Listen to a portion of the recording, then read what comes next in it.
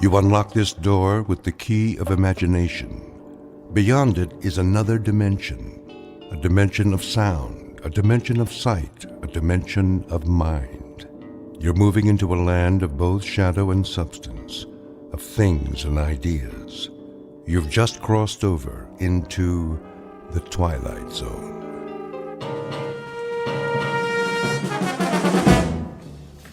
Westbound monorail will be departing on track 10 in 3 minutes. Hurry. We can't miss the monorail. Make way!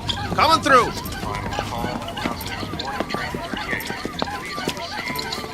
Keep pushing. I'm doing my best. Ah, wait a minute. One of the wheels fell off again. Get it while I hold him up. Okay, I got it. Here. Let me slip it back on. Westbound monorail Hurry. will be departing on track 10 in 2 minutes. All aboard for all points west. Excuse me, conductor. Yeah? Is this the monorail to Kansas? Sure is. Better get on board, though. But you know, you should have checked your cargo. This ain't cargo. It's a B-2. A what? A B-2. Whoa! What is that? Is that a man? Is he alive? That, sir, is a B-2 boxing robot.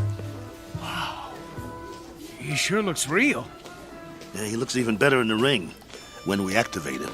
Westbound monorail will be departing on track 10 in 1 minute. Conductor, we bought a ticket for him. Here you go. He's fighting tonight. We have to keep an eye on him so he doesn't get damaged. Well, he's got a ticket, so get him on board. We're pulling out. Sure thing. Okay, I got this end. Okay, ready? 1, 2, 3, lift. Come on. Oh, good. How much does this guy weigh?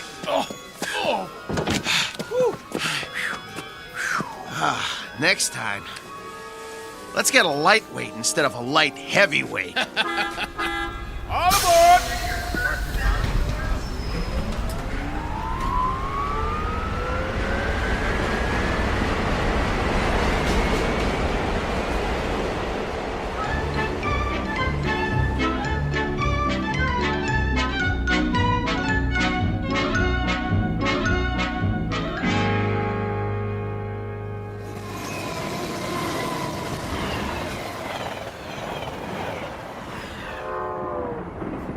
Ladies and gentlemen, kindly observe the no smoking sign and ensure that your seatbelts are securely fastened. Thank Well, you. here's our seats. C11 through 13. Let's sit him down in the window seat. He gets the window seat? Get him seated. Hey, you hear him squeaking? Not only is he saying he doesn't want the window seat, he's saying he doesn't want to sit down, period. He needs his silicone Teflonic joint lubricant changed. We'll pick up some as soon as we get paid. Well, first we gotta find some. Shouldn't be no problem. Come on, I told you. They don't make it anymore. Well, that's crazy. Still plenty of B-2s in the business. Name one. This one. We'll find some. All right. Wow. Sure is hot.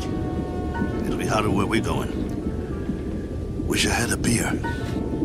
Well, it wouldn't do you any good. I already had 3 and I'm still thirsty. Not Maxo. He don't need a thing. Never complains. Then, why does he squeak so much? You think he'll be all right? Yeah, if he doesn't get hit. Can it, Pole? Hey, come on, no use glaring at me, Steele. You know he's shot. That ain't true. A little overhaul is all he needs. Well, yeah, a little 10 grand overhaul with parts they don't make anymore. When you talk, you think he was ready for the scrap heap. Ain't he? No, he ain't. Just because he's a little old? Well, try ancient. Plenty of fight left in him. Well, you think he's okay or not? Steele, I don't know. And that's a fact. He needs work. Like what? Well, for starters, the trigger in his left arm. It's been rewired so many times it's just about had it.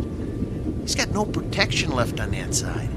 Plus, his eye lens is cracked.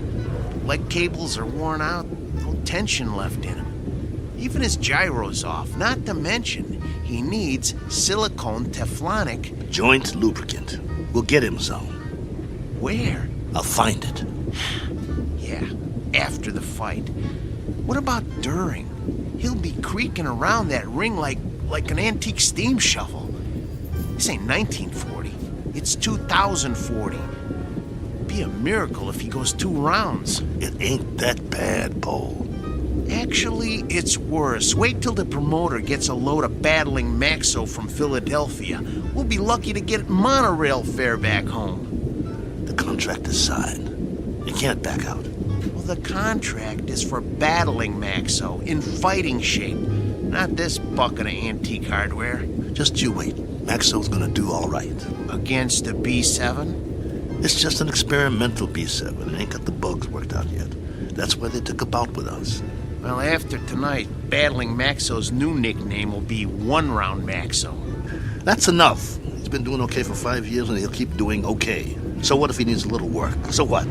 If he wins some money, we can get him all the silicone Teflonic lubricant he needs, and a new trigger for his left arm, and new leg cables, and everything. He's gonna do all right. You'll see. Maxo's gonna do just fine.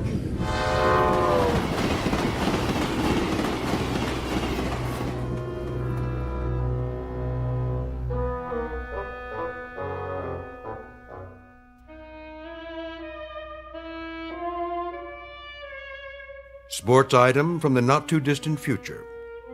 Battling Maxo, B2, light heavyweight, accompanied by his manager and handler on his way to Maynard, Kansas for a scheduled 10-round bout. Battling Maxo is a robot, or to be exact, an android, resembling a human being. Only androids have been permitted in the ring since prize fighting was legally abolished. This is the story of that 10-round bout. More specifically, the story of 2 men shortly to face the remorseless truth that no law can be passed to abolish cruelty or desperate need, or, for that matter, blind animal courage. Location for the facing of said truth? A small, smoke-filled arena just this side of the Twilight Zone. And now the Twilight Zone and our story, Steel, starring Lou Gossett Jr. with Stacy Keach as your narrator. You were right. It is hotter here. Told you. Hey, taxi! What are you doing? It's 6 o'clock already. We better get a move on. Well, we got no money for a taxi. We can't push him through the streets. We don't even know where the stadium is. What are we supposed to eat with then? We'll be loaded after the fight. I'll buy you a steak 3 inches thick. Hey, fellas, need a taxi? Thanks, pal, but no thanks. Oh, come on, where are you headed? Stadium. The stadium? That's 6 miles away. You can't push that thing that far. He's right. I told you, we ain't got the dough. Ooh-wee, what is that thing? A boxing robot. Oh, man. He is something. I've never seen one up close. Come on, I'll drive you to the stadium for free. It's on my way. You want a hand with it? Careful. He's got a bum wheel on the bottom. He's real heavy.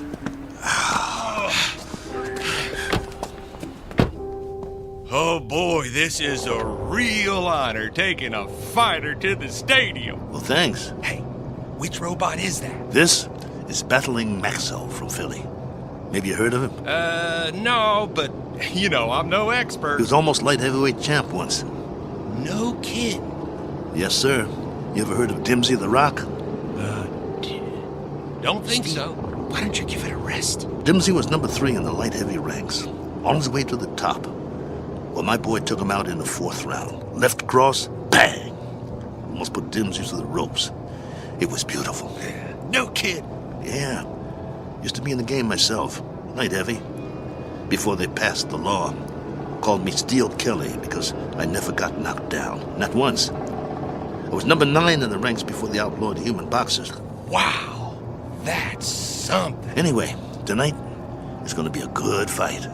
Driver, have you ever seen a fighter from here called The Flash? Oh, yeah, you bet. Man, that is one good fighter. Won 7 straight. He's riding a bullet to the top of the rankings. You just wait. Matter of fact, he's fighting tonight, too. They're bringing in some heat from back east to fight.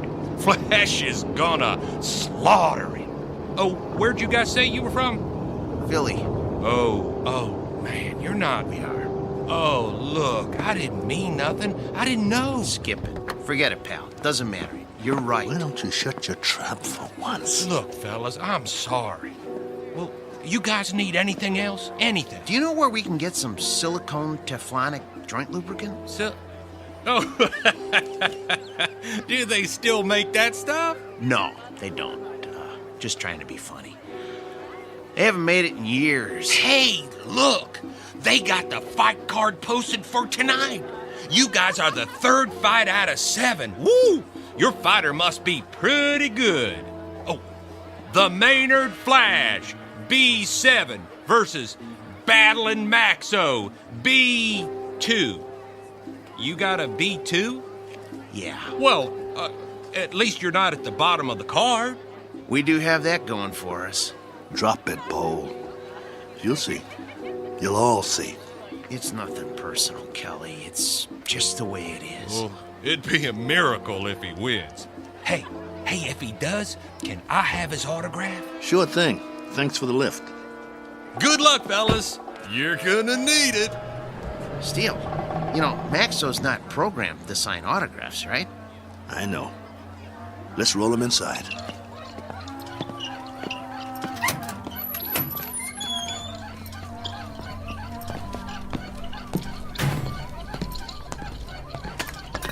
The wheel fell off again.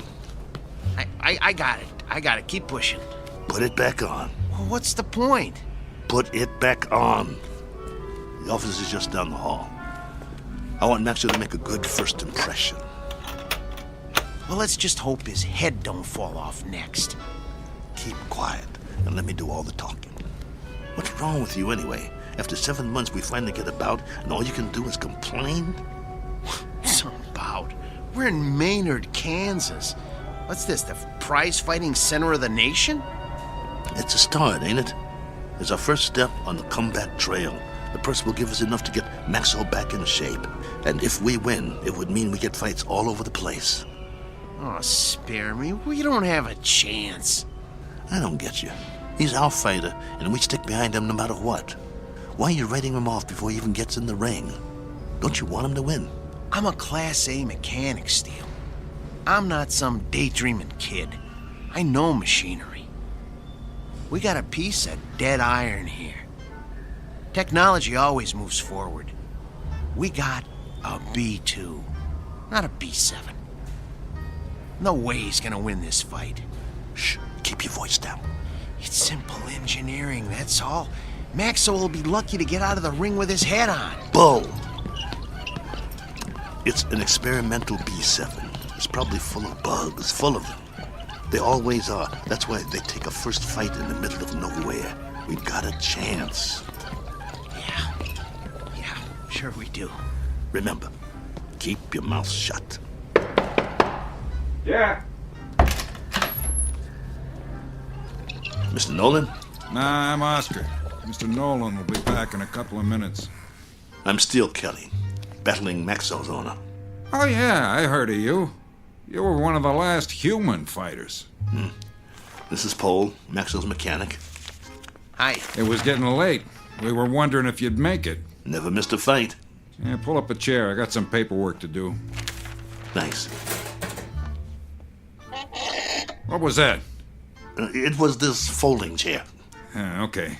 Sign on all the X's. You heard of my fighter, Mr. Oscar? What's his name? Battling Maxo. You must have heard about him. Can't say as I have. He knocked out Dimsy the Rock, a ranked fighter in his prime. Uh-huh. Sign here, too. It was all in the East Coast papers. New York, Boston, Philly. Got quite a spread.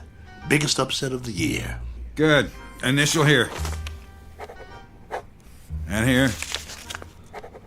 Get a couple more here. Right here. And over there. He's a B2, you know. That's the second model Malling put out. The B2 is one of the best fighters they ever built. The best in my opinion. Maxo is still going strong. I don't go for these new ones, you know. The ones made out of steel, aluminum with all the doodads. Too flimsy. Nothing solid. Nah, Malling don't make them like Maxo anymore. Oscar, who are these guys? Mr. Nolan, I'm Steele Kelly, and this is... Is that your fighter? Yes, sir. Battling Maxo. Fighter in shape? You bet. Prime condition. Paul, my mechanic here, is a Class A mechanic, and he took Maxo apart and put him back together just before we left Philly. Oscar, cigar me. Yes, sir. Ain't you forgetting something? Huh?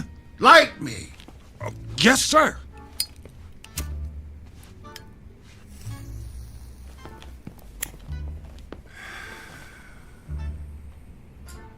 You know, Steele, you're lucky to get this bout.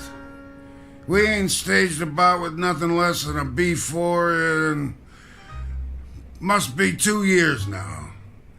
The fighter we had scheduled got run over by a truck in a loading dock at a stadium in Detroit. I needed somebody on short notice.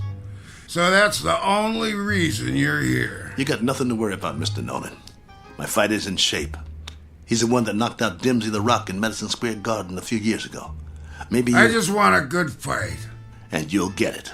Maxo's in top shape. No first-round knockout. No, nothing like that. People pay to see action. Do you have a prep room we could use? We want to check him over and make sure he's perfect. Down the hall, third door on the right, next to the janitor's closet. Thanks. Your bout is at 9. Got it. You won't be sorry, Mr. Nolan. I don't like guys that are late. Understood.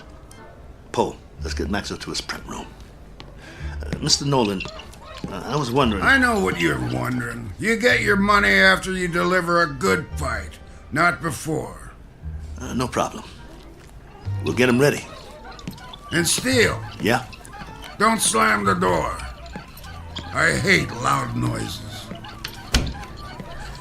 Come on. I'm coming. Oh, my stomach hurts. Don't be scared. It'll be okay. Oh, I ain't scared. I'm hungry. I haven't eaten all day. How could you think of food at a time like this? This one counts. It's our chance for a comeback. We've got to get him in that room, and we've got to check him out real good. What time is it? I'm busy pushing. Come on, check your own watch. I don't have a watch anymore. I had to pawn it. The one your wife gave you? Ex-wife. Hey, look, we got 2 hours before the bout begins. Have we got time for a sandwich? I want you to check him out real good. His arm, his gyro, everything. What for? Did you hear me? Yeah, but I work better on a full stomach. You get to work. I'll get you a sandwich. Maxo's gonna take that B7, but good.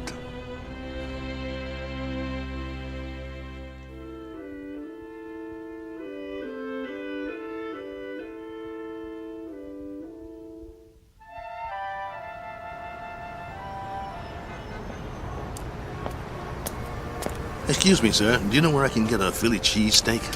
Try Philadelphia. Just kidding you. Oh, there's a nice little place around the corner, but I doubt they'll have something like that there. You new in town? Yeah. Where you from? Philly. Well, that figures. What brings you to town? I got a fighter in the third fight tonight. Really? Well, you must have one good fighter if you brought him halfway around the country for a fight. He's a great fighter. He's fighting an experimental B7. A B7 fighting a B6 could be interesting. He's not a B6. A 5 might stand a chance. He's better than a 5. He's a classic B2. A B2? Oh, well, I've never seen one of those, but I hear they're great bleeders. Good luck. Oh, by the way, at the diner, I recommend the roast beef on rye. Bloody rare.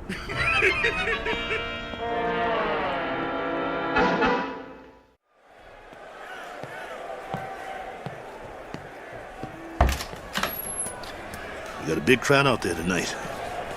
What took you so long, Steele? I'm starving. Here's your sandwich. How's Maxo? What kind of sandwich did you get me? Roast beef on rye. Well done with silicone Teflonic joint lubricant on the side. What? It's mayo. How's Maxo? Did you get me a pickle? How's Maxo? I love dill pickles. Oh, here it is. Okay, well, the answer to your question is Maxo is still big as life and twice as ugly. I cleaned him up a little, though. The B2's always looked real. Look at him. You'd swear he was real, wouldn't you? He's got that natural-looking flesh, great muscle tone. He could have been a male model if he wasn't a fighter. Come on, get to it. Well, outwardly, he hasn't aged a bit. His hair's still curly. Just like mine. Yeah, but he's got a little bit more than you do. Hey, when I had him made, they gave him my good looks. That's a matter of opinion. Quit stalling. What's the good news? Well, that was the good news. And, well, I also turned his power source on, and that's still good. So I ran a diagnostic check. And? And everything that was bad when we left Philly is still bad. There's got to be something we can do. Open him up again. You got a thing for bad news, don't you? Come on, Pole. Earn your keep. That's what you're here for. I'm not a miracle worker. I'm just a mechanic. Well, what do you want to do, retire? Oh, fat chance of that. Then quit stalling and open the control box. All right. Let me power him up first, so we can walk over to the table. He's too heavy. Okay, come on. Atta boy. There you go. All right. Okay. Here, help me get him up on the table.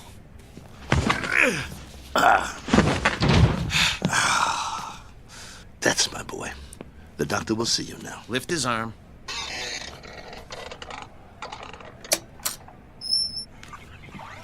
What's all that corrosion around the excess panel? Dried sweat. All the B2s sweat like bulls. It's nothing to worry about, though. You hear that, Maxo? Nothing to worry about. We'll get you cleaned up. Hand me that probe.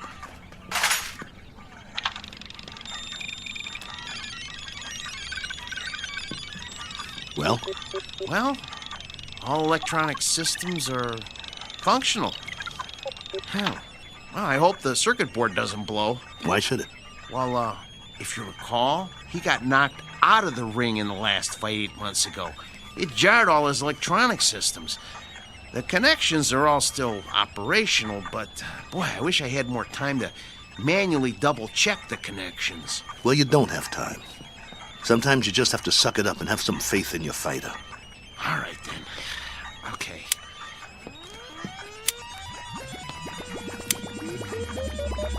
Well, I activated all his systems.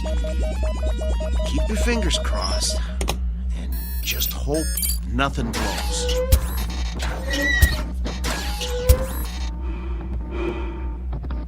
See, his breathing sounds good. His arms are creaky, but they'll quiet down when he warms up. Look, beads of sweat are forming on his forehead. I told you these were good sweaters. Can you hear me, Max? Relax, boy. Let him warm up good, Paul. I'll tell you, the mechanical part is what worries me. I need to check his reflexes. Look, Steele, go put on the gloves, will you? Let's see if he can zero in on you, okay? Maxo, get your legs loosened up. Move around a little. Loosen up your jab, big boy. Don't rush him. If it don't work now, it won't work in the ring. All right. But just enough to check the jab. Set his controls so he doesn't counter punch. Good idea. Okay, hold still, Maxo. This won't hurt a bit. Okay. That's as low as it'll go. I don't think his systems like it, though. You know, if that cracked eye quits, he'll be very vulnerable. Look, Steele, start circling him and see if he can follow you. Come on, Maxo. Look at me. I'm moving in. I want to get you. Block my punch. Oh, man, they're gonna hear that in the back row.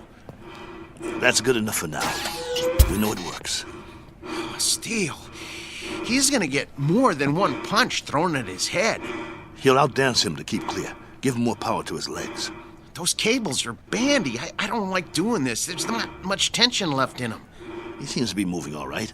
Yeah, but, boy, a heavy wind might knock him over. Put him on automatic. Oh, no. Come on. Let's not push our luck. Do it. All right. Here goes nothing. Maxo, gloves up. That's it. Beautiful. Now, let's see if he can move in for the kill. Kelly, Steele, no. Leave his systems on defense. He might have a couple of rounds if we leave him on defense. It takes less energy. You know, he's gonna get beat to pieces if we let him move in. No, do it. Will you use your head? He's a B2. He's gonna get slaughtered anyway. Look, if we let him go on defense, we might be able to salvage him for pieces. Nolan paid to see him on offense. It's in the contract. Activate his jab. Come on, it doesn't have any lubricant in it. Do as I say. All right. Activating the jab. Shut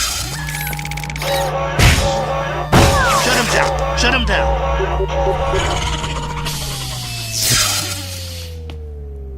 What did you do? What did I do? I told you to take it easy. It was on the lowest setting. I told you to check the arm. What's the matter with you? So help me if you broke that arm. If I broke it? Yeah, you. Look, Steele, I kept this heap running on borrowed time for 3 years now. Before we left Philly, I told you we needed to fix things and replace parts. We couldn't let this chance go. Please, open him up and see what you can do. Steele, you know, try finding another mechanic that could have kept this antique working as long as I have. I dare you to. Please, see what you can do. Hold the arm up. Oh, man. Oh, no. Ugh. Come here. Take a look. You see that? The trigger spring came right off. Can you reattach it? I can try, but, you know, it's just gonna pop off again. That's what happens when a joint doesn't get enough lubricant. Well, I'll try to stretch it.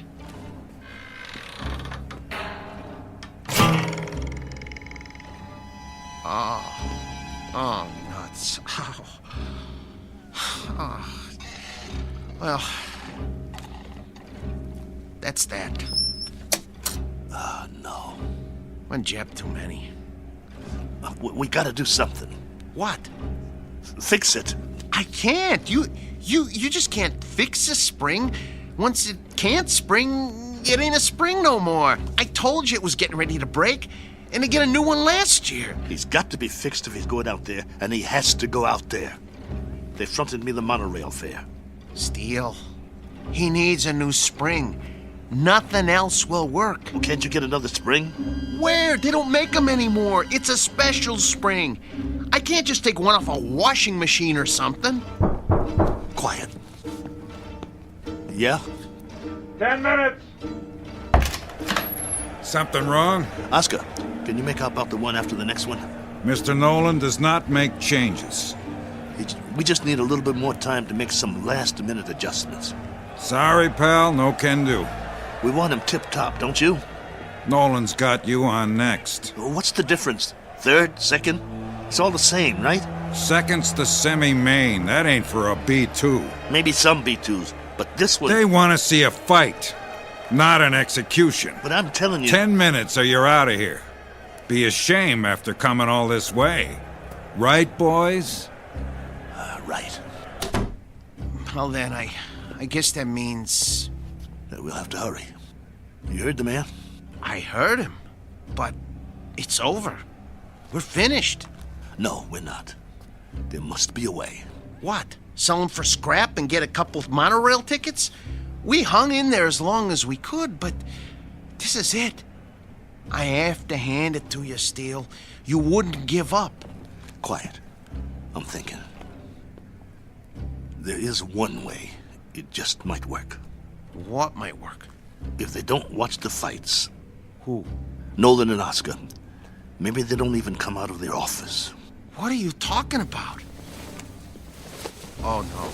Oh, no. Oh, no, no, no, no, no, no, no. No, you can't do this. Get the trunks and robe off Maxo. I'll change my clothes. Steele, you are out of your mind. You can't go into a ring against a B7. I used to be pretty good. I can get through a couple of rounds. Just bob and weave, throw a punch every once in a while. You'll get killed. You heard that, Tub. We deliver a fight or we don't get paid. Steele, come on. You're never gonna get away with this. They won't let you. Who's gonna stop me? You can't make them think you're... Steele, for God's sake. I can if you help me. Nobody here knows what Maxo looks like. If Nolan and the other guys don't watch the bout, we'll be all right. Steele. The crowd won't have a clue. B2 sweat, bleed, and bruise just like the new ones. Give me the boots. Look, I got an idea. You know what I can do? I can wire my sister. She'll send us the dough to get us back east. Tape up my hands. Steele? Steele.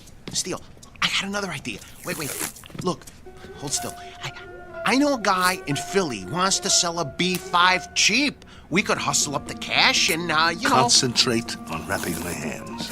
If you don't take them right, I could break them on the first punch. Steele, this is suicide. It's a B7 out there. Don't you get it? It's a B7. You're gonna get mangled. Quit talking. I gotta do this. Hurry up. There's no more time, Paul. Put the gloves on me. Oh, I don't want to do this. Please don't do this. Look, let me go into the office and let me talk to them. Maybe they'll understand. No, they won't understand. So you're not going anywhere. You're gonna stay right here and lace up my gloves. Ow! You'll help me or I'll beat your brains out on this wall. But you're gonna get killed, Steele. Then I'll get killed. Better me than you, right? I got us in this mess. I'll get us out of it. Get the heap out of there! You heard the boss. Lace my gloves up tight. We gotta fight.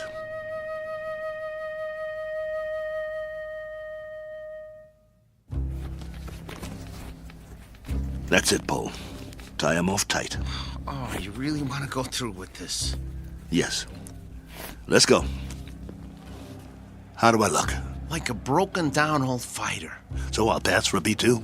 That's what I said. You look like a broken down old fighter. Here. Let me put a towel around your neck. Pull up the hood on my robe, too. I'll keep my head down so they can't see my face. You better do that in the ring, too. Let's go.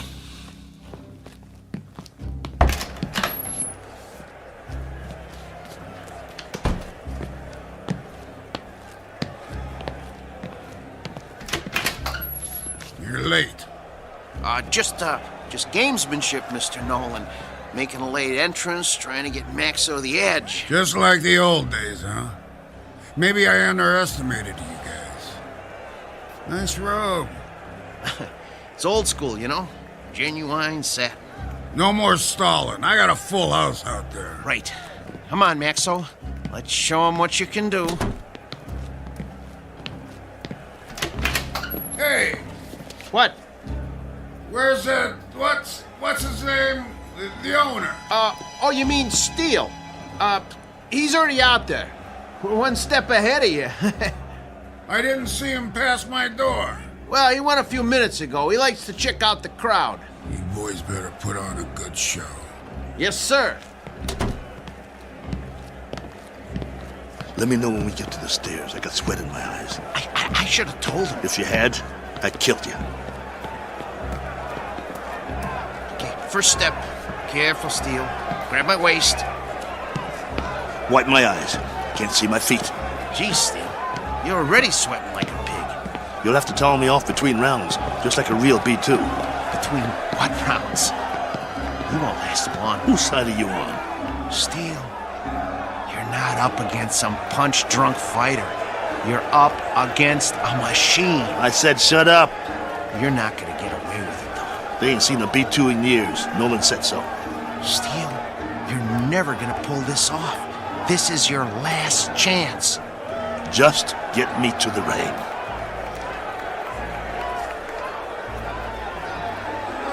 Hey, if it ain't battling Maxo!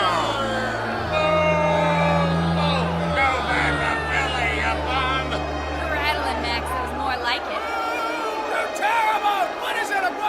Okay, Steele, here's the ring. 2 steps to the apron. I can see them. Okay, I'm gonna pull the ropes apart. Hey, send him back to the junkyard!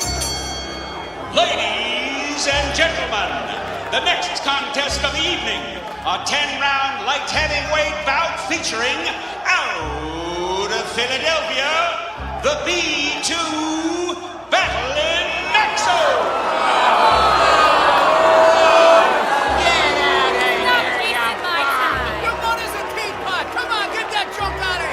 I'm gonna take your rope off now. Keep looking at your shoes. Try not to blink. Stay in my corner. Of course I will. Breathe through your mouth. Come on. Little breaths. Come on. Breathe. Not too fast. I need a drink. Sorry. The water bottle is filled with B7 hydraulic fluid. And now, entering the ring, his opponent, our own B7, the pride of Kansas, the Maynard Flash!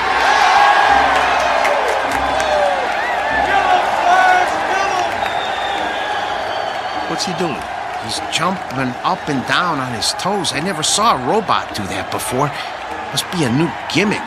Big deal. Well, this ain't kickboxing, so he's not scaring me. You should be scared, Steele. Come on. Get out of the ring now while you still can. You get out, pal. See you at the end of the round. Steele, stay away from him. And there's the bell. The fighters come out of their corners quickly. They size each other up.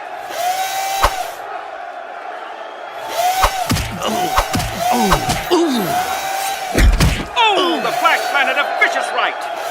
And another. And another. Come on, get away from him. Get away from him. Maxo backs away. Come on, I got money on this fight! Come on, I can take it. The Flash is the aggressor. He backs Maxo into the ropes. Hey, no holding. Get your B2 off the ropes. See how you like this? Bring it, you bum. I can take it. There's thunder in those punches. Your mother's scrap metal! Maxo backpedals. The Flash swings wildly. If he lands one of those, he'll take Maxo's head off. The Flash is coming in for the kill. That one was lethal. Stop the fight. Come on, somebody stop it. Stop it. Maxo is down. It's over. It's over. It's over. Come on, stay down. It's over. Just get me up. I've never been knocked down.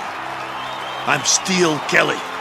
In the time of 1 minute and 22 seconds of the first round, your winner, the Maynard Flash! That's it. Haul him out of here. Move it! Is he broken or what? No, he's okay. Just a second, okay? Steele, can you stand? Come on. Talk to me. Are you bleeding? Put the towel over my face. Yeah, sure. Get the robe. What? The robe. I want to walk out of here like a man. Come on, before they start throwing things.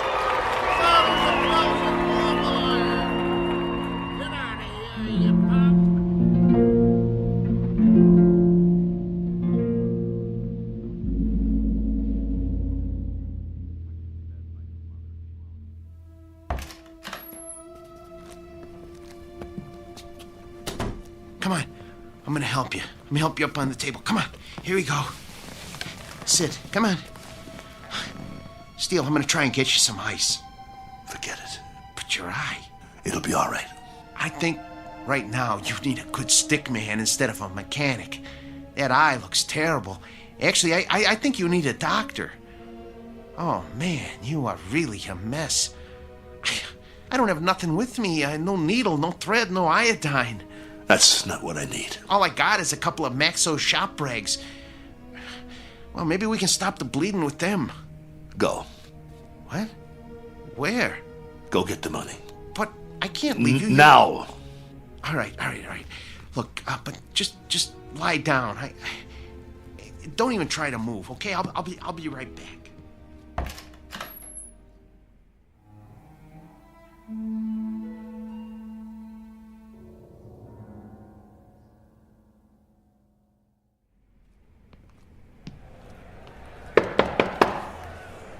Yeah?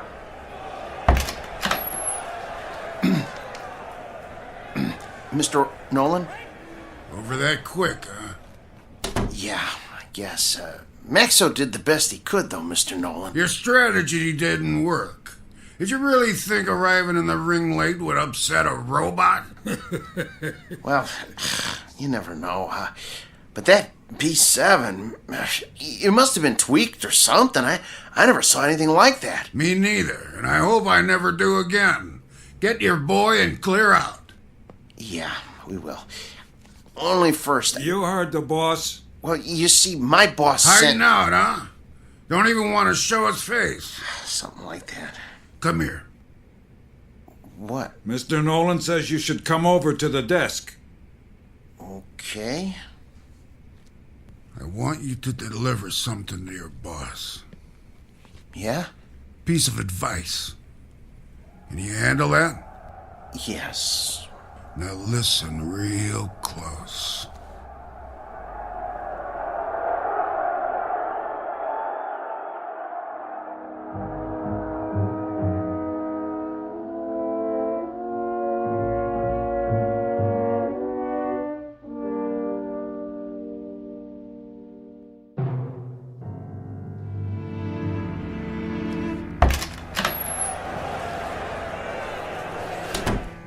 You get it? Steele. Well? Here. This all he gave you? Where's the rest? Well, that's what he gave me. This is just enough for monorail fare back to Philly. Well, he said he wouldn't pay for a one-rounder. What do you mean? Come on, take it easy. No. Here, let me see your hand. Oh, man. Did you break your wrist? He can't do that. Steele, that's it. He's got a bunch of thugs in that room now. I'll go in there. You can't. If he sees you, he'll know what you done. But the contract says... I'm supposed to deliver a message to you, too. He said to tell you. You're lucky he doesn't run us out of town on a monorail. And if you ever show your face in town again, he said you won't be so lucky the next time. Help me up. Just stay seated. I'll get you a drink of water. I don't need water. That's all there is. Look, we gotta get that wrist set. I can make you a sling. For now, just try not to move it. We'll go back by bus. By bus? Come on, you're not listening to me. Look, just hold still. If we go by bus, we'll save money. We'd have enough to get Maxo a new trigger spring and a lens for his eye and some silicone teflonic joint lubricant. He'll be good as new again. All right, Steele. Anything you say. Then we'll be all set. Maxo will be in shape again, and we can get us some decent bouts. That's all he needs. A little work, huh? That'll shape him up. We'll show him what a top B2 can do. Old Maxo will show him. He'll show everybody. Right? Right? Sure, Steele. Sure. Now let's get out of here. Take it slow. I can walk. I know you can. You're a tough guy. But put your hand on my shoulder. That's it. Don't worry about Max. I can pull.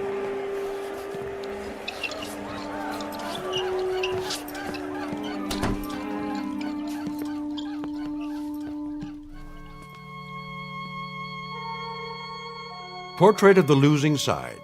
Proof positive that you can't outpunch machinery. Proof also of something else.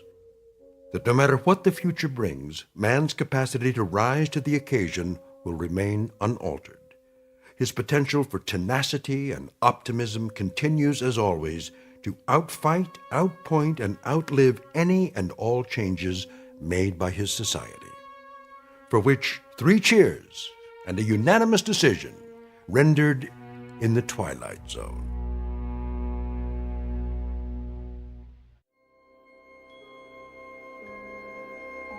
Hi, this is Carl Amari, producer of the Twilight Zone Radio Dramas. I'd like to take a moment to tell you about our official website at twilightzoneradio.com, where you'll get the latest news and information on these Twilight Zone radio dramas. Plus, at twilightzoneradio.com, you can digitally download 3 free episodes or any of our episodes for only $1.95 each. In this age of ever-changing technology, we've decided to make these episodes instantly available to you by making the Twilight Zone radio dramas a digital download-only series. This means that this series will no longer be offered on CD. The CD collections at our website are now being offered, while supplies last, at buy one, get one free. So be sure to get your favorites before they're sold out. Be sure to visit us often, and I'll see you in the zone.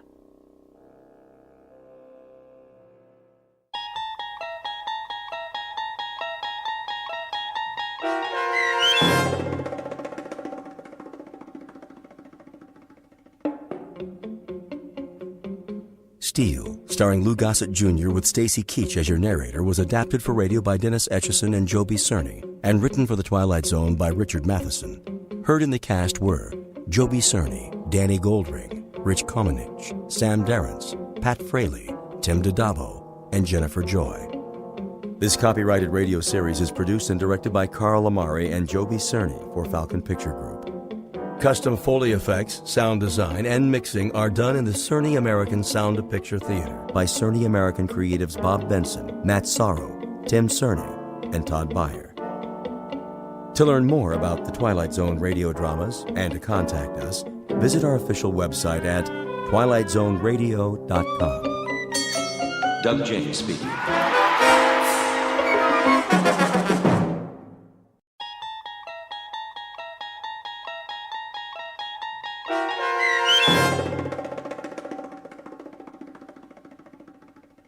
Black Leather Jackets, starring Marshall Ullman with Stacy Keach as your narrator, was adapted for radio by Dennis Etchison and written for The Twilight Zone by Earl Hamner Jr.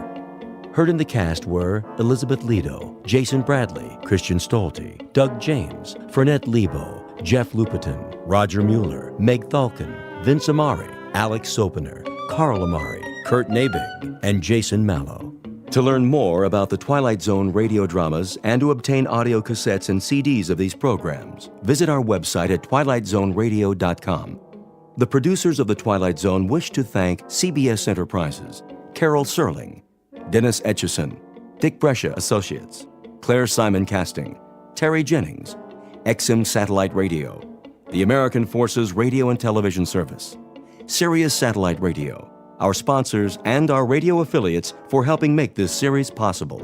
This copyrighted radio series is produced and directed by Carl Amari and Roger Wolski for Falcon Picture Group. Doug James speaking.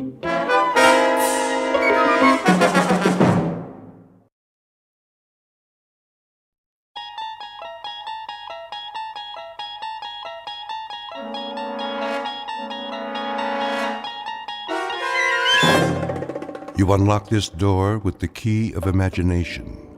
Beyond it is another dimension, a dimension of sound, a dimension of sight, a dimension of mind. You're moving into a land of both shadow and substance, of things and ideas.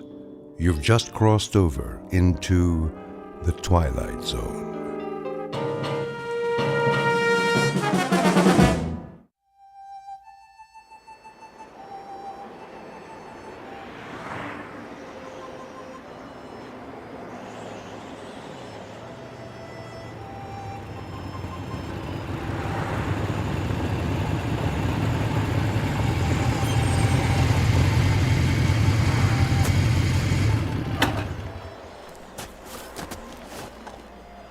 Why here? Looks like a good place. For what? Information. They won't know anything. Maybe they will. Hey, Steve's right. Look at all the trucks parked out front. I say we wait till we come to a town. The last sign said 35 miles. Let's go in. This is Nowheresville. That's what we want, Freddy, isn't it? We need to fit in, disappear. If we draw attention... I checked the map. It's mostly small towns.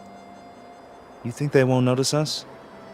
They'll know we're not from... I said, let's go.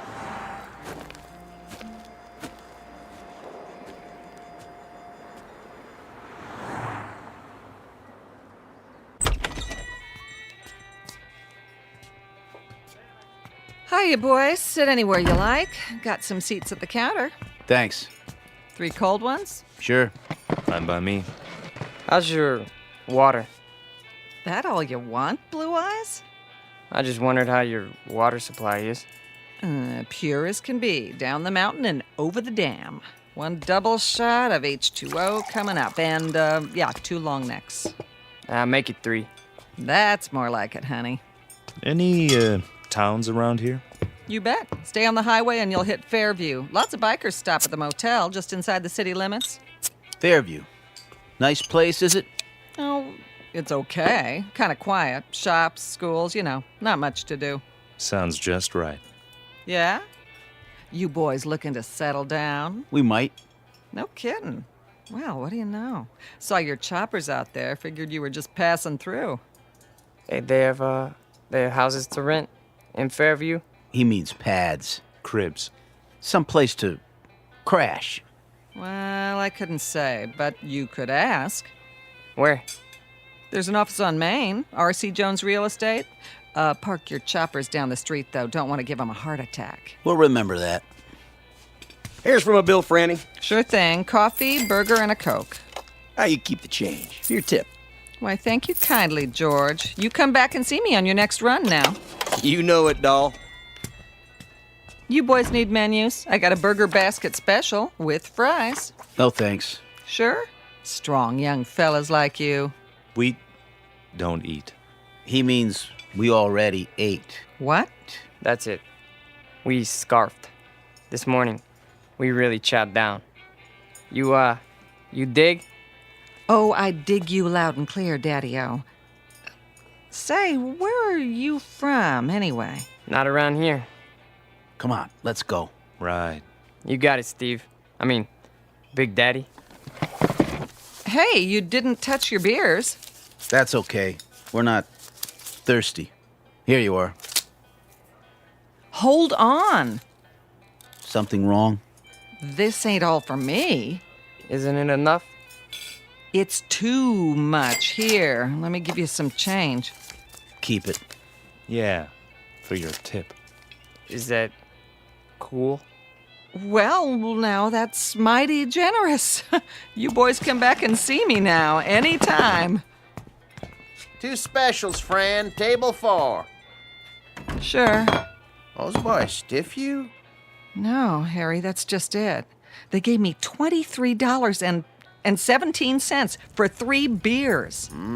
Maybe they're from another country. Well, maybe so, Harry. But wherever it is, must be a long, long way from here.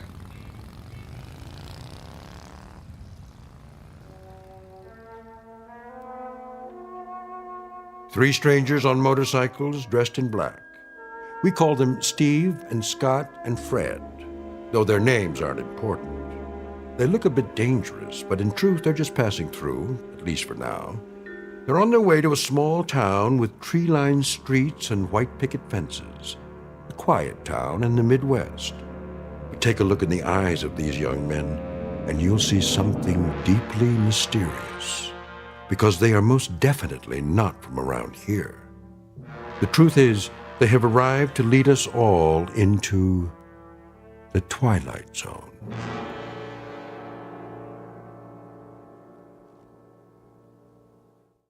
And now, The Twilight Zone and our story, Black Leather Jackets, starring Marshall Allman, with Stacy Keach as your narrator.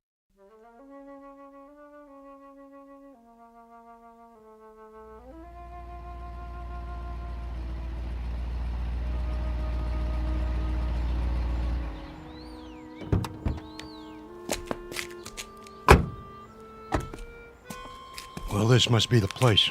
Amanda Drive. That's what Jones said. The old Anderson's house.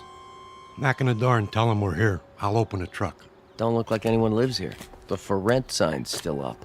That's because they're just moving in. Probably gonna meet us. What if they don't show? Well, we wait an hour, put it in storage, cost them extra. Go on, knock. Okay.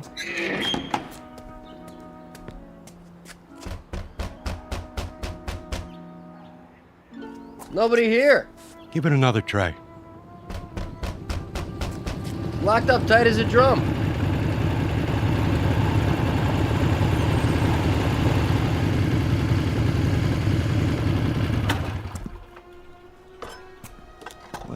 Well, looky here. A couple of creeps messing around our property. You the guys that live here? We ain't the fuzz, that's for sure. Got your stuff in the back. Open the door and we'll move it in. Hey, careful with the big cases. They're fragile. Whatever you say, pal. Somebody got the key to the house. Watch your feet, bozo. You're walking all over my grass. I might want to smoke it later.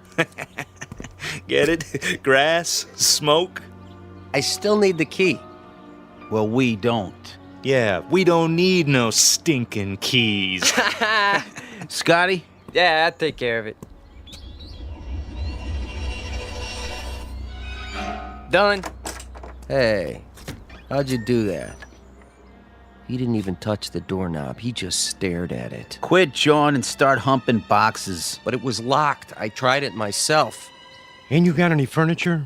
Chairs, rugs, stuff like that? I said move. Now. Yeah, move it. Okay, Mac. Yeah, creep. Make like a leaf and shake it. Come on, boys. We got work to do.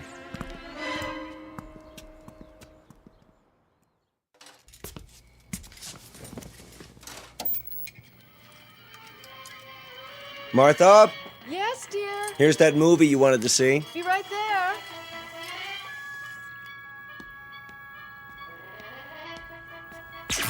What in the... Something wrong with the TV? I don't know. Do you have it on the right channel? It's not the set. All the lights went dim for a second. Did they? I thought it was just the kitchen. It was the whole house. Anything still running in there, the dishwasher? No, the dishes are all put away. There it goes again. Maybe it's the antenna wire. I doubt it. It slipped loose once before. That's easy enough to check. What do you see? It looks all right to me. Then what do you suppose? Martha, come over here. See something? The roof next door. There, against the moon. What is that? Looks like some kind of electrical device. Now, that wasn't there this morning, was it? No, the Andersons didn't leave anything. Must be something those men put up. Right, the three who moved in. Wouldn't that be just our luck? What? Not only are they motorcycle-riding hoods, they're ham radio operators. Is that bad? You don't know what it does to TV reception. I have a good mind to go over there. Honey, please. Daddy? What is it, Ellen? I'm not sure. I had my radio on while I was studying, and all of a sudden it began picking up these weird voices. What did I tell you? Ham operators. What's that? We can go without television for one night. Tomorrow we'll find out what's to be done about it. First thing I'm going to do is see if they have a license. For what? Do you think you ought to? Those young men look so unfriendly. You mean the ones who moved in next door? Does anybody know their names? No, but I'll find out. I think 2 of them are brothers. Odd types to have in this neighborhood. They don't really fit in somehow. The other one has blue eyes. How do you know? They were unloading the truck when I came home from school. Lots of boxes. Electrical equipment, probably. And these long silver metal things like giant tanks or capsules or something. You stay away from them, young lady. You make it sound like an order. It is. But you don't even know them. Your father's just concerned for your safety, dear. Go upstairs and finish your homework. I'm not going to wait till morning. I'm going over there right now. Stu.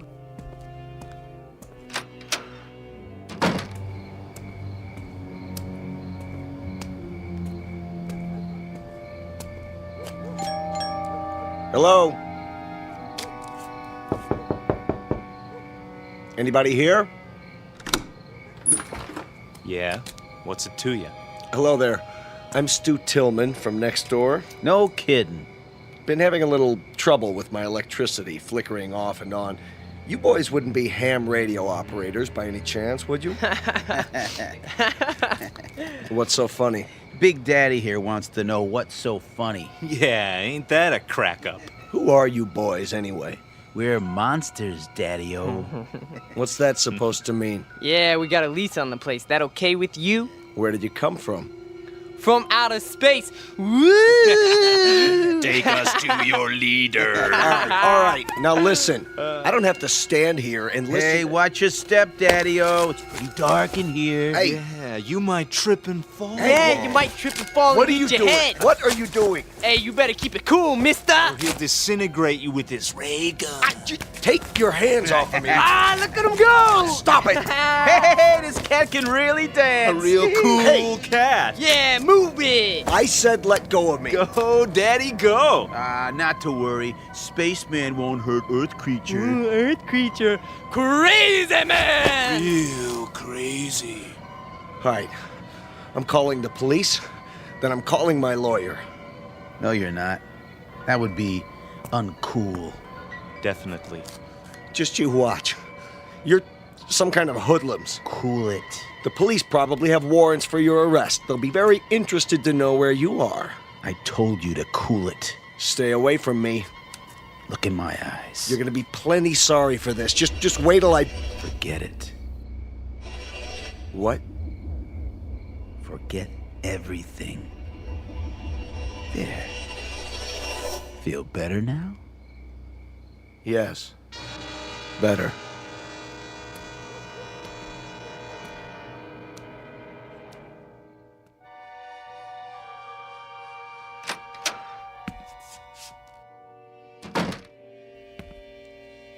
Stu? Stu, I was worried. Did something happen? Martha? What happened over there? Nothing. Nothing at all. Those men next door, did they do something to you? No. But you were going to talk to them about the television interference. Oh, that. Well, did you find out anything? It's not them. They're nice boys. 3 very nice boys. Definitely.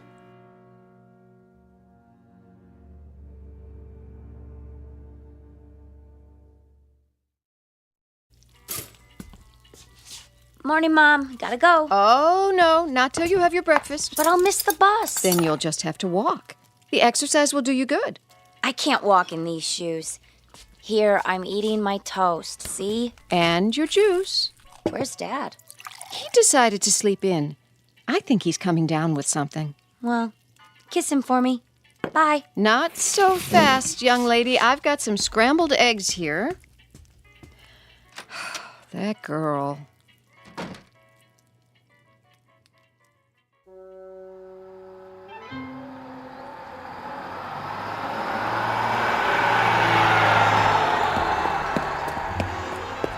Hey, wait for me! Oh, darn you anyway. Hey, trouble? You see that bus? Yes. I mean, yeah. I checked it out. What gives? Drove off right in front of me. It's a game with them. They just love to make people suffer. Why would they do that? Beats me. Definitely, uncool. Just thank your lucky stars you don't have to depend on buses to get around. Stars are lucky? It's just an expression. I understand a great deal about constellations. That is, the nature of galactic structure. But as to... Huh? I mean, I dig stars the most. They're really cool. So, they're lucky? That's a gas. So are you. What do you mean? One minute you talk like a professor, and the next minute you sound like a... What did they call them? Beatnik or something. Thanks. You're a real cool chick. There you go again. Well, why do you try to talk that way? Sounds like you've been watching too many old movies. I have? I have. Before I came here, I made a study of popular culture.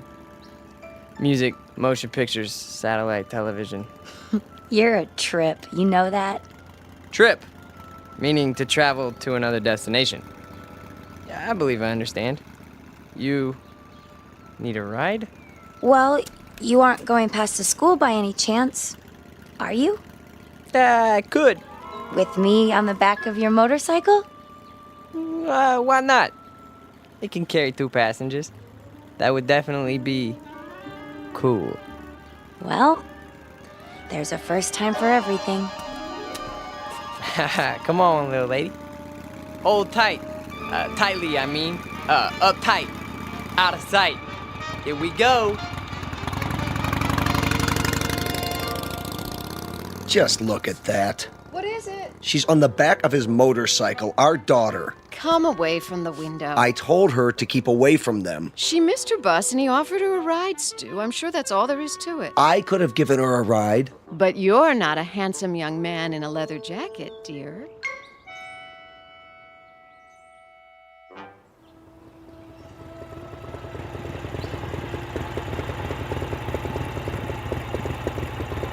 Here! What? You can stop here. I don't see any school. It's on the other side of the park. Then why are we You stopping? got me here so early, I thought I'd walk. The park's so pretty in the morning. How much time do you have? My watch says 8:30. Class isn't until 9. Oh. Would you like to take a walk? Sure. That bench over there is my special place. We could sit for a while if you want. Okay. It's nice here, isn't it? I guess. I sit here sometimes and think. Try to figure things out. Like what? Oh, I don't know. For one thing, did you know you've lived next door to me for over a month and you've never even said hello? Hello. My name's Ellen, by the way. I'm Scott. Hi, Scott. So, where are you from? Why do you ask? I just mean, where did you live before? It's hard to describe. A long way from here. What city? I doubt that you've ever heard of it. Could be. Geography is one of my worst subjects. Did you graduate already? Graduate? Have you finished school? Yes. 10 years ago. 10 years? You're not that old. I'm older than you think. My people don't show their age. My family's the same way. My grandmother lived to be 90, and you'd have taken her for 60 right up to the day she died. That's beautiful. It is, isn't it? She was such a sweet, happy person. Not that. I mean, your hair. My hair? The way the sun's shining through it. I've never seen anything so beautiful. Now you're putting me on. Putting on? Teasing me? Don't you know that? What old movies have you been watching? I don't know. I like the wild one. It's our favorite. Never heard of that one. May I touch it? Your hair. It's like gold. Thank you. I'd better be getting to school. Already? It's getting late. No, it's not. How do you know? Look at your watch. You're right. It says it's still 8:30. How can that be? Has it stopped? No. See? Time is relative. It can slow down or even stand still. It can? Hey, take the long way. So we can talk some more. All right. Tell me more about yourself. Okay? But only if you walk on this side of me. Why? So I could see the sun shining through your hair.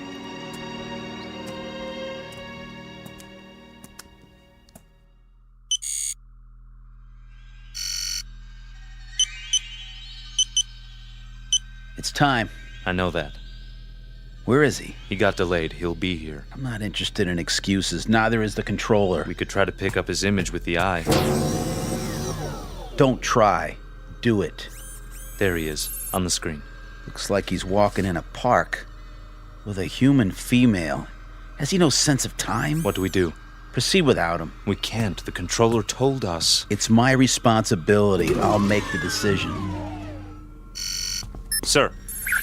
Reporting in, sir. Be at ease. Where's your brother? We can no longer trust him. What has he done? He's formed an attachment for one of the beings here. What sort of attachment? I'm not sure yet. A kind of alliance. He's with a young human in spite of our orders. Continue without him. I'm sure he's on his way now. I said continue. We have been in touch with all units. Good. The second wave has landed successfully and are now concealed as planned. With the arrival of the third wave, we will be in key positions throughout the continent. Excellent. The locals, are they suspicious? Not a bit, sir. They're a stupid race, exactly as our research told us. An inferior breed given to hatred, cruelty, making war, and killing one another because of greed. The universe can well do without them. You will receive your instructions for the final move in a few Earth days. Very well, sir. I'll tell brother as soon as he gets here. No time for that. We have to bring him in, now.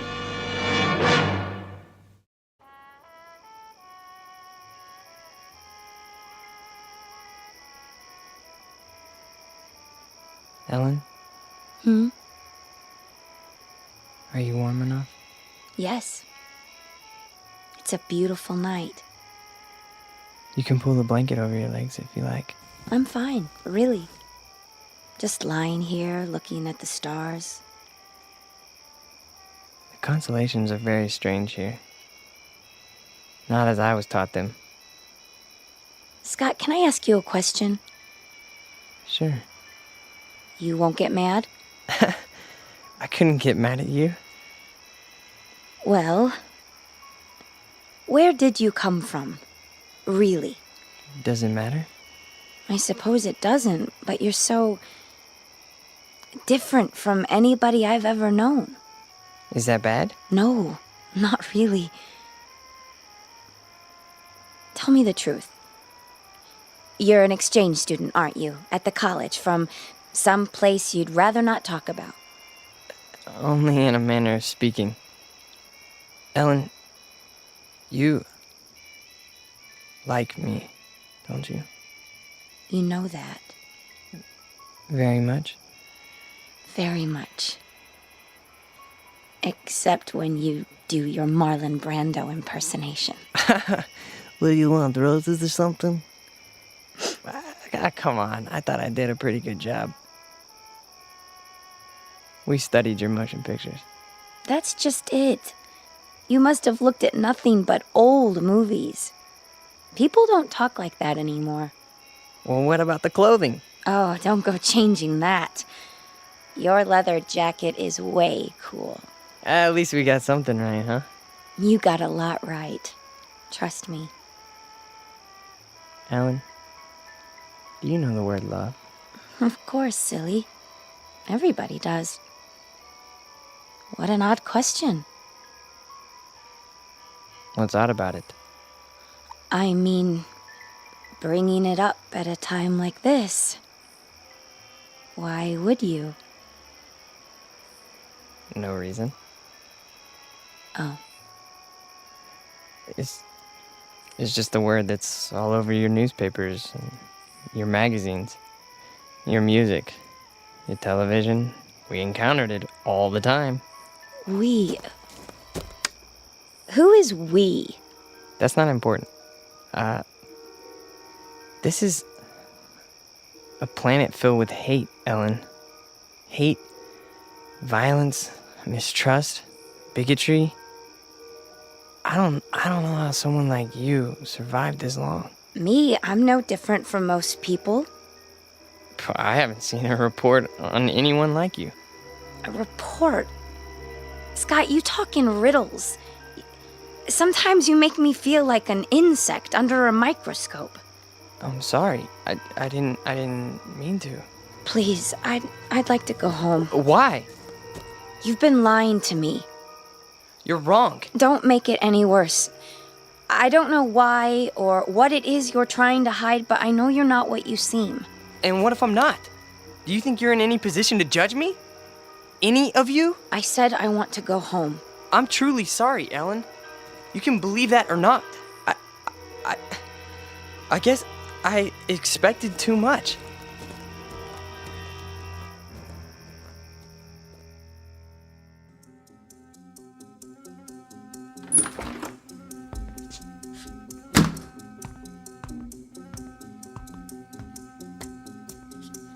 Where have you been?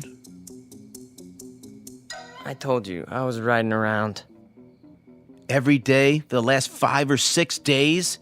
Yesterday when I sent you to the ship for food? Or last night when you were supposed to be on guard? You think I don't know? I've had the eye on you every minute. If you know, then why are you asking me? I told them before we came you were too young. You'd lose your head, run into situations you couldn't handle. There's too much at stake. I've done no harm. Haven't told her a thing yet, huh? No. Well, now you won't have the chance. We're too close to finishing this mission. Yeah, well, you better go to the control room. Your master's calling. You're a master too, and don't forget it. From here on out, you're just along for the ride. You're not a good enough risk.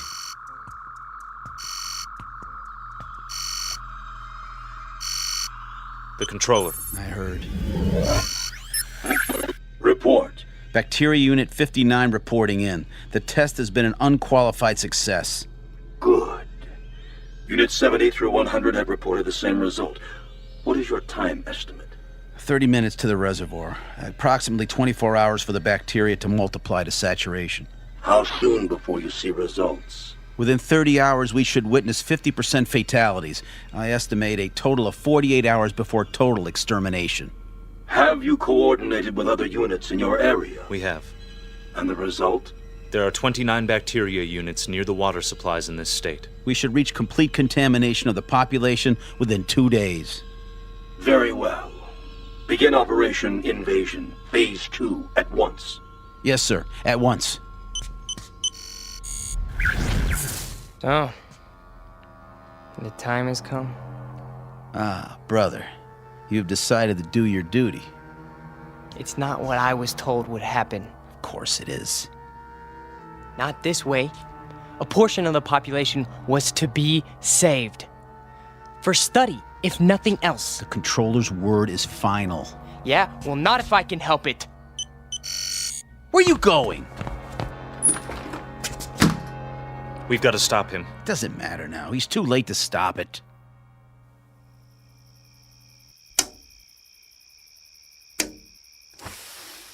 Who's down there? Come down. Now? I've got to talk to you. It's late. This is important. All right.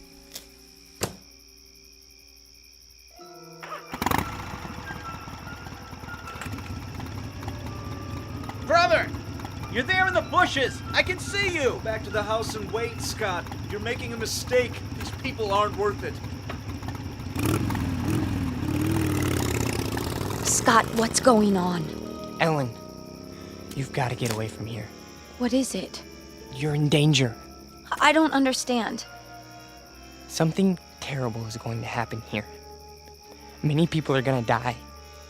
I want you to go away as far as possible. I can take you where you'll be safe. You're frightening me, Scott. Please. What do you mean? What's going to happen? I can't tell you that. And it wouldn't matter if I did. Look, we've got to leave right now. Are you trying to scare me into running away with you? Ellen, listen to me. In 24 hours, every man, woman, child, cat, dog, anything else alive is going to be dead. Don't, please. No, not just in this town. All over your country. All over your world. My world? It's your world too? No, it's not. What do you mean? Scott, who are you? Look up. We came from out there, Ellen.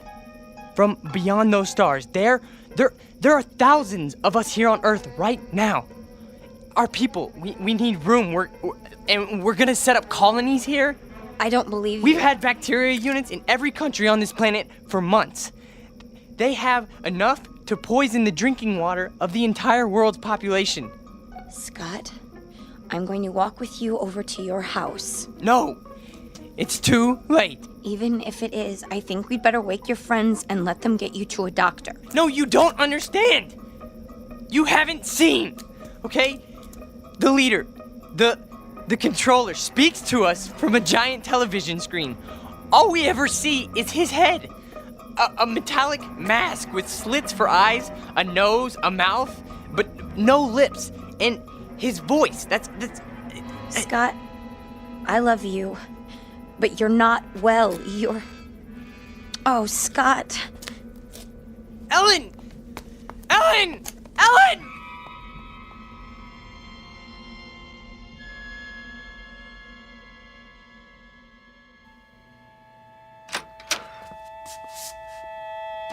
All right, Ellen, what's this all about? Oh, Daddy, I don't know what to do. You can start by telling me what went on out there. He woke me, throwing stones at my window. He said he had to see me.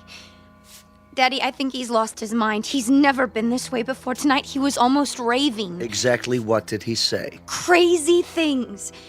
That he's some kind of spaceman and they're taking over the Earth and we're all going to die. Poor boy. We'd better get him help. Ellen? Why aren't you in bed? Stu? Hold it. I'll explain everything. Sheriff Station? Deputy Harper? Let me speak to the sheriff, please. Sheriff Farley's on vacation. Sir, can I help you? My name is Stuart Tillman. I live at 11575 Amanda Drive. Yes, Mr. Tillman. There's a mentally disturbed boy living next door. That right? And before he does any harm to himself or anyone else, I think he ought to be picked up. Honey, what's happened? Oh, Mother. There now. What makes you think he's mentally disturbed? He's been scaring my daughter with some kind of man from Mars story. Claims he's part of an invasion force that's going to take over the world or some such nonsense. All right, Mr. Tillman, let you stay right where you are. We'll take it from here. In fact, I know exactly what to do. Definitely. Hey, Red? Yeah? Yeah, we got control on Amanda Drive? Sure do. We'll be right there, Mr. Tillman. Thank you. Are the police coming? Yes, in a few minutes. That's good. Now, will somebody please tell me what's wrong? Sure, in a minute. Only what? I wonder what he meant by control.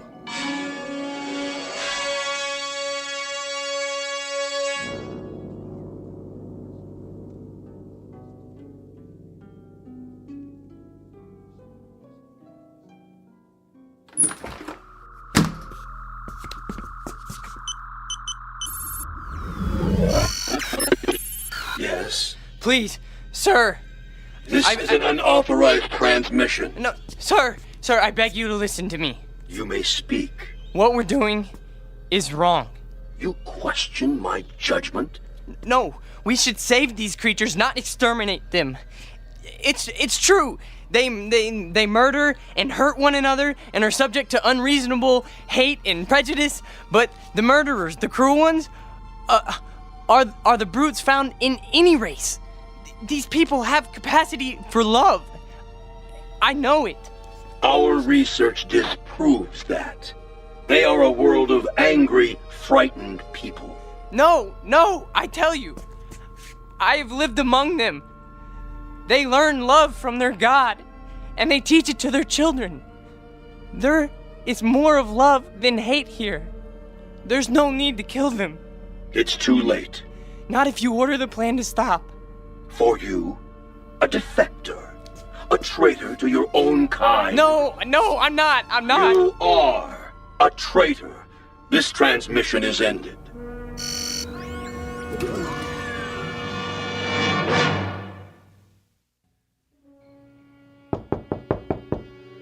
Here they are now.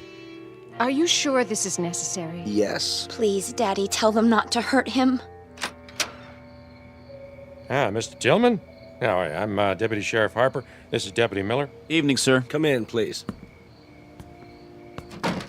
Now, what about this neighbor boy?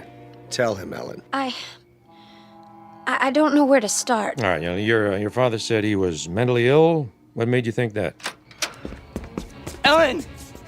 Ellen, please listen to me. There's no more time. Scott, I'm sorry. I didn't know what else to do. No. Come on in, son. Just tell me all about it. Don't listen to him. He's one of us. He's part of the advanced unit. No, come on, calm down. Man, what kind of unit was that? No, get out, Ellen. Run as fast as you can. It's too late for me. It's coming. It's almost here. Oh, Scott, you're only making it worse. Who are they? What have you done? And they told me you were ill, son, so I took the necessary precautions. These men are from the hospital. Now just stand right there. Stay away from me! We're gonna put this around you so you don't hurt yourself. Don't touch me! No, not a straitjacket. It's for his own good. Got him. Get us leather jacket off first. Get it Easy off. now, boy. No! Oh, don't fight it, son. That'll only make it more difficult. No! You don't understand. I'm begging you. Listen to me, please. No. Please, no. You'll see that he gets help. Don't worry, folks. We'll take good care of him. And someday, I'm sure he'll thank you. You have a good evening now. They left his leather jacket. Can I keep it for him until he gets out? I don't see why not, honey. It might be a while, though. Oh, Mom. What am I going to do? There's nothing you can do, sweetheart, except pray. It's for the best, you'll see. Now, come and sit down. I'll get you a glass of water.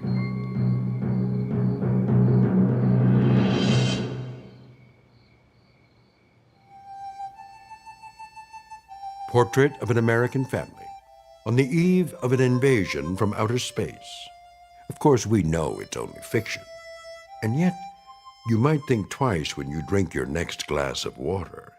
Be sure it's 100% pure and not imported directly from the Twilight Zone. We'll return to the Twilight Zone in just a moment. You are about to enter another dimension. A dimension not only of sight and sound, but of mind. A journey into a wondrous land of imagination. Next stop, the Twilight Zone. Hi, this is Stacy Keach. I'd like to take a moment to tell you about our Twilight Zone website at twilightzoneradio.com. At twilightzoneradio.com, you'll find the latest information on these Twilight Zone radio dramas, including behind-the-scenes photographs, plus the newest product releases, trivia contests, ways to contact us, other Twilight Zone-related info and merchandise, plus links to other fascinating websites. So make your next stop twilightzoneradio.com. Visit twilightzoneradio.com to purchase these Twilight Zone radio dramas on cassette and CD, or call toll-free 1-866-989-ZONE. That's 1-866-989-9663.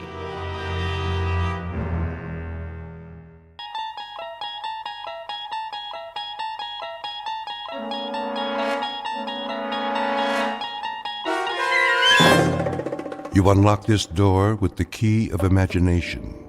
Beyond it is another dimension, a dimension of sound, a dimension of sight, a dimension of mind. You're moving into a land of both shadow and substance, of things and ideas. You've just crossed over into the Twilight Zone.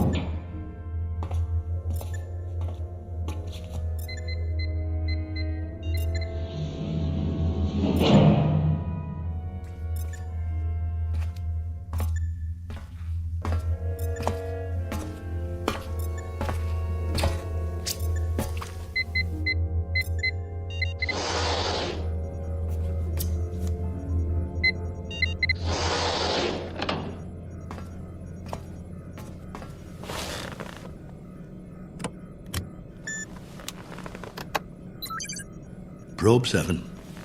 Log entry 1411. Another waking period. Ship seems to be functioning perfectly as usual.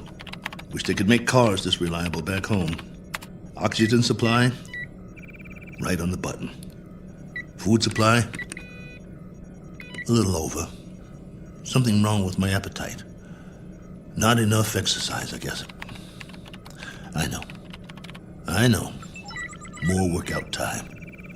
Gotta stay in shape. Never know who I might meet in space.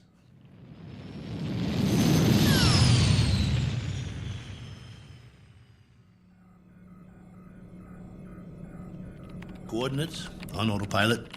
Propulsion system humming like a top. Pressure flow, output, all right on the money. Oh, come on, guys. You don't need a pilot up here. Could have sent an unmanned probe. All I am is extra weight. Think how much farther this crate could go without me. Of course, you wouldn't have my brilliant observations. Boredom followed by prolonged disinterest, with periods of great loneliness. Must be fascinating. Here's an observation. All these blinking lights in the cockpit. They remind me of stars, or candles, or cigarette lighters. That's it. You remember cigarettes? Did you know at concerts people had these little lighters, and sometimes they'd hold them up and it looked like a sea of stars out there in the dark? I want to write a book, not this diary. Doesn't have enough plot. Just me remembering. That's who I am, boys. He who remembers. Oh, well. Better send you the numbers. Here goes the download. Transmitting now. Till next time, this is Colonel A.L. Cook. Over and out.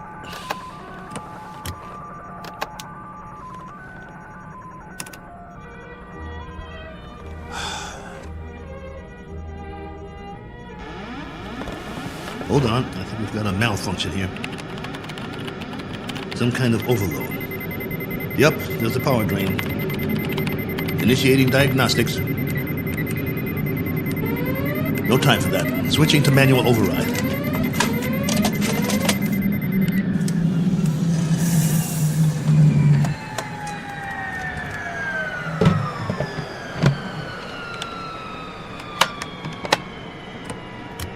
Base, this is Probe 7. Probe 7, calling base. Come in. I've just lost a rocket tube. Can't handle this baby. Controls won't respond. Losing power fast. Have to set down on the nearest planet.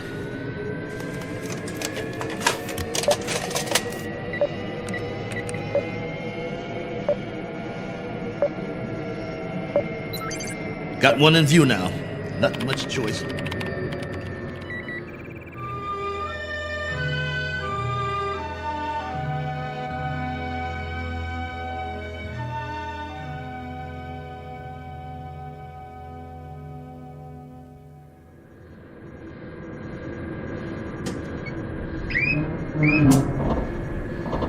Entering atmosphere.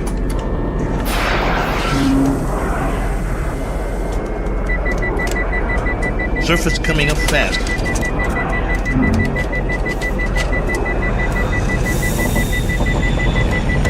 Can't slow down. No retro rockets.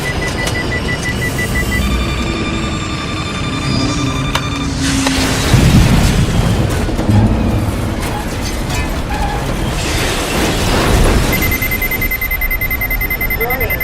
System overload. Warning. System overload. Ship's about to catch fire. Base, do you read?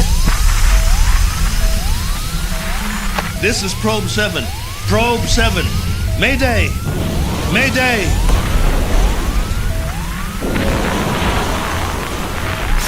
Mayday! Mayday!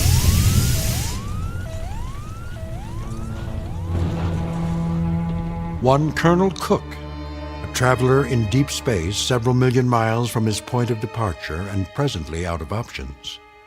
He set a course across an endless ocean in a one-man lifeboat, now scorched and broken on an alien shore.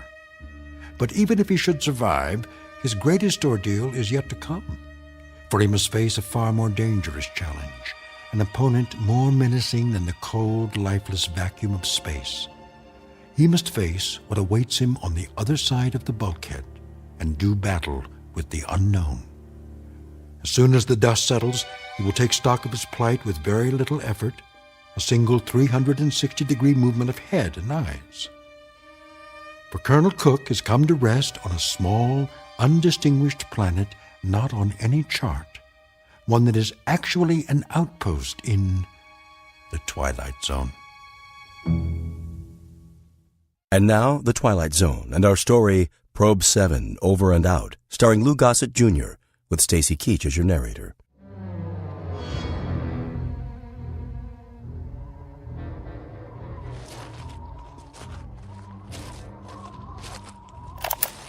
Log entry 1412. I'm alive. That's all I know for sure. The ship is wrecked pretty badly. It might be possible to realign the main drive, but not without help. So far, I'm holding up. One badly bruised head and a broken right arm for which I've made a sling. A few more painkillers in the first aid kit, but after that, I'm on my own.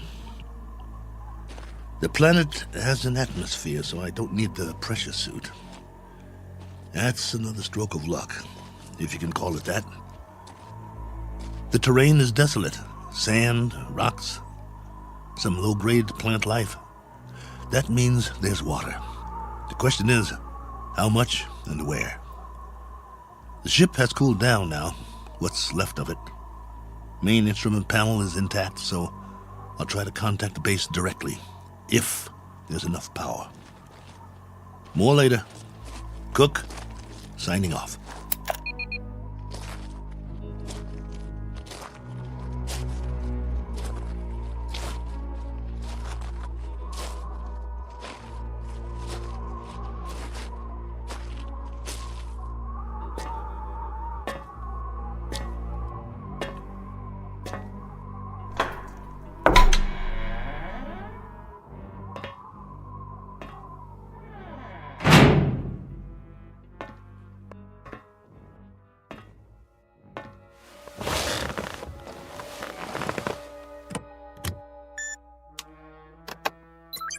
This is Probe 7. Do you read? Probe 7. This is Probe 7, calling base. Probe 7, with a landing report and damage assessment. Over to you, base.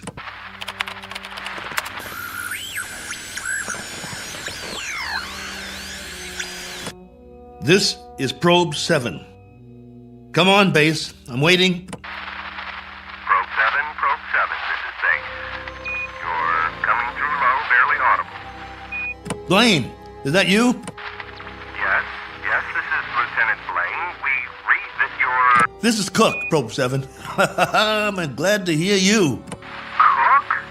Cook, we thought we'd lost you. Your transmission was interrupted. Everything was interrupted. I'm lucky to be alive. Probe 7 made unscheduled landfall approximately 7 hours ago. What? Come again. Can't hear. I thought you said... I've crash-landed, Blaine, in another planetary system. Didn't have much choice. One of the thrusters broke off the ship. This planet is 92,900,000 miles from the nearest star. Good Lord, Colonel. We're having trouble seeing you on the monitor. Sorry, but I can't send or receive a visual. Most of my equipment was fried in the crash. Okay. How's your oxygen? And that's the least of my worries. There's an atmosphere here. I don't know its density or composition, but it's breathable. Probe 7, your signal's drifting. Can you increase power? Not much chance of that.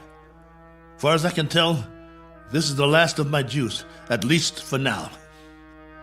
I've got half a generator and 3 solar cells working. I was afraid it wasn't enough to get through it all. Okay. Can you effect repairs? Say again? Repairs. Can you make repairs? If you give me maybe 20 years, a good right arm, and a new head while you're at it, I might make a start. The bottom line is, I need help. Got that, Base? Help. And right away. Probe 7, you're breaking up. Probe 7, are you there? Probe 7, we're having difficulties. All right, just stay there. Stay in transmission.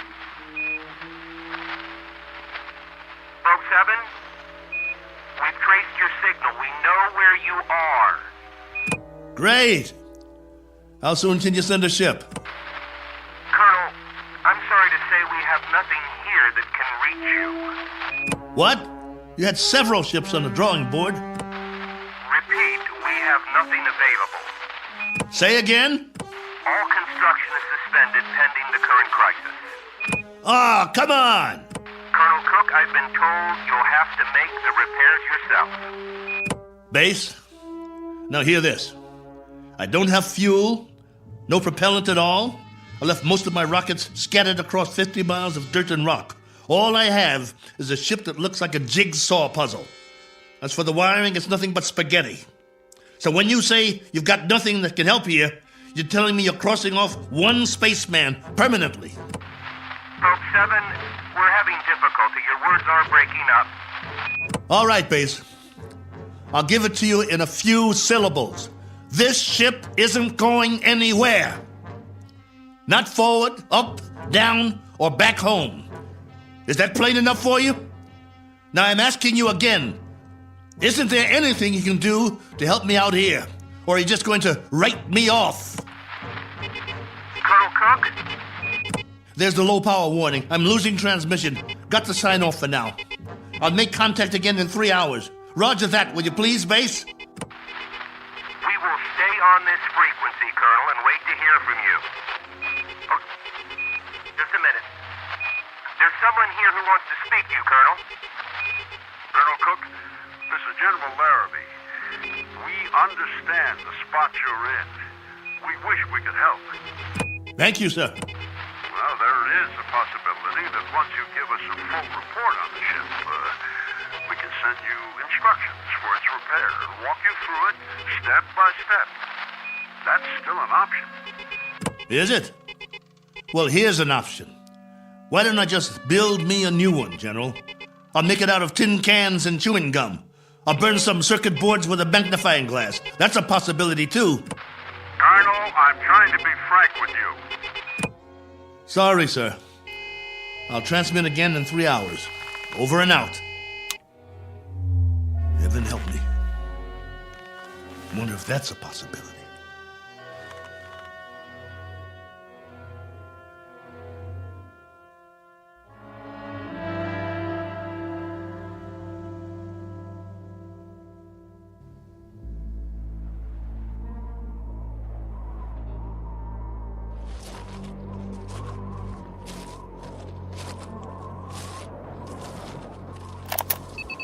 Log entry 1413. I'm standing on a hillside a few meters from the ship. You hear that? I think there's going to be a change in the weather. Back home we'd call it a sandstorm. Better head back soon. I see vines and some flowers down the other side of the hill. There's more life here than I thought. As to what stage of evolution it's reached, that's pure conjecture. No sign of animal life, but the vegetation grows thicker in certain areas, like the valley. Can't trust my leg yet. Better stay close to the ship. I've picked some plants for analysis. We'll see if there's anything edible. Hey! Anybody! Hey! Take me to your leader. I've got beads and wampum. Is anybody here?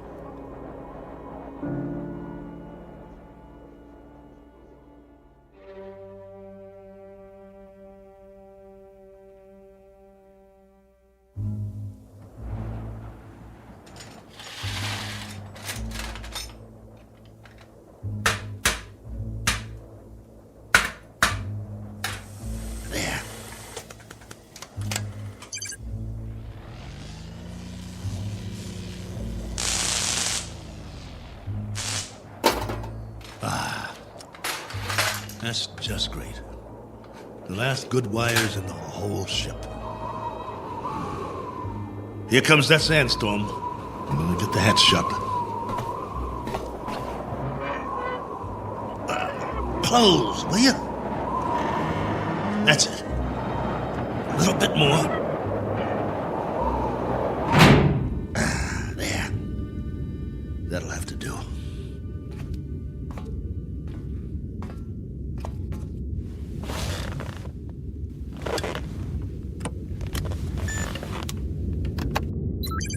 This is Probe 7, calling base. Probe 7, calling base. Over to you. If you read. We read you. We read you very well, Colonel. Ah, you've got the video going. For now, General, I've wired all the solar cells in the series. At the moment, I'm running off the storage batteries, though. It's almost night here. All right, tell us your situation, please. My situation? Yes. Any change, Colonel? I've done what I can, but I'd have to call it unchanged. The power level's higher as long as I charge up during the day, but I don't know how long that will last. At least, I've got you on the screen. Got to see another face, both of you. You should be used to solitude. You've been in space a long time. Yeah, I should, but that was different somehow. I was a big something in the middle of nothing. This, though, I've landed and it feels like I'm supposed to be somewhere, and I'm not. My memory of home is fading fast. Colonel, and the condition of the ship, still a total loss. Probe 7 is no longer probing, General, unless it's the few feet of dirt I tore up when I crashed. There is life here, like I said, vegetable life, pretty elementary. I've explored the surrounding area in all directions, but I can't get down to the valley with this leg. The gravity is roughly the same as ours. From what I can tell, the atmosphere is similar as well. At least, there's no pollution. I haven't started coughing yet. Describe what's left of the ship. What's left of the ship, General, is a few feet of bent-up metal. I told you, it's unrepairable. You're sure, Colonel? You're absolutely positive? There isn't one other section that's still intact. She'll do for a museum or a junkyard. Take your pick. As for me, I don't have the luxury of making a choice. Nor do we, Colonel. Nor do we. Right. The crisis. Listen to me, Cook. We've got a major problem here. Oh, you do? Since you left, we've had an international incident. A serious one. There's talk of war. The next 24 hours will be crucial. As long as I can remember, there's always been a crisis, and there's always been talk of war. Well, hasn't there? Yes. But this time, I'm afraid. You'll forgive me, General, but I've got a crisis too, and it's a very immediate one. I have the remainder of my rations and 2 broken bones in one arm. You have my location. I need to know that help of some sort is on the way, or would you call that unreasonable? Now listen up, Colonel. The rest of the fleet's been taken out. There isn't another ship, unless we build one. And if we go to hydrogen war in the next few hours, there'll be nobody left to do the building. Do I make myself clear? You're serious? That's the realistic view, Colonel. It may go down hard, but I'm giving you the facts of life. 10 hours from now, maybe 6, maybe 4, we'll be fully committed. I'm talking about 500 million people, not just one man. That's about as clear as I can put it. Very well then, General. I guess that's it. We don't see any alternative. Will there be any point in making further contact with base? Yes, Probe 7. For 2 reasons I can think of. Both of some benefit to you. One, so you'll know that you're not alone up there. And 2, to confirm that your own world still exists. so the latter is a moot question at this point. Over to you, Colonel. I can't think of anything else to say at the moment. Feel free to keep the signal open, if you like. Can't do that, General. I need to charge the batteries when it's light again. Here's that storm. Don't know how strong it'll be or how long it'll last. But I'll try to get through it. Nothing else I can do. Then, for whatever it's worth, know that we're still here. For now. Over to you, Probe 7. Roger, base.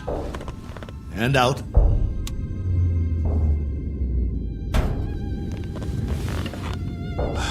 It's going to be a long night.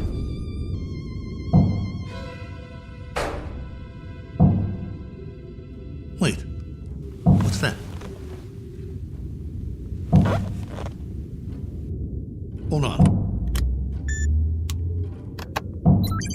Blaine? General?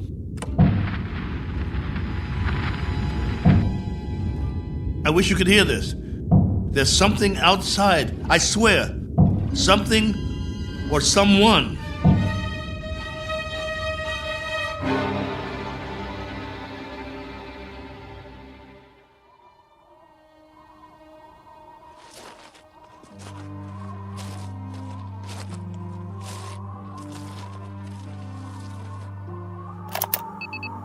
Log entry 1414.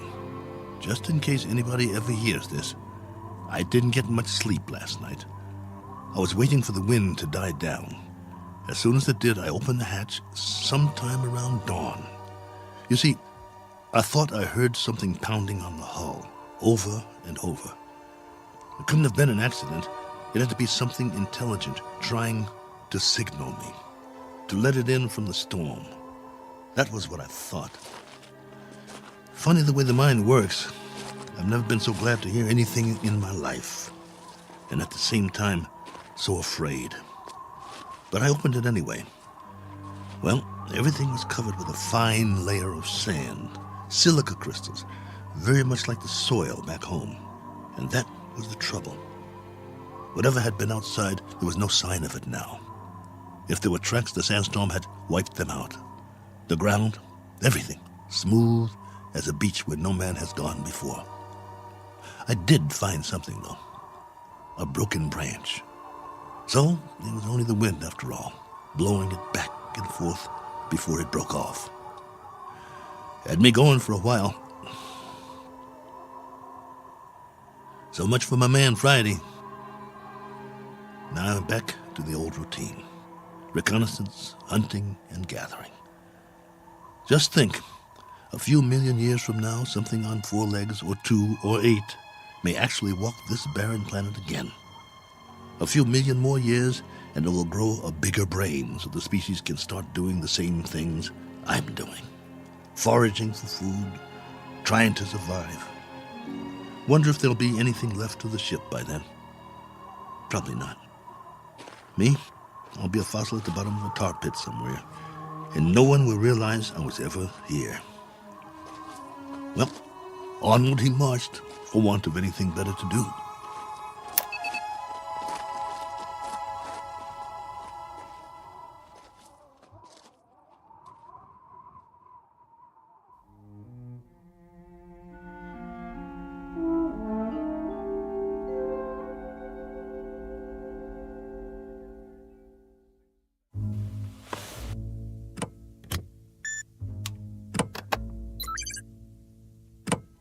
Blaine?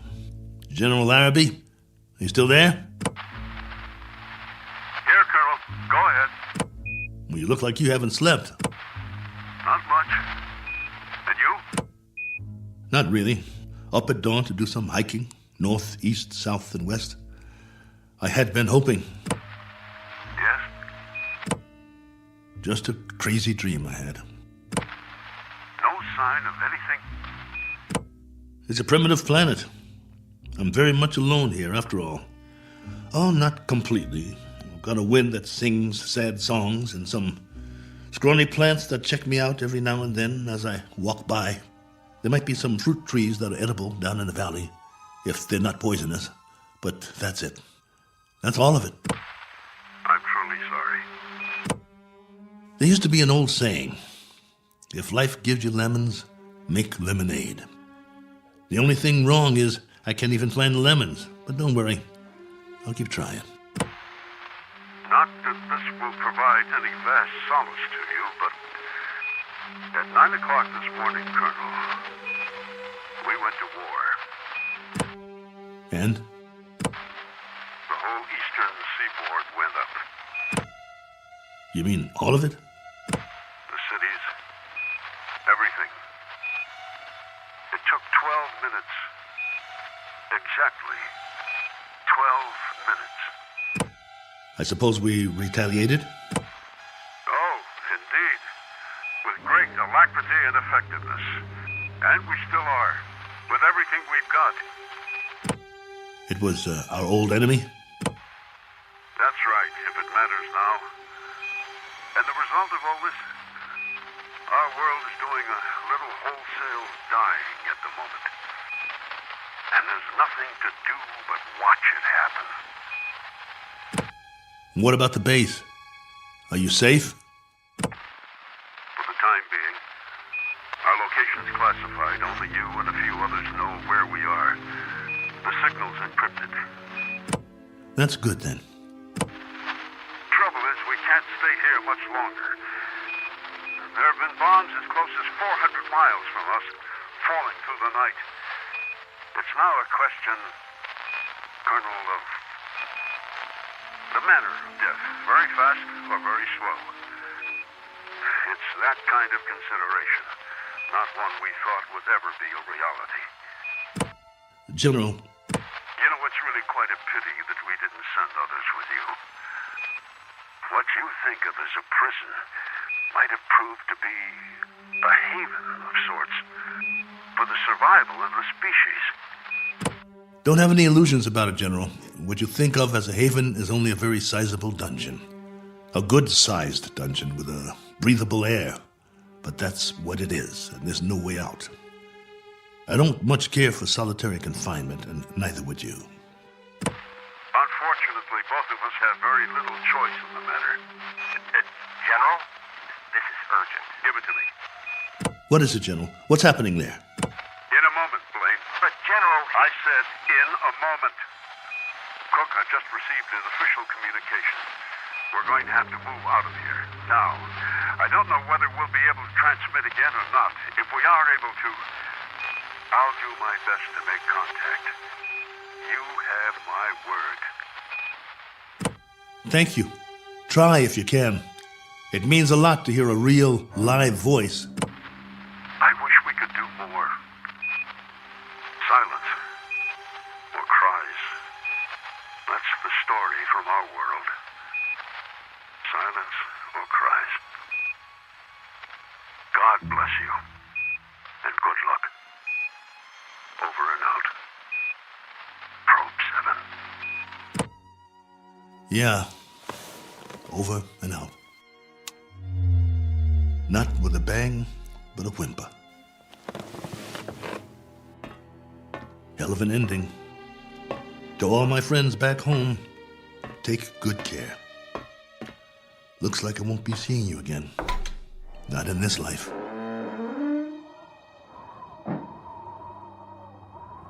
Time to start a new project.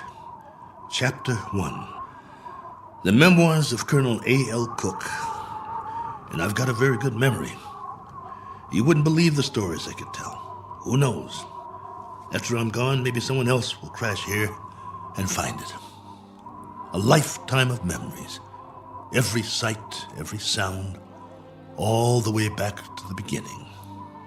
The kids I knew, the girls I dated, my friends, mom and dad, the first job, all of it. Every detail recorded for posterity. Has anyone ever done that before? Maybe people who keep diaries their whole lives, except that no one ever got it all down. Didn't have the time. But I do. All the time in the world.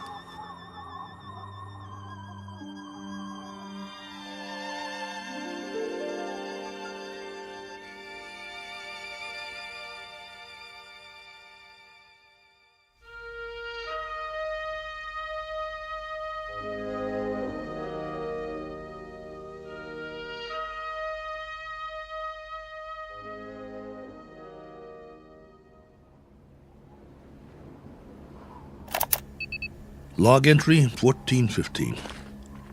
This one's for the record. A final official entry. From here on, it'll be the life story of Colonel A.L. Cook. Me, myself, and I. If for no other reason than to keep from going batty. But for now, it's a beautiful day, here on Primordial World. Ship still standing, of course. You'd never know that's what it was. More like something from a scrap metal yard. The cost that went into building it, the man-hours, and for what? To come to rest here.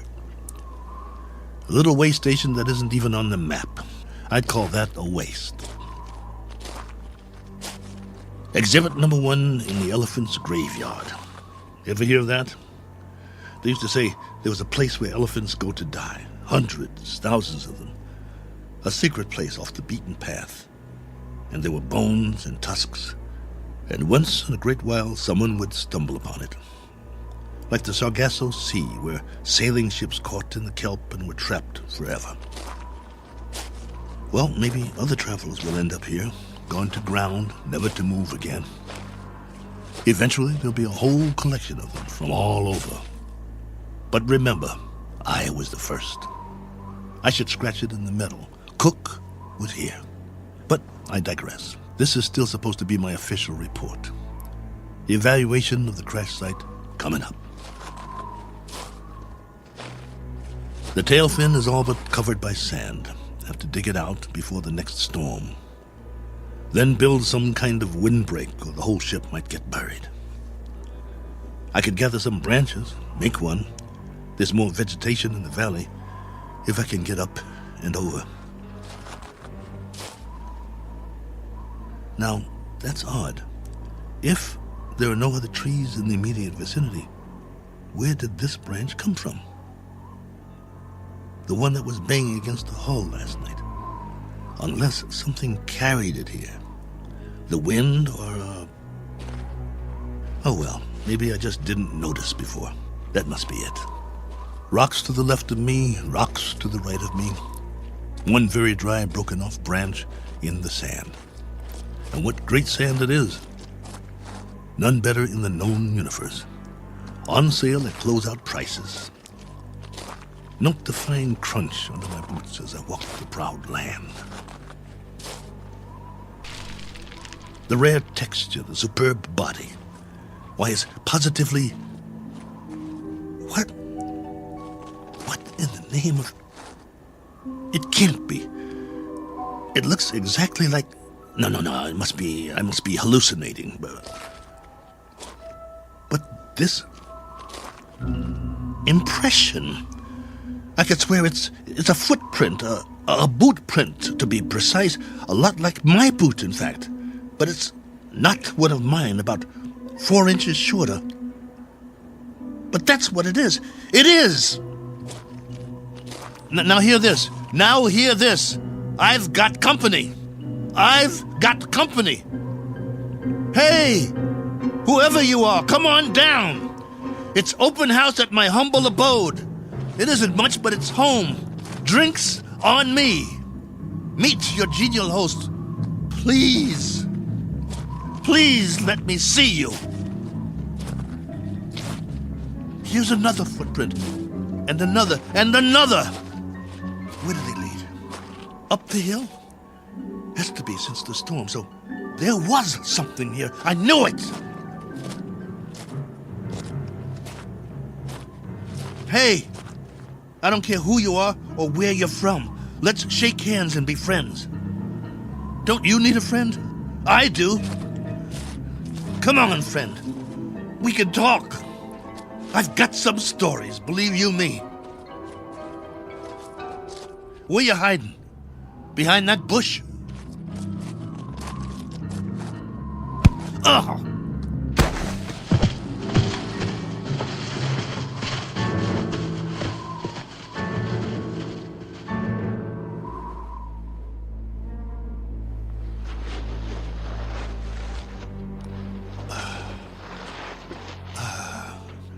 Blood on my head.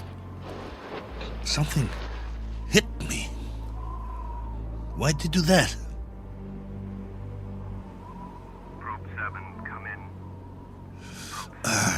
got to get inside.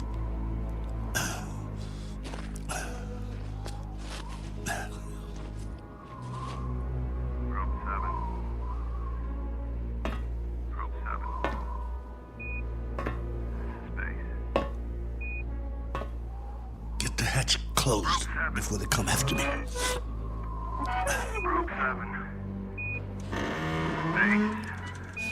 Can't let them get in. This is Base.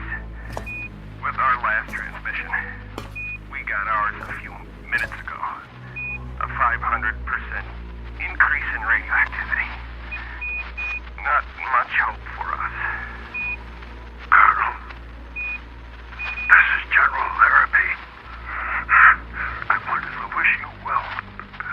From what we can gather, the enemy got it just as bad as we did. We wiped them out. And they wiped us out. One last forlorn wish for you, Colonel.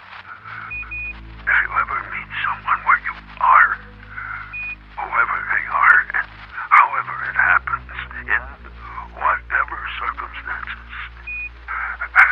I hope it can come without fear. I hope it can come without anger. That's what they're going to have to put on the stone. The one we'll all be buried under on our world. Here lies a race of men who flex their muscles. One time too many. I hope your new world is different, Cook. I hope there's no such word as hate. I hope there's...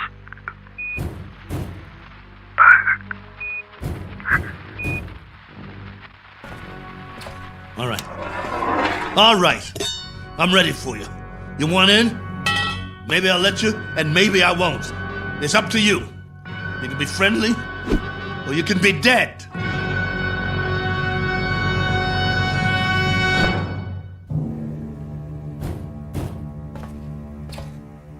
Hey, friend. You want to come in? Must be lonely out there.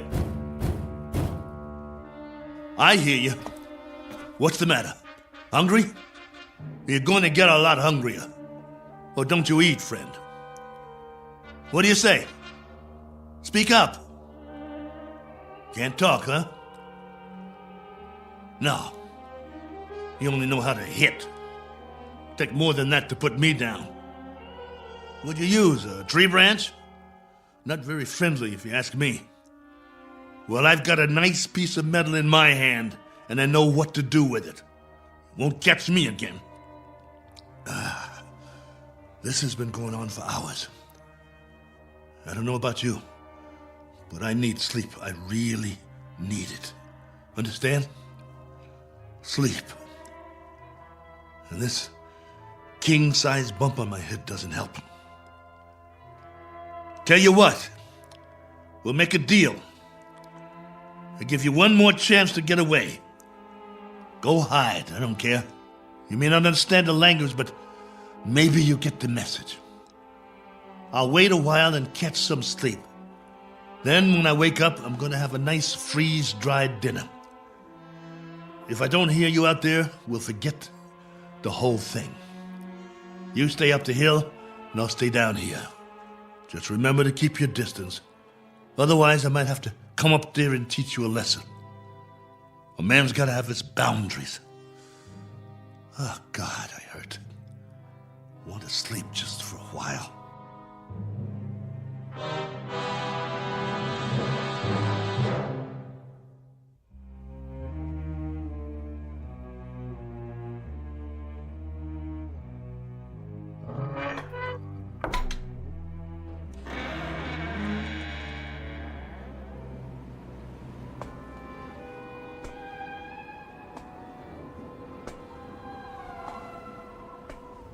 Hey, friend. Gotcha.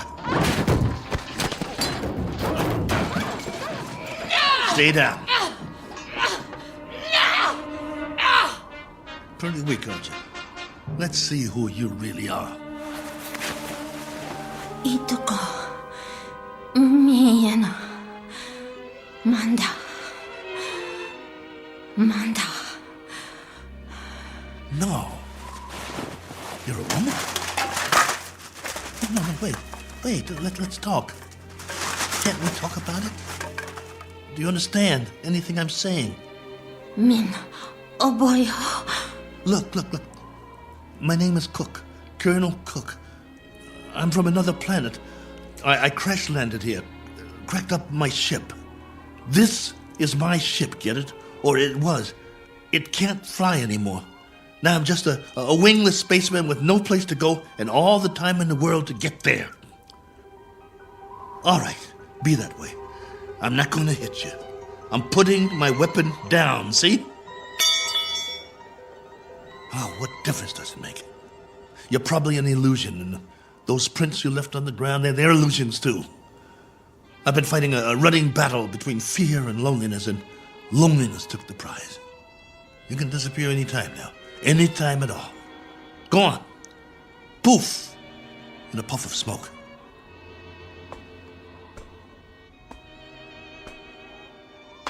No, wait, please. Are you real? This knot on my head certainly is.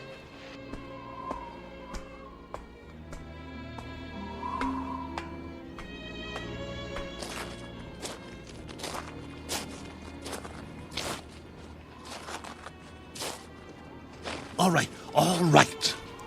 Do whatever you want. Just don't go. Not yet. If you can't understand, I'll draw you a picture. Where's a stick? Look. Right here in the sand. This is my solar system. The sun in the middle, and this is my world. See? Omida? You got it. Now then, I went off course. I didn't have the power to get back. You know, power? Vroom, vroom. No good. So, I tried to land here, where we are.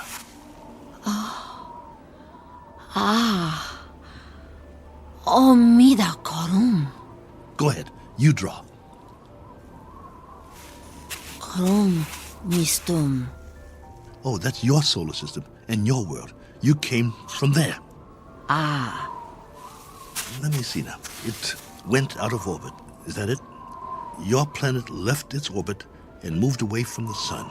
And the line, that's where you went and where your world went, right? I'm sorry. What about now? Where's your planet now? I understand. Gone. Disappeared. Probably frozen by now. But you got out. How many others? How many got out? You got away. Any others? Min. One finger. That's a hard count, my dear. A very hard count. And you've been here a while, haven't you? Look at your suit. Your galaxy might be light years away. It would have taken years to reach here. Where's your ship?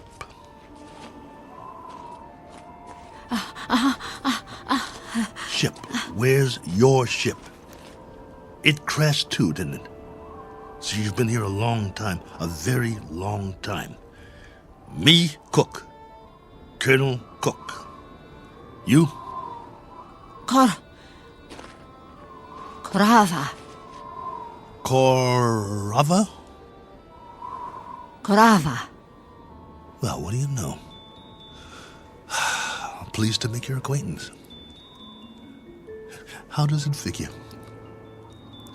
I thought you'd be a 50-foot flesh-eating ant or something. And you turn out to be a woman. Which is neither here nor there.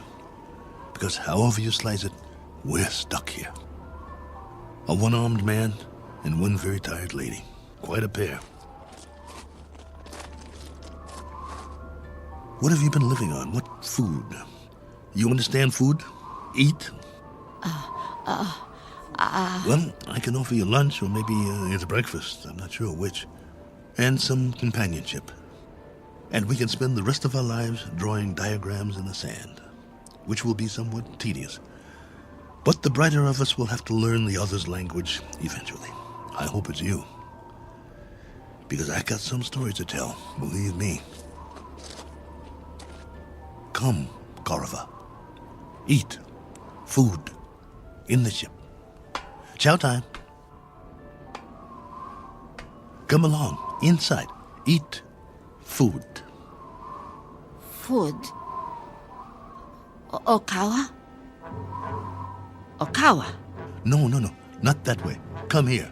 Food. Please come back. I'm not going to hurt you. Please.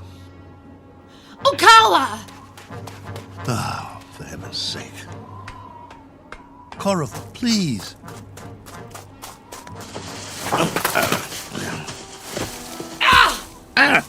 You scratched me. What did you do that for?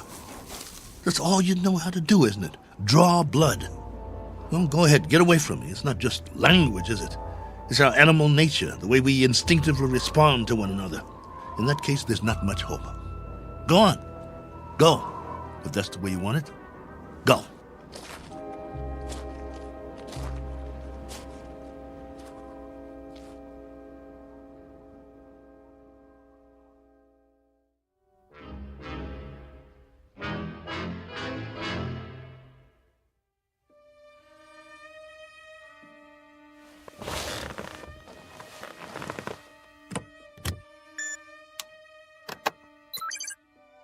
Base, this is Probe 7. The following is sent on faith, which is appropriate since this transmission is in the nature of a fairy story. I don't know under what heading you would classify it. Very likely space medicine or space opera. The long and the short of it is that I'm not alone here. There's a woman from another planet. Her name is Korova. I don't know much about her. I do know that she comes from another planet in another galaxy. A planet that left its orbit and moved out of space away from its sun. I suppose the inevitable happened. They just froze. She's not very old, so she must have been sent in a spaceship as a little girl. But now that ship is no more. They probably sent others too. God knows what happened to them.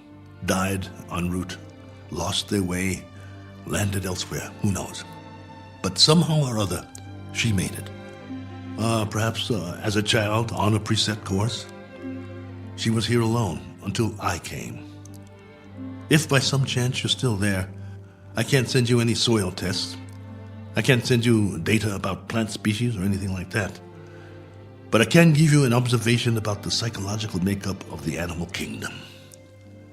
They're a frightened breed, a very frightened breed. It must be a universal trait wherever there are advanced life forms. Though it's questionable how advanced we really are, so I guess we aren't alone in that regard, which is really quite a pity, as you may understand all too well if any of you survived. Base, this is Probe 7. Last call.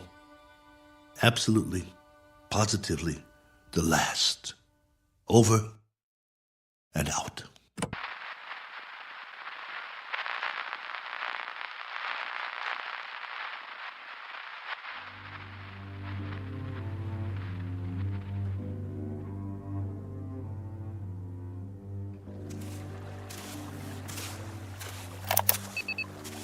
Log entry 1417. Well, the ship is history. I've left it for good. I finally made it up the hill and down the other side. And guess what? There's much more vegetation here. Fruit trees. Flowers as big as your head. And through it all, a stream of running water. I swear, it's like a garden. I brought what I need in a backpack. I'm going to set up shop on the banks of the river and try to live here, for better or worse. It will be the last great adventure. I only wish I could share it. Oh well, there's always posterity. If anyone should ever find this and play it back.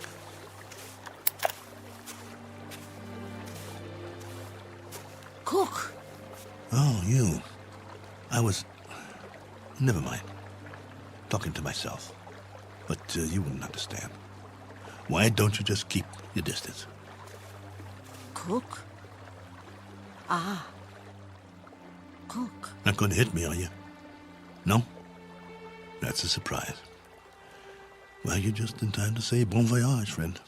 I'm going that way. There are even more fruit trees over there. No reason to get in each other's way. Cook. You want to come? You may, if you like. We'll eat and we'll live. I don't know how or for how long, but we can try. Cook. What? Dirt? Soil? What do you call it? Earth. Earth? What does that mean? Earth. Is that the name in your language? All right. We've just given this place a name. We'll call it that. We'll call it Earth. Cook. Korava. Earth. That's right. My name's Cook. My first name is... But there's plenty of time for that. No need to rush things. Okay, Korova. This is our home now. This is Earth. What's that? Food. So that's what you've been eating. Some kind of red fruit. Any good? Food. Eat. All right.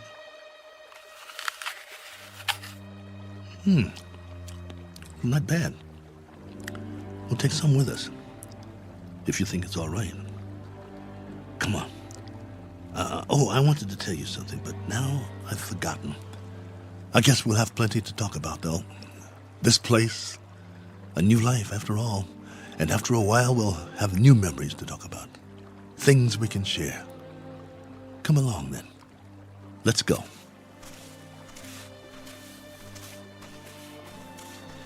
This fruit's all right.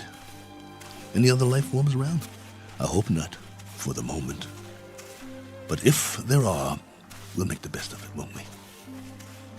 Pleasant enough place, don't you think? My leg's better.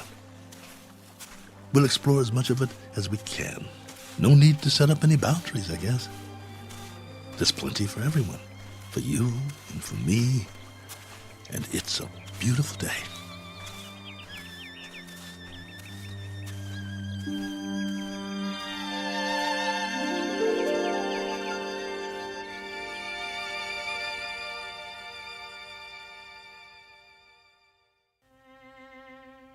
Do you know these people? Their names might be familiar were you to hear them. They lived a long time ago. Perhaps they're part fable, perhaps they're part fantasy, and perhaps the place they're walking through now is not really called Eden. That's for you to decide. We offer it only as a possibility and a presumption in the Twilight Zone.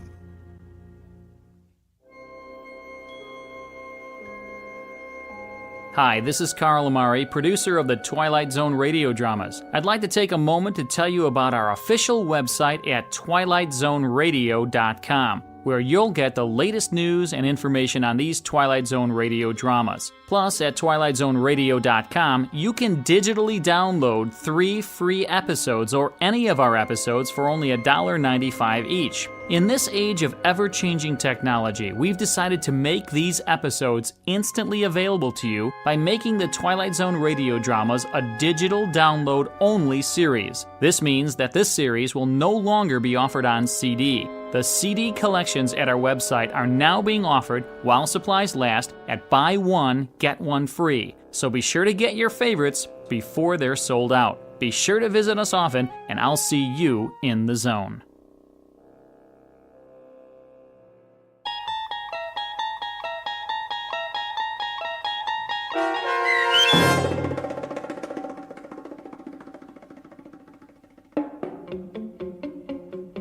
Probe 7, Over and Out, starring Lou Gossett Jr., with Stacy Keach as your narrator, was adapted for radio by Dennis Etchison and written for The Twilight Zone by Rod Serling.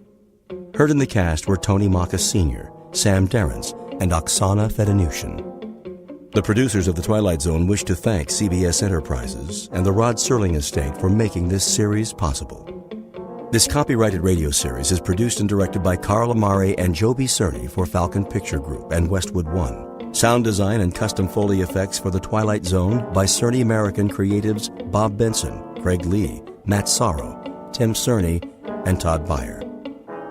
To learn more about the Twilight Zone radio dramas and to contact us, visit our official website at twilightzoneradio.com.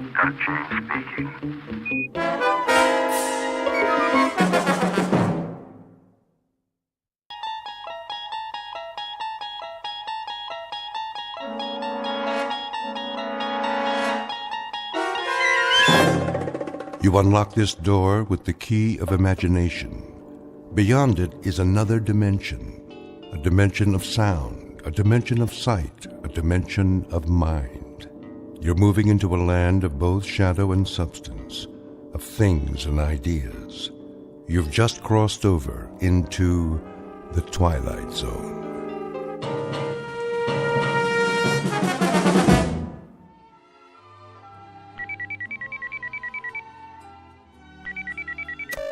Yes? Hi, Marilyn. Oh, hi, Val. Guess what? What? I got a catalog this morning. That's nice. I'll hold it up so you can see.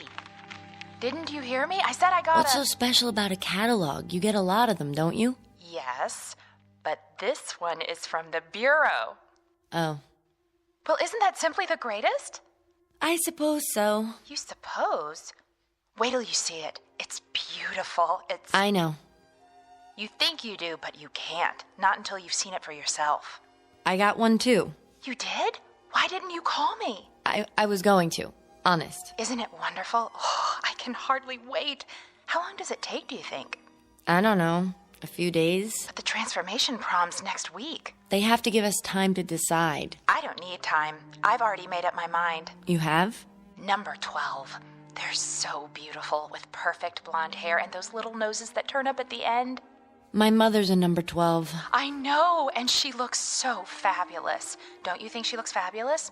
My mother's a number 14, but I always thought your mother looks so much better. Who wants to be a brunette? Nobody has dark hair nowadays. There's this one girl at school, that senior Jennifer. Well, she picked number 14. What a mistake. Nobody liked it. She tried to dye her hair last week and it came out all red and springy looking. Now she wears extra makeup. She thinks we won't notice. But her hair doesn't go with anything else. And... I have red hair. Oh, I know. Do you think there's something wrong with red hair? No, honest. It's great, really. But when you think about what you'll look like after the transformation, isn't it dreamy? Maybe I'll pick number 15. They have such nice long legs. Of course, number 11 does too, just like a dancer. Not as slim as number 12, but... I gotta go. To look at your catalog, I bet. Hold it up to the phone so I can see. It's not here. Well, where is it? You didn't lose it, did you? Better check, because if you did... My mother's got it. Oh, good. I mean, I want to ask her a question.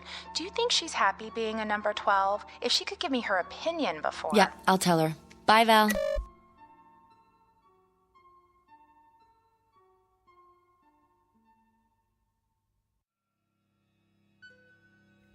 Portrait of an American girl caught in that transition known as the terrible teens. The place? A world very much like our own, with all the modern conveniences that make life healthy, happy, and safe. The time? Only a few years from now, when the passage into adulthood has been rendered as pleasant and painless as possible. The answer is technology, and the guarantee that beauty is available not only to the lucky few, but to all, equally and without prejudice. Call it the American dream. For what young girl would not want to be beautiful? Given the chance, what girl will not happily exchange a plain face for a pretty one, an overweight body for a slender one, a lonely adolescence for popularity? It's a dream that might happen tomorrow. But as we're about to see, it's already happening in the Twilight Zone.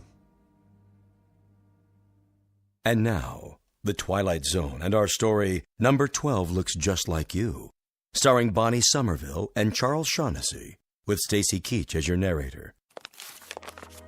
What are you doing, honey? I'm looking at the scrapbook. My old scrapbook? Oh, dear. How embarrassing. I think it's nice. You should be looking at your new catalog. Here, I brought it back. That's all right. They all look so pretty, don't they? I can't decide. The 17 reminds me of your father. His features, I mean. But I think the 12 might suit you better. Mm-hmm. What do you think? I don't know. I thought we should look at it together, all right? If you say so. Of course, you can't see the details clearly. The holograms are so small. Just the basic faces and figures and how they look wearing different outfits. But you get the idea. What's the matter? Nothing. Are you listening to me? I'm sorry, Mothers. Some of the pictures in this old album... Sometimes I don't understand you, darling. What do you mean? Most girls your age are thrilled to death when it's time to choose a pattern. Have you even looked at the catalog? Yes. I remember how excited I was before I made my choice. I couldn't sleep for 3 nights. The patterns were all so lovely. I couldn't make up my mind. My mother had to help me decide. I finally chose number 12. I guess that's everyone's favorite. Is it? Aren't you excited? Mm-hmm. What is it in that old album that's so fascinating? The way you were. Before. Oh, you can't be serious. This page, for instance. Not that one. It is you, isn't it? See? It says Lana Donnelly. Oh, I can't believe how plain I was. No wonder I didn't have any friends as a child. The sandy hair, all those freckles. Like mine? Well, that's what you inherited. But when I see that thick waist in the picture, those ugly, shapeless legs, I absolutely want to cringe. I wish your father hadn't given you this book. Hard to believe, I know, but I'm afraid the awful truth is it's me, before my transformation. I knew it. I was such a sight. I wouldn't say that. I think you were beautiful. I really do. Well, I certainly don't. I was unbearably homely. It was always hard on me at school until, well, thank goodness for the transformation. It's the most marvelous thing that could happen to a person, and it didn't come a moment too soon. Am I very homely now? Of course you aren't. Not to me. But afterwards, oh, think of it. You'll be beautiful. Mother. Yes, dear. May I ask you a question? Anything at all. Suppose I didn't want it. What? I wouldn't have to, would I? Darling, what are you talking about? At least I could wait a little while, couldn't I? Would that be all right? Oh, I don't think so. It has to be done at just the right time, a certain stage in your growth. Later, it's much harder. That's why the Bureau notified you. The time is now. But what if I'm not ready? You're just nervous, darling. There's nothing to worry about. Nothing at all. Say, I know what you need. You do? A glass of instant smile. I'll ring for Grace. I don't need anything. I think you do, if you could see yourself. But all of that will change. Just think. Turn it over in your mind and savor it. Very soon now, very, very soon, you can look like this. Or this. Who's that one? She's exactly your age. Isn't she beautiful? Her name is, let me see, Melanie Moore. There's no reason why this couldn't be you. Wouldn't that be wonderful? You rang, Mrs. Q-Barrel? Lana. Pardon me, Lana. A cup of instant smile for my daughter, Grace. Yes, ma'am. On second thought, make it 2. I could use a little pick-me-up myself. Right away. Teaching the help to use first names can be a problem these days. But we're all equal, aren't we? Yes, Mother. Remember that. After all, Grace is a number 12, too. Even if she is our maid. Oh, Mother. Why so glum, darling? I'm tired. I think I'll go to my room and lie down. That's a good idea. You're not yourself today. Oh? Who am I? You act as though there's something wrong with the transformation. I don't understand what possible objection anyone could have to being beautiful. After all, isn't everybody?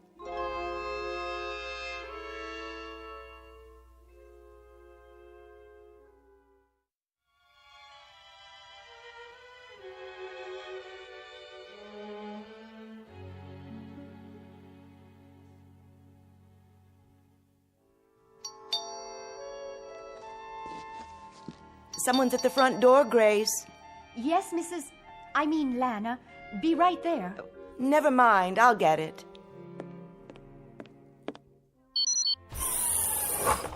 Hello, Lana. Oh, Rick. Thanks for coming by. How's Marilyn? The same. I almost couldn't believe what you said on the vidphone. I couldn't believe it myself. But it's true. She doesn't want the transformation. Can you imagine? Let me talk to her. I wish you would. Where is she now? In her room.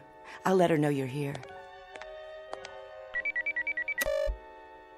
Yes. Marilyn, are you awake?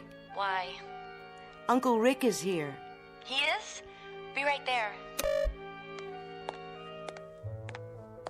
That girl. You were her father's brother, Rick. What did he tell her? How do you mean? What could he possibly have said to give her these crazy ideas? It's an interesting question. Don't jump to conclusions. He was a good man. I know that. A little strange, perhaps, but a good man. I'll have a word with her. Might not have been his fault, you know. Then whose? Hard to say. They pick up so many peculiar notions from the Trivid and at school. Oh, here she is now.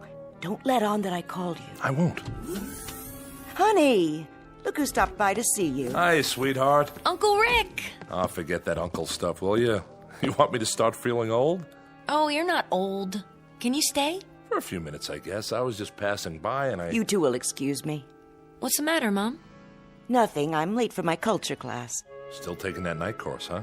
Well, I can't miss a chance to improve myself, can I? Make yourself comfortable, Rick. If you need anything, Grace is in the other room. Sure. Nice to see you, Lana. Nice to see you. Come back soon, will you? We'll all have dinner together. Sounds great. Bye now.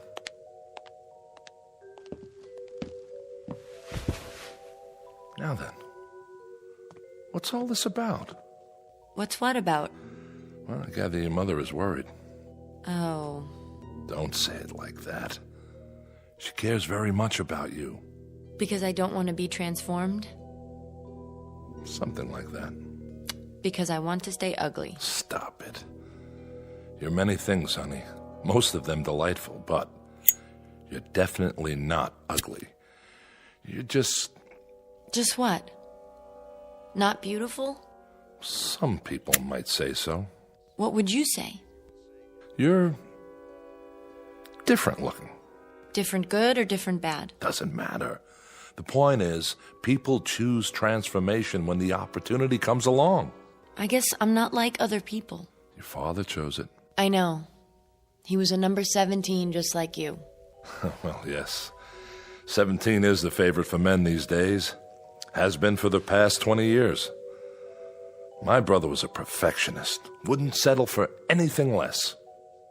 Uncle Rick. Yes? Haven't you ever wanted to look like you? I do look like me. But you also look like a lot of other people. And all considered rather handsome, or so I'm told. Is that bad? Is it good to be like everybody? Isn't that the same as being nobody? I think it's time you tell me. Tell you what? We've been getting these radical ideas. My father used to say... Your father was a handsome man, wasn't he? Yes, but he read books. He thought about things. Sometimes we talk, just the two of us. Everybody talks. I mean about real things, not just electronic baseball or the super soccer team or where to buy a dress or fix your hair. Is there something wrong with sports, Marilyn, or buying new dresses? Think of all the businesses that would close down if nobody thought about them. But if you make that all there is in life... Sorry, sweetie, I have to be going. For now, I'd say you're out of sorts. It's not unusual at your age. You better have a glass of instant smile. Ask Grace to bring one in. I've had a glass of instant smile. I've had glass after glass after glass. And you know something? It doesn't do any good. Take it easy. I don't feel like smiling. I feel like frowning. In fact, I want to cry. I'm unhappy, and I don't know why. Do you understand? I'm just not happy. I'll tell you what you are. I don't know how it happened, but I'd say you're a very sick young lady. Why? Because I don't want to be like everyone else? I'll tell your mother to make an appointment with the doctor tomorrow. Till then, take care of yourself, sweetie, and try not to worry. We'll all be better very soon. You'll see. What's wrong with me? Somebody please tell me. What's wrong with me?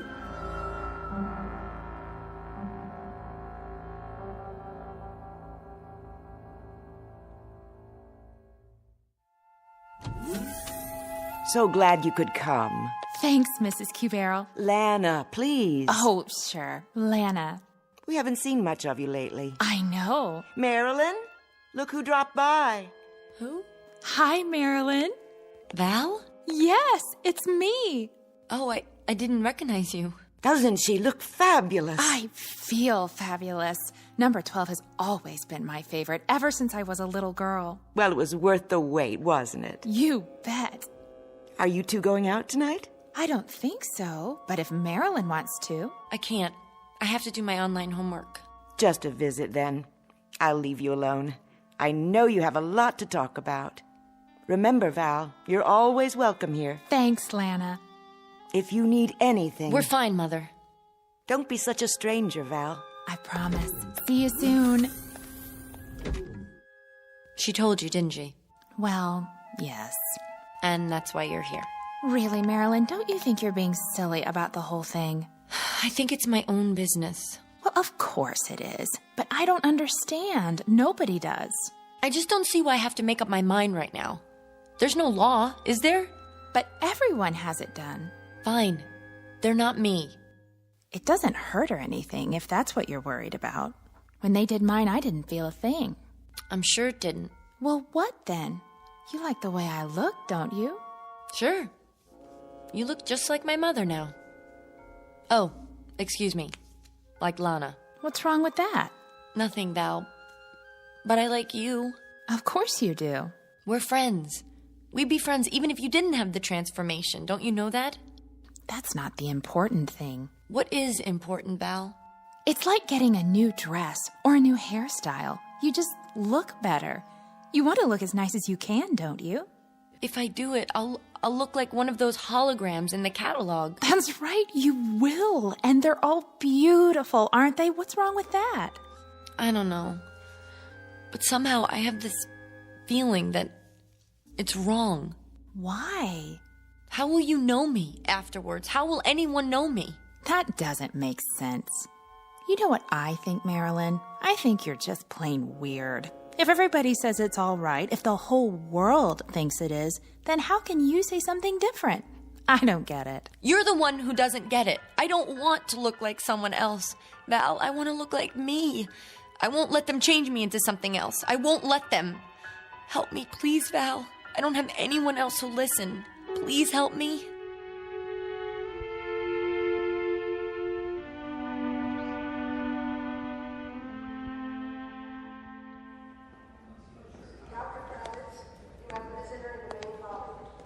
Marilyn?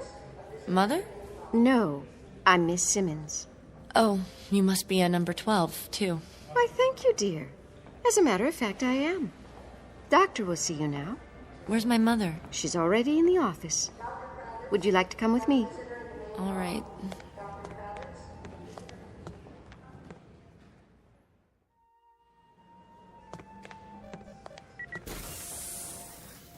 Dr. Hortel? Yes, nurse? Miss Q-Barrel is here. Thank you, Eva. Hello, Marilyn, darling. The doctor and I were just having a talk. Please, call me Rex. All right, Rex. Would you care for a beverage, Marilyn? No, thank you. That'll be all for now. Very well. Call me if you need anything. Yes, I will. Have a seat by me. The couch is very comfortable. What's this for? Oh, just a simple interview. Your mother, Lana, wanted us to get acquainted. Why? Rex will answer any questions you have. I'll do my level best. And I appreciate it. We both do. I'm sorry to have bothered you. It's such a small thing, really. No, not at all. That's my job. Marilyn, please, sit. Now then, you're 18? Yes. Well, it must be about time to... Ah, yes, I see that you've already received your notice. Went out last week. That's why we're here. No, you mustn't worry. I try not to. Marilyn's like so many young people nowadays. She is? Mm-hmm. And it's our fault. How so? Well, because we haven't made things clear to her. It's a matter of communication. But when you deal with a bureaucracy, well, there's bound to be an information lag. I read everything from the Bureau. But it didn't give you any definite explanation of why you've had to wait this long. I'm sure it's been difficult. Marilyn looks at you, Lana, at the women all around her in pictures on the Trivid, and then she looks into a mirror. It has a negative effect on her self-image, not to mention her spirit. There's nothing wrong with my spirit. Marilyn, please. Well, from pure perfection of body, face, limbs, pigmentation, carriage, stance, she sees herself and is horrified. Isn't that so? Well, Well, of course it is. The child asks herself, why must I be so hideous, off balance, oversized, awkward, when everyone around me is so perfect? In short, she's tired of being a monster. She's come close to giving up. Dr. Rex, that's all well and good, but you don't understand. He doesn't. I beg your pardon? She isn't just depressed or anxious, she's... Well, go on, say it. You're my patient now. Everything is in strictest confidence. Well, she's... I don't know quite how to put this. I made up my mind. You have? I don't want to have the transformation. You what? I don't understand it either. She never said anything before, and now, suddenly... Is this true? Yes. Oh, perhaps you'd like to talk about it. Not particularly. She won't give any reasons. She just... Suppose you tell me, Marilyn. In your own words. There's nothing to tell. I just don't want to change. You do understand that transformation is a normal part of growing up. It has been for years now. In a way, it's a milestone. A sign of maturity. It means you're ready to take your place in the adult world. How? By being like everybody else? Well, I wouldn't say that. No, there are a great many styles in the catalogue. You're absolutely free to choose any one you like. There's no pressure on you at all. No coercion. Isn't there? No, that would be against regulations. But I have to choose one, even if I don't want to. That's the way it's set up. If I don't, well, I don't even know what would happen to me. You make it sound like you're being forced. No, that would be contrary to free will. And if there's one thing this country guarantees... But what would happen if I don't? If I stay the way I want to be? Why do people care so much? I thought this was supposed to be a democracy where we respect everybody. Marilyn. Even if they want to be different. Even if they want to live their lives the way You they... mustn't talk like that. Why not? You've been given every advantage, every privilege. We're talking about a chance to develop your full potential. Would you mind if I conduct a test? What kind of test? A personality profile. For my records. I don't see why not. Do you, Marilyn? Come over here, please. What's that machine? Oh, it simply scans your mental activity, then prints it out on a strip of paper. The whole process takes a few seconds. It's quite painless, I assure you. All you need to do is sit in this chair. It's all right, darling. I promise. What are you putting on my head? A cranial recorder. I'm sure you've had this done before. You did. When you first started school, remember? All right, close your eyes, please, and sit quietly.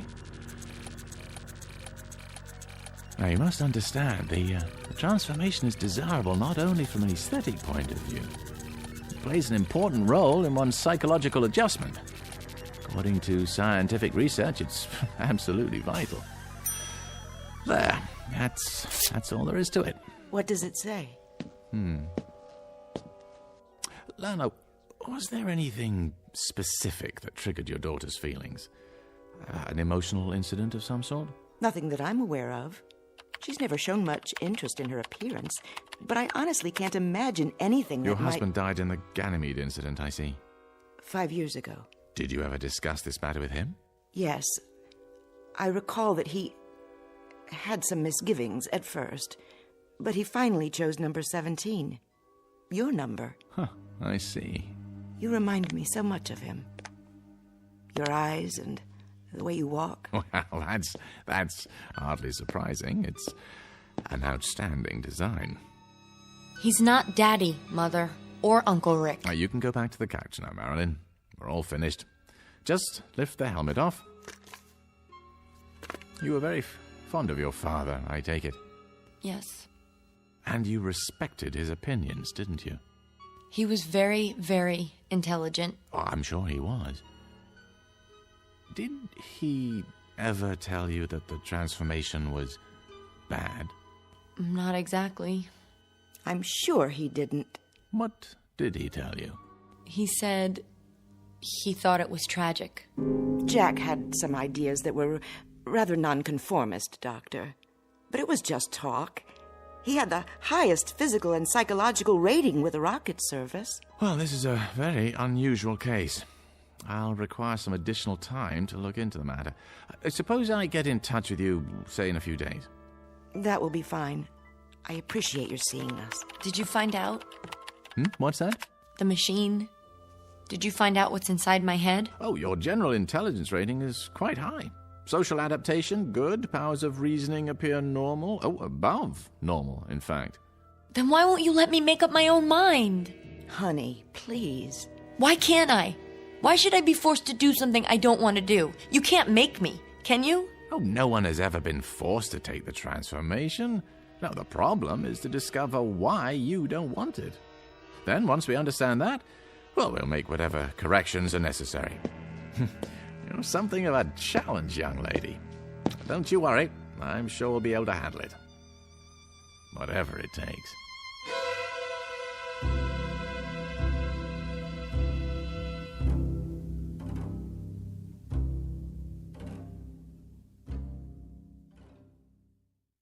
Dr. Forrest, dial 118, please. Where are we going? This way, please. It's just at the end of the hall.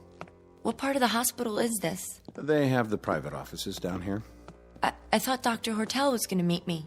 You mean Dr. Rex? He'll be along later. Miss Marilyn Cubero. Come in, Marilyn. Sit down. It's too dark. I can't see anything. Walk toward the desk. Wait. See the chair?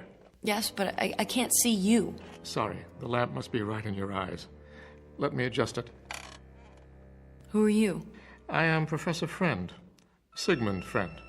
You must call me Sig. Dr. Rex has told me about you. I'm here to help. Sit, please. Help me? Help rid you of your fears of this necessary and important... No, that isn't true. It's not necessary. This very necessary, very important step in your life. But why? Why does everyone want to force me to do something I don't want to do? Why else but for your own good? That doesn't make sense. Why else would the state go to so much trouble and expense? Many, many years ago, wiser men than I decided to eliminate injustice and inequality from this world. They saw in physical unattractiveness one of the factors that make men hate.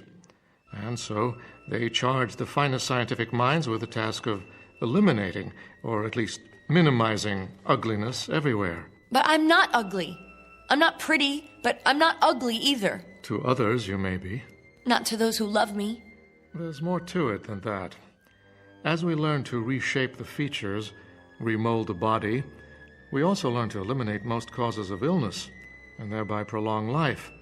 Before the transformation, you might have expected to live 70, 80, perhaps 90 years. Now you may live twice that long, even 3 times. These are good things, don't you agree? Genuine advances for humankind. Yes? Your mother. She's lovely, is she not? At one time, her face and body would already have begun to show the marks of age, of decay.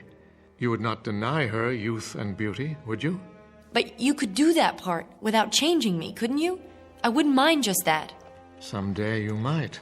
And then it would be too late for the transformation. No, I'll never change my mind. I've thought about it, and I'm positive. Why? Did you ever read Shakespeare? Or Shelley? Or Keats? Those books were banned many years ago. Where did you find them? My father gave them to me. And dozens more. Aristotle, Socrates, Dostoevsky. Did you know Dostoevsky was an epileptic? Ugly, deformed, but he wrote about beauty. Real beauty. Marilyn, I warn you. This sort of subversive talk... Those men wrote about life, about the dignity of the human spirit, about love. I've heard enough. Interjecting smut into this interview is not going to help your case, not at all. Then may I go now? I've arranged a room for you. You'll be quite comfortable. But I don't want to stay here. I want to go home. It's only temporary. Your mother will be informed, and you'll be allowed visitors. Mother, did you hear what he said? They want I'm not your mother, dear, but I am a number 12. This way. No, you can't make me stay here. I'm afraid you must let me decide what is best for you. This way. No, please. We're not going to hurt you. We're going to help you. Let me go! Let me go!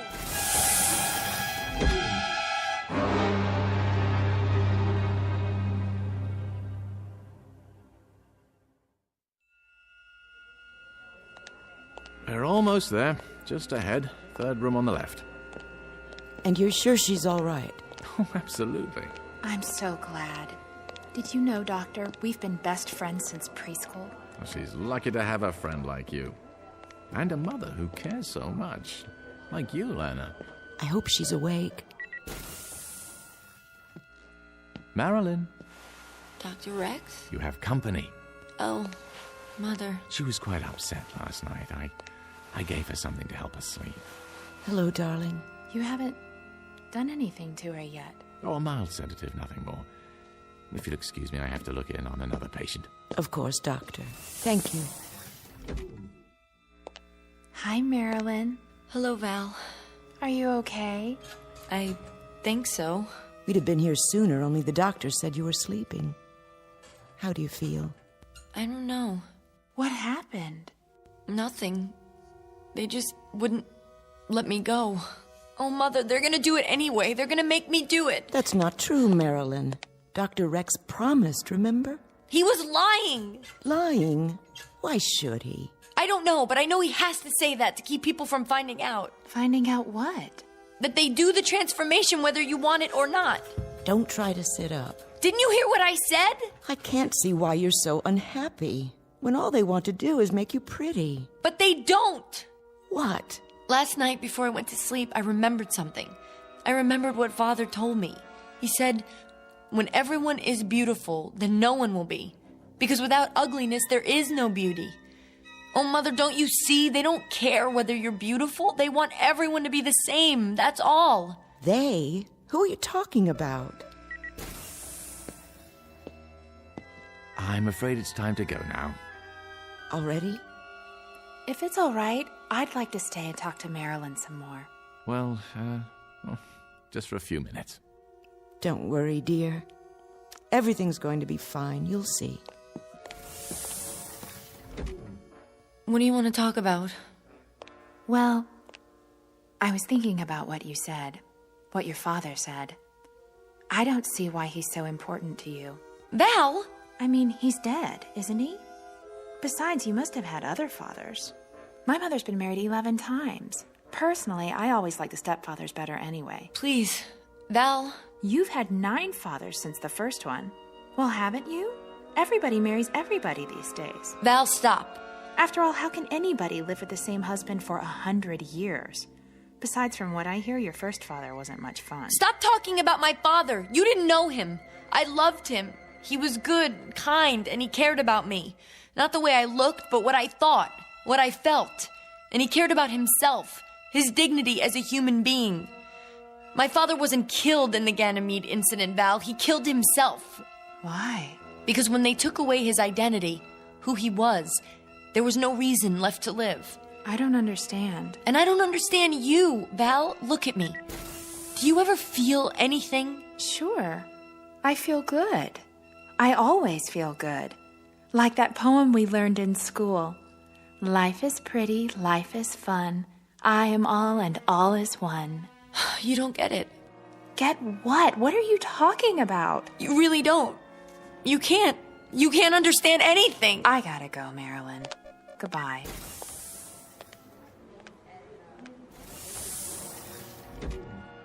I have to get out of here.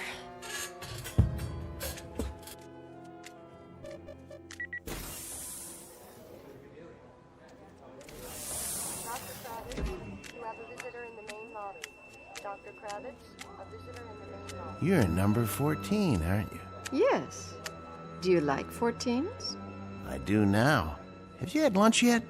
I was just on my way to the 22nd floor. That's amazing. So was I. Working a long shift today? Till 7. Then I'm free. That's great. Say, have you seen the Holo Lounge yet? If you like, I was thinking we could... Which is the way out? I can't remember. Must be those 2 doors at the end.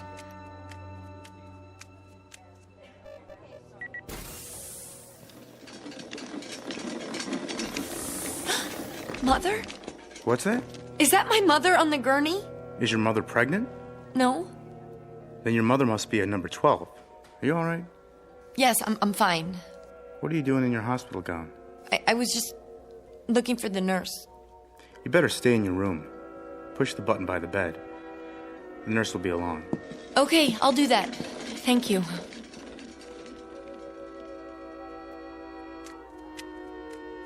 The double doors, this has to be the way.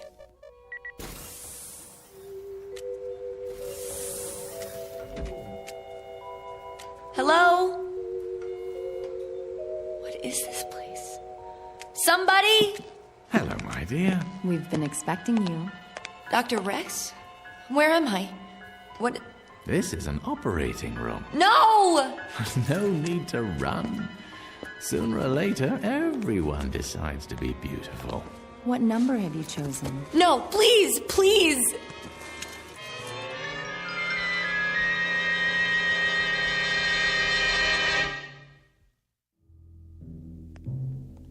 Ah, Mrs. Cubero. Val, just in time. Is it all over, Doctor? All over. Is she okay? She's fine. You'll see for yourself. I've been so worried the last few days. She seemed in such a state. It's as I told you. Occasionally, a young person has difficulty adjusting to the idea. It always works out fine in the end. It never fails. A complete self-contained procedure. Mother! Val! You see? What did I tell you? Look at me, Mother, look at me! Marilyn? Well, what do you think? You're beautiful. Simply beautiful. Wow, I love your long legs. And the nicest part of all, Val, now I look just like you and Mother. Turn around so I can see you. Do you like my makeup? They even gave me some high heels. Of course, I'll need a new dress to go with my new look. Yes, yes you will. Come along, Marilyn. We'll do some shopping on the way home. Then we'll have a party, and all your friends can come over. You're going to have so many new friends from now on. I know. Isn't it exciting?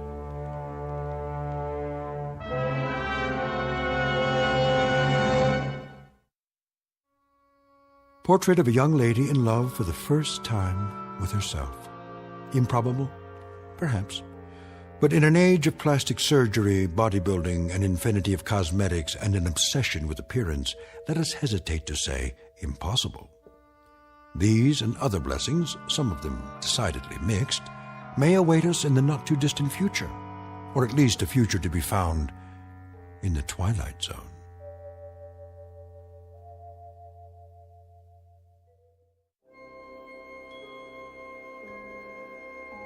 Hi, this is Carl Amari, producer of the Twilight Zone Radio Dramas. I'd like to take a moment to tell you about our official website at twilightzoneradio.com, where you'll get the latest news and information on these Twilight Zone Radio dramas. Plus, at twilightzoneradio.com, you can digitally download 3 free episodes or any of our episodes for only $1.95 each. In this age of ever-changing technology, we've decided to make these episodes instantly available to you by making the Twilight Zone Radio Dramas a digital download-only series. This means that this series will no longer be offered on CD. The CD collections at our website are now being offered while supplies last at buy one, get one free. So be sure to get your favorites before they're sold out. Be sure to visit us often, and I'll see you in the zone.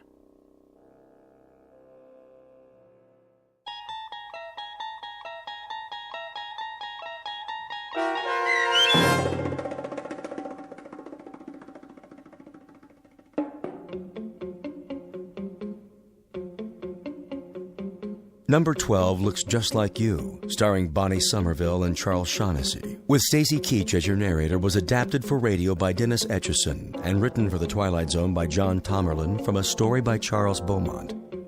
Heard in the cast were Mike Starr, Linda Reiter, Rebecca Spence, David Darlow, Nick Sandys, Nina Lascelles, Tom McElroy, Rick Arthur, Chobi Cerny, Fernette Lebo, and Terry Lopez.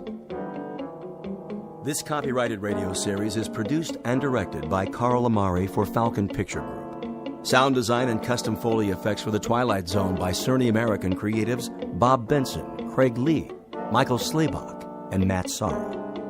To learn more about the Twilight Zone radio dramas and to contact us, visit our official website at twilightzoneradio.com. Doug James speaking.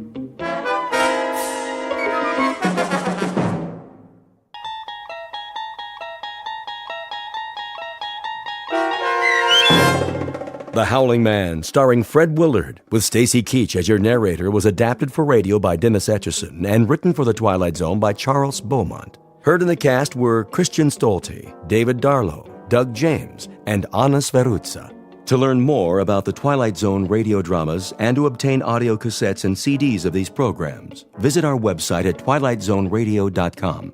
The producers of The Twilight Zone wish to thank CBS Enterprises, Carol Serling, Dennis Etchison, Dick Brescia Associates, Claire Simon Casting, Terry Jennings, XM Satellite Radio, Sirius Satellite Radio, our sponsors, and our radio affiliates for helping make this series possible. This copyrighted radio series is produced and directed by Carl Amari and Roger Wolski for Falcon Picture Group. Doug James speaking.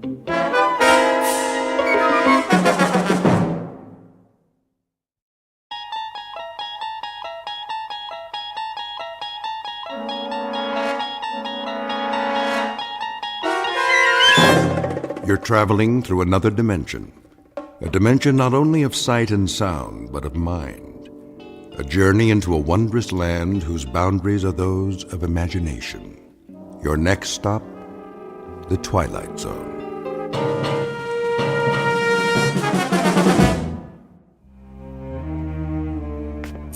Thank you, Mrs. Dunphy. I'll be back shortly.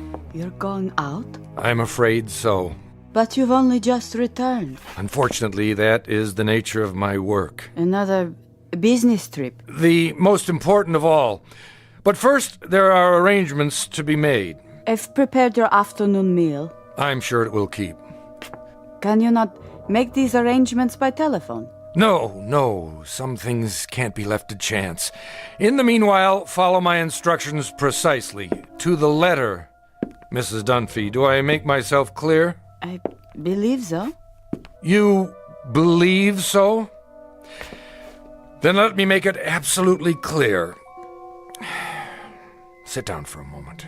But if you're on your way... It's necessary that you understand. And the only way to be sure is to tell you how it began. Please. If you wish, sir. I must warn you, it's an incredible story. I, of all people, know that. So incredible that you won't believe me at first. But I'm going to tell you everything. Then you will believe. Because you must. You must believe. Do you know Central Europe? Europe? Only as a child, sir. It started there many years ago, after the First World War. I was on a walking tour of France, Belgium, and Germany. I decided to travel alone with only a small pack. The confidence of youth. Germany was magical then, a place of valleys and mountains and swift, dark rivers. There was nowhere else like it, a fertile land where everything grew tall and straight out of the earth. I was struck by the richness of the soil, the verdancy of the hills.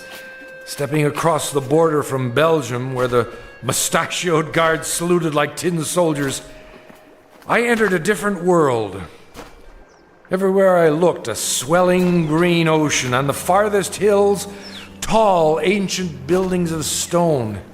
Estates, monasteries, castles, or what have you. Some of them in ruins. I stood a moment at the border and watched the hawks circling above, wondering how such a miracle could be. It was as if I had passed through an invisible door from a musty room into a magical kingdom of winds and light. But so much can change in an afternoon. By nightfall, clouds filled the sky and the storm moved in to darken the landscape. The nearest village was miles away. I was unprepared, dressed for a stroll up the Champs-Élysées, perhaps. In minutes, I was drenched and chilled to the bone. And I saw it, a medieval castle, bombed almost to ruins, sitting like a broken fingernail atop Schwarzhof Mountain. I came to a wall of gray stone. It was an iron gate. Please! Please! Someone! Please let me in!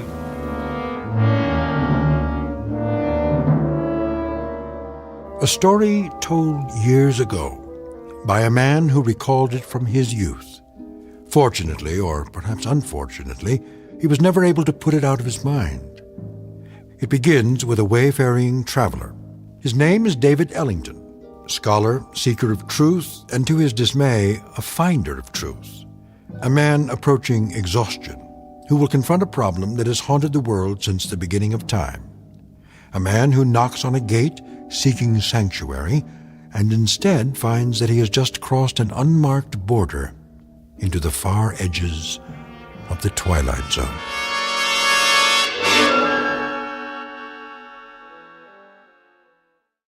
And now, The Twilight Zone and our story, The Howling Man, starring Fred Willard, with Stacy Keach as your narrator.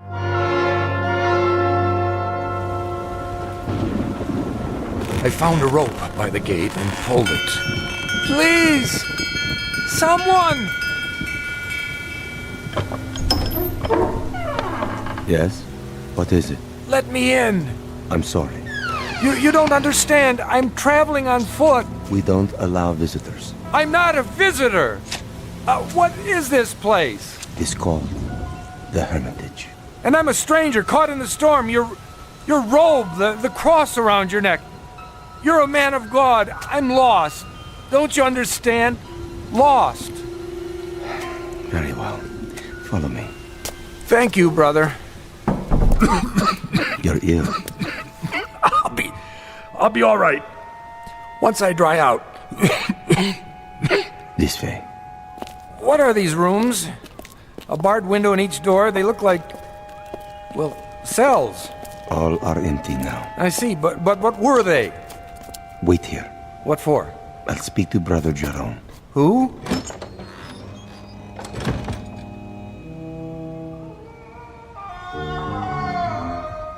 What in the... Brother Jerome will see you now. Oh, what was that? The wind. Are you sure? Come.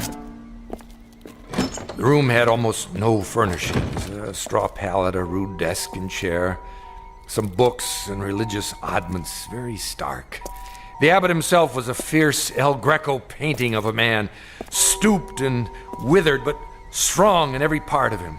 Like the monk who came to the gate, he wore a shepherd's cloak and carried a crooked staff. Why have you come here? My name is David Ellington. I got lost in the storm. Then I saw a lantern in the window. And what is it you want of us? Want? Only a little shelter, some food. We cannot help you here. You will have to leave. You call that a Christian attitude? Now, Mr. Ellington. Oh, for the love of... All right, if that's the way you want it. Sorry to have troubled you. Give me a minute. I'll be out of here in... Brother Christophorus. Yes? Carry him out of here. At once. Right away.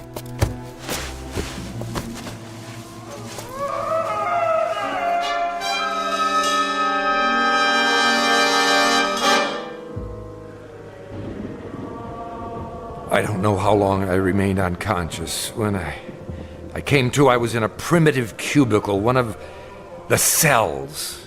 Walls and ceiling of gray stone, a single small window in the shape of an arch, the floor hard-packed dirt. The monk sat nearby in a chair. I lay under a blanket. Beneath me was a bed of straw. Water! He lives. God's infinite mercy. How long have I been here? 9 days, my son. 9 days? You were very ill. The fever was on you. Brother Jerome said you would die, and he sent me to watch over you. I have never seen a man die. He holds that it is an important teaching, but now I suppose it was not your time. Sorry to disappoint you. No, my boy, don't try to rise. You must rest. What in the name of heaven is that? In the name of heaven? Nothing. I mean the scream. Scream? That. What? Are you deaf? That cry, I heard it before. You said it was the wind. Ah, the wind cleanses the land after a storm. But it isn't the wind, is it? I don't understand your meaning. It's a man. Careful. You must regain your strength. There! Don't tell me you didn't hear it! Perhaps you would like some soup. It's cold, but nourishing.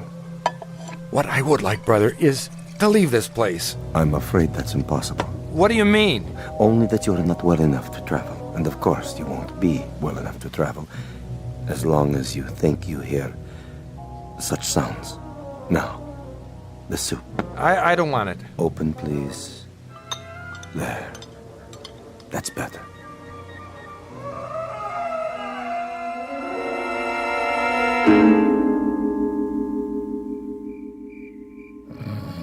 Over the next few hours, my strength did return, or at least some of it. I waited until the monk had fallen asleep. Then at last I made my move. The door was held shut by a simple iron bolt. I had only to slide it a few inches without waking him. I was almost free, but I could not remember which way we had come. When I turned into another corridor, I realized I was lost. It was a maze of dark passages and doors. Here, a part of the ruined ceiling was broken away, and I saw that the moon had risen. In the naked light of the moon, I saw one door different somehow from the others. At first, I was not sure why. Then I realized that in place of a bolt, it was held shut by a piece of wood, a mere stick, crooked and curved, like the peculiar staffs carried by the monk and the abbot, only in miniature, no greater in length than my forearm. On this door, in this door alone, a small wooden staff replaced the iron bolt. How odd! I looked through the opening in the door. Inside, a filthy, shadowed hovel. No table or chair, no straw for a bed. It appeared to be empty. What? There was a man, huddled in the corner, holding his knees and rocking, head back like an animal. In the soiled moonlight, I saw his dirty beard, his rotted clothes. Who are you? Help me. Stay back. No, please. In the name of humanity, help me. But who? You're not one of them. No, my name is Ellington. I'm an American. Shh. What are you afraid of? Them. Listen. Do you hear them coming? No, but why? They will look for you. We only have a moment. You speak as if I'm a prisoner. Aren't you? I'm not sure. Come closer, and I'll explain. Explain what? Don't you know what they are? These men of God.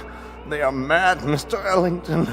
All of them. Raving mad. Why do you say so? I was in the village, in Schwarzhof, doing nothing out of the ordinary, walking the street with my woman. We were holding hands. That is all.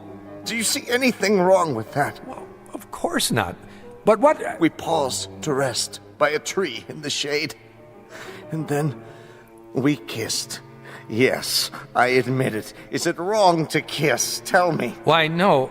I don't think so. You don't think so, I don't think so, but Jerome, that lecherous old fool. The gaunt man, the one in charge. So, you have seen him. As I kissed her, a shadow fell over us. We looked up and saw him standing there. I opened my mouth to speak, but before I could utter a word, he raised the wooden staff he carries, so heavy. You've seen it. Yes.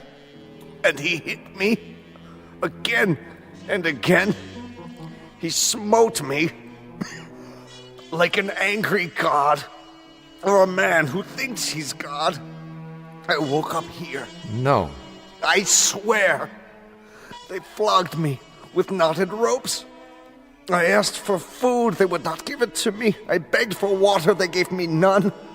Then they threw me in this filthy room and locked the door. Well, why?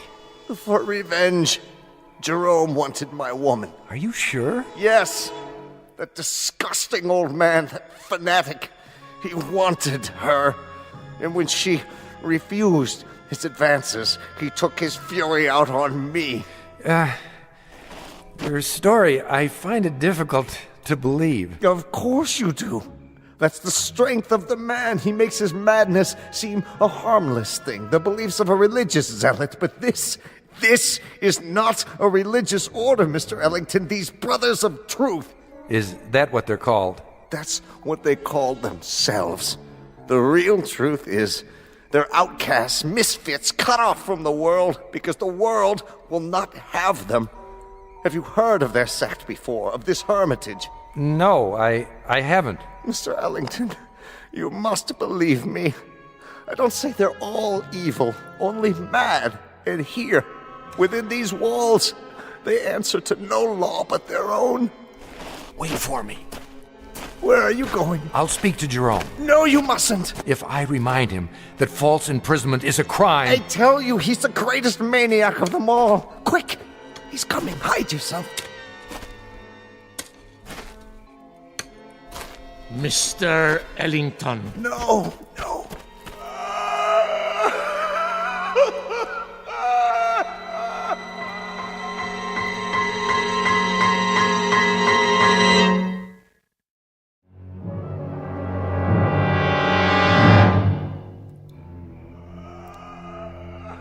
Brother Jerome? I did not know you were well enough to walk. I still feel weak. Brother Jerome... Come with me, please. Look here, This way. Where were you going? I was looking for you. It was unwise for you to wander on your own. The corridors can be treacherous. Oh, can they? In what way? The building is very old. One might trip and fall without a torch. Or go where one is not meant to go, is that it? See something perhaps that you're ashamed of? I do not know to what you refer. Don't you? Oh, then you don't know the grounds very well. I saw something just now that violates the law of this country and of humanity. I must ask you. And I must ask you, Mr. Ellington, to leave the hermitage at once. We lack proper facilities to care for the ill. You certainly do. Arrangements can be made in Schwarzhof. Just a minute. No, not a minute. Not an extra second, Mr. Ellington. Now. I thought you were concerned about my health. I am. But now you want me gone regardless. Why? I have explained that. You've explained nothing. Based on what I've seen, I question your motives. I question your entire operation here. You are making assumptions. I certainly am. Now, look, no one invited me to come here. I realize that. I arrived unexpectedly, and you're not prepared for visitors. But I had no choice. And there is no excuse for your behavior.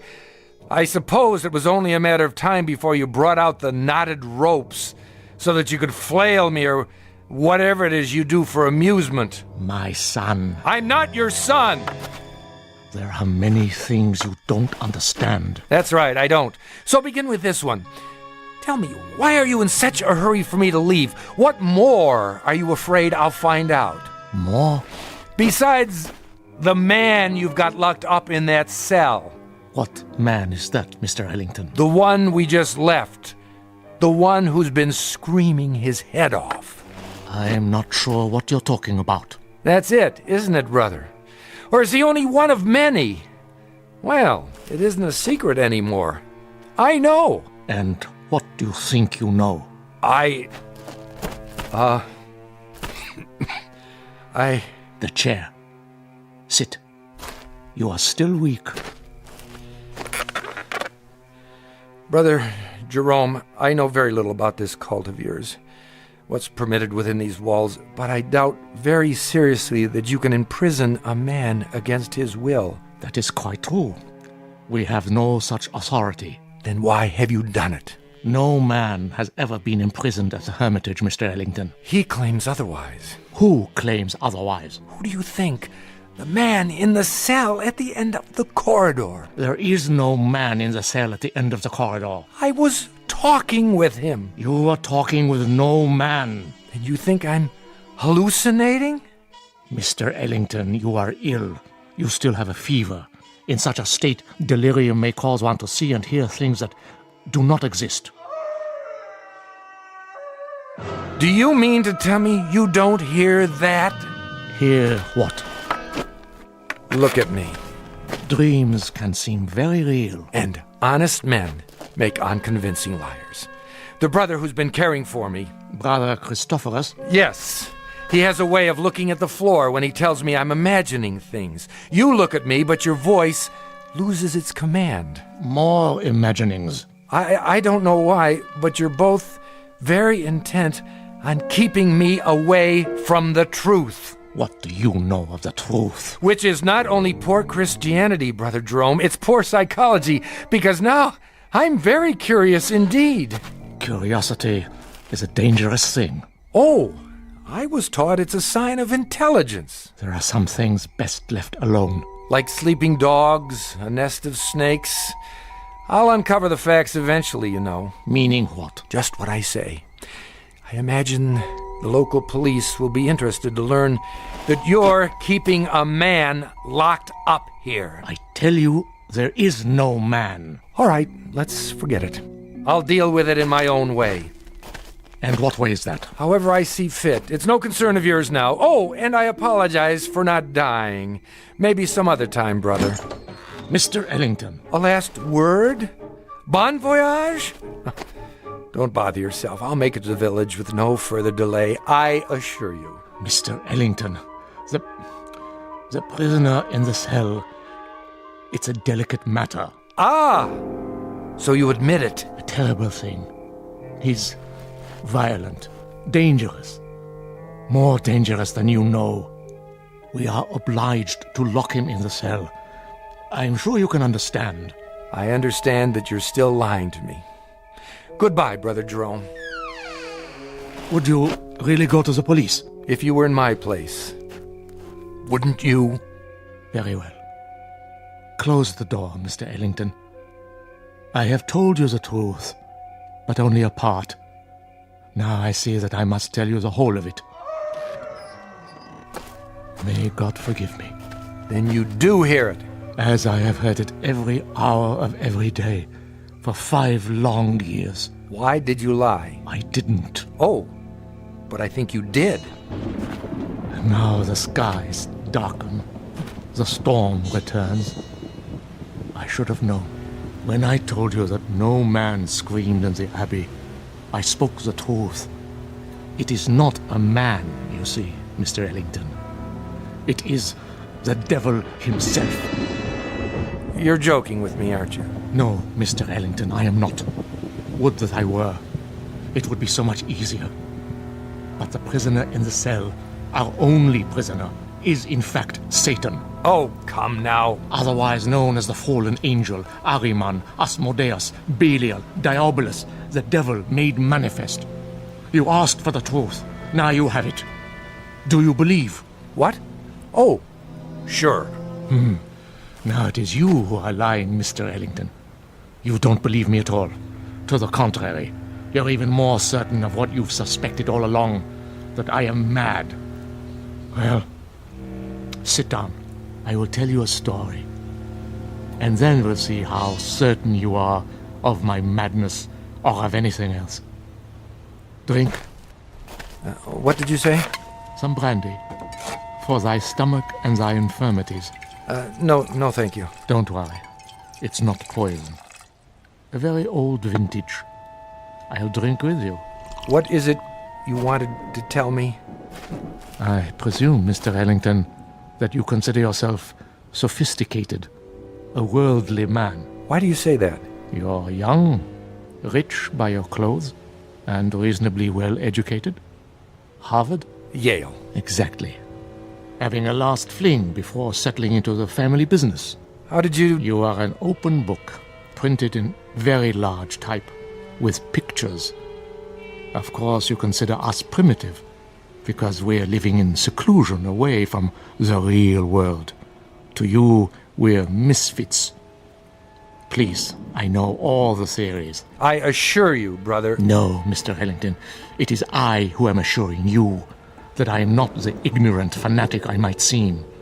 I coped with your world for 40 years before I left it, and rather successfully by your standards. The best schools, a degree in philosophy, a job that took me to all the corners of the earth.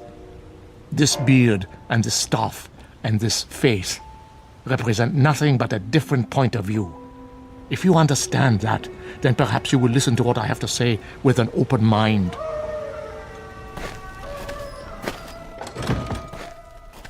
Go on. 5 years ago, there were no screams at the Hermitage. This was simply the bombed-out ruins of a castle belonging to the family Wulfren. How did you come by it? Baron Wulfren turned it over to the Brothers of Truth as a gesture of charity. Our task was to tend the great vineyards and save what souls we could by constant prayer. But this isn't a formal religious order, is it, brother? We believe that we are recognized by God. Truth is our only dogma. We are committed to it as man's greatest weapon against the devil, who is the father of all lies. Please, continue.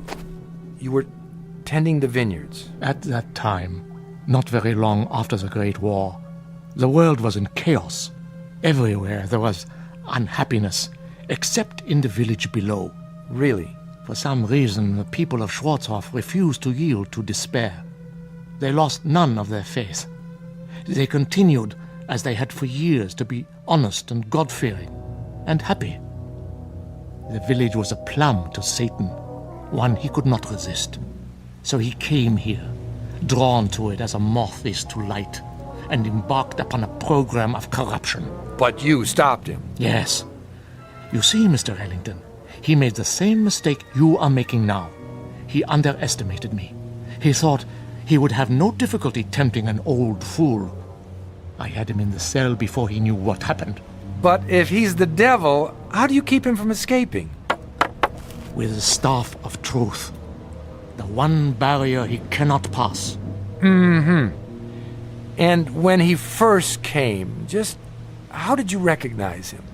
I had seen him before, in every part of the world. Wherever there was sin, wherever there was strife and persecution, there he was also. Sometimes he appeared only as a spectator, a face in the crowd. But he was always there, in all times and places. So you understand now, I trust, why you must say nothing of the things you have seen and heard. Brother, not that I doubt you, but is it possible that you've made a mistake? No. Think, Mr. Ellington, of the peace in the world these 5 years. Think of this country now. Is there another like it? But you haven't put an end to suffering. There's still murders and robberies. Even now, while we talk, people are starving. The suffering man was meant to endure, my son. We cause much of our own grief and need no help from him. It is the unnatural catastrophes, the great wars, the overwhelming pestilences, the wholesale sinning that we have ended. The world is rebuilding. A great dawn will come. Enough. You've made your case. I believe you, brother. Do you? Truly? I admit I was doubtful at first, but you've convinced me. Absolutely. I promise to keep your secret. Good. Tomorrow, If you feel well enough, you may leave. For now, let the storm pass over. Brother Christophorus will look after you. If you would, go directly to your room. I will. Good night, brother, and thank you. I was glad our conversation was over. It was clear that he was quite mad. I thought of his wild beard, his eyes in the flickering candlelight, and I was relieved to be away from him. The devil, indeed. But the storm had returned, and I was not yet fully recovered. I would pass one more night in this place. What, I wondered, should I do before morning comes?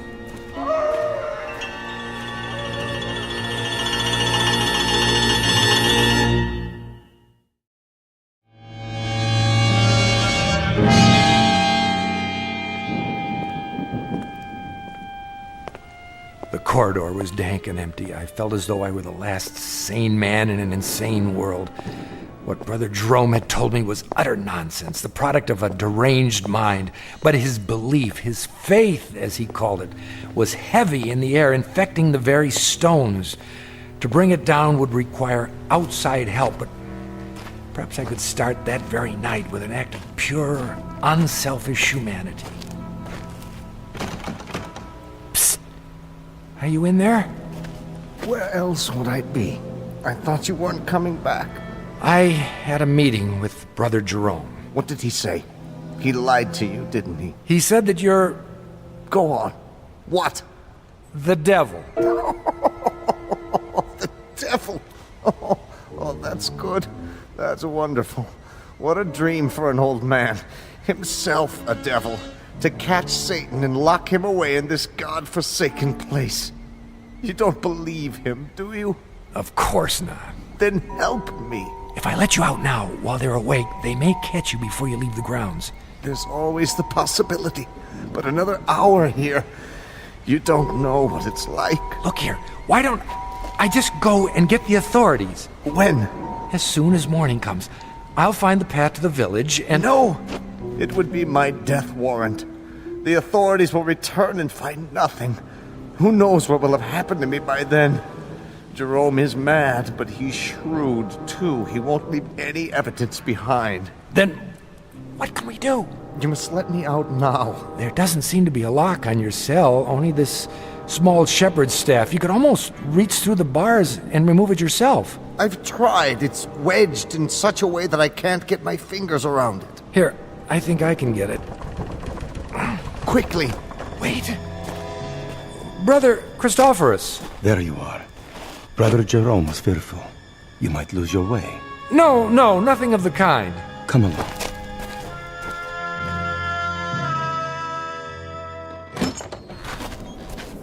I light the candle. There is bread and water on the table, and more soup to give you strength. Thank you. Rest now, Mr. Ellington. Remember, you're still a very sick man. I'm feeling much better. Nonetheless, Brother Jerome has asked me to watch over you. Really, that isn't necessary. It is my duty. The chair is sturdy, and the candle is fresh. Wait a minute. Why are you locking the door? To protect you. But you're locking us both in. Never fear. I have the key. It is not long till morning. But... Sleep, Mr. Ellington. You are a weary traveler.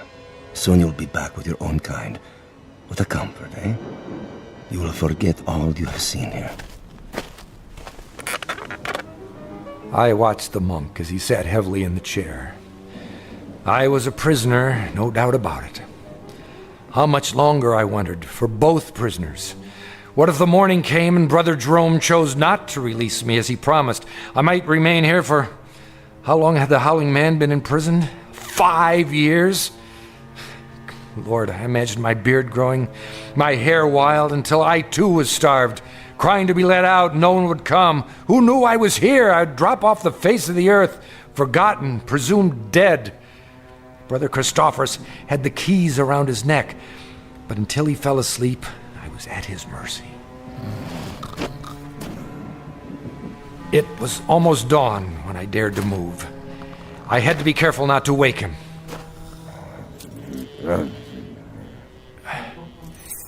Yes, I finally had the key. I locked Brother Christophorus in the cell. There was no time to spare. I knew I must release the Howling Man before I left the hermitage. You come. Good. What do you want me to do? Lift off the wooden bolt. Are you sure this is all that holds you in? A small carved stick? Yes, lift it off, I tell you. But surely you could have forced the door and broken it. Please! There is no time for talk. In the name of mercy, if you fail now, they'll kill both of us. All right. Hurry. I'm trying. I just need to slide it out of the latch. Mr. Ellington, where have you gone? Hurry! Hurry! A moment. Stop him! Stop him! Now! Brother Jerome, come quickly.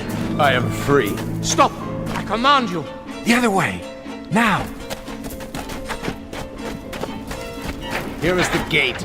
It's locked. I must get over the wall. I'll put my hands together. A hoist. Step up. Let not Satan escape us, O Lord. Let him not sow the seeds of evil throughout the world. I call upon you. Up, now! He stepped in my hands and climbed the gate. Now, reach down and give me your hand. Help me. Help you? Help you, mere mortal? Are you mad? And I saw not the foot of a man before me, but a cloven hoof. In a flash of lightning, with those horns grown suddenly from his forehead. Then he turned and vanished in the moonlight. I am sorry for you, my son. What was he? As long as you live, you will remember this night. He is gone. Who? Tell me. Even now, you're not sure. But you will be. And then you'll know, Mr. Ellington. You'll know who it was you loosed upon the world.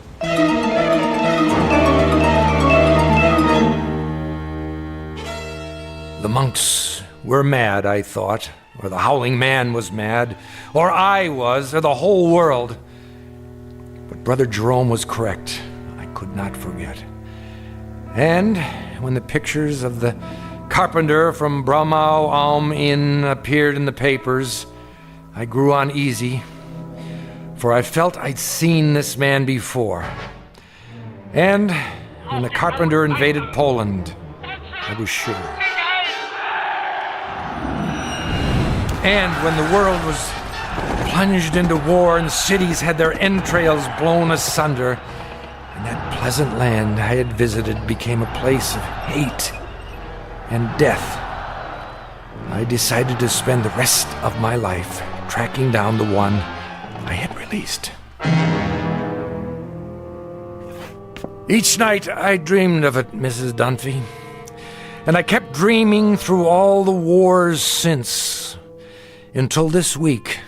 It took years, decades, but eventually I found him. And so the nightmare is finally over. Again. I see. And now, Mrs. Dunphy, I'm going to see about a chartered plane to have him transported back to Germany. Brother Christophorus is in charge now. I have already written him. He will be very relieved. And what you found, it is here? Have no fear. As long as the staff of truth is in place, he cannot leave the next room. The staff is very small, but very powerful. So you see why you must not, under any circumstances, go near that door. Nothing in the world is more important. Do you understand? I believe so. Oh, he'll do a bit of howling, but never mind that.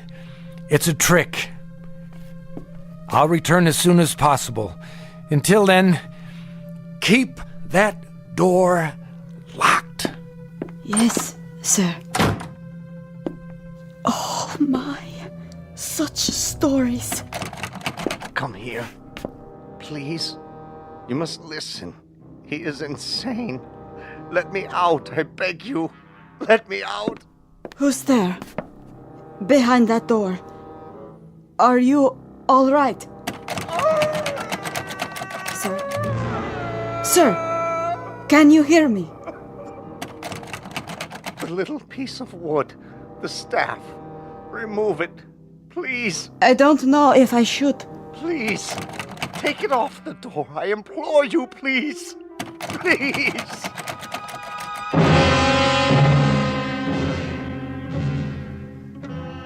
Ancient folk saying, you can catch the devil, but you can't hold him long. Ask Brother Jerome, or Brother Christophorus, or David Ellington. They know, and they'll go on knowing to the end of their days in the Twilight Zone. More from the Twilight Zone after this. You are about to enter another dimension, a dimension not only of sight and sound, but of mind, a journey into a wondrous land of imagination. Next stop, the Twilight Zone. Hi, this is Stacy Keach. I'd like to take a moment to tell you about our Twilight Zone website at twilightzoneradio.com. At twilightzoneradio.com, you'll find the latest information on these Twilight Zone radio dramas, including behind-the-scenes photographs, plus the newest product releases, trivia contests, ways to contact us, other Twilight Zone-related info and merchandise, plus links to other fascinating websites. So make your next stop twilightzoneradio.com. Visit twilightzoneradio.com to purchase these Twilight Zone radio dramas on cassette and CD, or call toll-free 1-866-989-ZONE. That's 1-866-989-9663.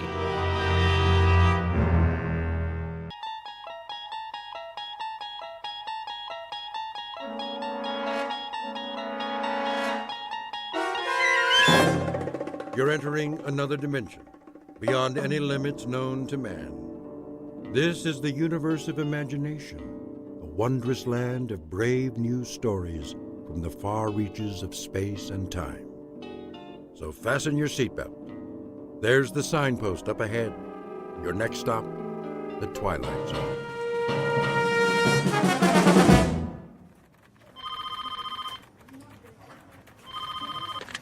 Starlight Magazine. I'm sorry, Mr. Harris hasn't come in yet. Would you care to leave a message? Oh, hi, Christine. Lunch at the Cock and Bull? 12 o'clock. I'll remind him. Paula? Yes? Did you proof the feature story yet? Give me 20 minutes. Make it 10. I need to double-check the whole issue before pickup. Where's the center spread art? Nate's got it. Why isn't he here? He called a little while ago. He's stuck in traffic or something. Well, he can just get himself unstuck. If we miss deadline again... Rennie! Yo! How's the cover coming? Printing it out right now. Good. Don, did you finish the insert? What insert? The new line from Lady Lynbrook? I never saw it. They sent camera-ready copy yesterday. I'll have to repaginate everything. Then do it. They're a huge account. Okay, boss. And Rennie, add a teaser on the cover. Free inside a sample of Tempest Fugit. That's the name of the perfume. Will it fit? I guess it'll have to. That should be everything, except for the color separations. I'm sure Nate's on his way. I'm sure he better find another job. We need him, Cheryl. He's our graphics coordinator. Oh, I can hire interns who will do it for nothing. Well, how well would they do it? You have to admit his work is good, and it makes us money. It's the camera-ready ads that make us money. All the rest is filler. Call the messenger service and reschedule. When's the last pickup? 1 o'clock. Tell them we're running late. Maybe they can stretch it. I'll try. Sorry. I got hung up. Hi, Nate. Do you realize how long you've kept this staff waiting? What time is it? My watch isn't working. Your watch is not alone. You won't believe what happened. I stayed up all night to redo the art. Then the car wouldn't start, so I called the repair shop. You could have called a cab. It took 45 minutes for a jump start. Then, when I finally got here, the elevator quit and I was stuck between floors. I know I said I'd be here an hour ago. Make that 2. But it's not my fault, I swear. You can't beat the clock. The harder you try... Did you bring the disc? It's right here. Load it and print it. You can have your nervous breakdown after we go to press. Here, use my computer. What's the matter with her this morning? Another day in the cackle factory. Look at this first so I can sign off on it. What page? Center spread, the feature story. At night, our fair city glitters like the proverbial Christmas tree. Who wrote this dreck? Our beloved managing editor. Shirley thinks she's a writer now. That's because she won't pay real writers. Whose phone is that? At least put it on vibrate. Hello? Oh, hi, Chris. Oh, she called before about lunch. Yeah, we're still on... I'll be there, I promise. No cell phones in the office. It's Christine. Tell her you'll call her back. Honey, I'm here. Listen, we're on deadline. Now. This is a bad time. Can we talk about it later? Give it to me. What did you do that for? So you won't have any distractions. Get back to work. You know what, Shirley? I don't need this. That makes two of us. I'm out of here. You can mail my last check. Don't let the door hit you on the way out. Yeah, box up all my stuff and leave it with Paula. If I have the time. Right now, some of us have a magazine to put out.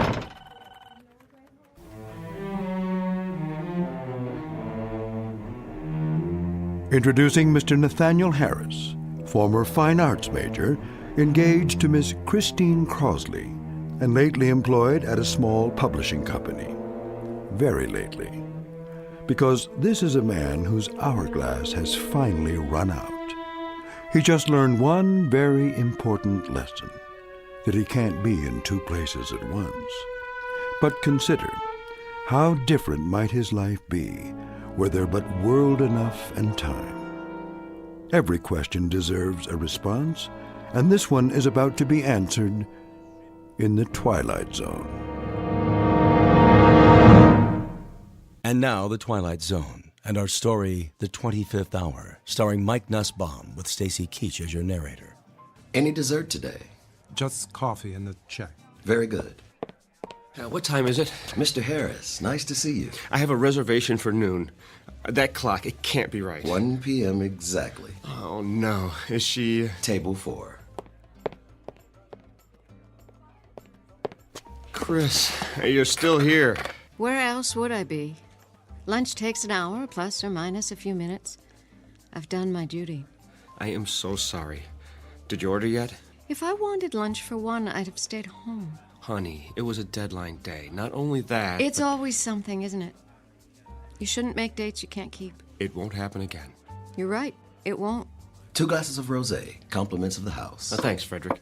Chris, the editor's been impossible to deal with. Today, she actually smashed my cell phone. Can you believe it? So I told her... Care to see a menu? Sure. I stood up, and I said... Need a few more minutes? Please. Very good. Anyway, I told her what she could do with her job. Ask Paula. She was there. We should drink a toast. Great idea. To... Old acquaintance. What? It's about time, Nate. You never have any left over for me. What are you talking about? Don't worry, I'm not bitter. Chris. We need a break. From each other. Who knows?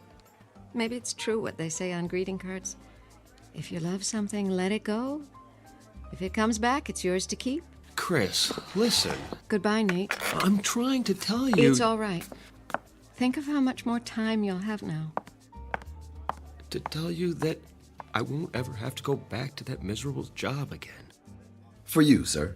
I didn't order it. From the gentleman. He thought you might like something stronger. Which gentleman? The corner booth. The old guy in the brown suit? Yes, sir. He's one of our regulars. Oh, why not? Very good. Thanks. My pleasure.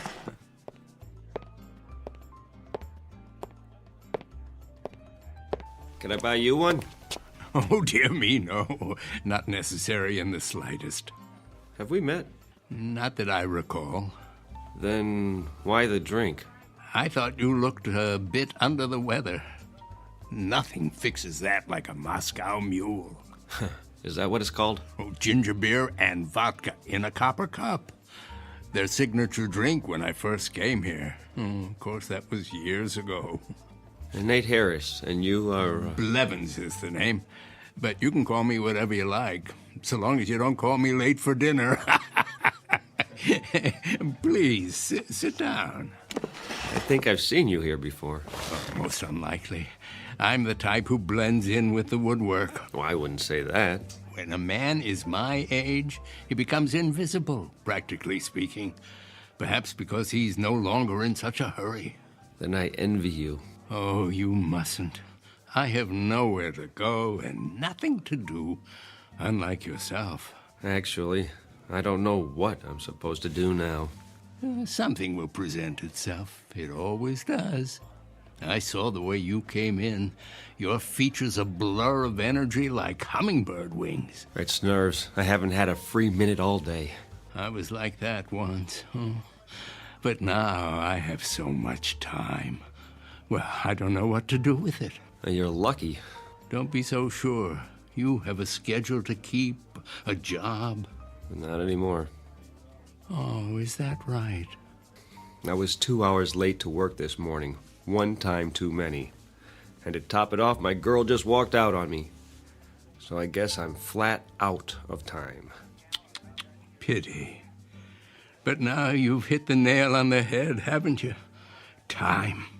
There's an old saying that it's wasted on the young. In fact, it's wasted on people like me. I have all the time in the world, more than I can possibly use. Excess, you might say. Well, if you figure a way to bottle it, let me know. Do you mean that? Are you kidding? I'd pay anything to have a little extra. Anything. Oh, no need for such a sacrifice. That's easy for you to say. If I could have what you have, I'd hock everything I own. I assure you that won't be necessary. No? Let me tell you about myself. As I say, I've reached the point where I have too much time on my hands. That means the opportunity to read, to study, to speculate, and to tinker. What's unimportant falls away, and all that remains is what truly matters. What are you getting at? Simply this, Mr. Harris. I'm about to share something that may sound incredible, but it's really quite straightforward, at least in principle. You see, nothing is created or destroyed in the universe. It merely changes form, moves to where it's needed, so to speak. Sometimes that requires a little nudge, of course. I'm not sure I follow. Consider rain falling on arid land, air flowing into a vacuum. The process is the same. Surplus redistributed to maintain a certain equilibrium. The truth is that nature abhors waste. Now you've lost me. Consider what happens in a typical day. As soon as you have a free hour, new tasks flow in to fill the gap.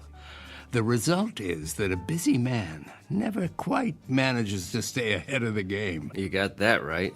But what if you could add another hour, or another, and another, until the pressure is drained off, equalized? Tell me, what would you do with that extra time? Travel? Write the great American novel? Use it to get caught up, probably. I studied to be an artist. Now I'm a consulting graphics coordinator. You know what that means? I push ads around on a computer screen. Don't ask me how it happened. No real mystery. You needed to earn a living, and time got in the way. What you need is time that's off the clock, so to say, before what matters is only a memory. Don't tell me. You're selling a magic potion. What's it called? Time in a bottle? Nothing so fanciful. The product of my tinkering is purely scientific. I happen to have a prototype with me. Spare me, old-timer. Thanks anyway, but I'm afraid I can't afford whatever you're selling. Oh, it's not for sale. It's still in the experimental stage. Oh, come on. I know what that is. I took music lessons. It's a variable rate device to mark the passage of time. Allow me to demonstrate. Congratulations. You've reinvented the metronome. Try to lift it. That's heavier than it looks. What did you do? Put lead in it? It's quite empty as far as the eye can see. Open the panel in the base. Oh, you have to lift the latch. Well, there's nothing inside. Are you sure? A pivot for the arm attached to some kind of bearing, that's all. But it feels like it weighs 10 pounds. That's because the little door leads to...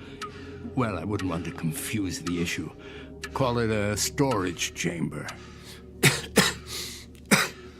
Oh, it smells like stale air to me. Oh, it hasn't been tested in a while. The contents are flowing out now that the mechanism is activated. Well, what contents? That which is beyond price and invisible to the eye. Go ahead, examine it. There must be a layer of iron under that veneer. Only the thinnest of plywood. Oh, where'd you get it? From a magic supply company? It took me years of trial and error. This is the 81st and final model. Or is it the 82nd? If my calculations are correct, it possesses certain unique properties. Listed on eBay. You'll find a buyer. As I said, it's not for sale. But it is available on loan. What would I do with a thing like that? Put it on my coffee table? Well, I need someone to field test it. Test it? How? To be sure that it's ready. Think of it as a kind of temporal storage battery, operating on the principle of equalization. I've infused it with some of my time, the excess I told you about. Say you're running late and you need a few extra minutes. Take it out and start it ticking. When you've had enough, one touch stops the arm. Wouldn't that be something? You almost had me going there for a minute. If it were real, you could name your terms. Oh, it's quite real. I suppose you can prove that? If I do, will you agree to a test? Here comes the con. Put it back in the case and take it home. Use it at your discretion. All I ask is that you return 1 week from today and report your experience in detail. And what sort of experience might that be? Why, the natural principle of equalization. It's already begun to work. You asked for proof, hmm? What does the clock on the wall say? Oh, I can't see from here. Then feel free to stand up. Check it carefully. I don't have to.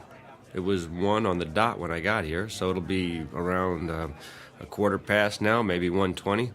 My, how time flies. What's the matter? Don't you have a watch? Oh, that might be part of the trick. Go on, walk over to the clock. Take a good look. And what will I see? The principle of equalization at work. Temporal redistribution on demand. Proof positive that my time is now your time. You're on.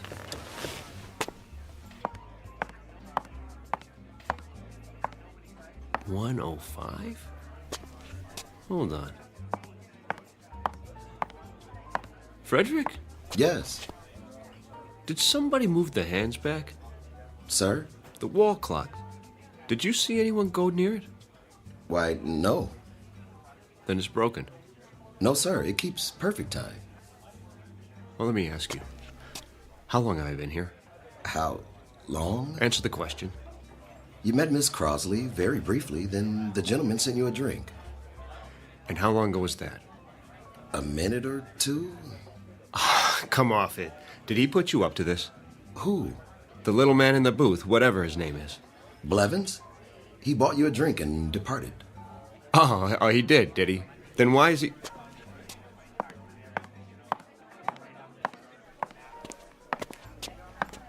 Why is he what, sir? Where'd he go? He was here. We had a conversation about time and his theories of...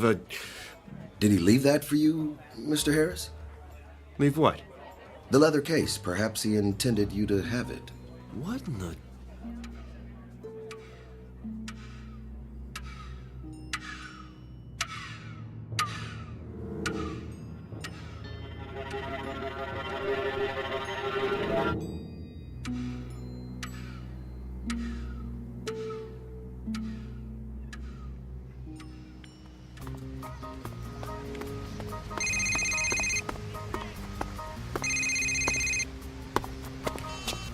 Hello?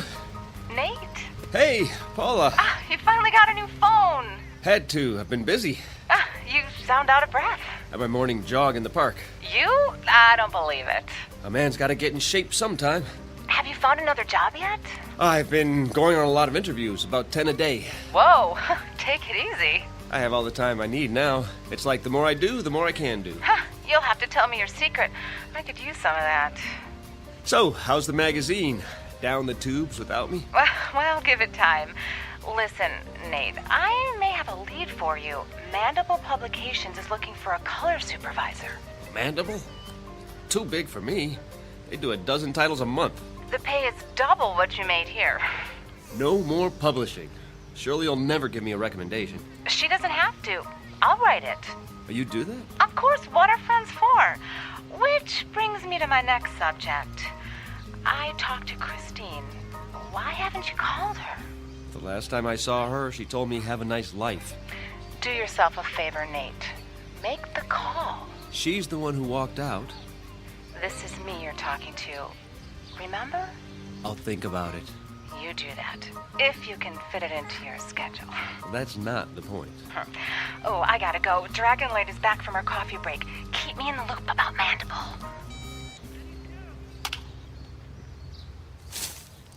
Hey, mister, can we have our ball back? Oh, where is it? It's over there in the dirt. Sure. Here you go. Thanks. Oh, wait. Yeah? Can I see that bat for a minute? Okay. A nice one. A Louisville Slugger. My dad got it for me. Did he show you how to use it? Nah, he's too busy. Now look, when you hold it, be sure the trademark is pointing up. See the circle where it says Louisville? Otherwise, when you hit the ball, the wood might break. Gee, mister, you know a lot of stuff. And my dad taught me when I was your age. I wish you could show us. You kids play here every day? You don't have time. You're always running. Well, let me tell you something. Time is, well, it's, Yeah? I don't know what time is exactly, but I've learned one thing. We can all do a lot more with it than we do. It's a question of priorities. Okay, I guess, only... Yes? What are priorities?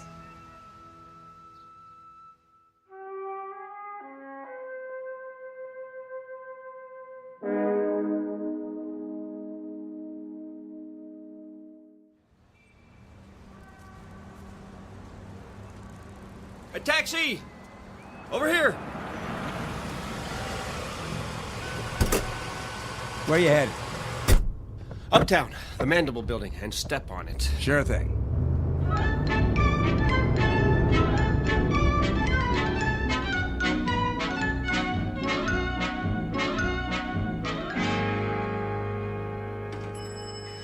Hold the elevator! What floor?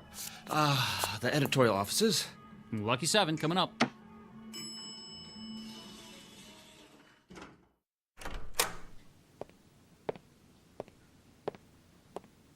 I'm here to see the publisher, please.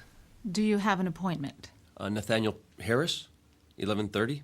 I'll tell him you're here.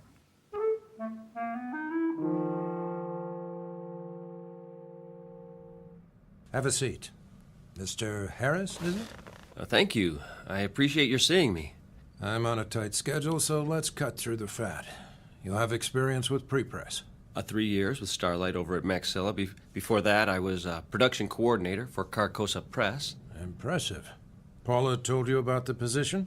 Color supervisor. What exactly would that entail? Crunch. Pardon? That's what it's all about. I want our colors to pop off the page. Good enough to eat. The question is, how hungry are you, boy?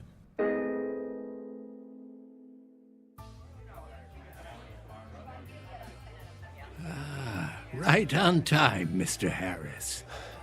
It works. You seem surprised. Mind if I have a look? Oh. It's undamaged. And the little door above the base? Oh, how intoxicating. What is?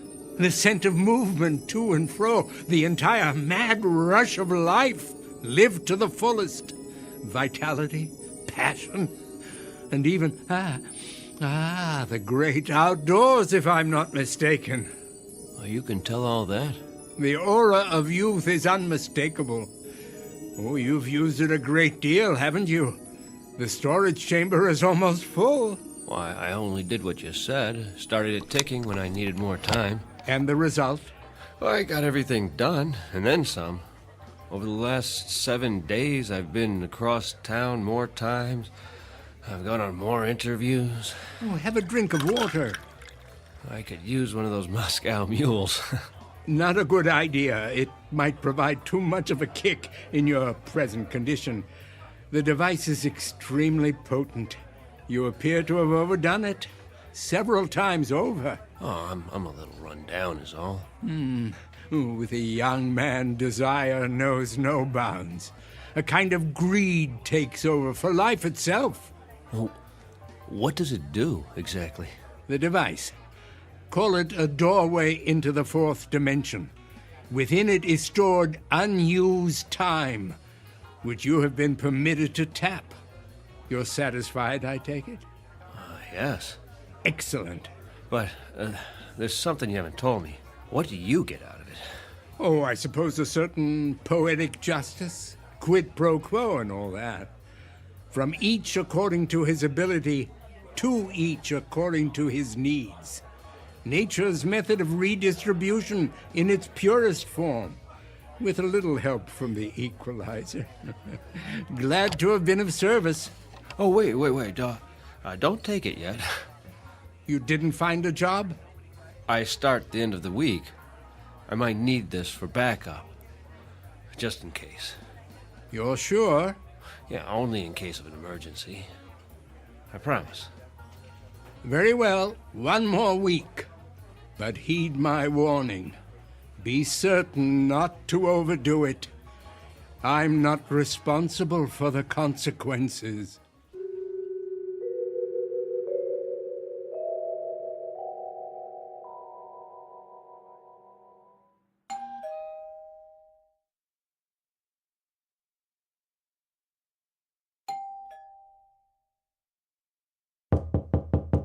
Nate, are you in there?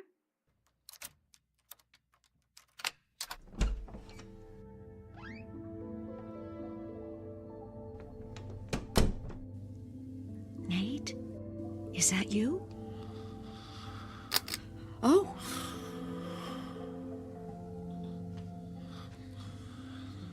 Go on, sleep.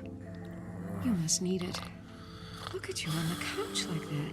I just stopped by to drop off my key. Your key. I didn't think you'd be home tonight. Oh, Nate. What happened to us? I guess it wasn't all your fault. I could have been more patient. That job was killing your soul, wasn't it? The things they made you do, Paula told me. You couldn't help it that there wasn't any time for us. And now you're starting a new job. From the jaws of one bad situation and into the next. It can't be your heart's desire. You deserve more.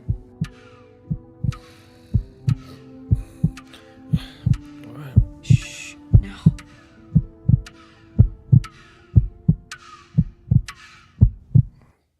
Did you hear that? Hear what? Christine? Is that you? I must have dozed off. Why are you here? I thought you might want the key. You don't have to do that. I'll leave it on the table. Go back to sleep. Oh, please stay. I can't. Don't. I'll be back. Now sleep. You need your rest. Maybe I'll see you at lunch tomorrow. Our old place. Do you still go there? I'll keep up with you somehow.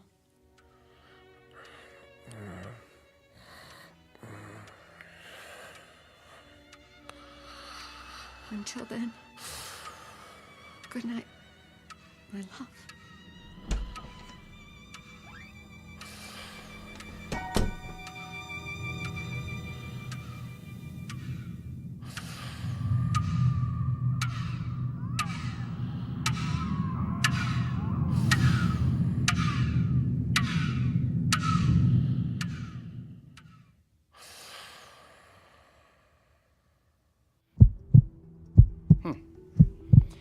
Any chest pains? No. Your pulse is a little fast. How about headaches? I wouldn't call it that. What would you call it? I just ache all over. I've never been so tired in my life. Look straight ahead. Try not to move your head. Follow my finger with your eyes. I'll do my best. Okay, I'm going to switch off the overhead light and shine this directly into your eyes. Now, first one, then the other. You'll see a flash of red. Now, don't worry. It's perfectly normal. Ready? Okay. Okay, I'm turning off the lights. There you go. Now. All right. Wow. What do you see, Doctor? Some new broken blood vessels on the retina. Any trouble focusing lately? Blurred vision? In the last few days. Floating blind spots? Shadows at the edges of your vision? That too. So what's wrong with me? You want it straight, or you want it with sugar on it? I can take the truth. There's evidence of accelerated macular degeneration. The sort of thing I'd expect to see in a much older man. All since your last checkup. What does it mean? Well, it's hard to say by itself, but it's part of a cluster of symptoms. Slowed reflexes, general weakness. Have you noticed a ringing in your ears? Well, not a ringing, but I do hear something. Not voices, I hope. More of a throbbing. It feels like a pounding in my head. Your blood pressure could be a lot better. So, tell me, what's been happening in your life? I mean, stress on the job? Well, I had a job. But not anymore. I found a new one. I start this week. A big life change, no matter how old we are. Getting enough sleep? As much as I can. That's a no. You don't leave the window open at night, do you? What? Pale skin, circles under your eyes. Good to be a vampire. Like Dracula. You know, sucking the life force out of you. That was a joke. I know. Well, something's going on. You're dehydrated. And I don't like the sound of your heart. I'll schedule an EKG and a complete blood panel. When? Right away. This morning. Is that necessary? I'd say so. I thought you could give me a B12 shot or something. I could, but it won't address the problem. That was all the running around. There was so much I could do with the extra time, but that's going to change from now on. Extra time? Where do you get that? In a vending machine? Don't ask. You wouldn't believe me anyway. Ready for my speech? Go ahead. You've been making the most of every day, and that's admirable, but you've stretched it too far. Burn the candle at both ends and you burn yourself out. You know the old saying, live fast, die young. Is that what you want? I'll try to slow down. Try? Not good enough. You're exhausted, Nathaniel. After the tests, I want you to go home, take your vitamins, and pull the covers over your head. 8 glasses of water minimum in the next few hours. Now, I'm going to call you when I get the results. Is there someone who can come by and cook you a healthy meal? I'm not sure. Well, let me know if you feel any worse. And cancel your appointments. Don't even think of going anywhere for the rest of the week. Well, that's not possible. You don't have a choice. The new job. You'll end up in the emergency ward. I told you. I'll take it slow. Famous last words. That'll have to do. Then I'm going to check you into a hospital room right now. No. I have something to do first. You're not listening. Do you want a myocardial infarction? How about a stroke? Not common at your age, but it can happen. Life or death, Nathaniel. It's up to you.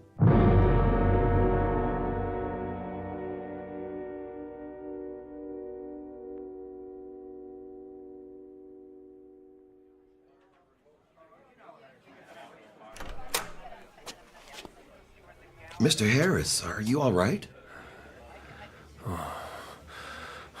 Where is he? Let me take that for you. Where? Who, sir? The old man. You mean Blevins?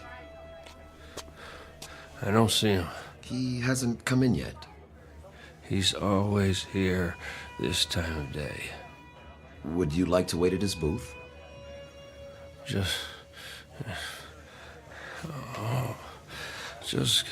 give him this. The briefcase? Tell him I couldn't wait. Let me call a cab for you. I have to get rid of it. Now.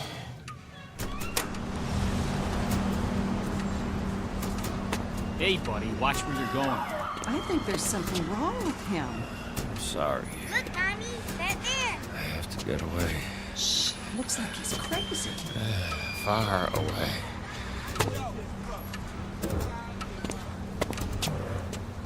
Now, what have we got here? Been drinking, have you? Can you hear it? Move along. You do hear it, don't you, officer? Or I'll be running you in for drunk and disorderly. Where's the case? You'll have a case, all right, in front of the judge. I left it, but it won't let me go. On your way. It was you, old man. What are you? Some kind of a psychic vampire. That's it, isn't it? Sucking me dry. Well, I won't let you. I'll Well, look at Mr. Businessman. Is it happy hour already? Where is he? I'll tell you what, old man. Just give me your wallet, and I'll tell you. Now, if you just hand it over, we won't have any trouble. You have to help me find him. What? What are you babbling about? You don't understand. He has to take it back. What? Are you for real? I mean, what's the matter with you? Stop. Are you having a fit or something? Make it stop. It hurts. My heart. Please. Forget it, you old geezer. I'm out of here.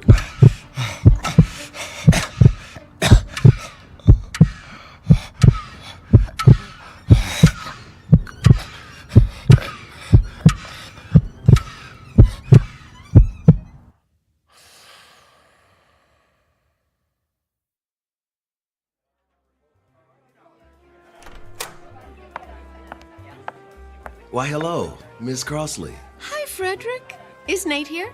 Mr. Harris? He was, but then Where did he go? I didn't see him, miss. I offered to call a cab. Why? Did he have lunch already? No, miss, he seemed, Seemed what? Is he coming back? I really can't say. Then I'll wait for him at the table. It needs to be cleared. Oh, take your time. I'm in no hurry.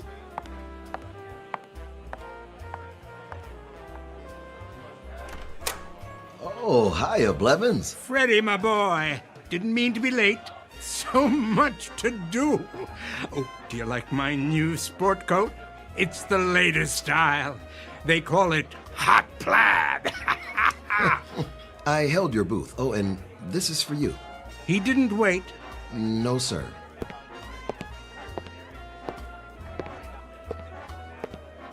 Hello there. Hello. I do believe I recognize you. From where? This very table. You're a friend of Nathaniel's. What a coincidence. So am I. You know Nate? Please, join me. I'm fine here. Until they clear your table. I insist. Well, I'm sure he'll be along. Besides, I want to show you something. You'll find it quite interesting. Nathaniel did. just for a minute. Follow me, the corner booth.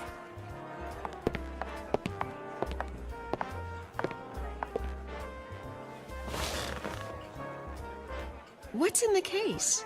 Something very special. I know what that is. It's a metronome. Are you a musician?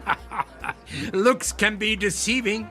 This one has a most unusual construction, but I wouldn't want to confuse the issue.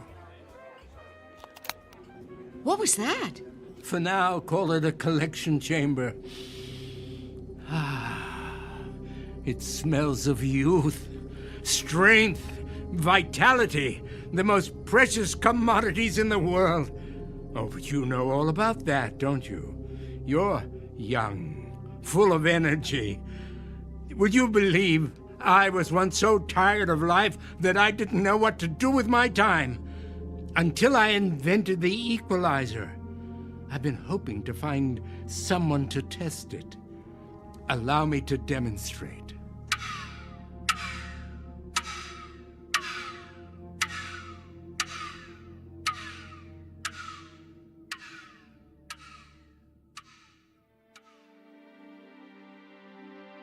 A story about a man named Nathaniel, a victim of the adage that it's better to burn out than to rust. Unfortunately, everything has a price, and Mr. Harris learned too late just how steep that price may be. A man whose hourglass ran out to the last grain of sand. But consider, how different might his life have been had he lived it somewhere other than the Twilight Zone.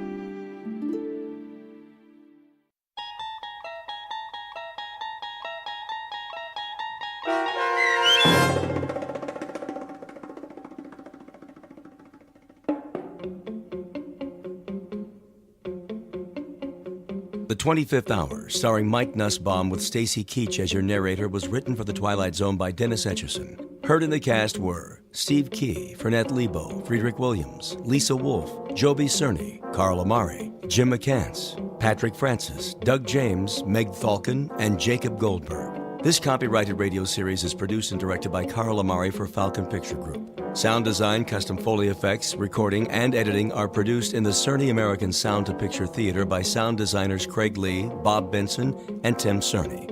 Music for The Twilight Zone is provided by CBS and American Music Company Incorporated, New York. To learn more about the Twilight Zone radio dramas and to download episodes, including 6 free episodes on our homepage, visit our official website at twilightzoneradio.com. Doug James speaking.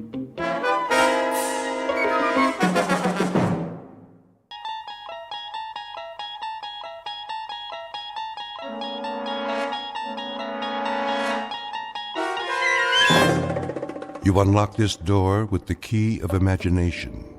Beyond it is another dimension, a dimension of sound, a dimension of sight, a dimension of mind. You're moving into a land of both shadow and substance, of things and ideas.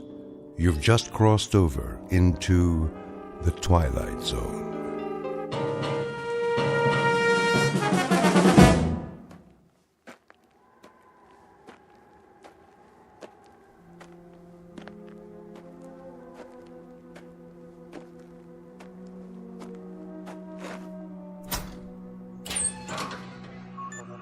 Hank? Hank! Oh, morning, Captain. Anything on the radar? Not yet. No signal at all. Try 4.0, true. It'll probably come from that direction. I had her on that all morning, sir. Still nothing. You're past your time, aren't you? Who's your relief? Al Baines, Captain. Baines? I'll see what happened to him. Yes, sir.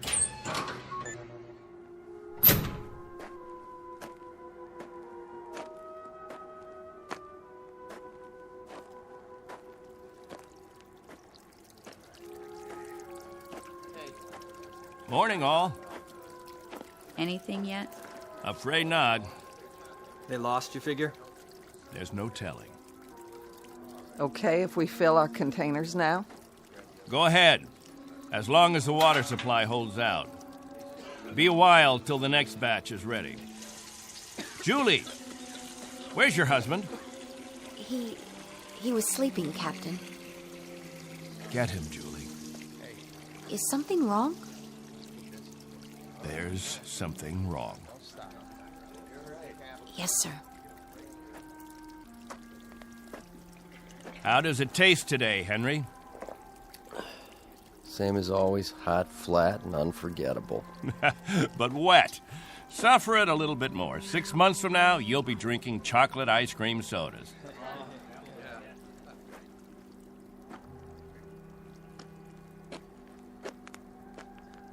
You want to see me, Captain? There's a man in the radar tower who'd like to see you, Al. He would have liked to see you 2 hours ago when you were supposed to relieve him. I overslept. Tell that to Hank Parker up there in the tower. Tell him you overslept, and then be good enough to tell him, Al, that you'll stand his watch all day tomorrow. That's not fair, Captain. It doesn't happen often. Once is too often, Al. More than once is intolerable. And many more than once is a case history of Albert Baines who likes his sleep. I prefer it to a stupid game in the hot sun, both of them. A game, Al? What are we listening for? 30 years of 2 shifts a day. What have we ever heard? Wind noise.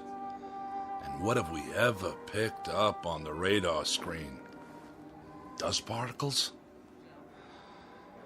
But anything to make you happy, Captain. You listen to me. There's a ship on its way.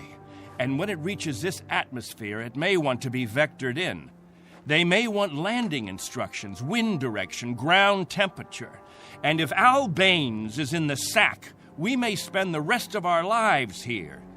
Is that what makes you happy, Al? How do we know there's a ship out there, Captain? A lot of garbled static 2 months ago that you told us was a message, and then nothing. 2 whole months, and you decide there's a ship coming here to take us back. You make the rules and set the watches and plan the days, and now you tell us the Messiah is coming. And you tell us to pray? The difference between you and me, Captain Benteen, is that I do my dreaming when I'm asleep. You do yours on your feet. There's a ship coming, Al. All of us believe it. Because he tells you to. And we believe him. Whatever Captain Benteen says, that's what will happen. Sure you believe him. He tells you this is the best of all possible worlds, and by God, you break into song.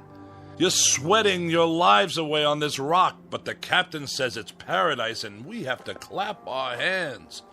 Rule by hypnosis. Al, there's a ship coming. This happens to be a fact. There's a ship coming. Believe it. I tell you, it'll happen. And you know it's real, just as you know this is real. You haven't forgotten our ship, have you? The Pilgrim 1? The first spaceship sent up to colonize the outer regions? And this plaque, placed here by the 130 men, women, and children who established the first off-Earth colony. We owe them our belief. Because they had faith. Don't ever forget that. Now, if you'll excuse me, I'd better go check on the generator.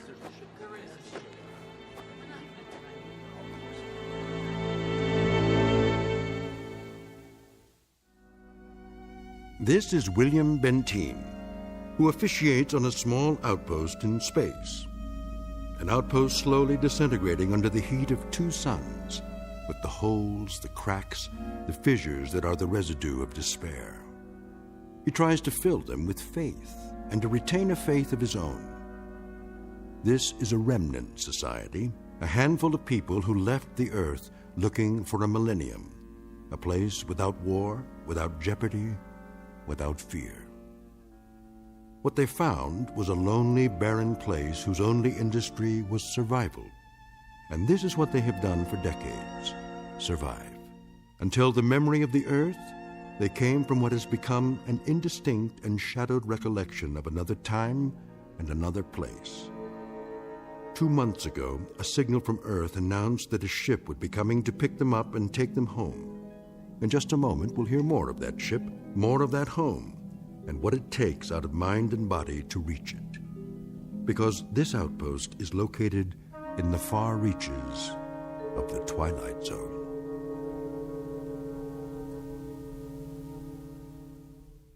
And now, The Twilight Zone and our story, On Thursday We Leave for Home, starring Barry Bostwick with Stacy Keach as your narrator.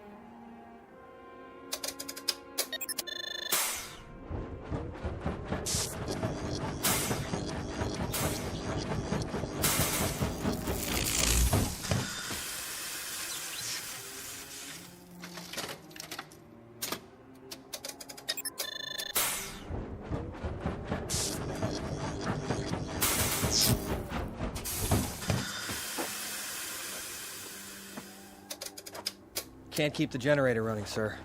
No wonder. Look at these wires. They're rotten. That's all we got, Captain. No backup? This is it. Any insulation? That's all gone, too. We used it on the converter belts. Well, we have to get the current running somehow. If that refrigeration unit stays off, the temperature in the underground rooms will go up 50 degrees. Well, we could stop the saltwater converter for a day or so, switch the parts. Then we'll have to do that. Tell the people to fill up all the jugs they have. We'll be shutting off the water in 6 hours. Yes, sir. Captain, what about the ship? It's on the way. We know that much. Then everything will be different. When we get back, the things that are old and worn out, we'll throw them away. Just throw them away. Captain Benteen. What? The main square. Come quick.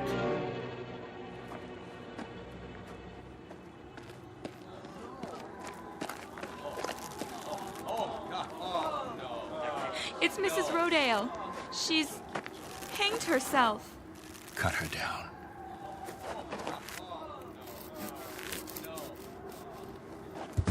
Oh! Mommy, what happened? Is that lady all right? Get them out of here. Come, children. God have mercy on her. You men there prepare her. We'll bury her in an hour. Yes, sir.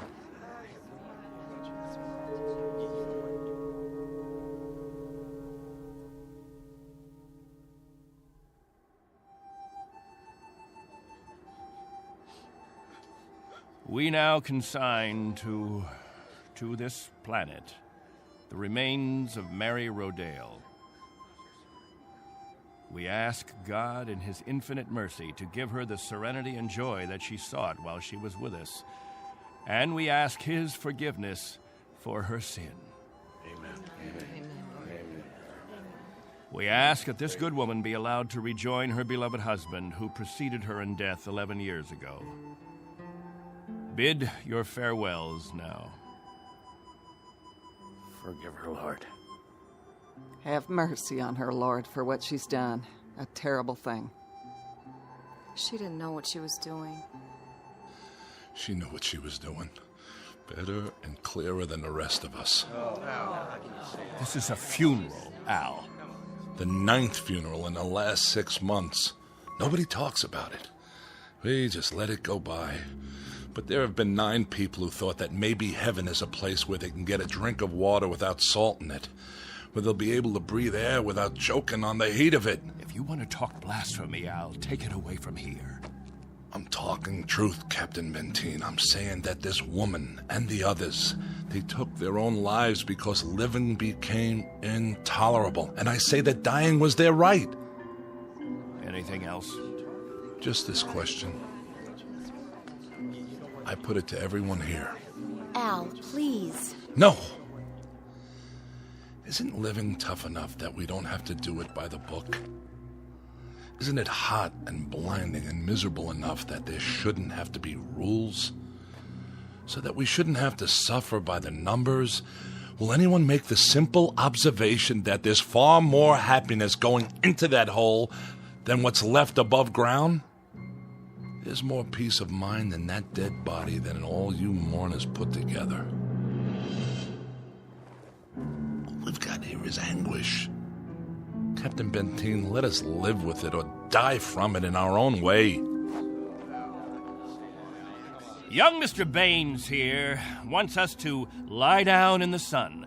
Young Mr. Baines would have us given to death when there is still life.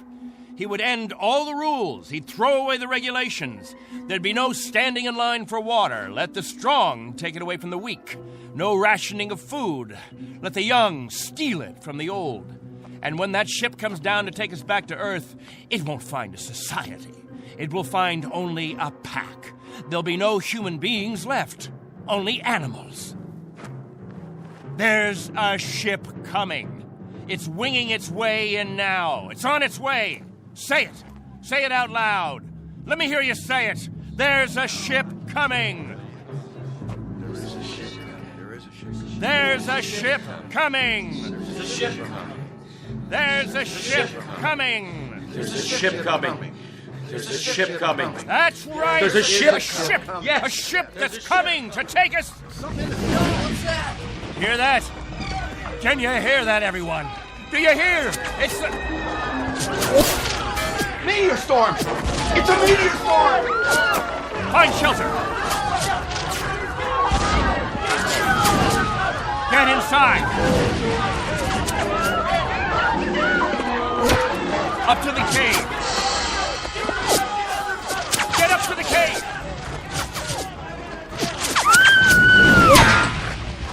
Julie! It's Julie. She's bleeding. Quickly! We have to move. I can't. Something hit my arm. I think it's broken. Stand aside. I'll carry it.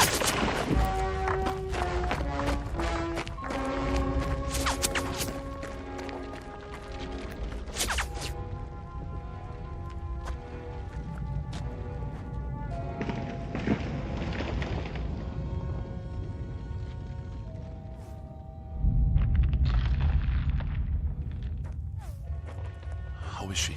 It's just a cut to the forehead. Not very deep. But keep this bandage on it. Julie? Julie, honey?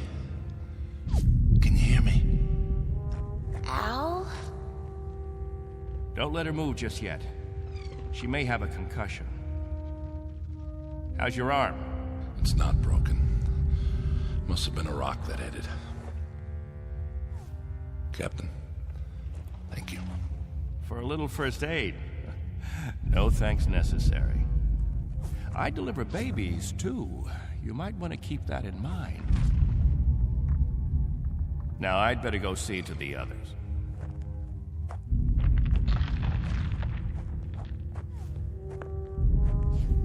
Will it go on much longer, Captain? I wish I knew. It sounds like it's spending itself. I've seen meteor storms before, Captain, but nothing this size. What about the damage, Henry? 2 underground cells destroyed. At least, that's what it looked like from out front. Everybody accounted for? I think we're all here, Captain. I've checked. Nobody's missing. Thank God. Everyone try to stay calm. The worst of it is over.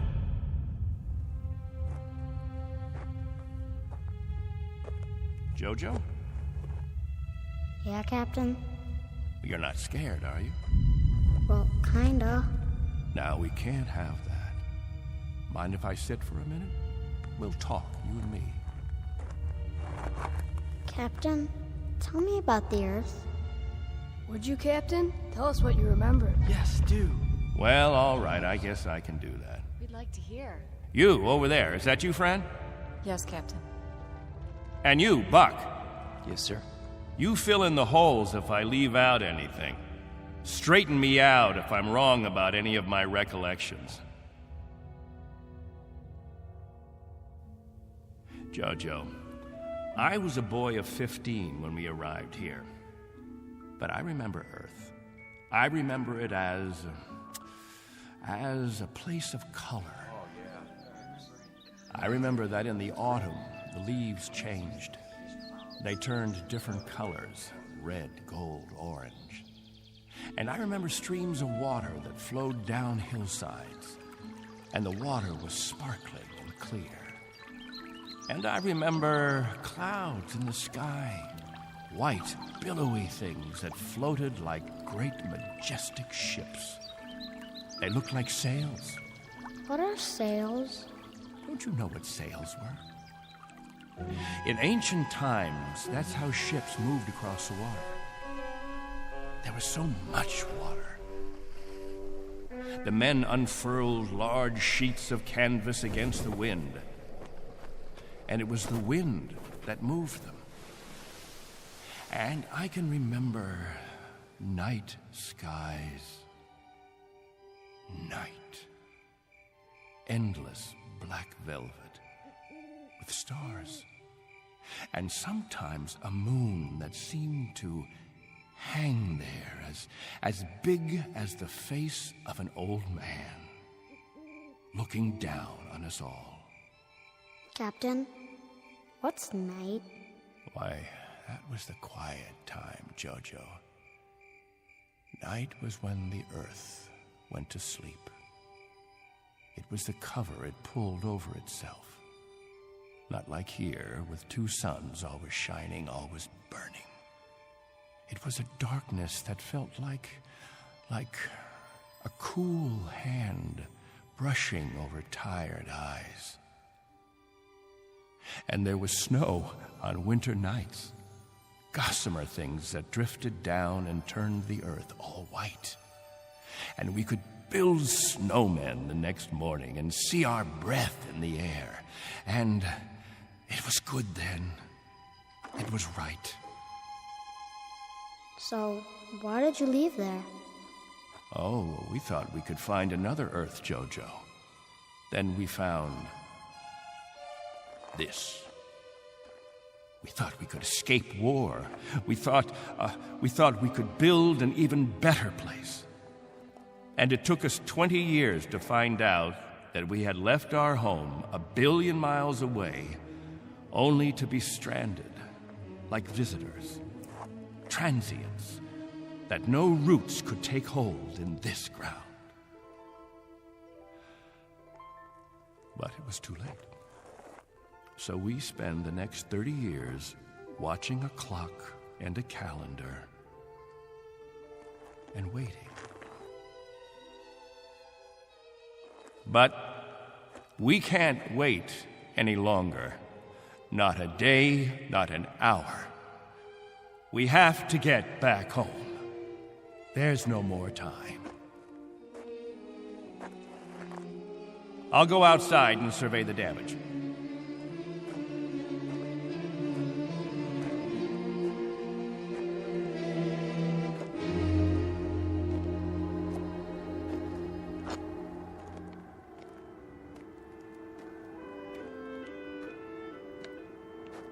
Not much harm. The radar tower is still standing.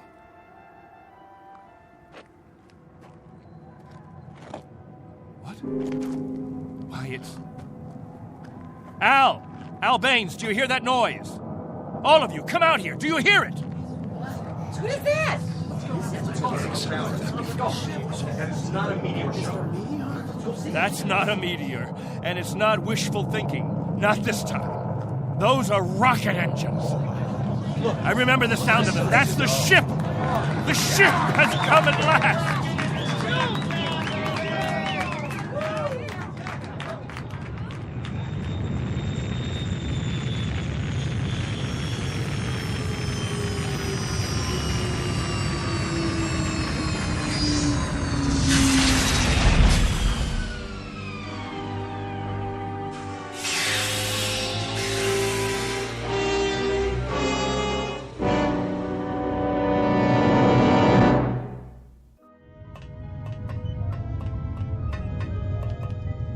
Wow, what a ship! How fast can it go? Oh, pretty fast. Watch your step. Looks like you got plenty of room for everybody. Do you have any water? Clean water? We have enough. Oh, doesn't that sound wonderful? Delicious. Careful.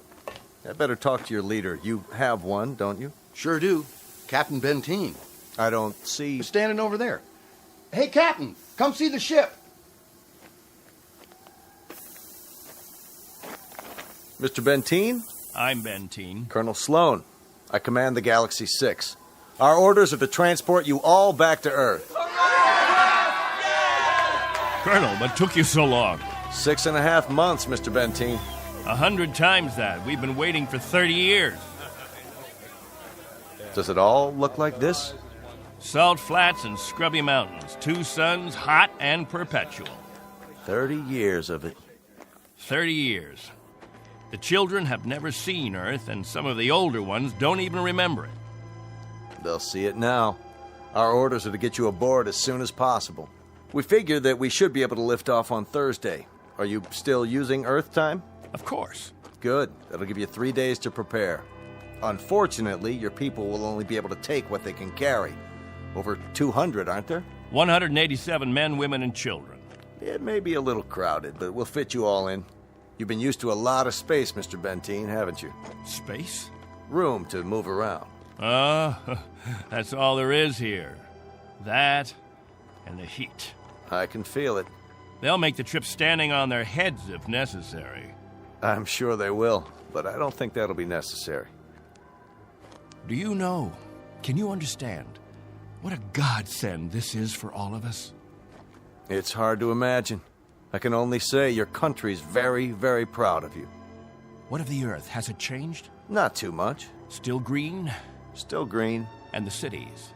The cities still stand. And war? As always, I'm afraid. One dies down, another one springs up. But through some miracle and the grace of God, we never had the big one. Now, Mr. Benteen, all things considered, I think you'll find it very much as you left it. Captain Benteen. Captain? That's what the people call me. This place, their very lives, it's all been my responsibility. You've done quite a job, Captain Benteen. But you can rest easy. I'll take over the responsibilities now. No need. I'm used to the job, Colonel. The living quarters, they're underground? I was saying, Colonel, I'm used to the responsibility. I wouldn't quite know how to function without it. Is it cooler there, Mr. Benteen? I'm sorry, I didn't... Your underground rooms, are they much cooler? Yes, they're refrigerated. It's... Captain. Morning, Captain. George. The best morning ever. We just wanted to say thank you, Captain. Why? For what?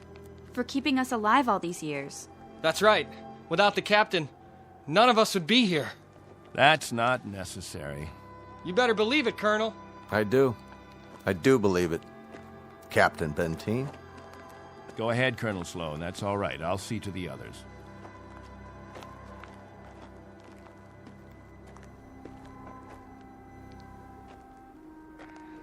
You know, I don't need this. I'm not gonna take this. Hi, Captain. Julie, where's your bandage? Oh, I don't need it anymore. But we put one around your head so the cut would heal. What's this? Isn't it incredible? It's called a medicinal patch. You wear it for 24 hours. It accelerates the growth of new skin. Look at her forehead, Captain. You can hardly see the scratch. Better put the sling back on your arm, Al. I don't need a sling. Just this metal band. It's magnesium. Colonel Sloan said my arm would be perfect by the end of the week. Well, I seem to have had my practice taken away from me. But while we're here, I'd use that sling. I'll bet I've fixed about 500 broken wings in my time, and the only way to be sure it heals properly is to keep the limb immobile. Where's Colonel Sloan? I want to ask him what to pack.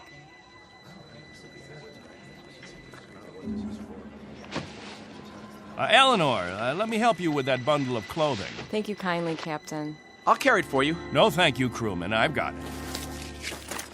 Here you go, ma'am. I don't know how to thank you. Are all the crew as strong as you? That's our job, ma'am. Nothing to it.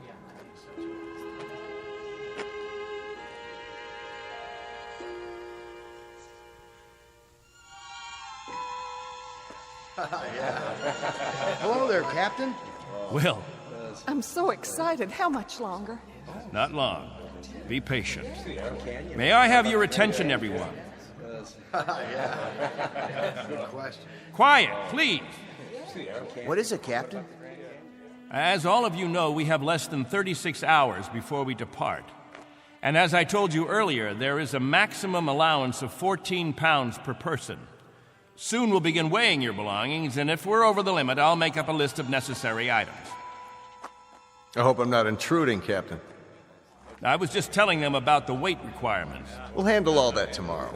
I heard you'd called a meeting here in the cave, so I brought Lieutenants Engel and Rafferty with me.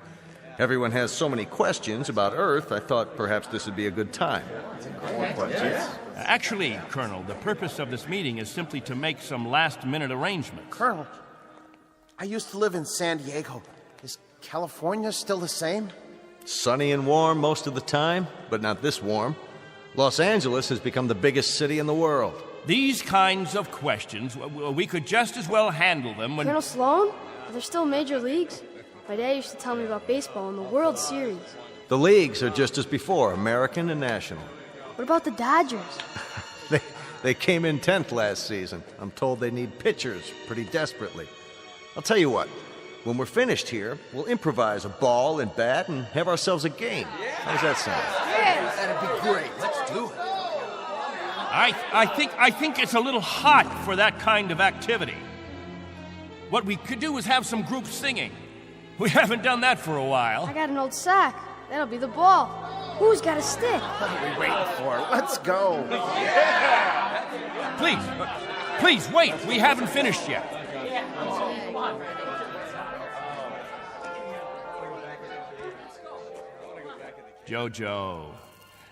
Jojo, I haven't told you a story in a long time. How would you like to hear a story about... What have you got there? This is what they call candy. One of the spacemen gave it to me. It tastes... Sweet, Jojo. It tastes sweet. Yeah, sweet, Captain. Want a bite? Oh, thank you, Jojo. Back on Earth, we can get all we want. Something, Captain? I'm not sure. I'm not at all sure. You've promised them all candy. You've made it sound as if that was what the Earth is made of. Sugar and spice and everything nice. Maybe they ought to be told the truth.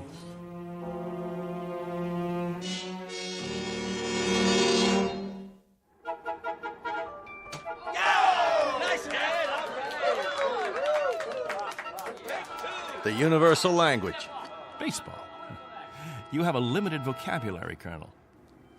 Do you have any idea what the temperature is? At this hour, it's about 110. I don't know whether your crew can take it, but I know my people. They're going to pay for this little athletic event. Some of the older ones, it might even be serious for them. It's just a game, Benteen. My guess is that it's worth it. Now, I'd better get back to the ship. Colonel Sloan. Something else, Mr. Benteen? Colonel, when we get on the ship, you can tell us what to do and we'll all fall into line. But here, in this place, I'm in command. I'm not trying to usurp authority, Mr. Benteen, but I really don't see what harm a little game... It's still Captain Benteen. For now. Galaxy crewmen, back to the ship. That's an order. Oh, come on. It's time for rest now. All of you go back to your homes. I'll announce when the new day will start. I don't know.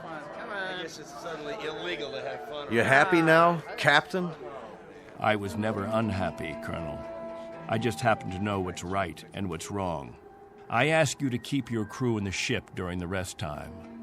I don't want my people distracted. You rule with a heavy fist. If it were 1 ounce lighter, no one would have survived. I've held these people together by will. They'd have died, Colonel, without someone they could hold on to.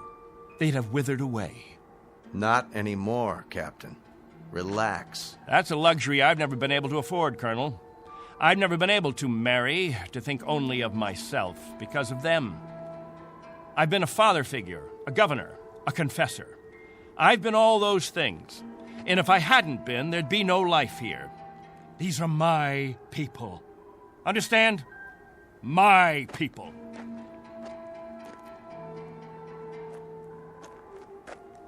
What's with him, Colonel? I'll bear with him a little bit longer, fellas. He's really quite a man. He's got just one minor aberration. And what's that? He believes he's God. As far as he's concerned, we're booting him out of heaven.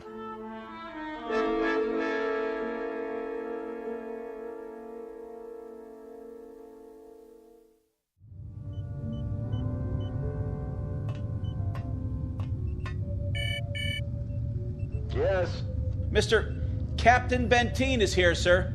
Show him in. Very well, sir. Come in, Captain. Sorry my quarters are a bit cramped. Please, sit down. Colonel Sloan, this is a list of all passengers with their approximate weight and the weight of their belongings after each name. The scale we have is pretty beat up. My guess is that it underweighs by about 4 or 5 pounds. Fine. All I wanted was an approximation. We'll weigh them in on our own equipment before blast off.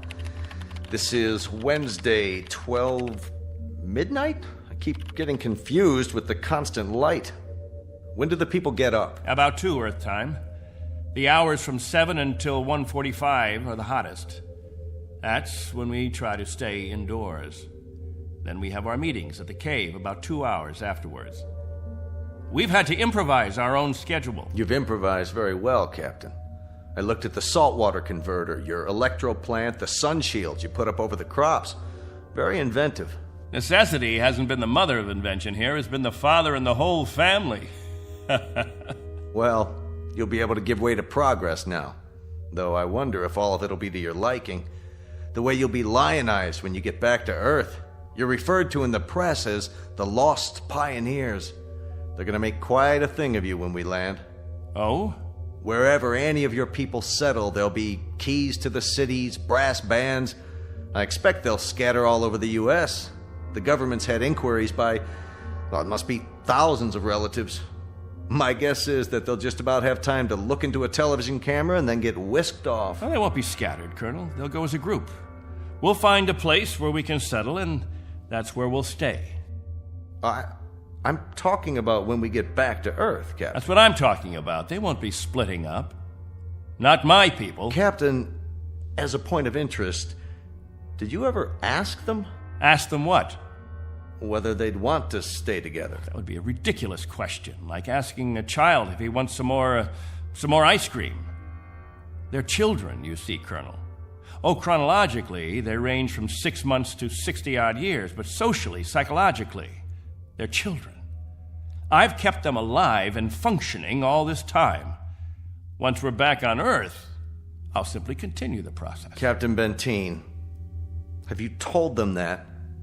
Have you told them that after 30 years of waiting, 30 years of living in a compound, they're going to travel 1 billion miles just to walk into another one? Have you? There's no need. They wouldn't have it any other way. To leave them to their own devices, that would be an act of cruelty. Captain, do me one favor. Just ask them.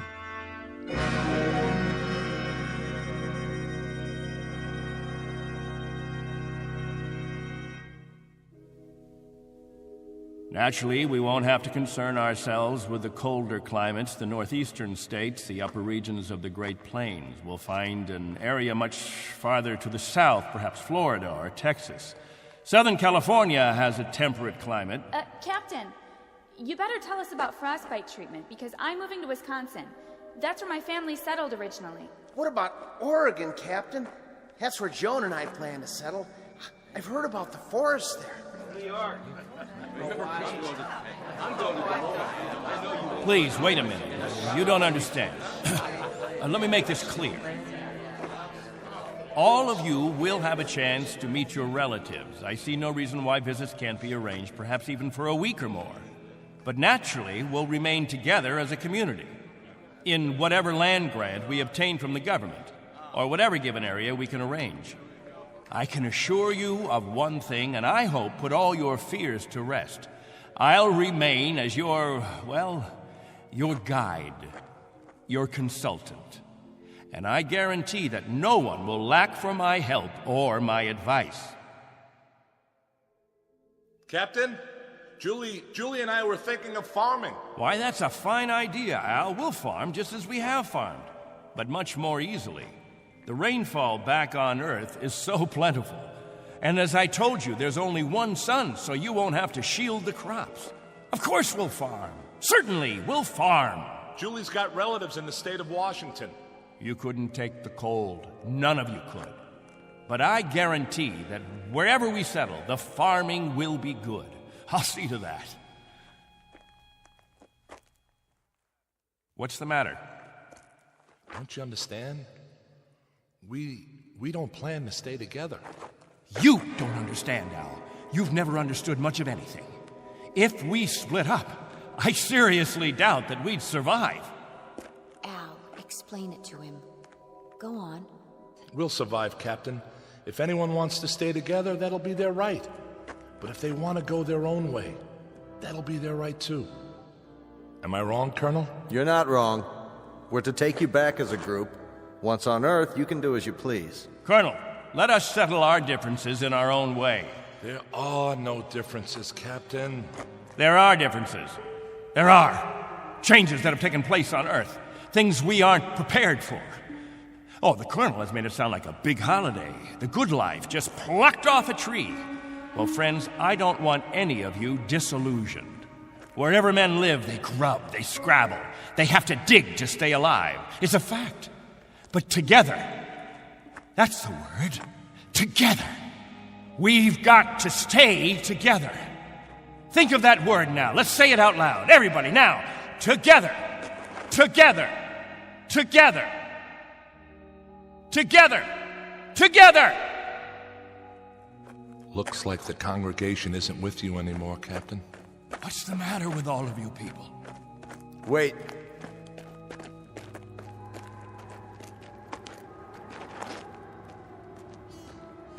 I've made the compartment assignments. I'd like to go over them with you. Assignments? There's not much time, and there's some things we have to check off.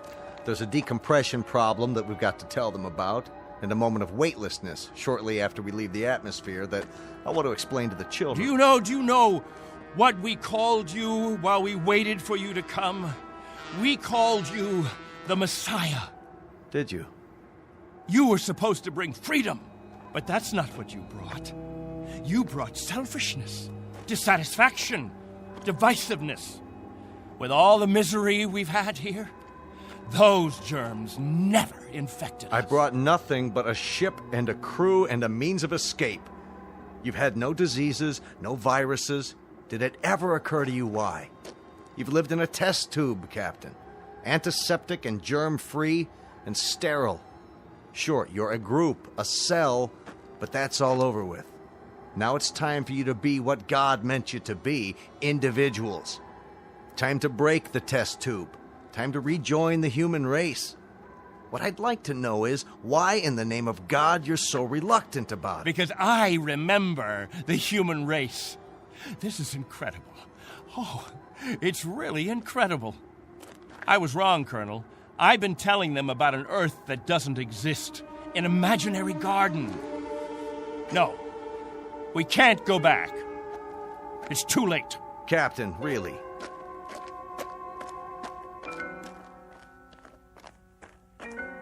Everybody, gather around. I've got something to tell you. Listen to me, all of you. I want to tell you all. Listen to me, all of you. I want to tell you about the real Earth. Captain, are you all right?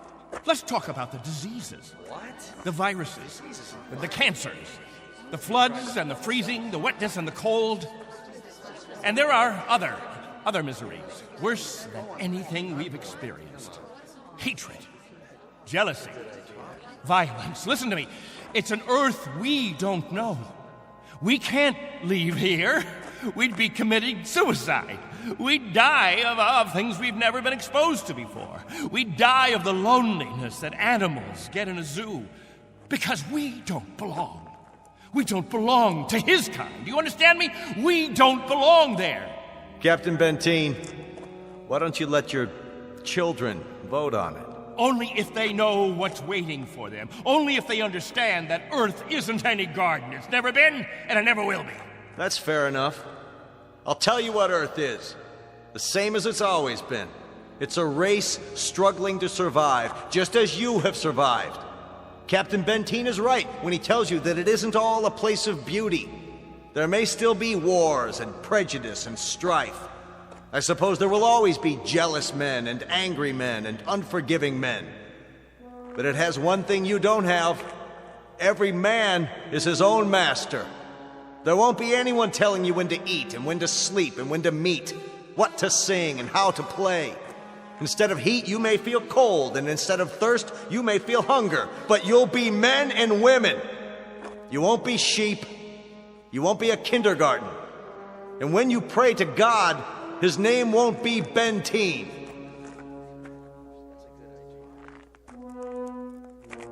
A vote now, Captain, and the majority wins. Those of you who want to be on the ship 10 hours from now, heading back to Earth, step forward.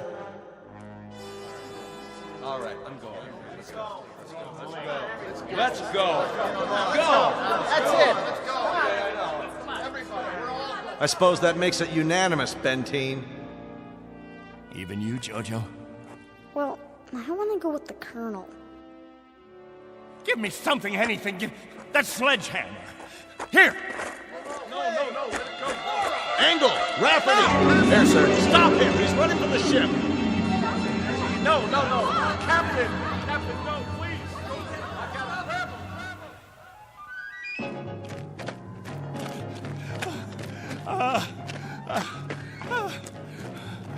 grab him. We'll see how far you get. Without a tail fin.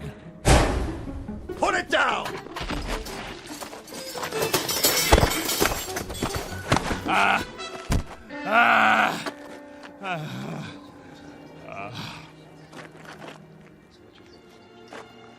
You all right, Colonel? I'm fine.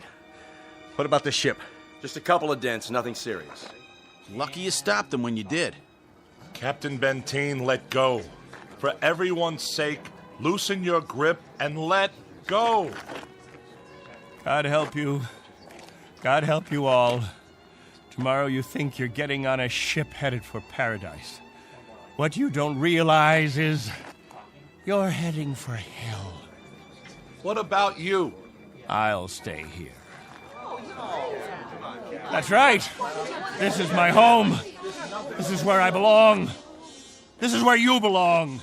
You just don't have the brains or the guts or the sense to know it. This ship leaves at 0800 tomorrow. If you're not on board... I want no special privileges, Colonel Slow. No special treatment. If you're to blast off at 8, you blast off at 8. As for the rest of you, you can go on the ship or you can remain here with me. I'll be at the cave.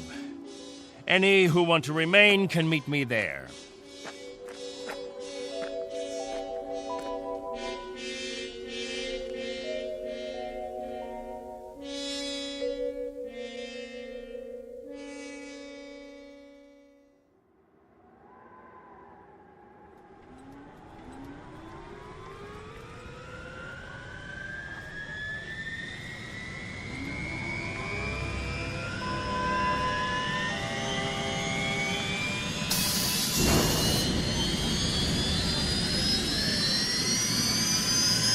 That's it, folks. The rocket's fired up. Everybody on board, single file.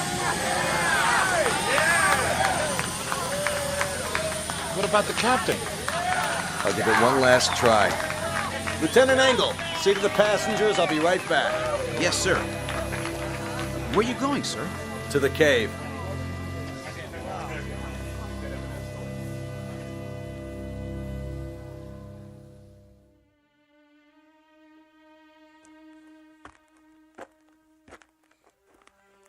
Captain?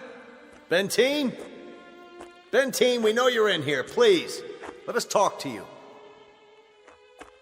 He's not going to show himself, Colonel. We're leaving now. We have to blast off in 5 minutes. If we don't, we'll have lost our orbital position. Benteen, it has to be now. Captain, please, come out. Remember this. If we leave without you, there'll be no other ships. This is where you'll live the rest of your life. And this is where you'll die. All right, Benteen. As you prefer. Let's go, Baines. Goodbye, Captain.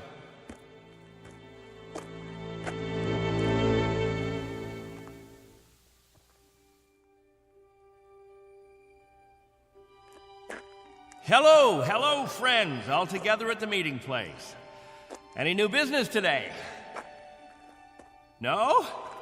Jojo, I'll bet you want to hear about Earth. about the rivers and the seas, the blue skies, or the night, the stars and the moon. Which do you want to hear about this time? There's color on Earth, the change of seasons. And the wind brings the smell of the ground, the plants, the seeds, the roots, flower petals, sap from the trees, and the smell of the weather, the rain or the mist or the fog. And on the earth, there's green, the color green, the feeling green. There's something fresh about it, something living. Earth. It's called Earth. Don't leave me. Please. Oh, don't leave me.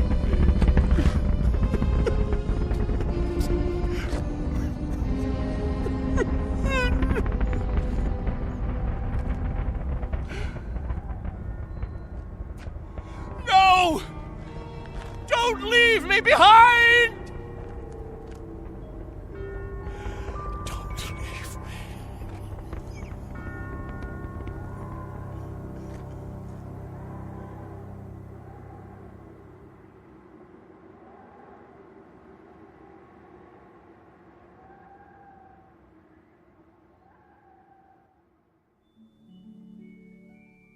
A man named Benteen, sometimes known as Captain, who had certain prerogatives. He could lead, judge, legislate, even dictate. It became a habit, and finally, a necessity. William Benteen, once a god, now a population of one, on a distant outpost in the Twilight Zone.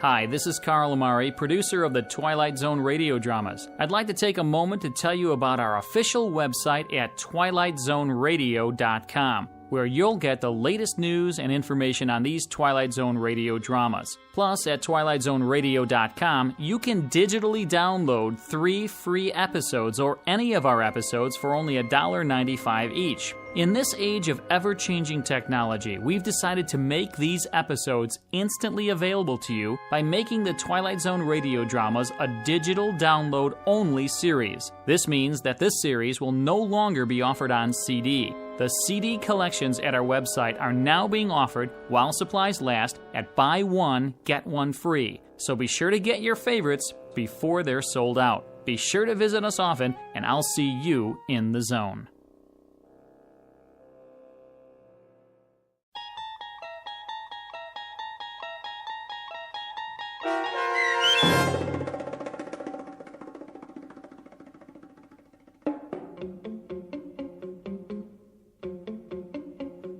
On Thursday, We Leave for Home, starring Barry Bostwick with Stacy Keach as your narrator, was adapted for radio by Dennis Etchison and written for The Twilight Zone by Rod Serling.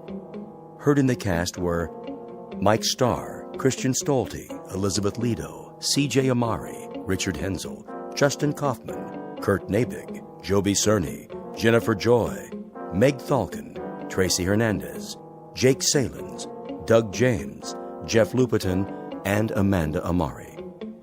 The producers of The Twilight Zone wish to thank CBS Enterprises and the Rod Serling Estate for making this series possible. This copyrighted radio series is produced and directed by Carl Amari for Falcon Picture Group.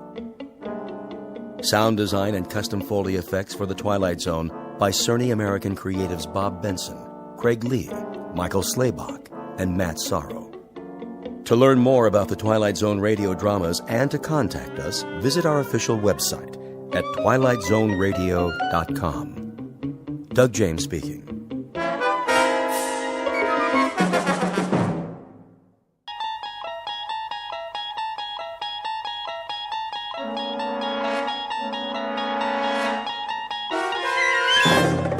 You unlock this door with the key of imagination. Beyond it is another dimension, a dimension of sound, a dimension of sight, a dimension of mind. You're moving into a land of both shadow and substance, of things and ideas.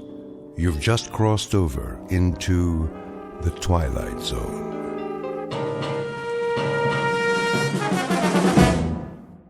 Looks like another wet one, folks. Get your umbrellas and your booties if you're going out. Possible thunderstorms over Margaret? 2 hours. Cloudy tomorrow with a 50% chance. Margaret? Of precipitation. Yes, Miss Alva? Come here, please. I'll be right there. Now, it's important. The dishes are all done. Do you need something? It's getting late. It's not that late, is it? We can play a game of cards if you like. A storm is coming. Is it? Well, that's what they said on the radio. A very serious one. The sky was clear this afternoon. Nevertheless, I think you should be getting home. Well, I'll just fix you a cup of tea then. I'd like to be in my bed. So early? Well, I'm feeling a bit tired. Oh, as you wish. Do you have your shawl? It doesn't do much good. Oh, awfully chilly this evening. I'll raise the thermostat. Ah, there's the rain. Oh, I hope the roof holds. Why wouldn't it? You had it reshingled last year. Here we go.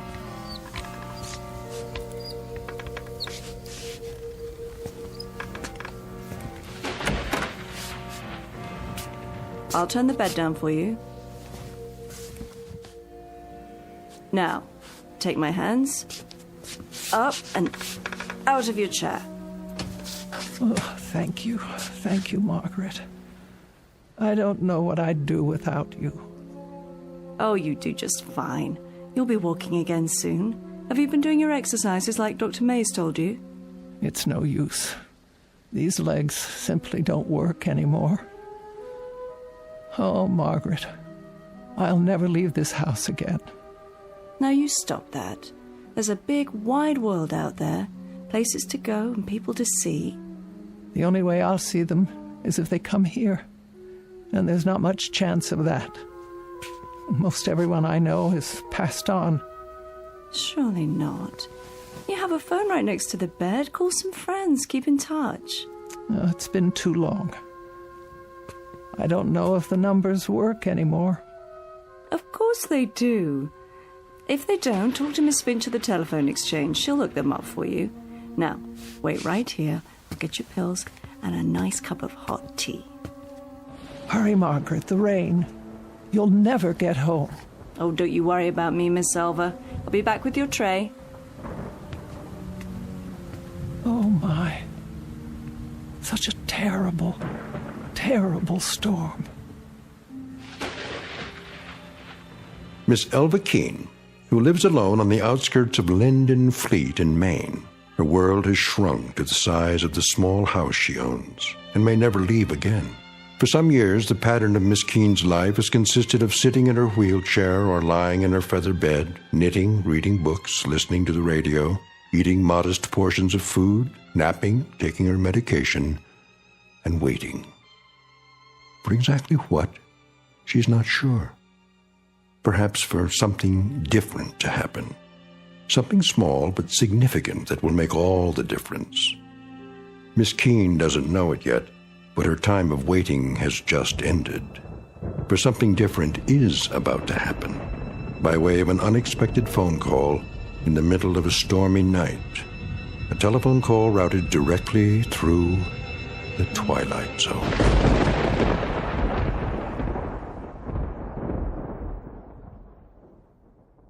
And now, The Twilight Zone and our story, Night Call, starring Mariette Hartley, with Stacy Keach as your narrator.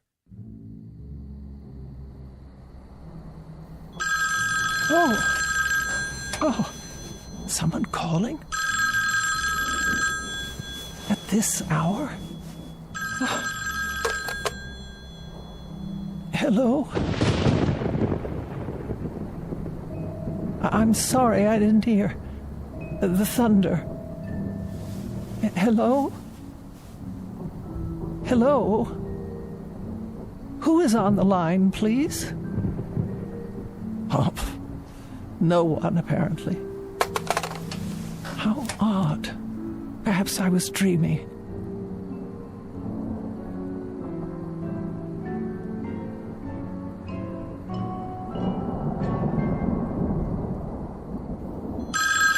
Oh, for the love of... Hello? Hello? I can't hear you. If you wish to speak to me, please say something, or I'll hang up. Hello? Hello?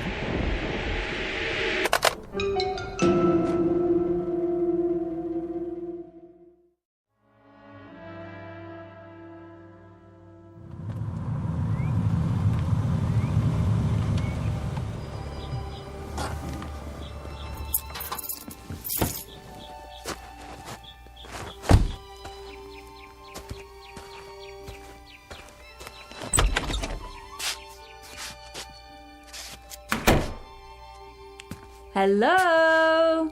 Just a moment, Margaret. You're up early this morning.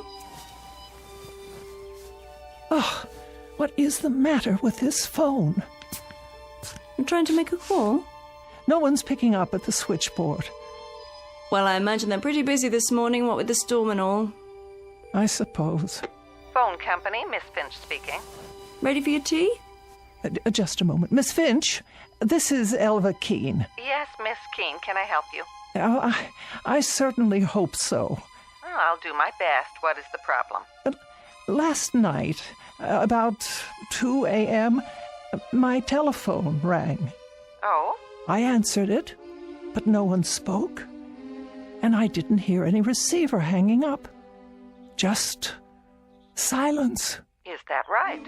Or rather, a crackling sound like wind and rain. That would be electrical noise, a faulty line, most likely. The same thing happened a few moments later. Well, I'll tell you, Miss Keene, that storm last night about ruined our service.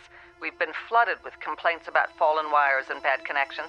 I'd say you're pretty lucky that your telephone is working at all. Oh, you would you? Yes, ma'am. And would you say then that someone was trying to call me, but that the connection was washed out? That's as good an explanation as any, Miss Keene. But who would have tried to call me in the middle of the night? I'm sorry. I wish I could be of more help, but the way things are right now... Is it likely to happen again? I really couldn't say. It might. Were you expecting a call? Not at that hour.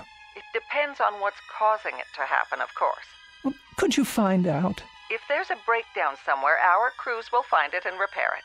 And what am I to do in the meantime? If it does happen again, you just call me and I'll run a special check on it. Will you do that? Well, if that's your only suggestion. I'm afraid it is. I'll be here in any event. Well, goodbye, Miss Keene. Goodbye. All taken care of? I'm not sure. I'll start your tea, and then we'll move into the living room. Would you like that? Margaret. Yes, Miss Alva? Did you call me? When? Last night. At 2 a.m? No, ma'am, not me. Oh. I thought you might have tried to check on me because of the storm. But then I don't pay you for nights, do I?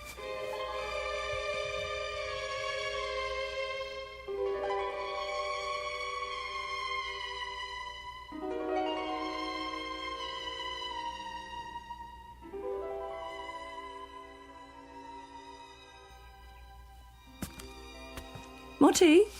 No, thank you. Have you taken your pill? Yes. Don't I always? Never missed one yet. The highlight of my morning. The mail should be here by now. Shall I check the box? Why don't you do that? with multiple injuries in the 5-car pileup, so take caution while driving in these slick conditions. The storms are still very strong in the north and northeast, while the rest of the city, the severe storms seem to have passed over. Several areas were still without power last night due to fallen wires. Workmen restored electrical service shortly before dawn.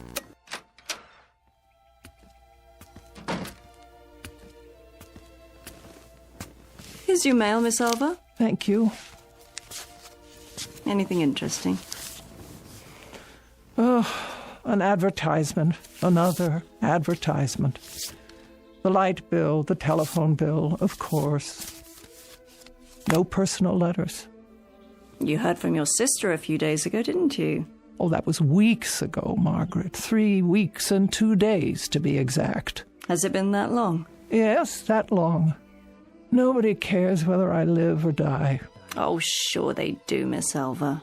You don't understand. Don't I? You can't. You have no idea what it's like to be alone. But you're not alone. I come by during the day. Yes, you do. And for that I thank you. But it's been so long since I've had a real visitor. I mean, someone who came of their own accord. Oh, now don't talk like that. You're going to get yourself into a mood. I'm sure lots of people are thinking about you this very moment. Who? You'll hear from someone any time now. Just be patient a while longer. Wouldn't you like to work on your knitting? All right. Can I get you anything else? Not just now. Well, start thinking about what you want to eat tonight. I'll make a list and go to the store later. For now, I better get the dishes washed.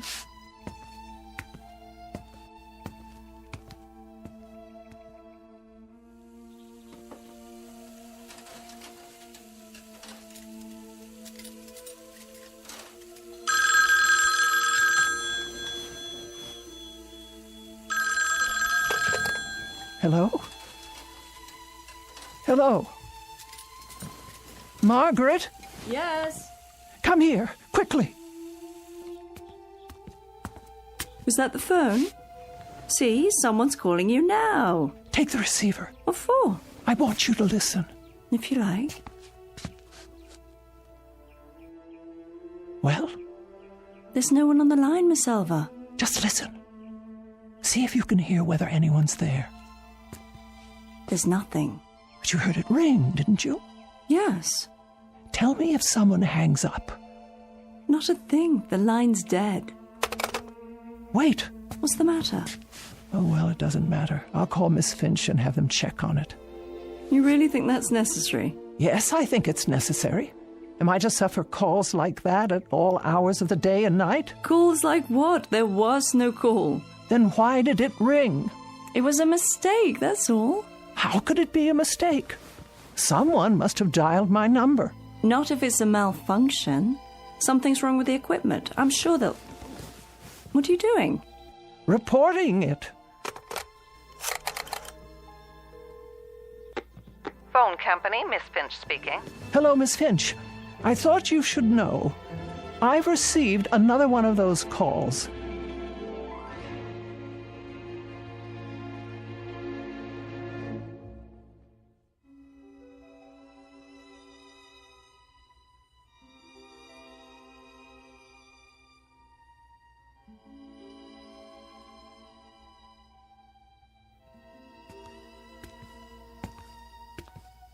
There we go. I peeled you an apple.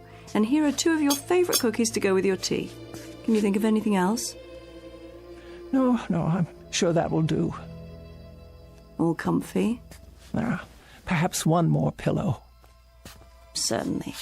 Here you are. Thank you, Margaret. You go to so much trouble. It's no trouble at all.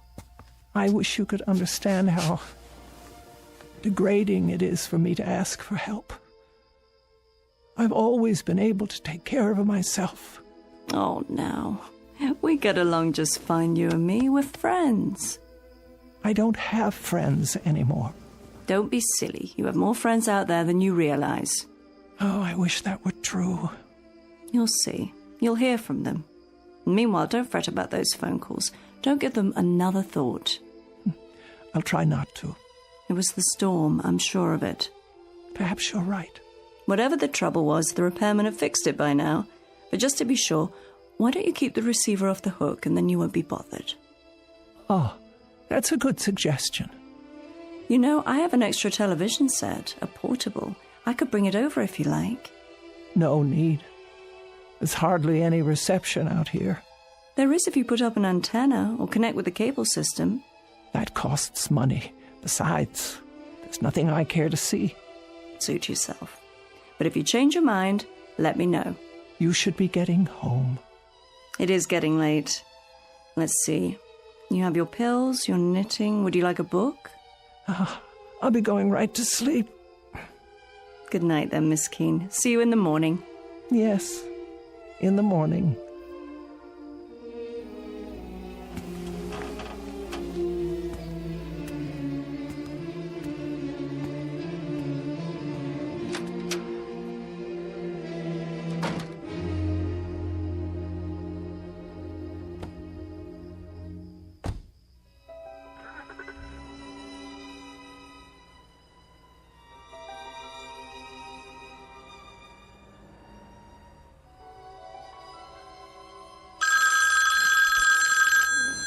Oh, Margaret!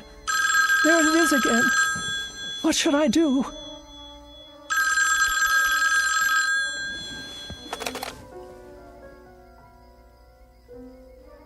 Nothing.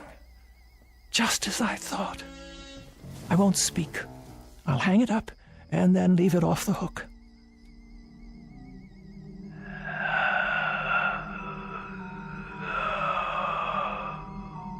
Yes. Who's there? Who is it?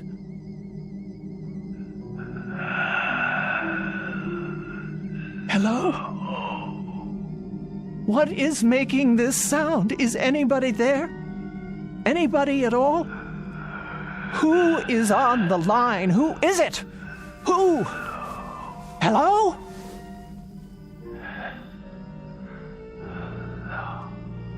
What is that? Please, please leave me alone.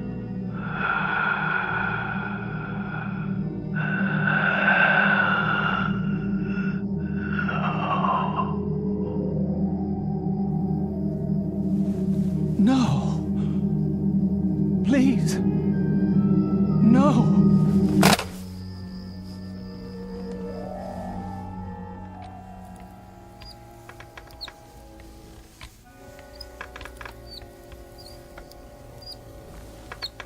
Here we are, your favorite spot in the living room. Not today, please. Well, where then, Miss Elva? Away from the window. If you're going to knit, you'll need the light. I don't care to knit just now. Very well. And close the curtains. Close them? I just opened them. That's the way I want it. But look what a lovely day it is. With the curtains drawn, there'll be hardly enough light for anything. Please do as I say, Margaret. I'm not feeling well. Why? What's wrong? My nerves. I hardly slept last night. You didn't? Not a wink. Why on earth? What happened? Do I have to tell you? No, not the telephone. Yes, at all hours, over and over again. You're sure? Indeed, I am. The sound is so loud in this house, it hurts my ears. Well, we can't have that. And this time, he spoke to me. He didn't. Margaret, I simply can't bear it. Shush, dear, don't you worry. We'll do something about that right now. Call Miss Finch and clear it up. She won't listen. Of course she will. She doesn't take me at all seriously. Well then, I'll have a word with her. We can't have you going without your sleep.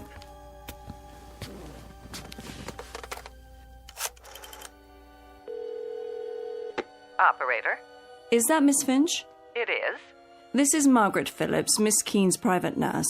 Oh, yes, how are you? I'm fine, but Miss Keene isn't doing so well. Oh, sorry to hear that. Why haven't you fixed her line yet? I've told her we'll repair it as soon as... It's gone beyond that. Now someone is speaking to her. She can't sleep at all. If Miss Keene's health should be disturbed any further, the phone company will be held responsible. Now, just a minute. Give me the phone. Here she is now. She'll tell you herself. Miss Finch. Yes, Miss Keene. There's a voice on the phone. A voice? It says one word over and over. Hello.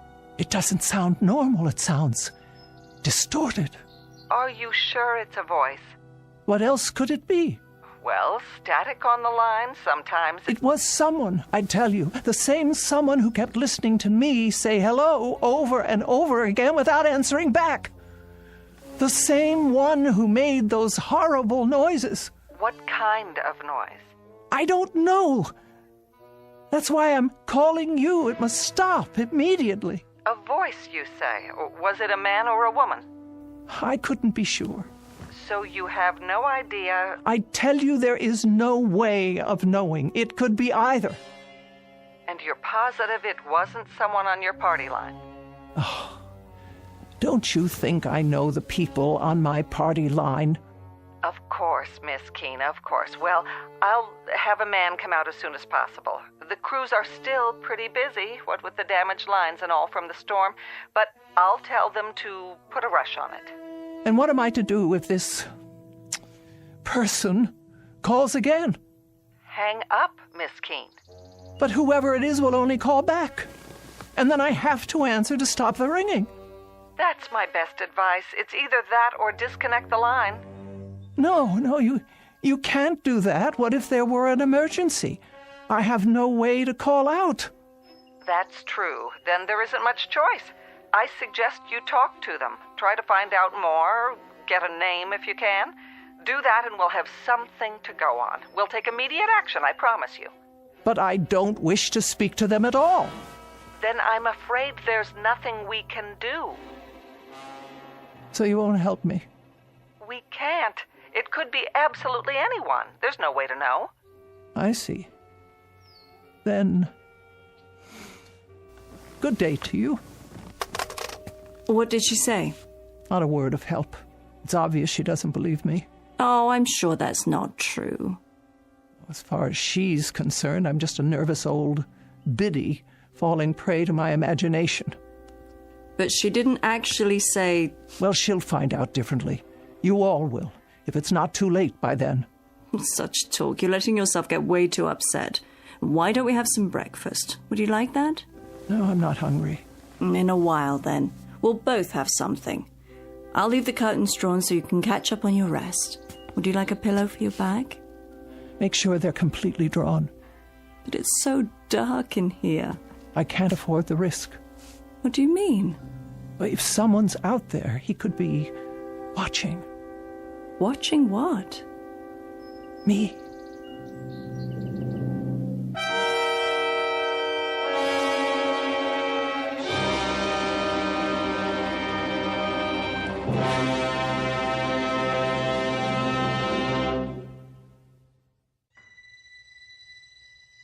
Oh, nothing tastes right today, not even tea.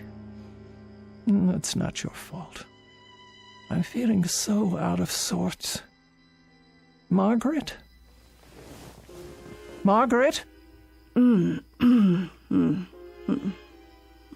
That's all right. Stay where you are. You're entitled to a nap, too.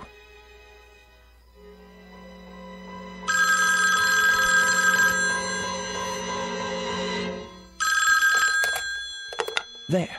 That will stop it. I won't put it to my ear. I won't. But if I don't take the call, I'll never know who it is. Oh. All right, I'll leave it on the hook. And the next time it rings, I'll force myself to speak to them and find out what they're up to.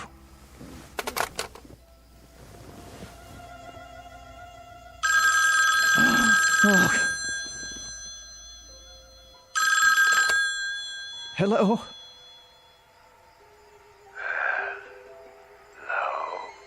Who is this? Who's calling, please? Hello? Who's calling? I've had quite enough. Stop this at once. Why do you keep saying that? Can't you hear me? Hello. Please. Hello. Hello. Margaret! Margaret! Margaret! Yes? Oh, Miss Alva. I was just resting my eyes. Is everything all right? No, it is not. Then what? The telephone. Oh. Did it ring? I thought I heard something. It's a man. I'm sure of it. How do you know? Because he just called again. I heard the tone of his voice. It was deep and hoarse. Like there was something wrong with him. What did he want? I don't know. Then how? He just keeps saying hello. Over and over. That's all he says. Hello. Hello. Hello. Now you've got to stop this, Miss Keene. I've got to stop. I'm not the one who... You're working yourself into a state over... Over nothing? I didn't say that. You didn't have to. You were going to say it. Now, Miss Keene, I was not. I think I'd better put you back in your bed so you can... I don't want to be put in my bed. I want to know who this terrible man is who keeps calling. What did Miss Finch tell you? She told you it's probably a bad connection, didn't she? The telephone wires are still wet from the rain. It was not the connection. It's a man. I'm not arguing, Miss Keene, but if he keeps on saying hello... That's all he says. Then obviously he can't hear you. And that would be because of a bad connection. Doesn't that make sense? No. He heard me. I know he heard me. He paused each time and waited for me to speak. I don't know what he wants. Then why don't you hang up on him, Miss Alva? You don't have to listen, just hang up. Is that so hard to do? No, I've tried that. But the voice... Hello, over and over. Hello, hello, hello. Then do this. Take it off the hook. There. Now he can't call you, right? Nobody can call me.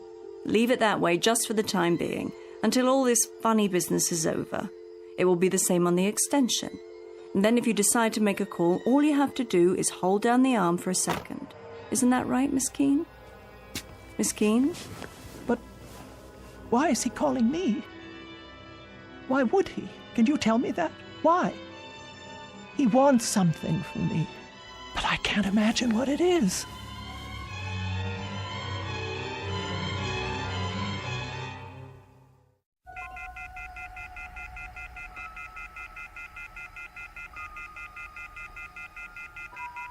Oh, I can't bear that sound.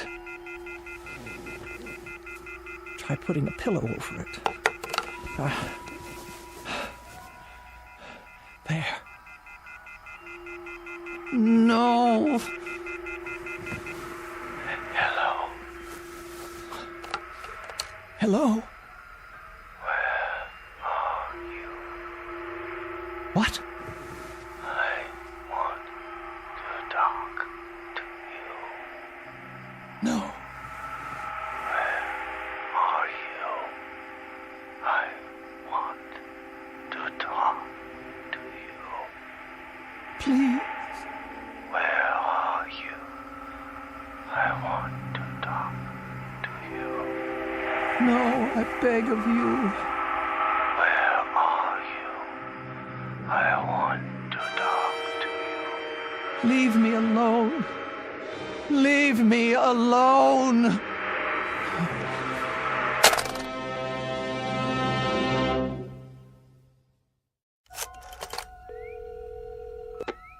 Phone company. Miss Finch, the problem is getting worse. Oh, hello, Miss Keene. I tell you I won't have it. Have you tried leaving it off the hook?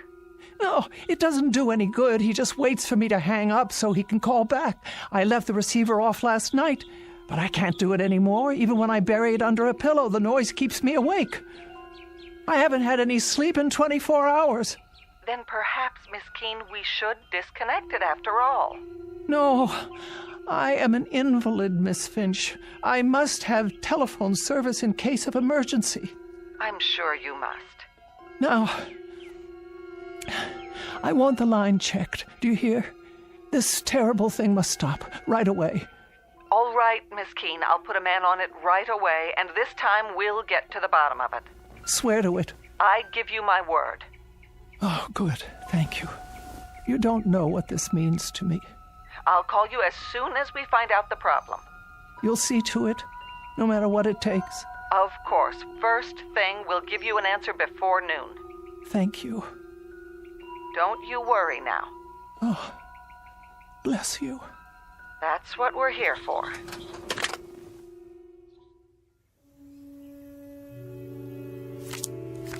Your play? What? Pick up your cards, Miss Elva. This is what we need, you'll see. A nice game of canasta. Oh. Yes. Now, it's your play. What is the matter with that girl? Hmm? She promised faithfully that a man would check on it today. The afternoon is almost over and no one's been by. Maybe he doesn't have to come by, Miss Elva. Why wouldn't he? If the problem is somewhere else, with one of the telephone poles, for example. Well, I suppose that could be true, but if she promised she'd let me know. Look at your cards. Did you get a good hand this time? Oh. That'll be her, don't you think? Want me to answer it? Oh, yes, if you would. Hello? No, this is Margaret Phillips. Would you like to speak with her? Who is it? Just a moment. You see, it's Miss Finch. Now everything will be fine. Oh, yes? About those calls you say you've been receiving, Miss Keene. Say I've been receiving? Why don't you believe? We sent a man out to trace them. I have his report here. And? He says he followed your line through all its connections. He found the problem. Well, what is it? A fallen wire on the edge of town. Fallen wire? Yes, Miss Keene. The weather blew it free of the pole. I don't understand. One end was on the ground, so no signal at all was getting through. Are you telling me that there were no calls? I'm sorry, but there's no way anyone could have called from that location, Miss Keene. I tell you, a man called me. There must be a phone there. There must be some way for him to call me. Miss Keene, the wire is lying on the ground, unattached. Tomorrow our crew will put it back up and you won't have any further trouble. There must be a way that someone got through. But there is no one out there. No one at all. Out where? Miss Keene, it's the cemetery. Oh. Miss Keene, are you there? What is it, Miss Elva? Miss Keene? Miss Keene? Why have you dropped the phone? Will you tell me what's wrong? Miss Keene, for heaven's sake, what is it?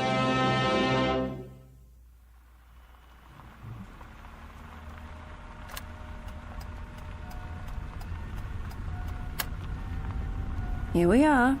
Valley View Cemetery. Are you sure you want to get out of the car? Yes. I wish you'd tell me why you decided to come all this way. Miss Keene, this isn't good for you. If you hadn't made such a to-do about it, I'd never have taken you in the first place. Why won't you answer? What can there possibly be out here for you to see? Get my chair from the back seat, please. Very well. Have it your way.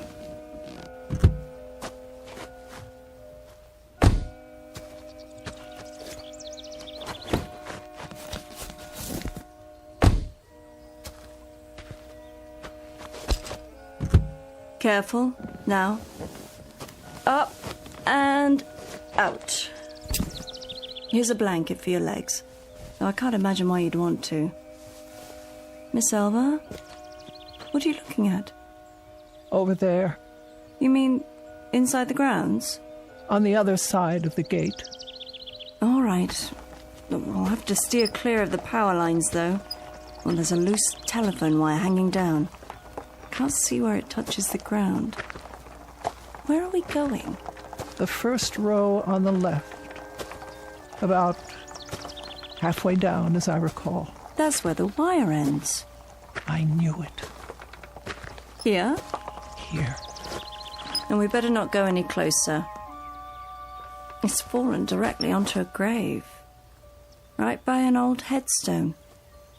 What's the name? Brian Douglas.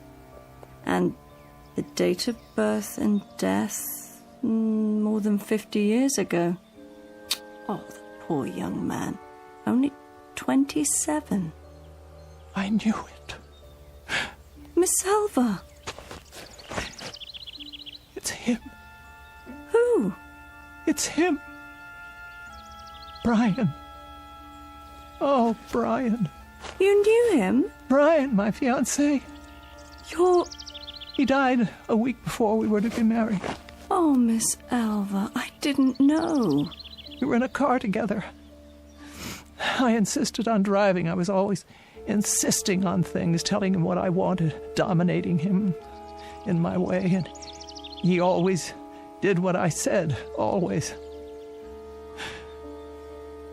I lost control of the car, steered it right into a tree. Brian went through the windshield. He was cut to pieces.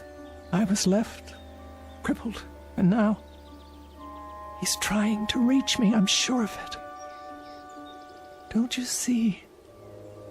He's trying to reach me. So many years out here alone, in the sun, in the wind, in the rain. And now, at last, I can talk to him. I won't be lonely anymore.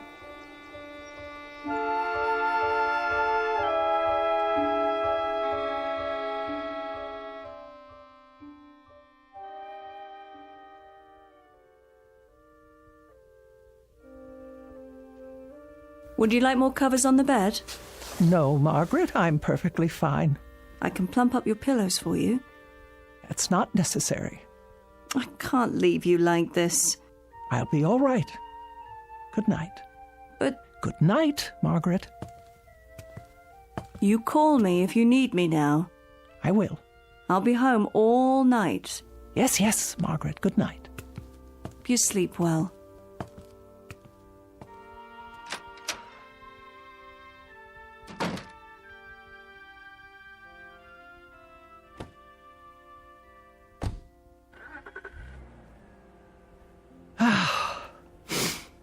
Now then, you may call me any time at all. I'm waiting. Oh, this is ridiculous. Now that I want you to call. Brian? Brian? Are you there? Can you hear me? It's Elva. Elva! Oh, Brian. Brian, my dear. Brian, where are you? Where are you, Brian? Can't you hear me at all? Brian! Are you there, Brian? If you are, please speak. It's Elva. Elva! You can speak to me now. I didn't know it was you. I thought... Brian, please, I know you're there. It's Elva. Talk to me, Brian, please. I beg you. You said leave you alone. No, but I didn't mean... I always do what you say.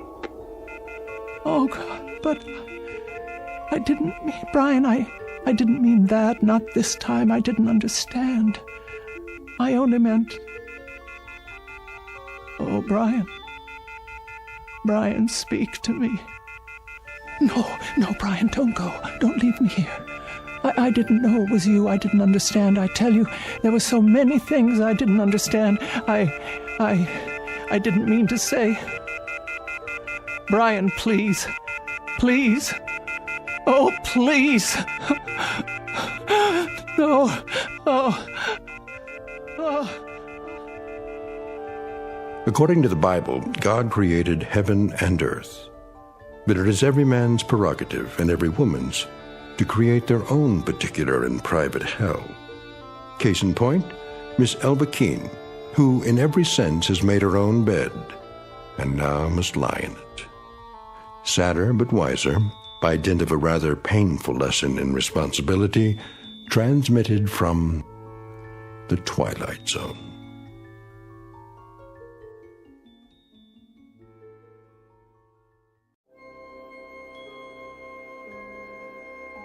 Hi, this is Carl Amari, producer of the Twilight Zone Radio Dramas. I'd like to take a moment to tell you about our official website at twilightzoneradio.com, where you'll get the latest news and information on these Twilight Zone Radio dramas. Plus, at twilightzoneradio.com, you can digitally download 3 free episodes or any of our episodes for only $1.95 each. In this age of ever-changing technology, we've decided to make these episodes instantly available to you by making the Twilight Zone Radio Dramas a digital download-only series. This means that this series will no longer be offered on CD. The CD collections at our website are now being offered, while supplies last, at buy one, get one free. So be sure to get your favorites before they're sold out. Be sure to visit us often, and I'll see you in the zone.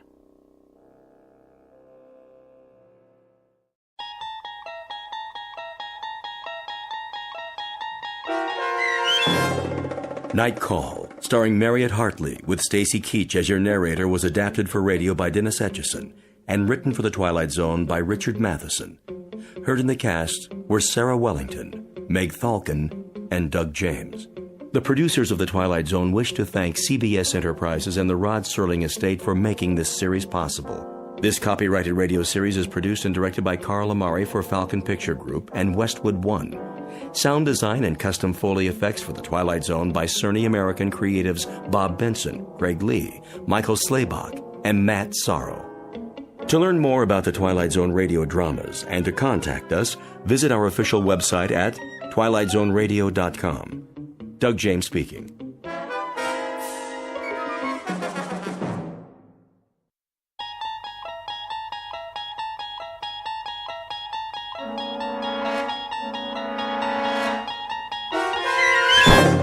You're traveling through another dimension.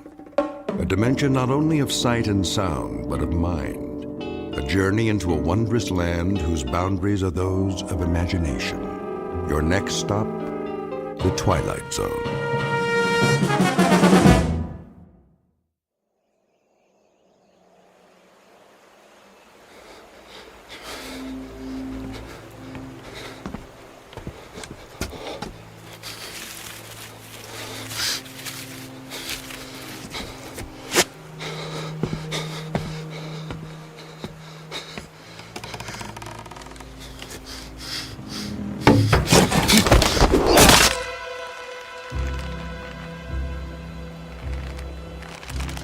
He's dead.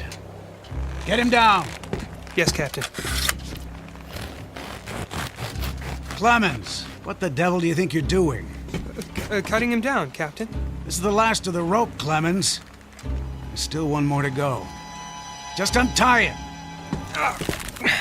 For pity's sake, catch him before he falls into the river. Traitor or not, he deserves a decent burial. Captain, the rope's looking pretty frayed. I'm not sure it'll take the weight of another prisoner. It'll have to. But, Captain... I said it'll have to. Yes, sir.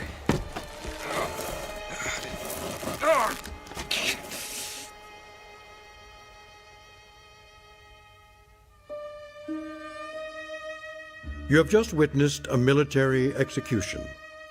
Death is a dignitary who, when he comes announced, is to be received with formal manifestations of respect, even by those most familiar with him.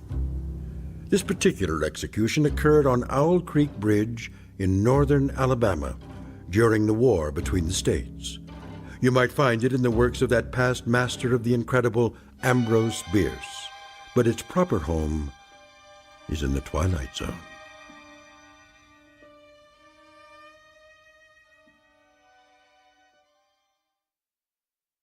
And now, the Twilight Zone and our story, An Occurrence at Owl Creek Bridge, starring Christian Stolte, with Stacy Keach as your narrator.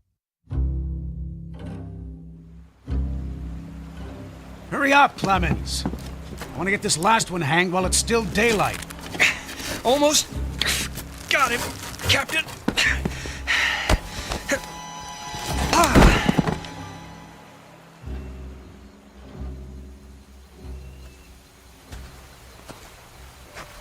Your friends are dead, Peyton. That's your name, isn't it? Mr. Peyton Farquhar. Your act of treachery came to nothing, Peyton. And now you'll be called to account. I wouldn't recommend you think of doing anything as stupid as trying to get off this bridge. Apart from the fact that your wrists are tied behind your back, you'll find yourself more than adequately surrounded, whichever way you choose to run. See those sentinels at either end? Please don't get the impression they're just taking a rest. The way they're holding their rifles, they call that the support position. Means they're always at the ready. As a good soldier of the Federal Army should be. Don't say too much, do you? Huh? Peyton? Peyton Farquhar. Hello? Anybody at home? And here I thought you were a true Southern gentleman. I know what you're thinking, Peyton. That maybe you could make that 20-foot drop into the water.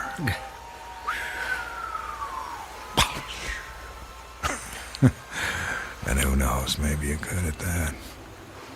But after that, your chances for continued survival become pretty slim. Look over there on the bank of the stream. You know what that is? It's the muzzle of a cannon. You see, there's an outpost near here. If you really squint, you can see a company of infantry at parade rest. Think of them as spectators if you want. But if you sincerely want to swim for it, you might just as well be giving them target practice, which, believe me, they don't really need. You want to leave your wife a pretty-looking corpse, don't you? Still not in the mood for talking, huh? Well, I can understand that, time like this. A man needs to get his thoughts in order, ready himself for, you know. Perhaps I can help you with that. From a purely practical standpoint, I mean. I'm not a priest or anything like that. Truth to tell, my knowledge of matters theological doesn't amount to very much at all. But I can tell you a little bit about how it'll happen. Me and Clemens will escort you out to the center of the bridge, then introduce you to Captain Newman. He's a nice man. You'll like him. Me and Clemens salute the captain, then we stand behind him, leaving you face to face with the sergeant. Now, he's not such a nice man, sorry to say, but... Oh, I forgot. You two have already met. Well, when the moment comes, you'll both be standing on opposite ends of the same plank. He stands on the safe end, but you probably already guessed that. And you probably guessed that it's his job to hold the plank in place. Then, when the captain feels the time is right for him, not for you, he gives a signal to the sergeant. The sergeant steps aside, the plank tilts, and down you go. Nah, never having been hanged myself, I can't give you any information on what your final moments on this earth might feel like. But I can tell you, I've seen more than a few of these. And I'm sorry to have to tell you, it doesn't look any too pleasant. Anything to say about that? Well...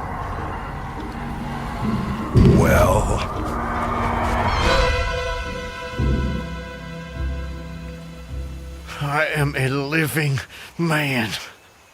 How's that? Speak up, Peyton. If you got any famous last words, we should hear them. Otherwise, they won't be famous. I am a living man! Not for much longer. No, sir, not for much longer. Captain says we're ready for him. Hear that, Peyton? We're ready for you. They say the Lord hates a coward, so take my advice and try and face it with a smile. Why do you have to do that, Levine? Do what? Taunt him like that. He shouldn't expect anything better. This is war. He was on the wrong side. The wrong side? Do you think he thinks that? I don't give a damn what goes on inside his head. Neither should you, Clemens. And unless you want to end up with a noose around your neck, don't let anyone else hear you talking like that. Now, help me up with him.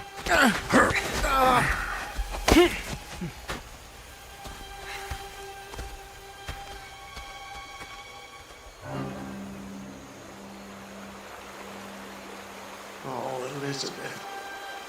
Elizabeth, my darling, what have I done? What have I done to you and the children? I promised you. Promised I'd come back. What is a man if he's not as good as his word? What am I? Secure the noose. The noose. If only I could free my hands. Perhaps I could throw off the noose. Perhaps I really could dive into the stream. I might evade the bullets, and if I swam vigorously enough, reach the bank, then take to the woods and get away. Get back home.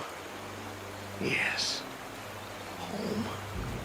And back to you, Elizabeth. Thank God home is outside their lines. My wife and little ones are still beyond the invaders' farthest advance. That pounding. What is causing that pounding? It's like the stroke of a blacksmith's hammer on the anvil. Is it distant, nearby, or both? Perhaps it's my death knell. Feels like a knife being thrust into my ear. Damn them, what's taking them so long? If you're gonna do it, just do it! Sergeant, step away. Too late. My God, it's too late. Oh, Elizabeth.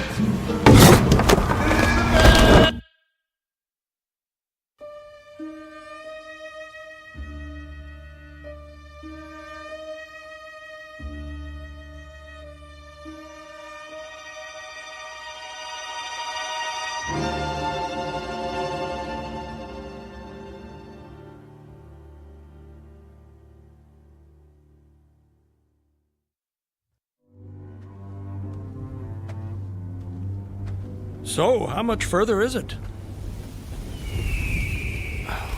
What? Much further to where? Where am I? You're home, Mr. Farquhar. How much further? A little further. Yes, a little further. Just keep along this road. I'm sorry, I'm somewhat confused. Hardly surprising. You've just woken up. It usually takes me a good half hour and a stiff drink before I know my own name. Say, you wouldn't happen to have a stiff drink on you, would you? I'm afraid not. Too bad. No, wait. I can't have been sleeping. Why not? Look at me, I'm walking. How could I fall asleep walking? Horses fall asleep standing up. But not walking. Well, I don't know about you, but I've got to the end of plenty of days without the faintest idea what I've done. Of course, as I explained to you, Mr. Farquhar, I drink a bit. You know my name? Mm-hmm. You're Mr. Peyton Farquhar. How do you know my name? You told me. I did. Sure you did. Right after I found you on the bank of the river. The bank? The southern bank. When I discovered you, you were digging your fingers into the sand, throwing it over yourself in handfuls, and almost blessing it. That doesn't sound like the sort of thing I'd do. You don't remember? No. Well, it's what you did. You said it reminded you of diamonds, rubies, emeralds. I said that? I got the impression there was nothing beautiful you didn't think it resembled. Naturally, I was quite convinced at that moment that you were insane. No offense, sir. Sounds like a very natural reaction. I would have come to the same conclusion. And then you said something that captured my attention. And what was that? Still don't remember? Please, refresh my memory. You said, now let me think. This was all good stuff. I don't want to get it wrong. Oh, yes. You noted a definite order in the arrangement of the trees, that a strange roseate light shone through the spaces among their trunks, and the wind made in their branches the music of aeolian harps. Well, sir, I've been from one end of this great land to the other, and I've met many madmen. Some of them confined for their own good, some of them elected to high office, but never a madman with such a poetic grasp of the language. That was when I knew you were just too interesting to leave where I found you. I do remember. Now it all comes back to you. Not all of it, not yet. But I remember lying on the bank.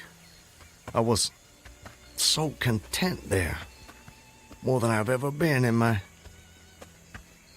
Right then and there, I had no wish to perfect my escape. I was happy to remain in that enchanting spot until they recaptured me. Recaptured, eh? You haven't mentioned that before. Of course, you haven't said much of anything since I found you. You're a man on the run, then. Forgive me, Mr. I'm sorry I don't seem to be able to recall your name. It'll come to you. Well, no offense, sir, but I'm not sure it would be wise to tell you the details. You're not a trusting man. Of late, I've become somewhat disappointed in human nature. I'm not sure why. This is a new world, Mr. Farquhar. It's understandable that you'd be cautious. But rest assured, I'm not what you might call political. But I do love a good story if you have one to tell. My story? I have no story. I have a life. A life that's become considerably more interesting of late, I'd venture to say. But beyond your name, I know nothing about you. What manner of man is Peyton Farquhar? Why do you want to know? The road I travel is long and lonely. I'm starved of intelligent conversation, and the only voice I ever hear is my own. Talking to oneself leads inevitably to madness. With you here as my temporary companion, I can stave off that unfortunate condition for at least another day. I see. And tell me, sir, where are you headed? Anywhere I'm welcome and nowhere I'm not. In short, nowhere in particular. So, you were telling me about yourself. Very well. My name is... Peyton Farquhar. Peyton Farquhar. I'm a planter in these parts. A planter, eh? Good to have land. It is. So, I guess you have slaves. Naturally. No need to adopt that tone, Mr. Farquhar. I told you I'm not a political, just asking. Well, as it happens, I am what you would call a political. The Farquhars are an old and highly respected Alabama family. I'm naturally an original secessionist and ardently devoted to the Southern cause. Oh, your memory is reliable when it comes to the matter of who you are, if not where. I suppose so. And yet, if you'll forgive my temerity, for all your patriotic fervor, you clearly didn't take service with the gallant army of the South. May I ask why that was? Circumstances of an imperious nature prevented me from doing so, but I assure you I chafed under the inglorious restraint, longing for the release of my energies, the larger life of the soldier, the opportunity for distinction. And in good faith and without too much qualification, you assent to at least part of the dictum that all's fair in love and war. Are you mocking me by any chance? I would never, ever risk a fellow traveler's friendship for such a trivial gain. Please, continue, I beg of you. I imagine that the opportunity to serve your birthplace came at last, as it comes to all men in wartime? It did. It was one evening, as I was sitting under the magnolia trees near the entrance to my grounds. I was with my wife, Elizabeth. The children were playing nearby.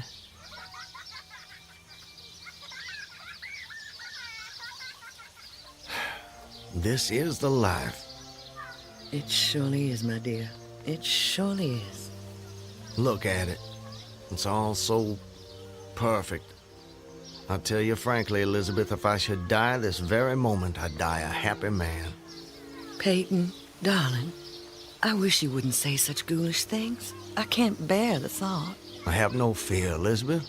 I have no intention of passing away from sheer bliss. I just wanted to make the point that, well, that on such a beautiful evening as this, it's almost impossible to believe there is a war. I wish there weren't. But there must be. Why, Peyton? For them. For the sake of the children. They deserve the best future we can give them. Isn't that worth dying for? I understand that, Peyton. I do. It's just that... I sometimes wonder if we couldn't... Peyton, look! That soldier is one of ours. Water. Please. You're exhausted. Peyton, should I fetch one of the slaves? By no means. We'll take care of them ourselves. Get them some water, Elizabeth. Let me help you down, sir.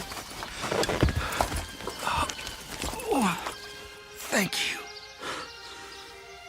You must be starved. Come inside, my man.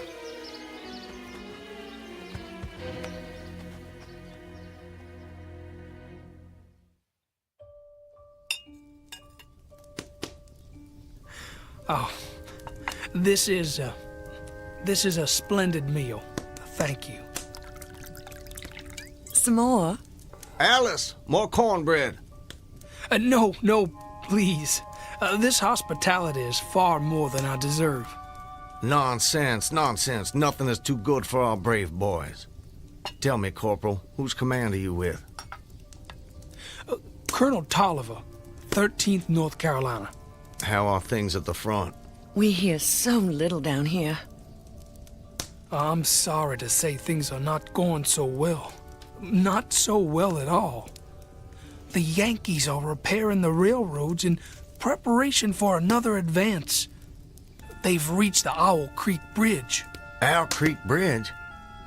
Yes, sir. They've put it in order and built a stockade on the north bank. I'm sure you know what that'll mean. Yes. If they can run trains over the bridge, there'll be nothing to stop them. Damn those sons of... Forgive me, Elizabeth. You shouldn't be subjected to this manner of talk. Peyton, I understand... Go and see what's keeping Alice with the cornbread. As you wish, my dear. Something on your mind, sir? Corporal, refresh my memory.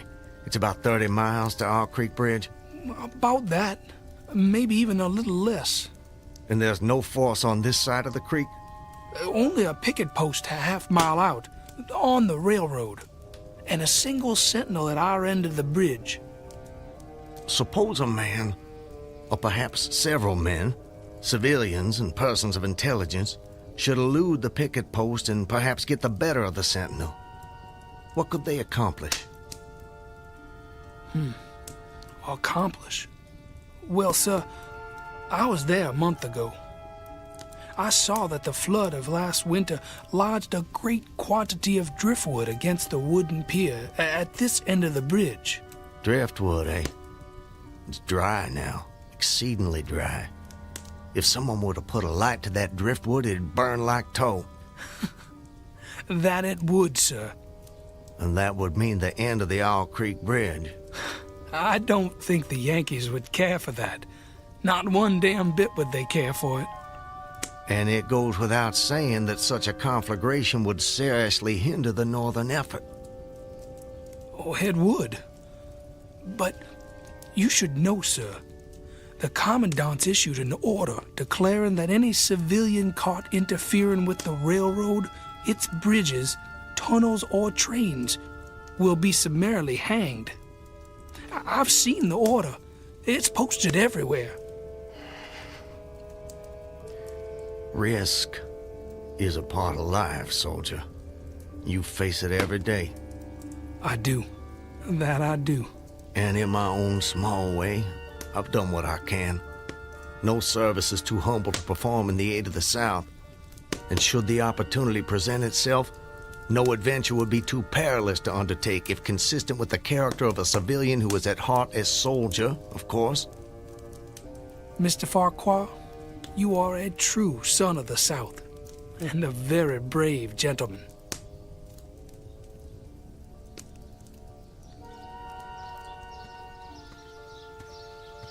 Elizabeth, I have to go away. Away? For how long, Peyton? Probably just a couple of days. Why? Business. Larson will be going with me, maybe Zeller too. I don't know. I'll have to ask him. Peyton, don't go. I don't want you to. The children need you. It's for the sake of the children that I'm doing this, Elizabeth. Why can't you understand that? I do understand. I really do, but I'm afraid... terrified of losing you. If a man doesn't stand up for what he believes in, then we lose everything. Just promise me one thing. Promise you'll come back to me. I promise. And I'm a man who keeps his promises, my love. Setting fire to the Owl Creek Bridge. Sounds like a most audacious plan. It was. I must confess, Mr. Farquhar, I'm a little confused. How so? You strike me as a competent and determined gentleman. I imagine whatever you want out of life, you get it. That's fair to say. What of it? Simply that I'm surprised your endeavor came to nothing. And what makes you imagine that? Your present predicament. The absence of your co-conspirators, those marks upon your neck. And if someone had set the Owl Creek Bridge alight, I'm sure I would have noticed it in some way. Let me check. Where there's smoke, there's fire, and... Nope, no smoke. You're a very thorough fellow. For a moment I thought you might know more of my situation than you let on. From the way you talk, do I take it someone in your party betrayed you? Not in my party. But you recall the corporal who appeared at my plantation? Of course. He was a federal scout. Then you were deliberately entrapped. It seems they wanted to weed out the civilians who might cause them some trouble. If I'd only stayed out a little longer that night, I'd probably have seen that same rider repass my plantation, going northward in the direction from which he'd come. From the Owl Creek Bridge.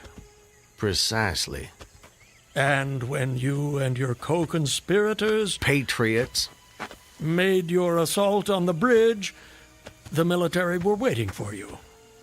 They made me watch as they hanged my friends for an act of treachery. The sergeant who put them to death was the same man who lured us there. Is there no honor in conflict? I've never been accused of having much imagination, but I might have guessed it would be something like that. I would say, sir, that you have too kindly an expression for one whose neck is in the hemp. It isn't. Isn't what? In the hemp. Of course, of course. What I mean, Mr. Farquhar, is that you are clearly no vulgar assassin. Fortunately, the liberal military code makes provision for hanging many kinds of persons. And gentlemen are not excluded. As they fastened the noose around my neck, I tried to fix my thoughts on my family. But there were so many trivial distractions. The water, touched to gold by the early sun. piece of dancing driftwood caught in the sluggish current. The brooding mists under the banks some distance down the stream. Then there was a sharp pressure around my throat, followed by a sense of suffocation. Agony shot from my neck downward through every fiber of my body and limbs like streams of pulsating fire, heating me to an intolerable temperature. There was no more thought, only sensations. The intellectual part of my nature was effaced. I had power only to feel, and feeling was torment.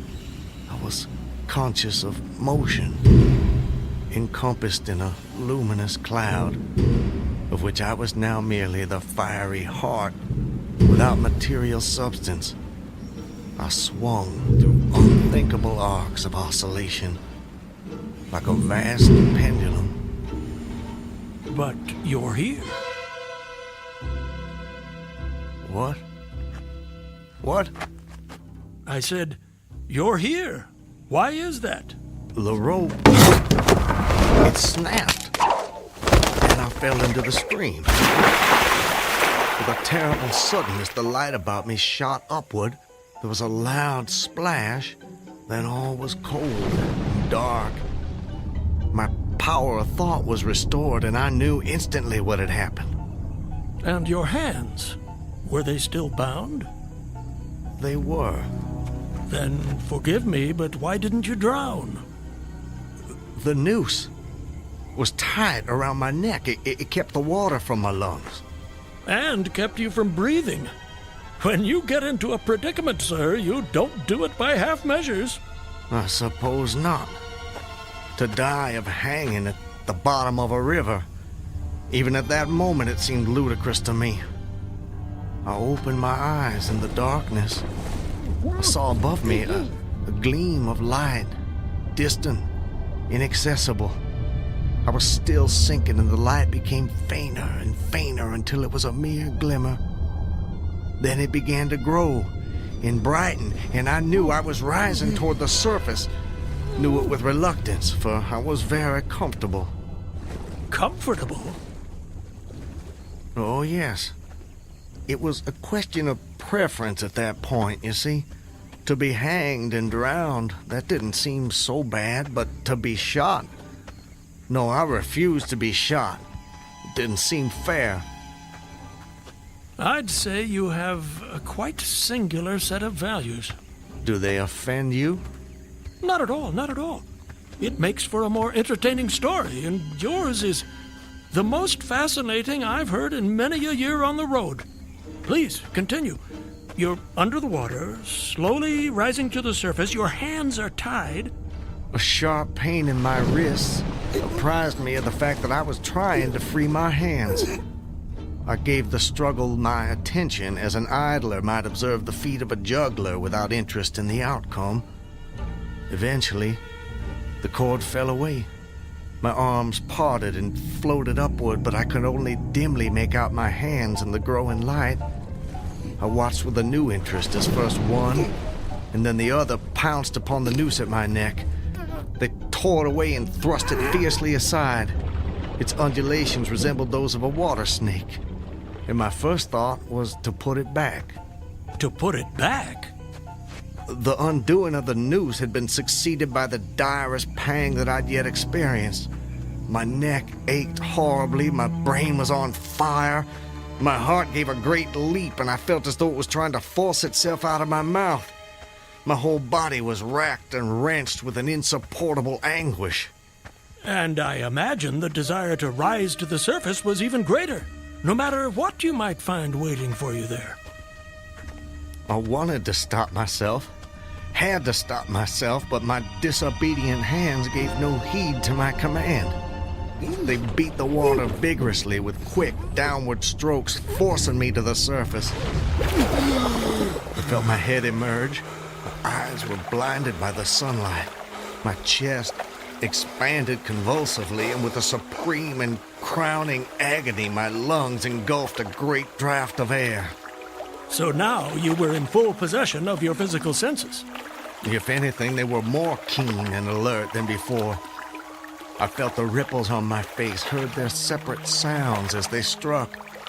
I looked at the forest on the bank of the stream, saw the individual trees, the leaves, and the veining of each leaf. Saw the very insects upon them, the locusts, the brilliant-bodied flies, the spiders stretching their webs from twig to twig, the prismatic colors in all the dewdrops on a million blades of grass, the humming of the gnats that danced above the eddies of the stream, the beating of the dragonflies' wings. They all made audible music. Remarkable. If you'll forgive my saying so, you missed your life's calling. You have quite a turn for descriptive language. I'm surprised you had the time to note your surroundings in such detail. It may only have been a few seconds, I'm not really sure. I seem to have lost the ability to judge the passage of time accurately. Or perhaps you've gained a greater appreciation of time. There's a whole world in every second. You have a singular turn of phrase yourself, Mr. I'll get it in a minute. No doubt. Did you acquire this philosophical outlook during your travels? Hard to say. See, it often seems like I've been traveling my whole life. But enough about me. I long to hear your story. You've painted a beautiful background for me, but it strikes me there are more pressing issues in this particular picture. For example, your executioners. My would-be executioners? That goes without saying, surely. Very well. I saw them, silhouetted against the blue sky. They shouted, they gesticulated. Their movements were grotesque and horrible, their forms gigantic. Suddenly, I heard a sharp report and something struck the water smartly within a few inches of my head, spattering my face with spray. One of the officers had his rifle. At his shoulder, there was a light cloud of blue smoke rising from the muzzle. I was surprised he missed. I read somewhere that marksmen with gray eyes are the keenest shots. This fellow was the exception to the rule, it seems. The marksman had gray eyes? Mm-hmm. How could you see that? I'm sorry? He was on the Owl Creek Bridge. You were in the water. And you must have drifted some distance. So, how did you know the marksman had gray eyes? I don't know how I know. I must have noticed it on the bridge. Just before your execution? My intended execution. As you say. Doubtless the detail was burned into my mind. Doubtless. I told you how much more alive my senses had become at that moment. Alive. Yes, indeed. That you did. At that moment, a counter-swirl turned me half around. I was looking into the forest on the bank opposite the fort. A clear, high voice rang out and came across the water with a distinctness that pierced and subdued all other sounds, even the beating of the ripples. The voice, what did it say? It said, "Attention, company! Ready! Aim!" How did you do that? Run! Fire!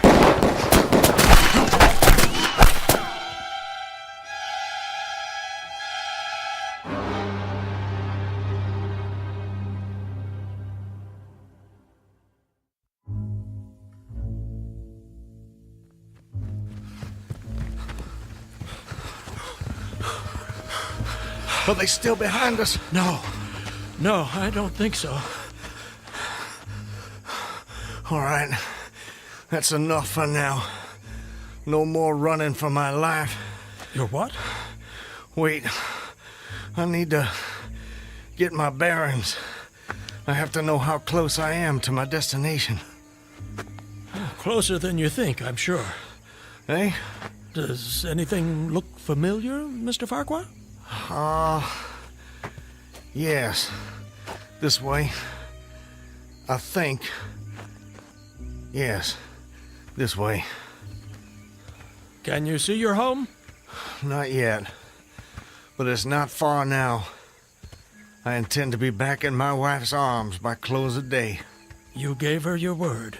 That I did. And that's important to you. It's a matter of honor. And honor, Mr. Honor means as much as love to a man of the South. A very moving sentiment. Now, where were we? Where were we with what? Your story. My story? Yes. You were just reaching a most exciting point when we were interrupted. I long to know what happened next. Are you quite insane, sir? I don't believe so. But I thought the same of you when I first met you, so I suppose it's a fair question. I am in full possession of all my faculties, Mr.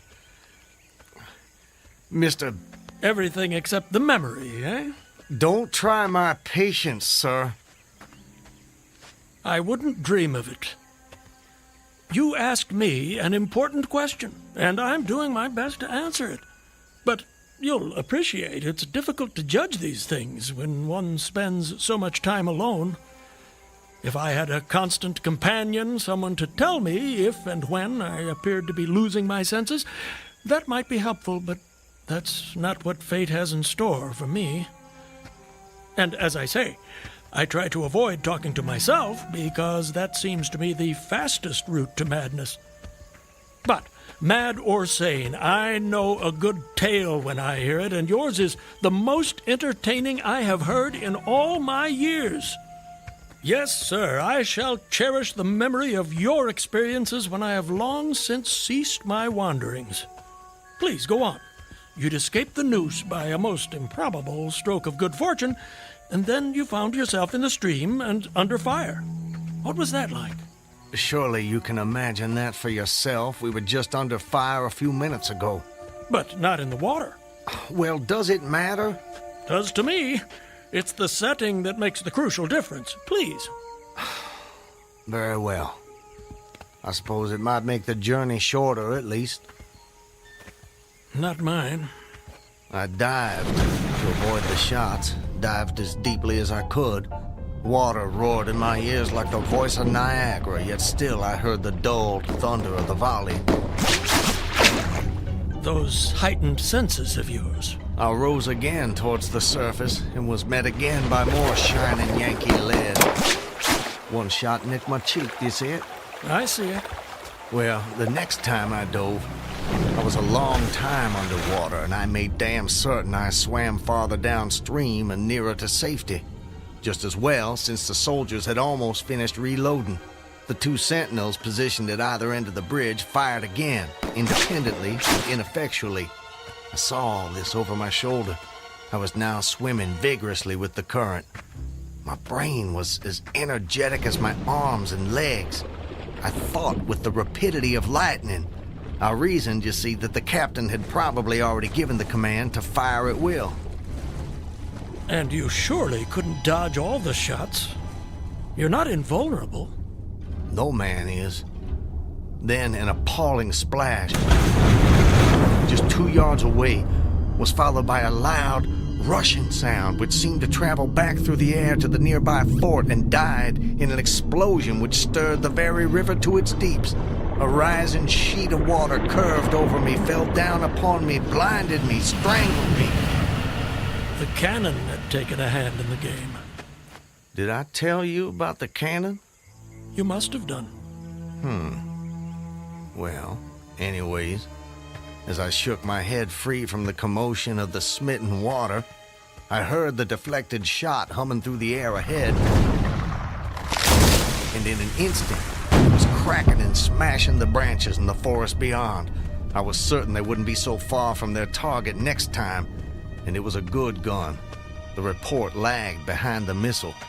But surely the smoke would have apprised you of another shot. So long as you kept your eye on the gun, you had a certain advantage. Am I correct? You are?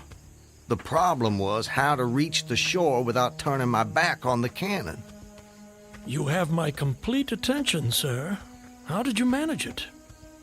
Well, I don't know. I'm not sure. I felt myself whirled round and round, spinning like a top. The water, the banks, the forest, the distant bridge, fort, and soldiers, they were all somehow commingled, blurred. I could no longer make out objects, only colors. Circular, horizontal streaks of color. It was all I saw. I was caught in a vortex. I felt giddy and sick. Fascinating. Incredible. What is that damned hammering? I don't hear anything. Unless it's the ticking of your watch you can hear. My watch? You're lucky it still works after such an immersion.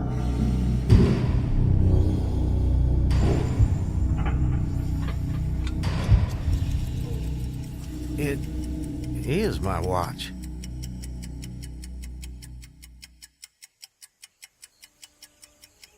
But why should I think... Perhaps you're the sort of man who values the seconds as much as the minutes and the hours.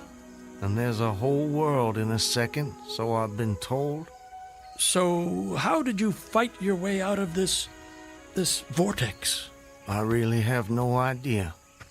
The next thing I knew, I was on the road with you at my side, heading for home as I promised. Surely not. I mean, you obviously avoided the cannon and struggled to the bank. Obviously. But I have no memory of it. And of our meeting? I recall only what you told me about it. Most curious. Stop! What is it? This is it. We're here. This is the path to my home. Excellent. Well, I suppose this is where we part company, Mr. Farquhar. May I say, it's been a rare pleasure. You wouldn't care to come in? I'm sure the servants could prepare you a meal. That won't be necessary, my friend. I have many miles still to travel. But your journey is almost at an end. Yes. Well, goodbye, Mr. I'm sorry, I thought I could recall your name, but it just escapes me. Call me Ambrose. I wish you well, Ambrose. And you, Mr. Peyton Farquhar. And you.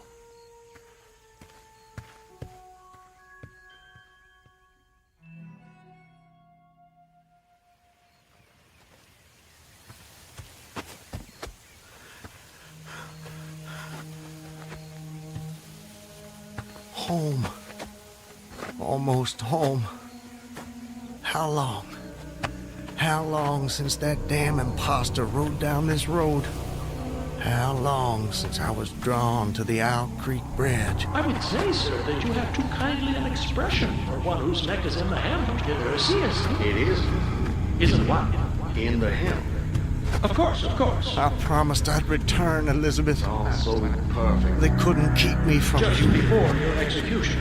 My intended execution. As you say. Not even a noose around my neck could stop me from coming back to you, to the family. Yes. I told you how much more alive my senses had become at that moment.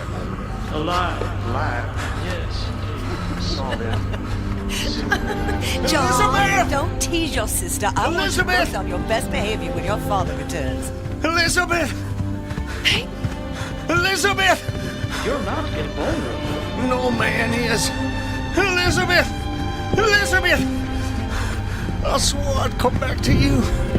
I promised. Peyton! Elizabeth! Peyton! Elizabeth! Peyton! Oh, Peyton! Peyton, my love! Elizabeth, let me hold you.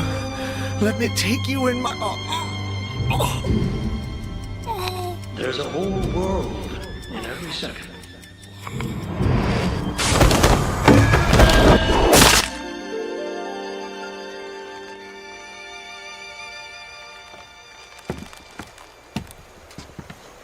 He's dead, Captain. Good work. That's the last execution for today. Get him down!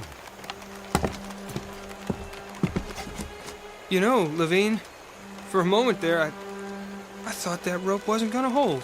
It's strong enough. It did its job. Do you ever wonder what goes on inside a man's head in those last seconds before death? Like I said before, Clemens, I don't give a damn. And neither should you.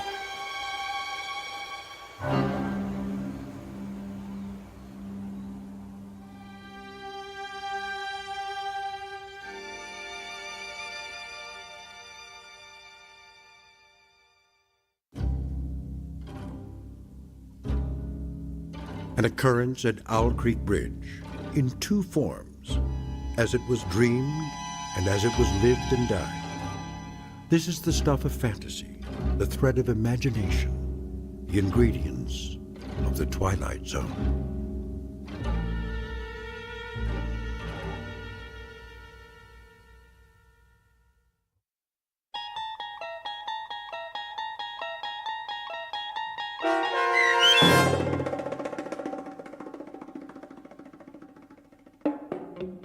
An Occurrence at Owl Creek Bridge, starring Christian Stolte with Stacy Keach as your narrator, was adapted for radio by M.J. Elliott and based on the short story by Ambrose Bierce.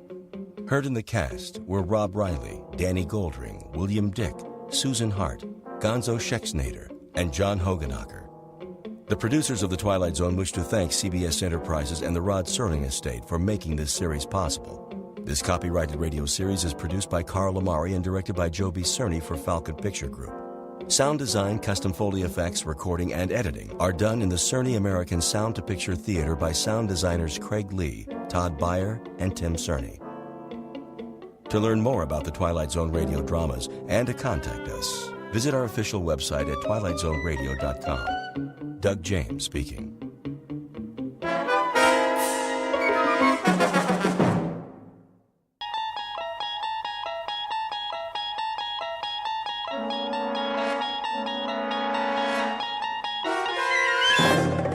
You unlock this door with the key of imagination.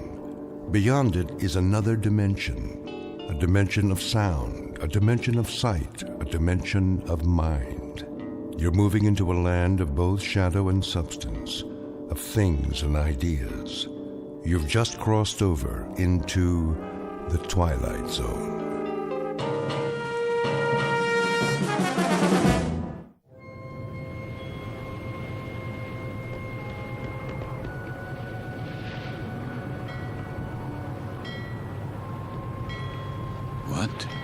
What is this place? The time. It must be late. Very late. Light in the salon. Let's black out down there. Who?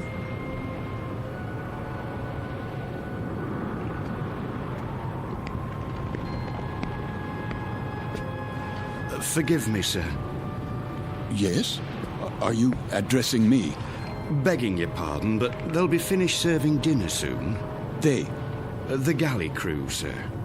Why do you tell me this? Well, I only meant... What? What did you mean? Well, all I mean to say is, you'd best go in now, sir, if you want your evening meal.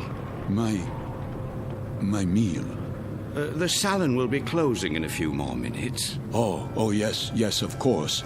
In the salon. Is that what you call it? Yes, sir. It's very dark out here. Would you like to follow me? Follow? The lights, you see. From now on, I'll have to switch them off when we open the door to the deck, and then on again. You understand, sir? Because of the blackout. The blackout? Yes. This way, sir. Are you all right? Why wouldn't I be? Is something wrong with my appearance? Why, no, sir. It's only that... Is this your first time? My what? Your first passage. It can take a bit of getting used to, sea legs and all that. I'm quite used to being at sea. Thank you. I was just... Yes, sir? Listening. To the engines? Don't worry, sir. The diesels were checked thoroughly before we left port, and Captain Willoughby's top drawer. He'll get us there safe and sound, you can be sure of that. No, not the engines. What then? I was listening to the water The cold ocean water out there. And the night.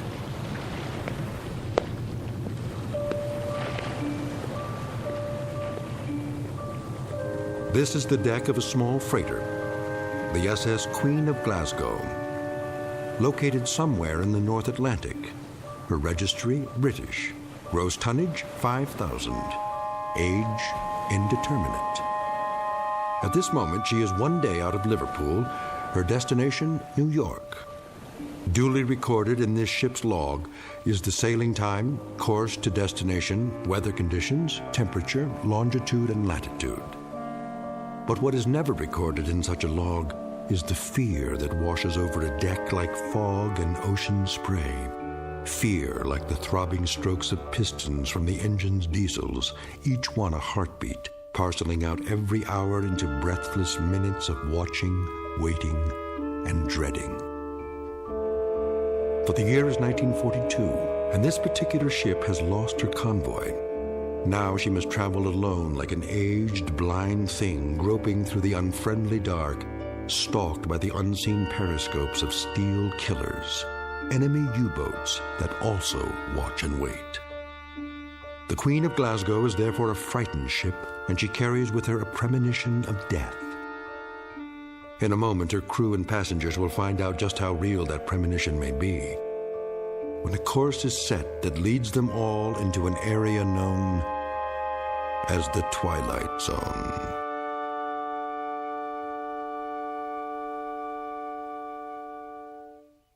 And now, The Twilight Zone and our story, Judgment Night, starring Chelsea Ross, with Stacy Keach as your narrator.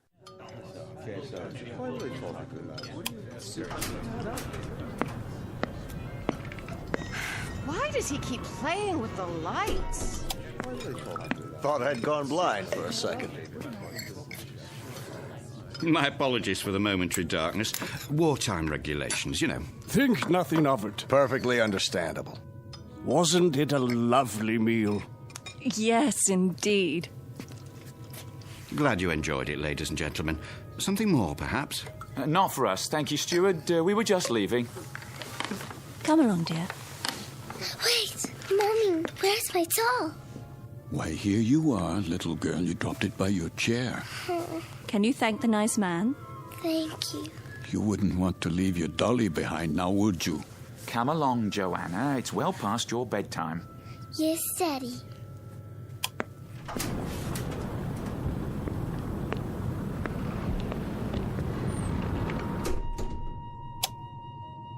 Who's this? Mr. Oh, I'm afraid I didn't get the gentleman's name. You are... Forgive me, I'm... Lancer. What's that? Aren't you Lancer? Oh, yes. I'm Jerry Potter. We looked for you at dinner. I was detained. I saw your name on the purser's list. We were wondering where you were. You were? Will you join us? Oh, no, that's not necessary. There are 3 other tables. 3 empty tables? I'm really not very hungry. Well, the captain wasn't able to join us tonight, so there's plenty of room. Come on over, I insist. Very well. Coffee, sir? Yes. Thank you. I believe I would like some coffee. Here's your seat, Mr. Lancer. The more the merrier, I always say. The coiner of phrases. We could do with a bit of merriment. Let me help you, sir. I'll get the coffee. Wait. Do I know you from somewhere? I don't think so, sir. But your face, I'm sure. It might well be. I've travelled this line for a number of years. Perhaps it was on another ship before the war. Before the war? Seems like a long time ago, doesn't it, sir? Are you quite certain about the food? What? The cook can still prepare something. No, I don't have much of an appetite.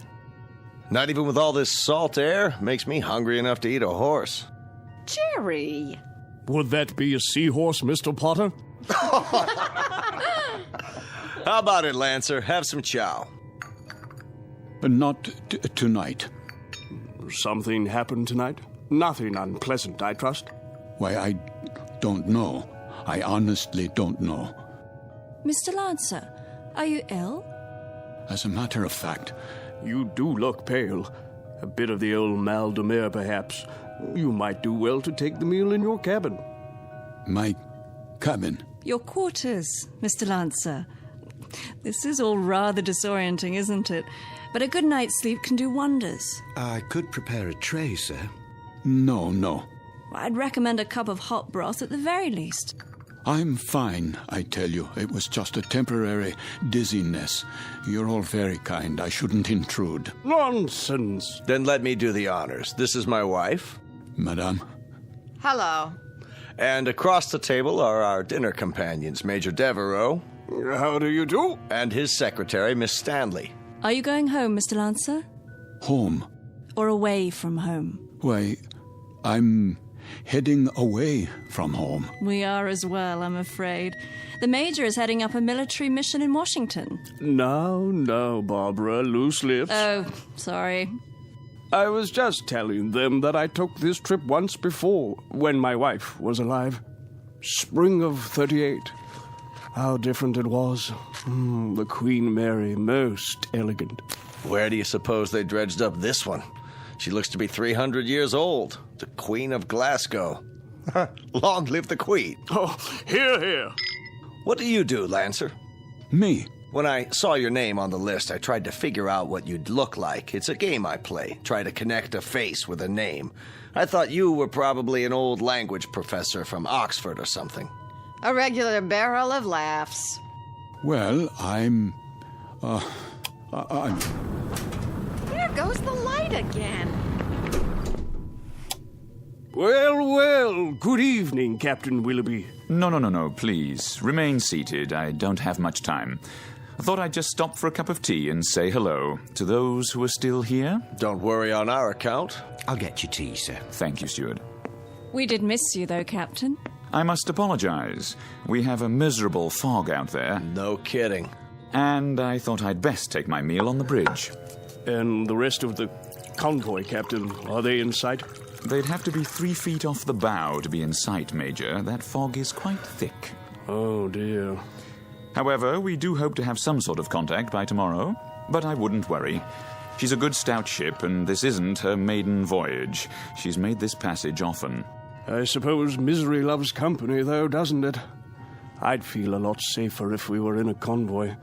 I can almost see those wolf packs converging on us. There would be no wolf pack converging on a single ship, Major Devereaux. Sorry? The principle of the submarine pack is based on the convoy attack. The gentleman is quite correct. Our primary danger would lie in a single submarine. Well, that's reassuring. I guess we stand a better chance against one than against 20, don't we? Just ask Admiral Potter here. He fought with Dewey at Manila. He knows everything. Still, it only takes one torpedo. They can do such dreadful damage. And I must tell you, I've had a miserably uncomfortable feeling ever since we've left. What kind of feeling? Of being followed. Isn't that something? I've had the same feeling. I'll tell you, I'd rather they go after us with a pocket battleship. That you can see, not a skulking, crummy tin fish a couple of miles underwater. If we're being followed, you will see the sub, Mr. Potter. It will surface. They won't waste all their torpedoes on us. Not when they can sit back 1,000 yards and shell us with impunity and sink us at will. You forgive me. This is Mr. Lancer, Captain. Mr. Lancer?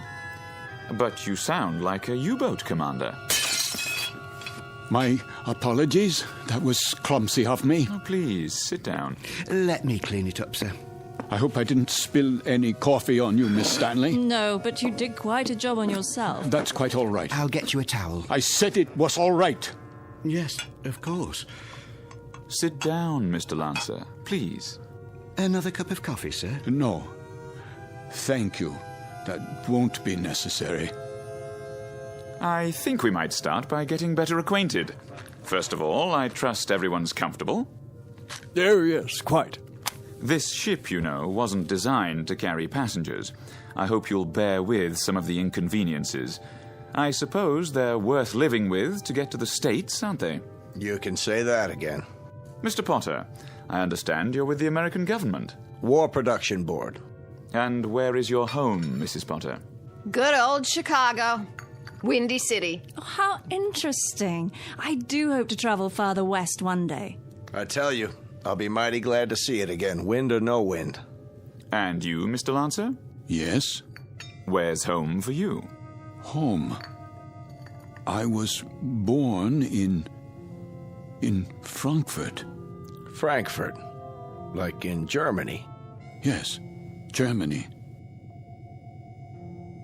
Well, how long had you been in England, Mr. Lancer? How long? Not very long, not long at all. Please accept my apologies. I think I'll go to my quarters now. Too bad. I was hoping we'd get a poker game going. Whoop-de-doo. Perhaps another time. Good night. Well, there goes an odd one, huh? I had him pegged as a German the minute he came in. And what do you suppose he's traveling on this ship for? You don't think he's a spy, do you? I rather doubt it, Mr. Potter. All the passengers are well screened. I am a bit concerned about him, however. He doesn't look at all well. Actually, I'm feeling a bit tired myself. I think I'll be off to bed. Good night, everyone. Sleep well. Watch your step, Barbara. I will. It's very dark out there. Would you like a torch? Oh, don't worry about me. I can have the steward escort you. I wouldn't think of it. See you all at breakfast. I'll get the light switch. Thank you, Captain. Good night.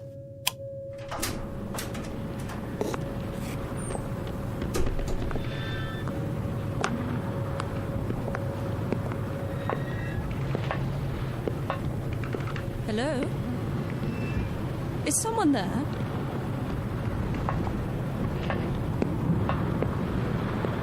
I say, is anyone...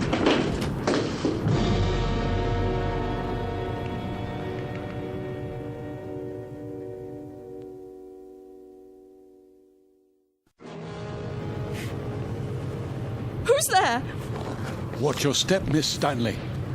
Oh, Mr. Lancer. The stairs are quite slippery from the fog. So I see. I was afraid you'd lose your footing. Thank you for your help. The fog can be treacherous at sea. And it carries quite a chill, doesn't it? Yes. Yes, it does. It's best to stay off the deck at night. Why are you here, Mr. Lancer? What? I thought you'd be in your cabin. I'm still a bit unsettled. Not quite ready to sleep yet. Miss Stanley? Yes. May I ask a question? Please. Have we met before? I don't think so. Why? You'll forgive me, but you looked so familiar. They all did, for that matter. Are you sure you're well, Mr. Lancer? Yes, I seem to be. It's just this feeling. What sort of feeling? Oh, it will sound crazy to you. Go on, please. Just that I'm doing things, saying things. That you've done before. How do you know that? I know the feeling. I've had it occasionally. Have you? Walking into a room and being able to swear that you've been there before. Even the conversations. They seem identical to ones you've had at some other time. Yes, but what other time and where? That's always the question, isn't it? And the people? Yes, and the people, too. Yes. That's extraordinary. What is? I don't recall. I don't seem to recall boarding this ship. Don't you? Or anything else for that matter. How I got here, or why I'm here. There was a film about that. Pardon? In the cinema, a few years ago. With Leslie Howard. Oh, was it that American? What's his name? Garfield, John Garfield.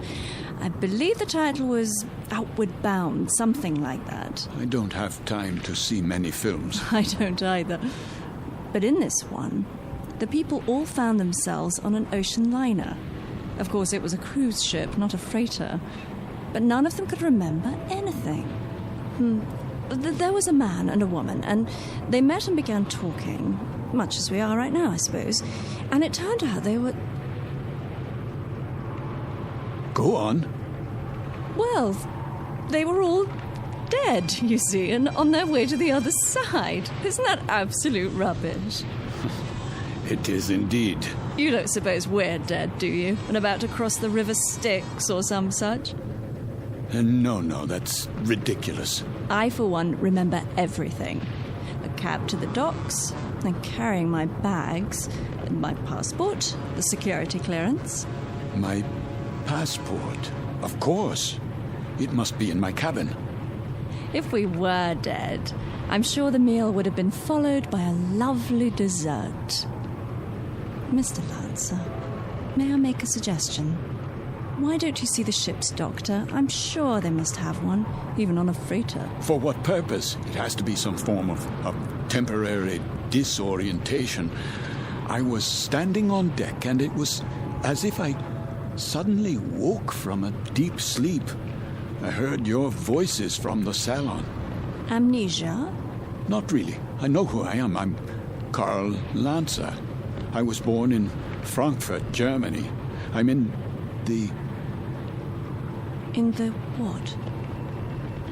In the... You were going to tell me. You were in the something or other.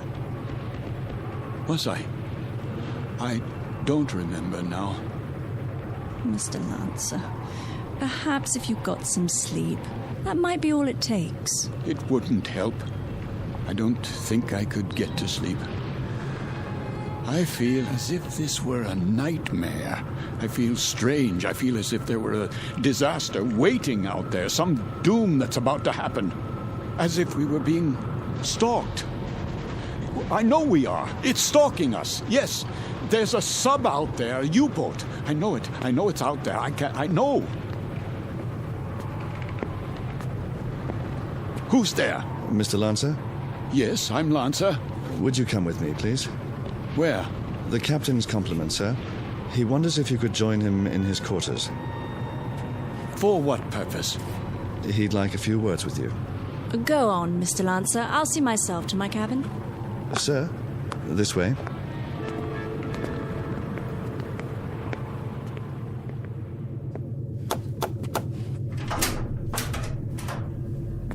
Mr. Lancer, sir. You wish to see me, Captain? Thank you for coming, Mr. Lancer. You've met my first officer, Mr. Danbury. Yes. What is this about? I wonder if you'd mind answering a few questions. No, not at all. First, would you mind showing us your passport? My passport? If you don't mind. Just routine, Mr. Lancer. On our passenger manifest, it seems that your passport number was somehow not included. Yes, of course. Oh, I'm afraid I don't have my wallet in my pocket. It must be down in my cabin. That's perfectly all right. Sometime during the next few days, if you think of it, say tomorrow, you can show it to me whenever it's convenient. Are you feeling better, Mr. Lancer? Yes, much better. Is there anything I can get you? No. Then, is there anything you'd care to talk about? How do you mean? Anything on your mind? Something you'd care to tell us, perhaps? There's very little I can tell you. And why is that? Because I don't remember very much. No? Actually, to tell the truth, I don't know how I got here. I don't recall anything about it. Is that right? I seem to remember only a few odd, disjointed things. I know, for example, that my name is Karl Lancer. I know I was born in Frankfurt. So you said. Please continue. Continue where? That's it. At this moment, that's all I know. Mr. Lancer. Yes?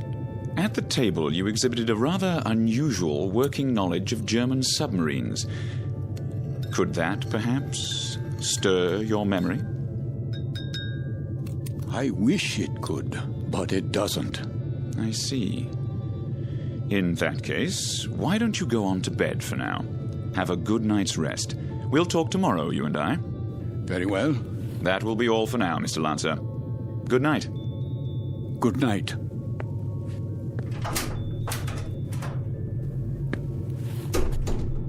Most peculiar. I'd agree, sir. I'd say he bears watching. Then watching is what he'll get. I told you what he said at the table. What do you make of it? That's hard to say. But as I was going to get him on deck, he was talking to one of the passengers, Miss Stanley. And? He was speaking quite excitedly, in a very loud voice. I couldn't help but overhear. He was saying something about how he knew there was a U-boat out there. It's stalking us. That's what he said. You heard him say that? Those were his exact words. Thank you, Danbury. I thought you'd want to know, sir. Danbury. Sir? Let's keep this between ourselves for the time being, shall we? Yes, sir.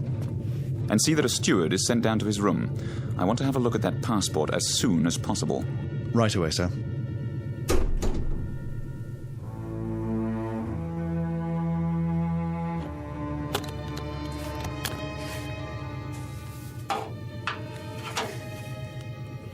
There you are, sir.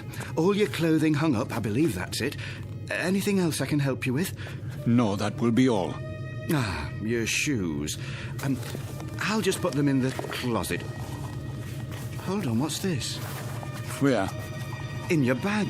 Looks like an officer's cap, but not one of ours. War souvenir. What are you talking about? This, sir. I was wondering if it was a war souvenir. Let me see that. Yes, sir. It's a naval officer's cap. Foreign by the style of it. Don't touch things that don't concern you. I only thought I'd put it away for you. That won't be necessary. I'll put it away myself. Yes, sir. That will be all.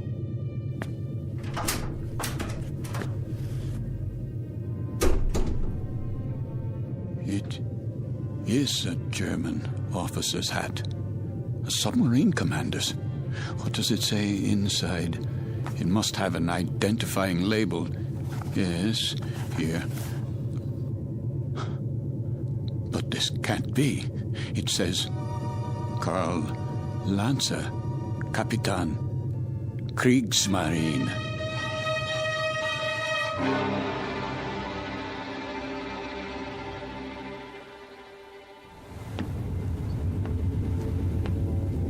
Mr. Danbury? Yes, sir? We've slowed down again. See if you can impress upon that very temperamental engineer the rather dire necessity for speed. Engine room. Engine room. McLeod, can we get any more revs? We're losing speed badly. Begging your pardon, sir, but I've got these blooming engines trained to the limit now. Kindly tell the captain that if I keep them going at this rate, they'll be a breakdown before morning. In that case, we'll be going a precious lot slower in a drift than under power. McLeod, we simply have no more revs. If you can give me maximum speed for another 12 hours... Captain!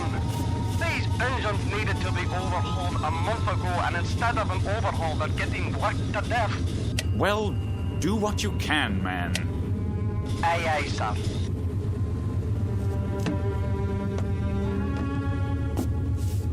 What do you think, number one? Sir? Cheery predicament we have here. If we reduce speed and give those engines a break, we don't stand a chance. And if we keep them going at maximum, they'll break down inside of 2 hours. I don't know what to say, Captain.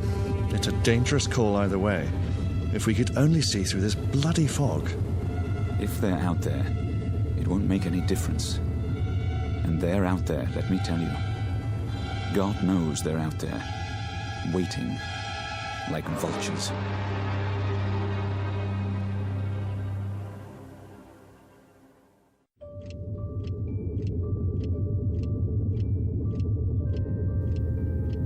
Another drink, please. Begging your pardon, sir, but it's very late. Don't beg my pardon. Just put the bottle on the bar. Go to bed if you're tired, but leave the bottle.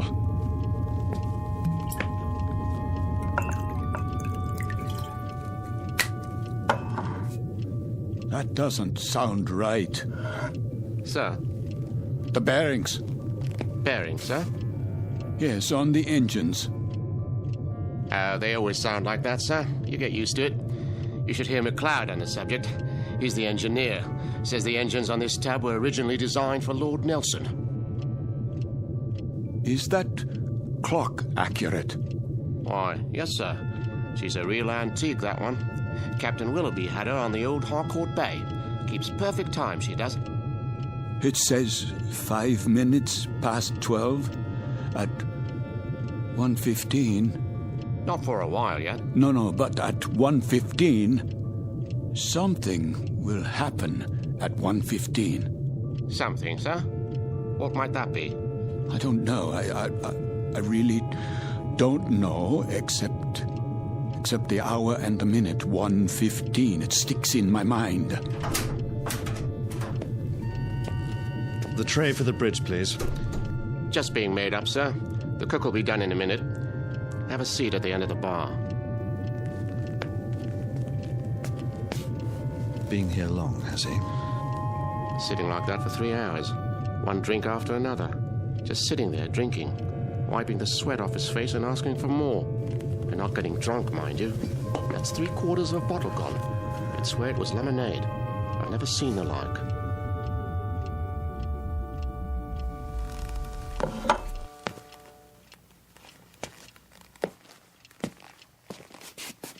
Why have the engines stopped?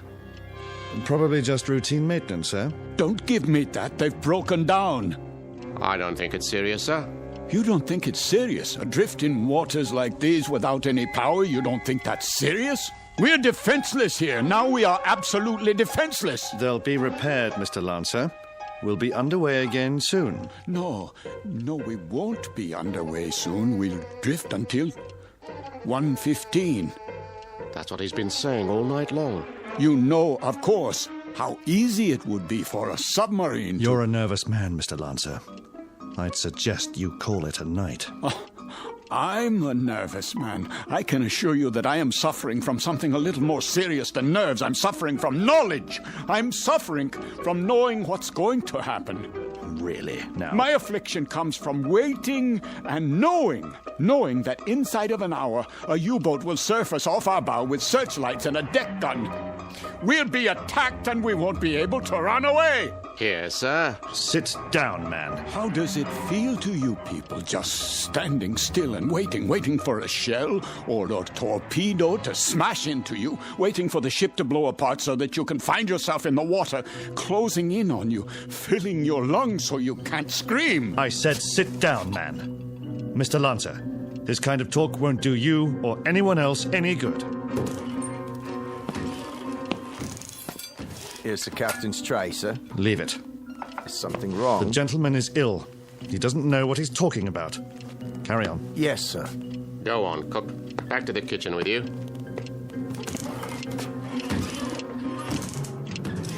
The U-boat's coming. We must get the engine started or abandon ship. That's what we must do. Yes, we must abandon ship. Do you hear me?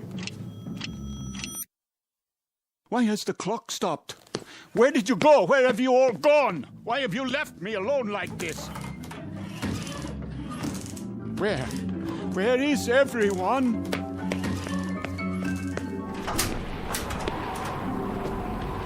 What is that? The searchlight. It's here. That's the U-boat. The U-boat is here.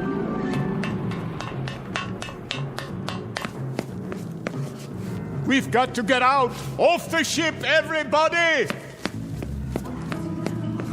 There you are. All you passengers, out of your rooms. Listen to me. There's a U-boat. I just saw it. She's going to sink us. Can't you hear me? Why don't you move? Are you all out of your minds? What do I have to do? Do I have to grab you and carry you up on deck? Do I have to throw you bodily into the lifeboats? Do I have to knock you unconscious? They're gone. But where? Is the entire ship empty? Or have I gone mad? A life preserver, yes. SS Queen of Glasgow. Wait. I remember that name. Queen of Glasgow. Queen of Glasgow. Potter? Major Devereux! Miss Stanley, where are you? Captain, steward, we must abandon ship.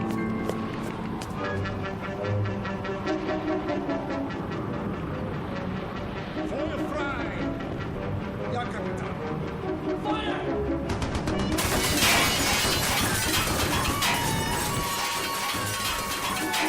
They are shelling us. We're hit, I tell you. Miss Stanley, we must get out. The lifeboat. I can't, Mr. Lancer. The roof's collapsed. The door won't open. Climb through the porthole, quickly. I'll try. Where are the lifeboats? Over here, Mr. Devereux. We'll have to climb down. Help us, please, my wife. I'm coming, Mr. Potter.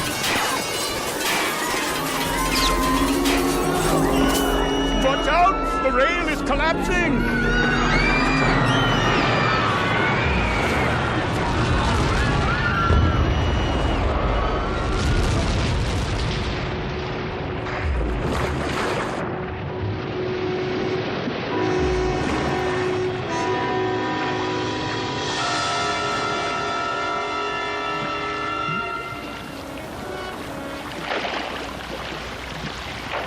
Family, the little girl.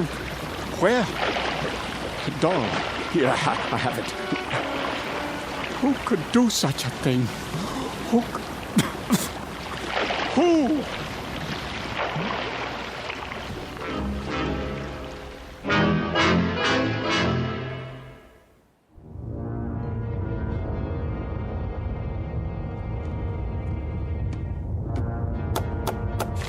Yeah? Not much to show, Captain Lancer. That's all. Very little wreckage floated to the surface. Only this life preserver. There were no survivors. Then I'd say that's a good catch tonight, wouldn't you? Very good catch. It says SS Queen of Glasgow. Ah, a 5,000-tonner. Isn't that what the registry reads? Yes, sir. Cheer up, Lieutenant. Hand me the coffee. Well, pour it. If you wish, sir. You have nerves, Mueller. Not really, sir. A little shaky, perhaps. Oh, why? Nothing, sir. I asked you a question. Why? There were women and children on that ship. So? We gave them no warning. You'd have us give them warning, eh? So their radio man can send out their position, which quite incidentally is our position. You have sentiment, but no brains. You're an old woman, Mueller. You know that? I just find it difficult. To do what? To reconcile killing those people. Without warning.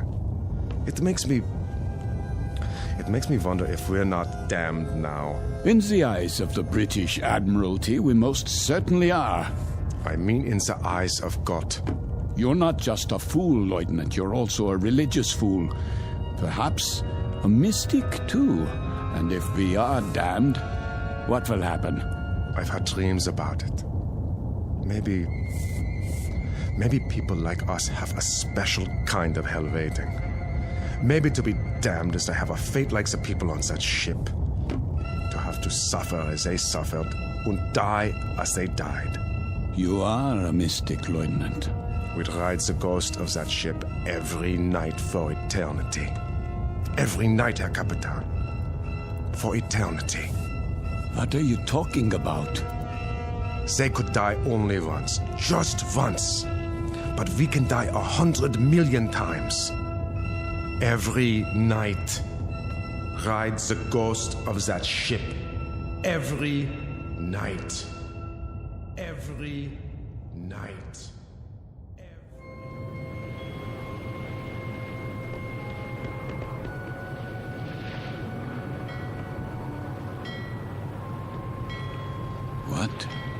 What is this place? The time. It must be late. Very late. Light in the salon. Let's black out down there. Who?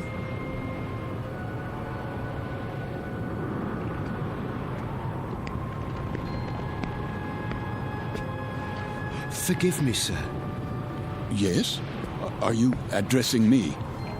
Begging your pardon, but they'll be finished serving dinner soon. They? The galley crew, sir. Why do you tell me this? I only meant... What? What did you mean? All I mean to say is, you'd best go in now, sir, if you want your evening meal. My meal? The salon will be closing in a few more minutes. Oh, yes, of course. In the salon. Is that what you call it? Yes, sir. It's very dark out here. Would you like to follow me? Follow? The lights, you see. From now on, I'll have to switch them off when we open the door to the deck and then on again. You understand, sir? Because of the blackout. The blackout? Yes. This way, sir. Are you all right? Why wouldn't I be? Is something wrong with my appearance? Why, no, sir. It's only that... Is this your first time? My what? Your first passage. It can take a bit of getting used to. Sea legs and all that. I'm quite used to being at sea. Thank you. I was just... A special kind of hell waiting. Maybe to be damned is to have a fate like the people on that ship. To have to suffer as they suffered and die as they died. We'd ride the ghost of that ship every night for eternity. For eternity. For eternity. For eternity. Yes, sir? Just listening. To the engines? No, not the engines. I was listening to the water. The cold ocean water out there. And the night.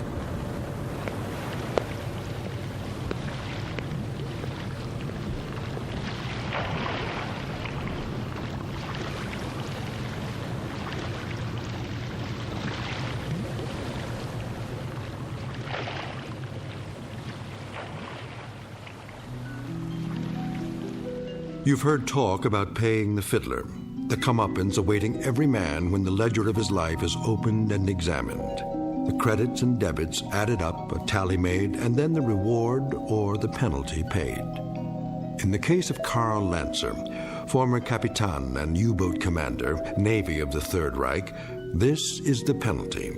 This is the justice meted out. This is Judgment Night in the Twilight Zone.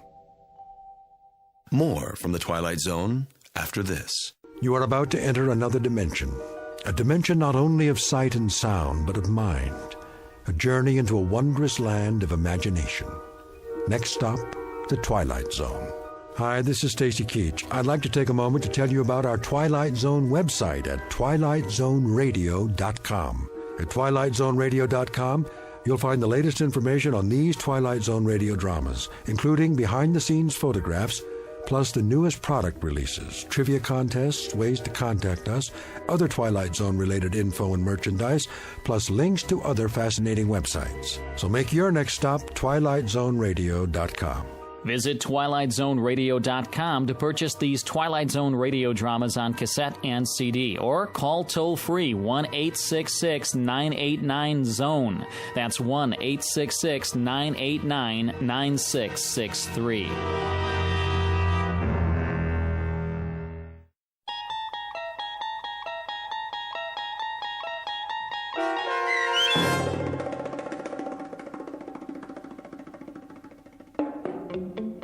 Judgment Night, starring Chelsea Ross with Stacy Keach as your narrator, was adapted for radio by Dennis Etchison and written for the Twilight Zone by Rod Serling. Heard in the cast were Nick Sands, Damian Arnold, Richard Shavson, James Houghton, Sarah Wellington, Christian Stolte, Fernette Lebo, Doug James, Martin Astrop, Anna Rose Benson, and David Darlow. To learn more about the Twilight Zone radio dramas and to obtain audio cassettes and CDs of these programs, visit our website at twilightzoneradio.com. The producers of The Twilight Zone wish to thank CBS Enterprises, Carol Serling, Dennis Etchison, Dick Brescia Associates, Claire Simon Casting, Terry Jennings, XM Satellite Radio, Sirius Satellite Radio, our sponsors, and our radio affiliates for helping make this series possible. This copyrighted radio series is produced and directed by Carl Amari for Falcon Picture Group. Audio editing, sound design, Foley effects, and mix for the Twilight Zone radio dramas are by Cerny American creatives Craig Lee, Michael Slaybach, Bob Benson, and Jason Rizzo. To learn more about the Twilight Zone radio dramas and to contact us, visit our official website at twilightzoneradio.com. Doug James speaking.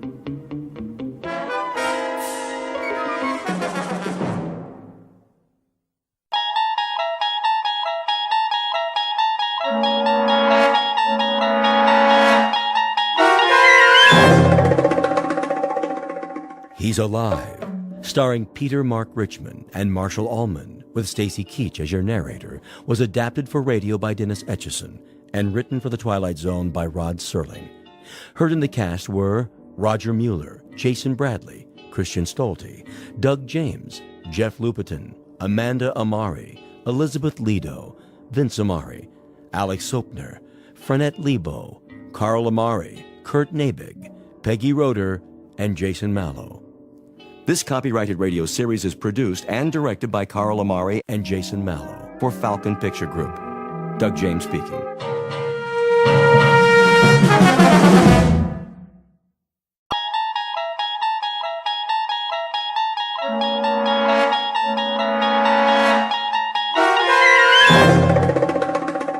You unlock this door with the key of imagination. Beyond it is another dimension, a dimension of sound, a dimension of sight, a dimension of mind. You're moving into a land of both shadow and substance, of things and ideas. You've just crossed over into the Twilight Zone.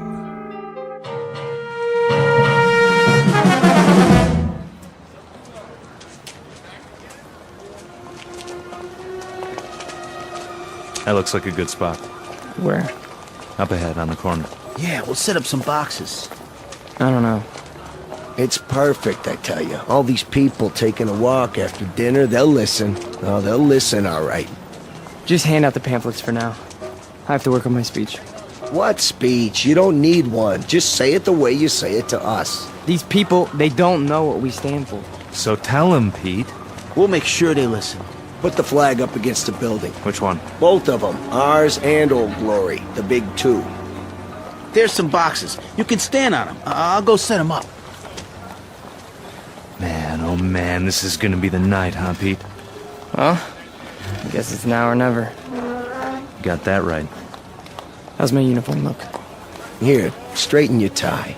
The cap, the boots, perfect. You look like a leader. Big time. Go, Pete. Give him a dose of the truth. Hey, mister. Excuse me, little girl. Are you in the army? No army you ever heard of, sweetheart, but you will. My daddy's a lieutenant. Are you a lieutenant? Better than that, kid. A lot better. Now stand back. You're in the way.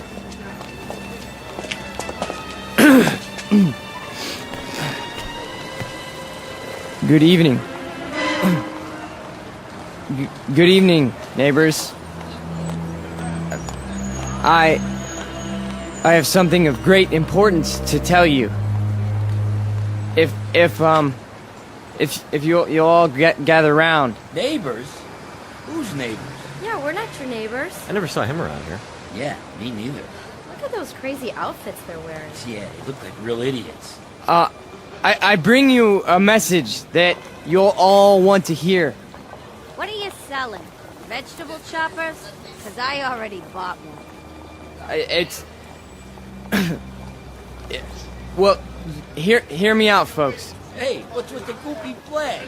Yeah, it's got lightning bolts on it. Well, maybe they're looking for a few good men for Halloween. I want to talk to you about international communism and the secret masters of the World Bank. I'm not joking, neighbors. Do you know who's really behind it? Look at our economy. It's falling apart. It's because of the bankers. That's right. The economics of the world, now, then, and forever, have always been the breeding ground for a certain type. An insidious type. The worshippers of the golden calf, whose religion is gold, whose loyalty, first and foremost, is to money, and only money. And we know who loves money more than anyone else, don't we? We know what tribe. He's just getting warmed up. Yep, in a minute he'll have him in the palm of his hand. The tribe of traitors. And they're here, in our homeland. They're in Washington. Those swine have captured the reins of government. Yeah, they're rotten apples, and I got an apple for you. Hey, knock it off, people. Yeah, show some respect. I'm talking about traitors. Listen. Boring. Ice cream.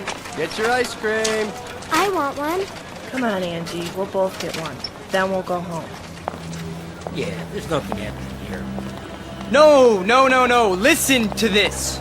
What about foreigners? Huh? Foreigners. Take a look at the way that they're controlling us. The lines lead directly to Palestine and to the Vatican. Yeah, I've had about enough of this. Let's go. It's a conspiracy, I tell you. A conspiracy of men who aren't like us.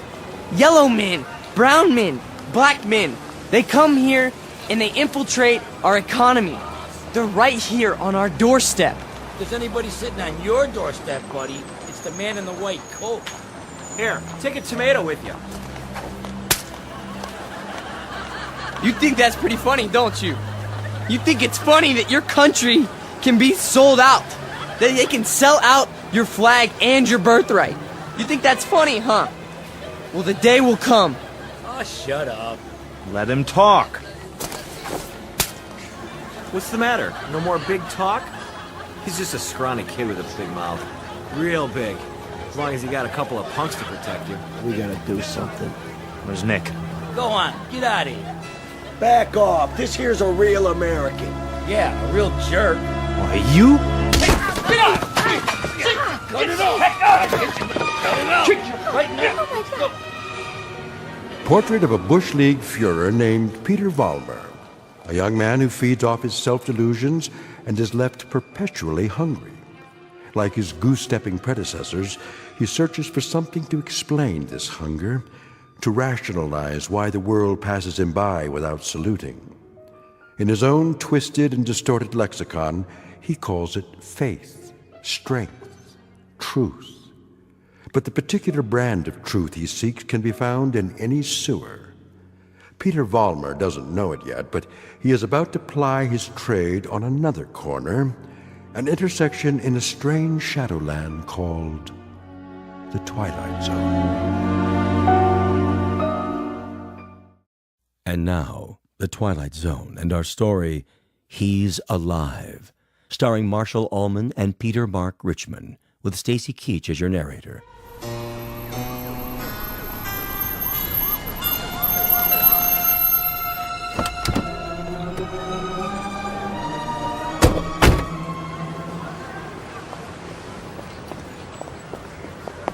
All right, folks, break it up. Party's over. Yeah, what's happening here?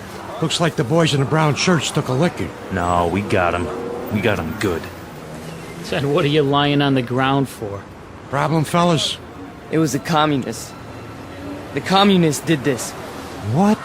Which ones are those, Jack? All of them. They ran away like cowards. We want to press charges. What about names? We need names if we're going to charge anybody. Look, forget about it. We can take care of ourselves. Sure you can. Need some medical attention?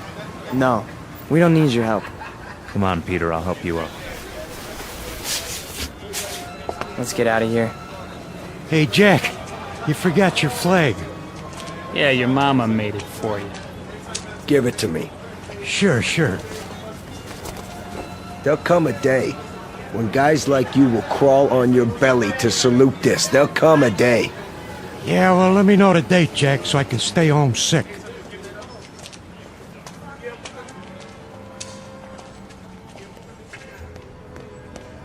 Hey, Pete! Pete! Are you okay? Yeah, we're fine. What are you doing in the alley? It cornered me. Must have been 10 guys on top of me. It was all I could do to get away. You sure that's what happened? Sure, I'm sure. Oh, mean crowd, Pete. You get a hot night, and you always get a mean crowd. Remember when I was telling you that? Remember when I was telling you that every time you get a hot night... All right. Okay, Pete. Okay. Why? I tried. I tried hard out there tonight, but I couldn't get through. I couldn't get them to listen. Words never come out right. You did good. Real good. Someday they'll listen. They'll have to. They'll listen and they'll cheer. Someday they will, Pete. You'll see. Someday.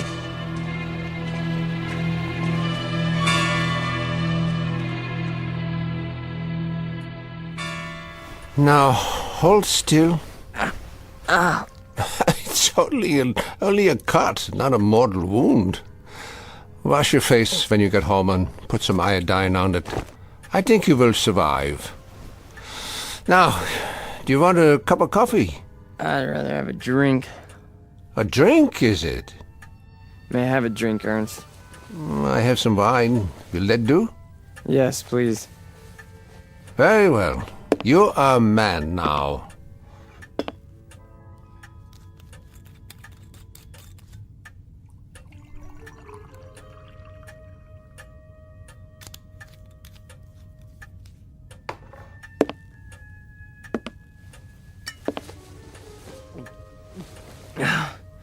Thank you. Peter, one sips wine. That's not beer from a beer garden. Sorry. I'll remember that next time. The next time.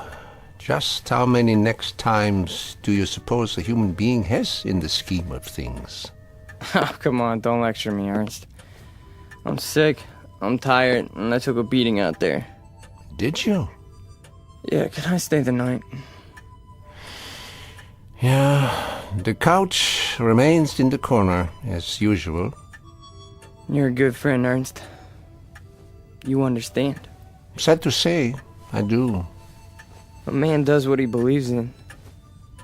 A man usually does. I believe in certain things. Is that right? You know I do. I mean, we're friends. You've known me since I was a kid. When you were a little kid, Peter, and I used to find you crying at my door late at night, I could pity you then. And now? What do you think? Now you peddle hate on street corners as if it were popcorn. It's not hate. It's a point of view. A philosophy. Oh, I know the philosophy. I know it quite well. 9 years in a place called Dachau.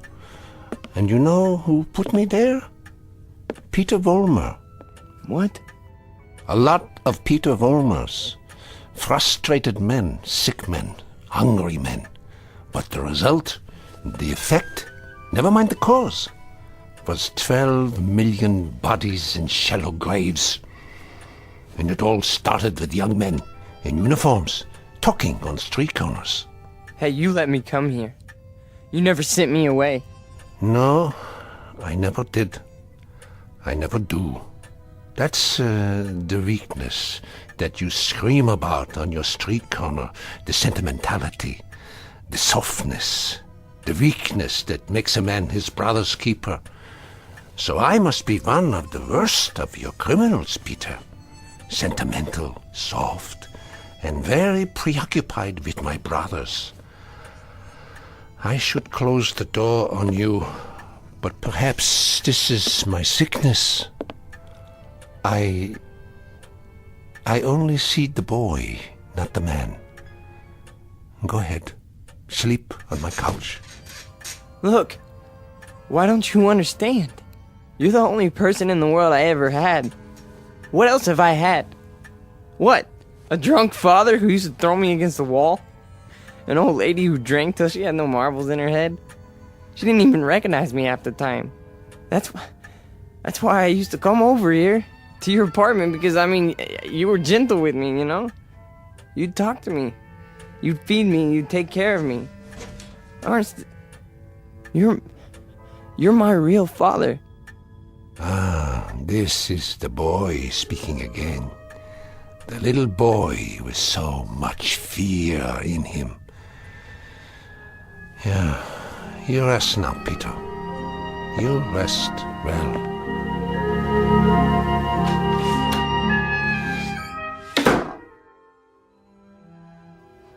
No. No. No. No. No. No.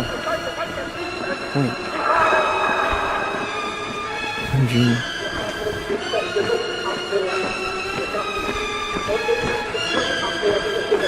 What? What? Peter! Who's that? Peter? Who's out there? Who is it? A friend, Mr. Vollmer. A friend? You have need of friends, yeah. Allies. Yeah, come downstairs, Mr. Vollmer. Come down and we'll talk, you and I.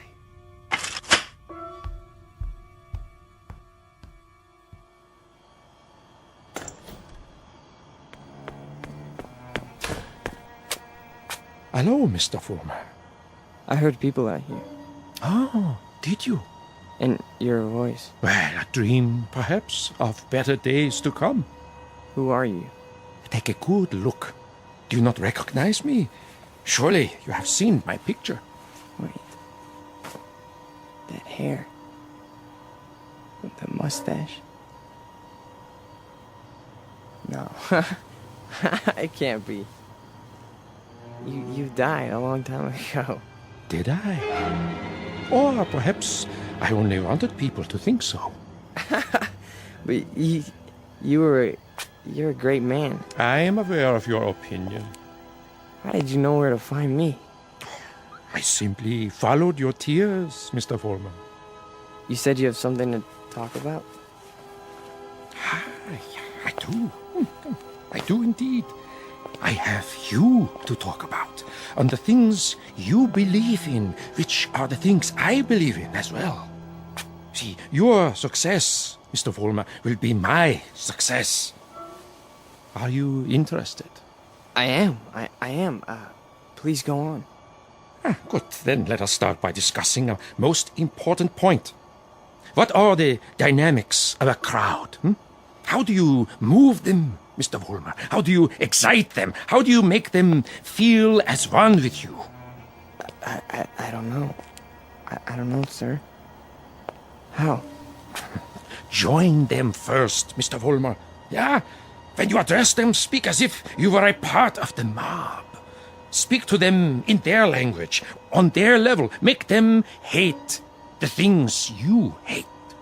How do I do that? If they are poor, talk to them about poverty. If they are afraid, talk to them about their fears. And if they are angry, Mr. Vollmer, if they are angry, give them objects for their anger. But most of all, what is most of the essence is that you make the mob an extension of yourself. Say to them things like, things like this. They call us hate mongers. They say we're prejudiced. They say we're biased. They say we hate the minorities. The minorities. Understand the term, neighbors. Minorities. Shall I tell you who the minorities are? Shall I? We are. We are the minorities. That way, Mr. Vollmer. See, you started that way. I think I understand. That's right.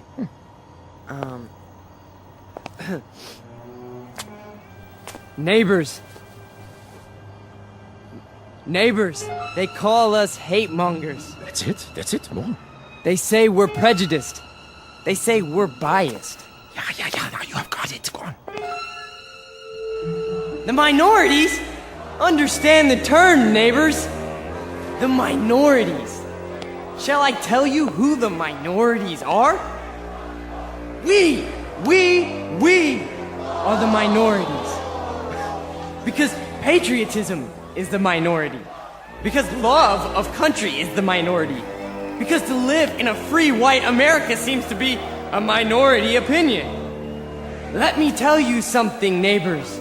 I want you to dwell on this. Just dwell on it. Once we had an atom bomb, and suddenly the Russians had it. We wanted to send men into space, but it was the Russians who got there first. We had a hydrogen bomb. It was the Russians who exploded theirs. Who gave them the bombs? Who sold us out? Who stabbed us in the back? Well, if it's the minority opinion that we must survive, then we are the minority. And this minority will not stop until it's the majority. This minority will not give up the fight. No, this is the promise, and this is the legacy.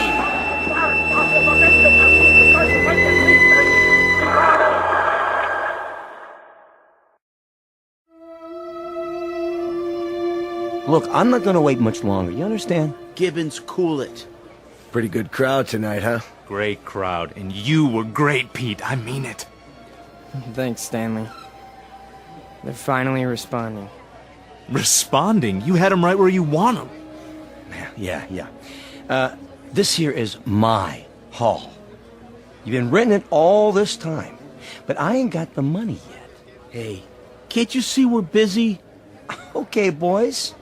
I'll put it to you this way. If I don't get paid right now, you don't have the hall tomorrow night. You got that? I'll go count the donations. What's the problem? Oh, this is a hungry man here, Pete. He's got to have his shekels. You know the type. I told you guys you're 3 weeks behind on the rent. You said you'd give it to me a week ago, and all I got was a cigarette butts on the floor. After tonight, that's it. Excuse me. Am I to understand that you're going to lock us out of this meeting hall because of a couple weeks' lousy rent? Oh, you understand right.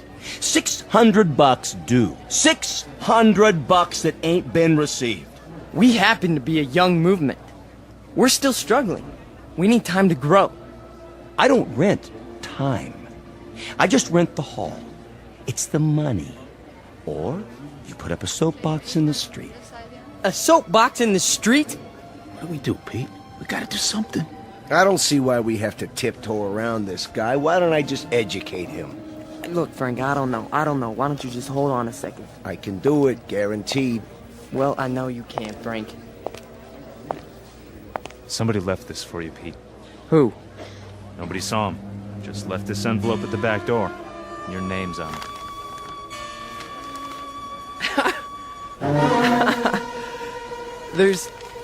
There's money inside. 6 C-notes. Hey, how about that? We need $600, and here it is. Oh, man, how about that? Hey, Gibbons, come and get it. Yeah, it's about time. You satisfied? Then don't bother us. All right. You're paid up through this week. Where'd the dough come from, Pete? You have any idea? We must have a secret supporter. I can see why. You were really something tonight. I can't even tell you how it sounded. You had him. You really had him. Hey, we're gonna make it.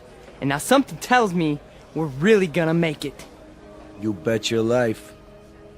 You guys go on. I'll see you outside. Sure, Pete. Anything you say.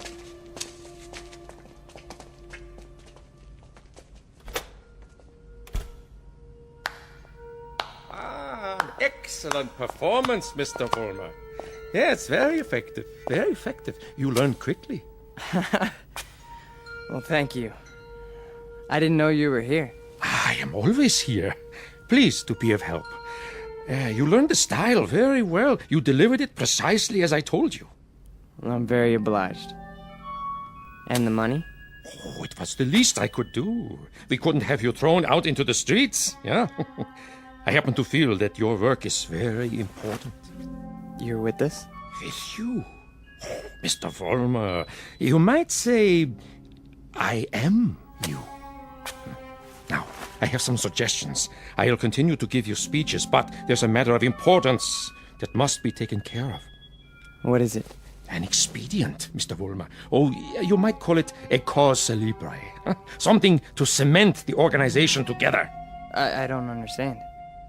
The organization needs a martyr. A martyr? How do we find a martyr? You don't find one, Mr. Vollmer.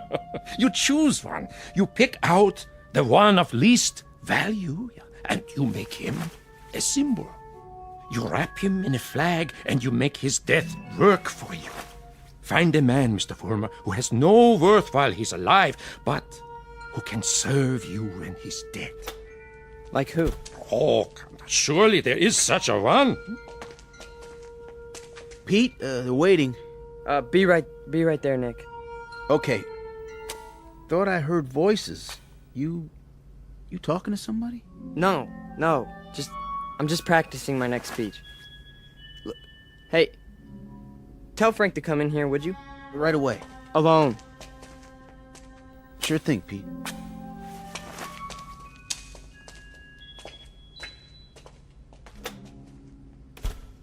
An excellent choice, Mr. Vollmer. The little fat one. Yeah. Now, all you have to do is arrange it. The only thing is, I've known Nick for a long time. Isn't there some other way? Other way? There is no other way, Mr. Vollmer. And if you weaken now, there's no point in going on. When Frank comes back, tell him you've discovered an informer. Tell him the informer has done you irreparable damage. The informer must be put out of the way, but cleverly, subtly, so that there is some question as to who is responsible. But Nick's been with us from the beginning. The beginning? Oh, no, Mr. Vollmer. None of you were at the beginning. None of you. Nick's my friend. And this is an act of friendship. We are allowing him to serve the cause. How glorious for him. Nick says you wanted to see me. We got a stoolie in the group, Frank. A stoolie? Yeah. Nick's been talking. And I think he's working for the police. No. I know it to be a fact. Everything we've done, everything we've said, Nick snitched on us. Are you sure? Beyond a shadow of a doubt. Well, what do you want to do, Pete? Get rid of him. Get rid of him so that it looks like somebody else did it. Make it look like someone who hates us. I understand. I understand, Pete. You call it, you got it.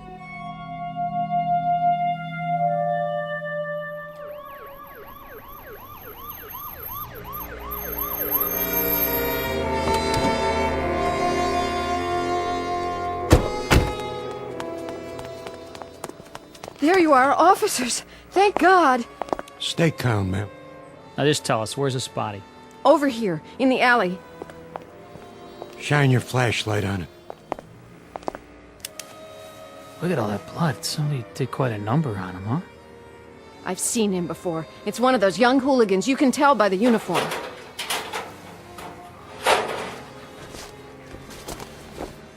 He's dead, all right. Call a meat wagon. What was this one's name? Wait a minute. There's a note pinned to his chest. What does it say? A good fascist. What do you suppose that means? One of their enemies must have put it there after he beat him to death. Yeah, but which enemy? There's a lot of them around here. Fewer and fewer every day.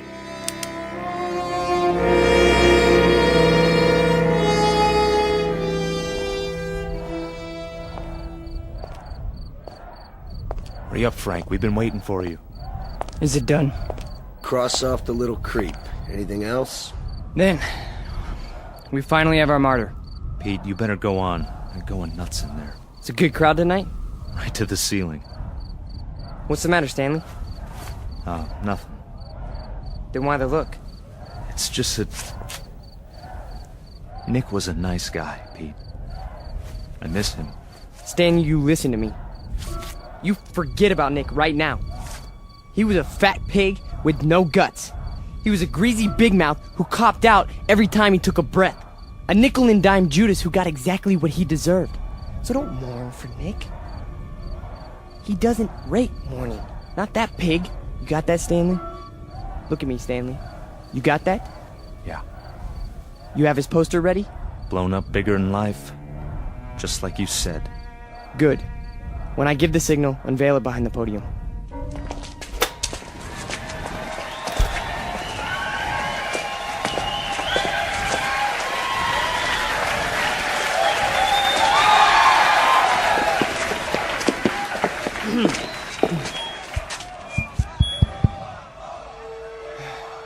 All right, everyone.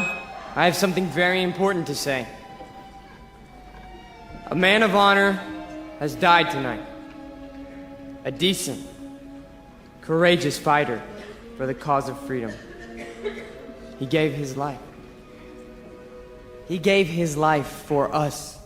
Some skulking assassin murdered him. But friends and neighbors and co-fighters, Nick Bloss did not die in vain. They stilled his great heart, but they could not stifle his memory. They could not obliterate his courage. They could not wipe away his honor. He lives, my friends. He lives in you, and he lives in me.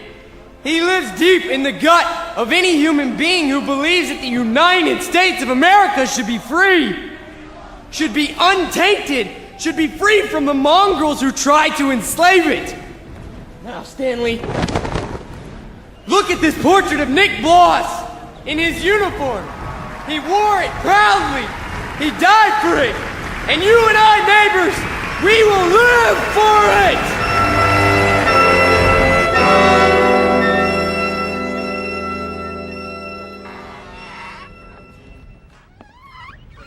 Oh, hiya, Mr. Gans. How do you do? How are you tonight? Oh, I'm very sober, unfortunately. Beer? Yeah, if you please. Boy, listen to him across the street. Guy's got a voice on him. And I knew it when it was only a whimper. That's a wild kid, that one. Used to be people would laugh at him, but lately he gets the crowd. Not many people laugh now. Say, you know him, don't you? Yeah, since he was a child. A silent little boy with very little to say. But now, I've been here before. Oh yes, I've seen and heard it all before. That was another time, Mr. Gans. Another place. Another kind of people. That stuff doesn't go here. That's what we said, too. They were brown shirt scum. Temporary insanity. Part of the passing scene. Too monstrous to be real. So we ignored them. Or laughed at them. Because we couldn't believe that there were enough insane people to march for their cause. And then, one morning, the country woke up from an uneasy sleep, and there was no more laughter. The Peter Volmers had taken over. The wild animals had changed places with the zookeepers. Another one, Mr. Gans? No, thank you. I have had my fill. You take it easy now. You're not going to do anything foolish, are you? Me? Not this time. It mustn't happen again. We can't let it. We simply can't let it happen again. All the anguish, all the horror, all the nightmare. No. Not this time. Mr. Gans? Mr. Gans!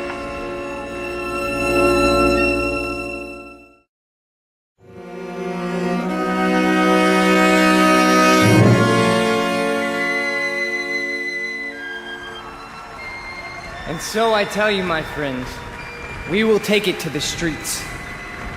There's going to be a big meeting tomorrow night, with searchlights and banners and drums, and armbands. For every one of you who wants to join us, we have armbands. And soon, very soon, we will have uniforms for all of you. When we march! Who's that? Search me. Go on, Mr. Vollmer. You were saying? Ernst, what are you doing here? I can tell them what you were saying. I have heard it all before. I have heard it 1,000 times before. In Munich, in Berlin, on 100 different street corners. It was drivel then, and it is drivel now. Ernst, you've got to stop. And what is this one here? The latest model? A new Führer right off the assembly line? Well, this one isn't so new. He is just a cheap copy. Oh, let me tell you about this one. About the breed, the species. They are all alike. Problem children with delusions. Sick, sad neurotics who need applause like a needle. That's enough, Ernst. Please. Please. Listen to me, Peter, and let them listen, or I will tell them about a quaking, whimpering boy who cried on my couch, who still cries on my couch. Ernst, don't! They need parades and torchlights and slogans like therapy. They need uniforms and armbands, because without them they are naked and pitiful. This one grew too old to bite his nails, so he made believe he could lead others. Pete, don't let him have the mic. Put him down, or I'll put him down. Yeah, put me down, Peter. Shut me up. Stifle me, huh? Why don't you? Why can't you? Because this is your courage right here. The symbol on your sleeve. A torch and a lightning bolt. A crude drawing for children. I'm warning you, Ernst. This patch is your strength. This and the crowds and the sick aisles. And if I tell you to your face, Peter, that your courage is made out of cloth, that your ideas are filthy garbage, and that you are something less than a man, what do you say to that? How do you answer me? Like this! Oh, the rebuttal. The only answer your kind knows how to give. Is that the best you can do? A bloody nose? This is your Führer? He is yours. I give him to you. A gift from the sewers. You see, folks, the way it is. Hey, Pete, don't worry about it. He's just an old man. One crummy old man. The way it is, I knew him. I knew the old man once. Is that a fact, Mr. Vollmer? Yes, that is a fact. I used to know him. And... Who's he talking to? Mr. Vollmer, I have no interest in who he is. My concern is in what he is. He cheapened you in front of these people. You barely had the strength to strike him a slap, like a woman. Your voice is like a lion, but your instincts are rabbits. And you? Instincts like a rabbit. Slap like a woman. You stand in the darkness and plan the battles. But you're never there when they're fought. No. Why don't you come up here alongside me, huh? Why don't you let them see who you really are? Why don't you make a speech? Mr. Vollmer, I was making speeches before you knew how to read them. I was fighting battles when you were struggling to get out of a womb. I was taking over the world when your universe was a crib. And as for my standing in the darkness, Mr. Vollmer, I invented darkness. Then you take the stage. Go on. It's all yours. Pete, Pete, who were you talking to? Where are you going? You can't run out.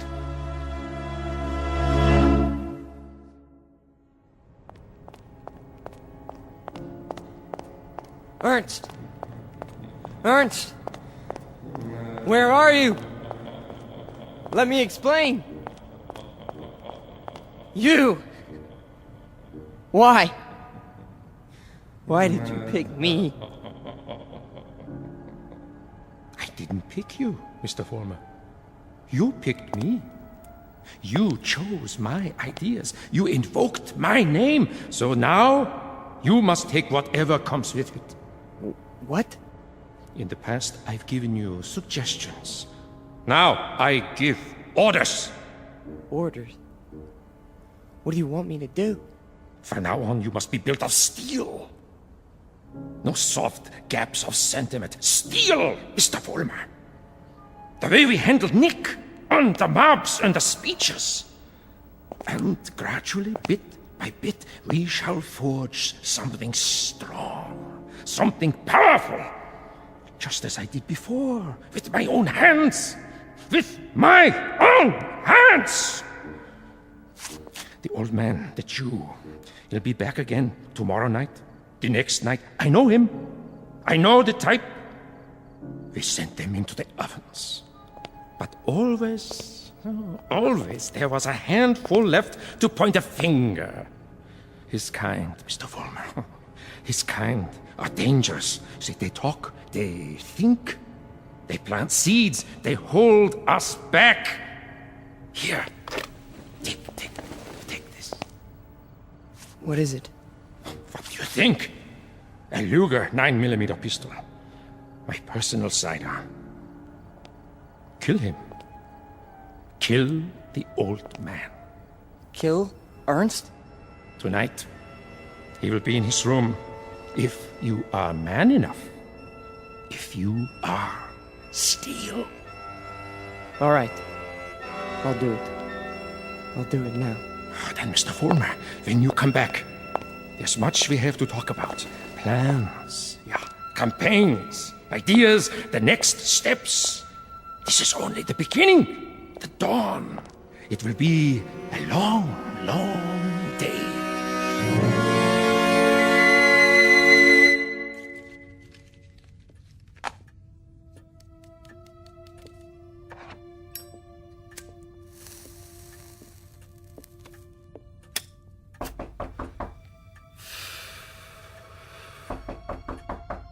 Yeah? Oh, come in. Ah, I thought it was you. You wouldn't listen to me, Ernst. On the contrary, I listened to all that I was able to stand. You should pay attention now. I can't even begin to tell you what's happened.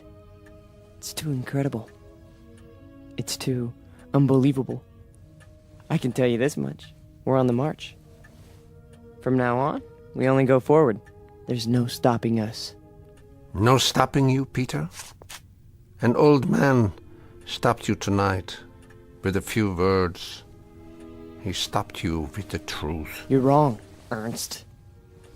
It's not just me anymore. There's someone else. Someone behind us. Someone even you tremble at. He'd have to be a very imposing figure, Peter. Much more imposing than you. Oh, he is. He gave me this. See? More imposing even than a gun. That's only because you don't think I'll use it. Which only goes to show that you don't know me. I know you, Peter, I know you. From a ravaged little boy wanting love to a torn man looking for respect, identity. I don't fear you. So you may do what you have in mind at any time you wish. With this one last reminder. You can never kill an idea with a bullet. Never. No. I'm all steel now. Ernst, I'm made out of steel. No more sentiment. No more softness. Just purpose. Just will. Then shoot. Kill. Destroy me, if you can. Am I close enough to you? You're frightened. Admit it. Not at all. Impatient and a little bored. With living? With having to live in a time that produces people like you. Once, years ago, you made death inviting. You still do. So do me the goodness, Peter. Get it over with as quickly as possible. I'm waiting, Peter. Kill him, Vollmer. Kill the old man. Kill the Jew. Use strength. Use will. Be made of steel, Vollmer. Kill him! Kill him now! You see, Ernst? I told you! I told you! I'm made of steel. All steel. All strength. But at the expense of things that most other men have. Some fragments of decency that tell them right from wrong. That make them love. Yes, Peter, you have steel, but now you have no heart.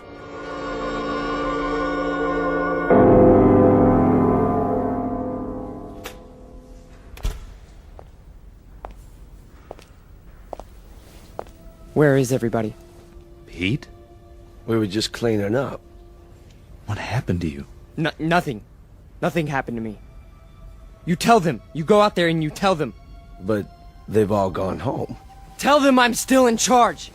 I'm number one. You serve, I lead. Understand? You serve, I lead. Come on, Pete. Let's go. No, he picked me. Out of everybody, he picked me. What's wrong?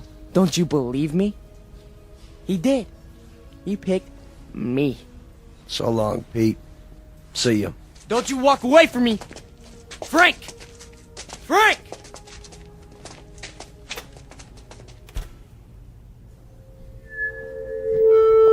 Who's there? Who is that? Vollmer? You.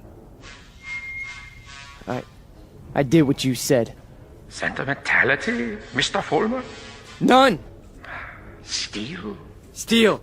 And no regrets? None! What did you destroy tonight?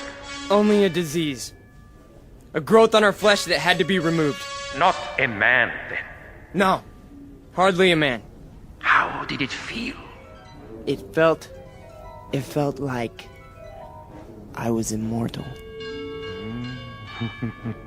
Mr. Vollmer, we are immortal. Yes. Yes.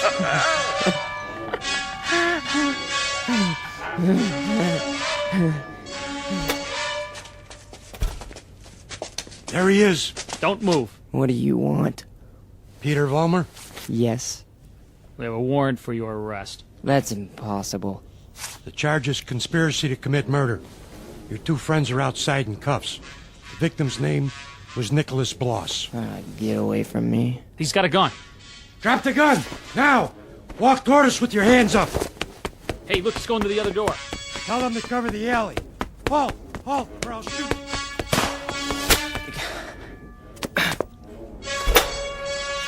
Hold it right there!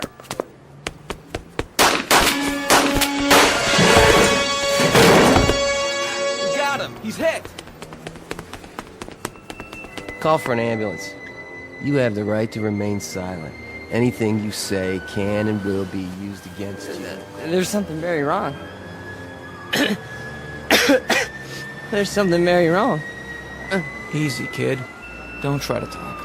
But you made a terrible mistake. I'm made of steel. It's true. Don't you understand? I'm made of steel. I'm made of steel. I'm made of steel. I'm made of steel.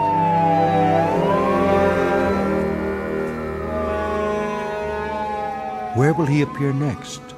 This phantom from another time, this resurrected ghost of an old nightmare.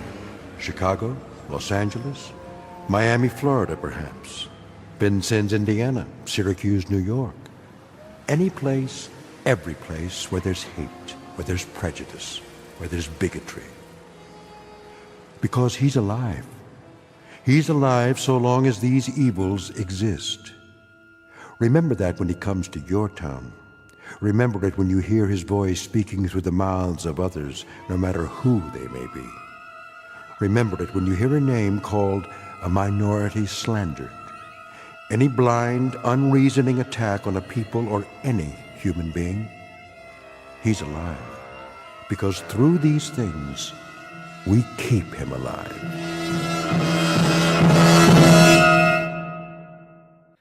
The Twilight Zone continues in just a moment. You are about to enter another dimension. A dimension not only of sight and sound, but of mind. A journey into a wondrous land of imagination. Next stop, the Twilight Zone. Hi, this is Stacy Keach. I'd like to take a moment to tell you about our Twilight Zone website at twilightzoneradio.com. At twilightzoneradio.com, you'll find the latest information on these Twilight Zone radio dramas, including behind-the-scenes photographs, plus the newest product releases, trivia contests, ways to contact us, other Twilight Zone-related info and merchandise, plus links to other fascinating websites. So make your next stop twilightzoneradio.com. Visit twilightzoneradio.com to purchase these Twilight Zone radio dramas on cassette and CD, or call toll-free 1-866-989-ZONE. That's 1-866-989-9663.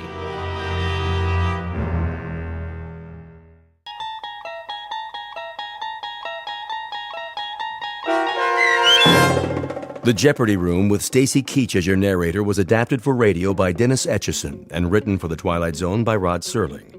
Heard in the cast were Yasin Piyankov, Jamie Vann, Terry Berner, Katrina Lenk, Ned Noyes, Anna Sverutza, and Lisa Dotson.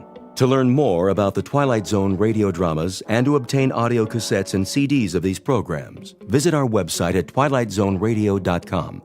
The producers of The Twilight Zone wish to thank CBS Enterprises, Carol Serling, Dennis Etchison, Dick Brescia Associates, Claire Simon Casting, Terry Jennings, XM Satellite Radio, Sirius Satellite Radio, our sponsors and our radio affiliates for helping make this series possible. This copyrighted radio series is produced and directed by Carl Amari and Roger Wolski for Falcon Picture Group. Doug James speaking.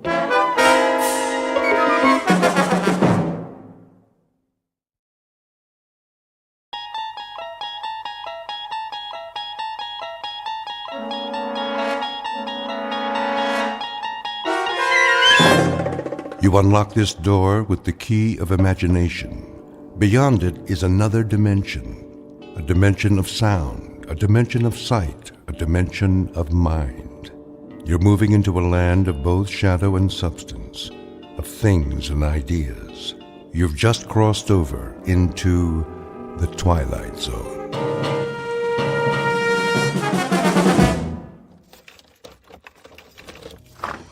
Here is your room, gentlemen. Thank you. I'll turn on the lamp. Leave it off for now. As you wish. I am sorry it's so small, sir. It suits our purposes. Where is the bath? Down the hall. The hall? I can give you one with a private bath if you prefer. No. I said this will do. I'm afraid the dining room is closed at this hour, but you may take a meal at the cafe down the street. We're not hungry, my friend and I. Then I bid you good evening. Good night. Check the window, Boris. You chose the right room. Of course. There is Kuchenko, in his room, across the alley. Binoculars? Right here, Commissar. Yes. See? The Major lies on his bed, but he does not sleep. He will sleep very soon. Give me one shot with this rifle. Not yet, Boris. That would be too easy. Easy? A clean kill. I have something more challenging in mind. Something along the lines of a game, perhaps. I don't like games. Not even a game of cat and mouse? What for? To make him squirm a bit before the hammer falls? We waste time, Commissar. Patience, my friend. Hand me the phone. Who are you calling? Hickory Dickory Dock. Front desk. Yes. Excuse me, but do you have a Mr. Kuchenko in your hotel? One moment. Sorry, no one by that name. Ah, but I happen to know that my friend is staying there. Perhaps he's registered under another name? Andreev? I'll check. Yes, Mr. Andreev, room 963. Very good. Will you connect me, please? Yes, sir. Look, he hears it. Of course he does. He rises from the bed to answer.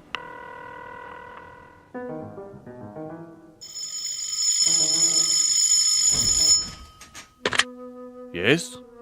This is Major Kuchenko. Hello? Major? Are you there? Major?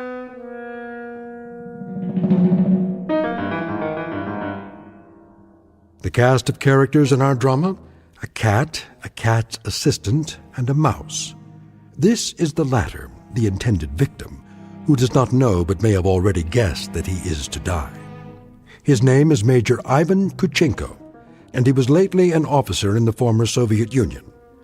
At this point, he has, if events go according to certain predetermined plans, perhaps 3 or 4 more hours of living. But an ignorance shared by both Major Kuchenko and his executioner is the fact that both have taken rooms at adjacent hotels in a section of the city located beyond the checkpoints of the Twilight Zone.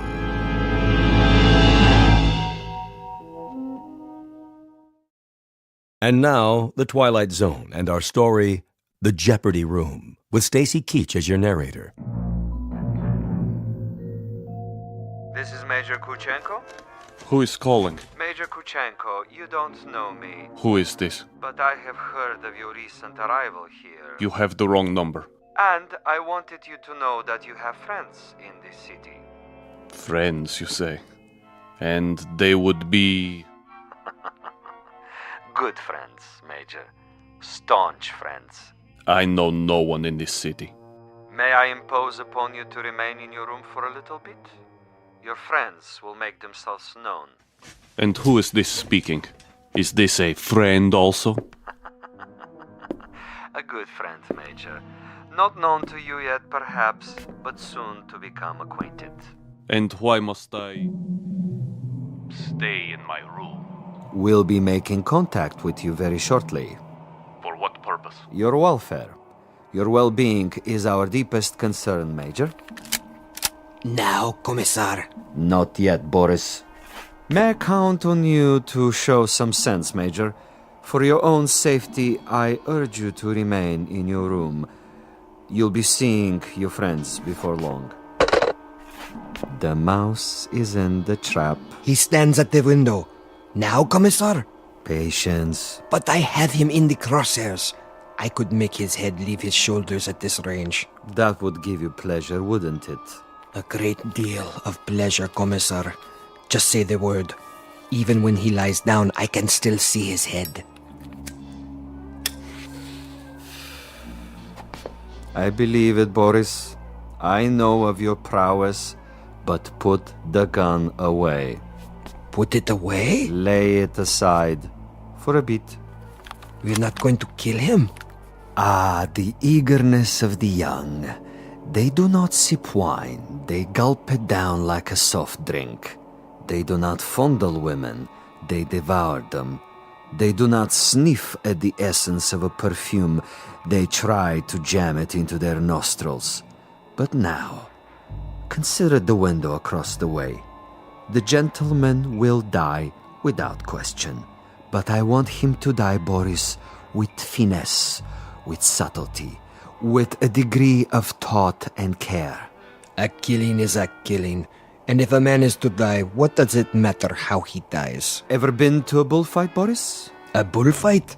No, Commissar. I've never had that pleasure. A bullfight might serve to make the distinction. In such a contest, if the matador kills with grace, that is considered a good death. So, there are good deaths and bad deaths, are there? Precisely. There is death with art, and there is the death of the butcher.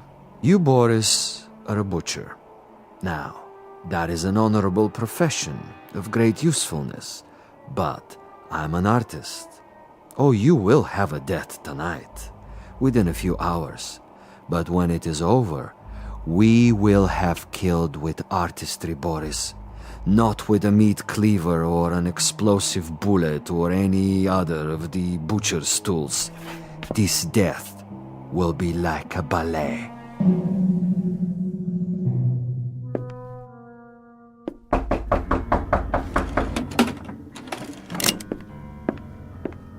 Yes? Major Kuchenko? Who is it? A friend, Major. If you prefer, you can turn off the lights and find a hiding place. I'll come in with my hands up, palms open. Major Kuchenko? And you are? I am a friend. May I? For a moment. I would prefer that you put the gun away. Not a chance. Were you the one on the telephone? We had a brief chat earlier. Quite a place you have here. Who occupied it before you? A rat? I have no luxury of choices. Indeed not. In this respect, you are a very poor man of late. However, you have a bed, you have some pictures on the wall, and the floor without so much as a throw rug. An adequate accommodation, and a view of a brick building alongside. I suppose there are worse places to spend an evening, Major? I know. I've been to many of them. Indeed.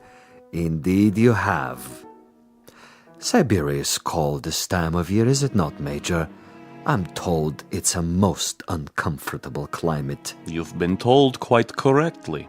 It's a freezing jungle. A freezing jungle. Marvelous. Lovely imagery. Siberia is a freezing jungle. It was.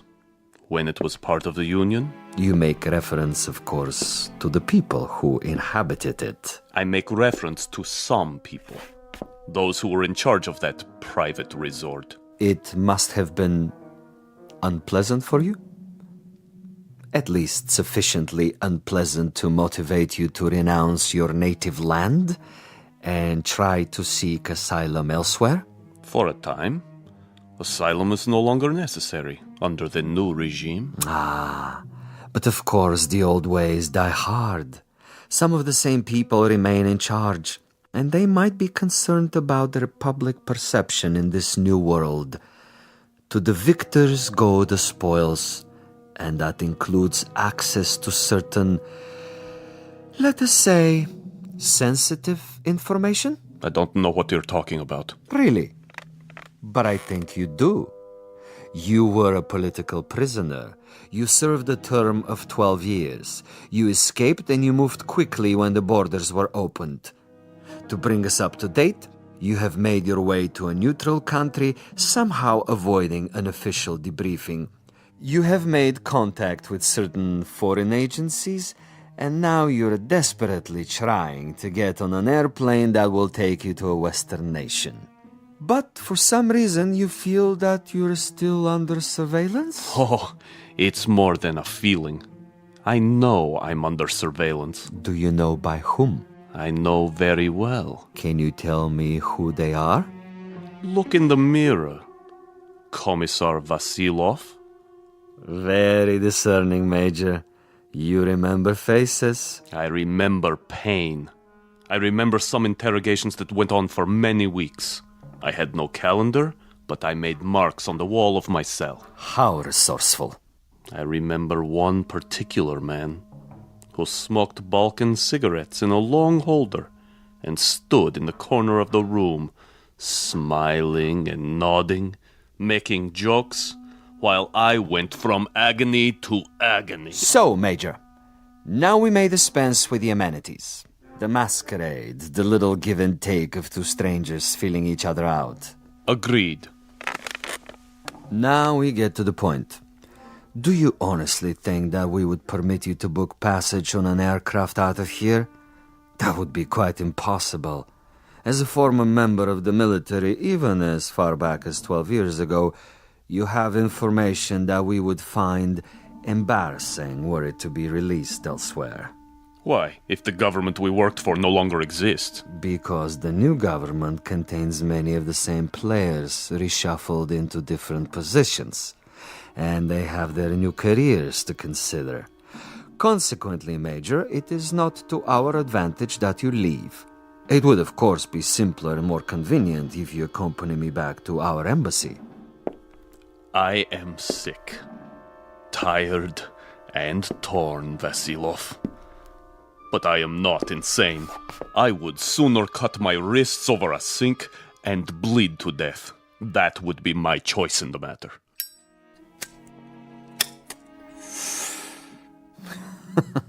You surely can't be serious, Major. I'm rather a connoisseur of the several hundred ways for a man to depart the earth. And you can believe me when I tell you the cutting of the wrist is not a particularly felicitous modus operandi. Quite apart from the pain, which of course must be attendant, is the fact that one dies slowly, and because of this, he has to be an eyewitness to his own demise. No, my dear friend, I'm afraid we are of two minds about that kind of death. But enough. I have brought you a small gift. Consider it a peace offering. Careful. Gently, Major. Gently. This happens to be a bottle of Amontillado. Quite rare and most pleasing to the palate.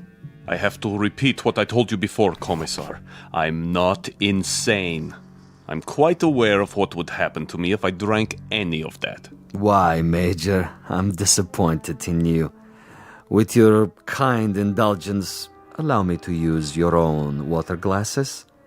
If you assume this is to be cyanide or some other poison, you're quite wrong. Am I? Undoubtedly. You see, I don't share your death wish. I'm a healthy man with excellent expectations as to my longevity. No, indeed, Major. I was about to propose a social drink. The two of us. I'll drink first, and then you. Satisfactory? Such ritual, Commissar.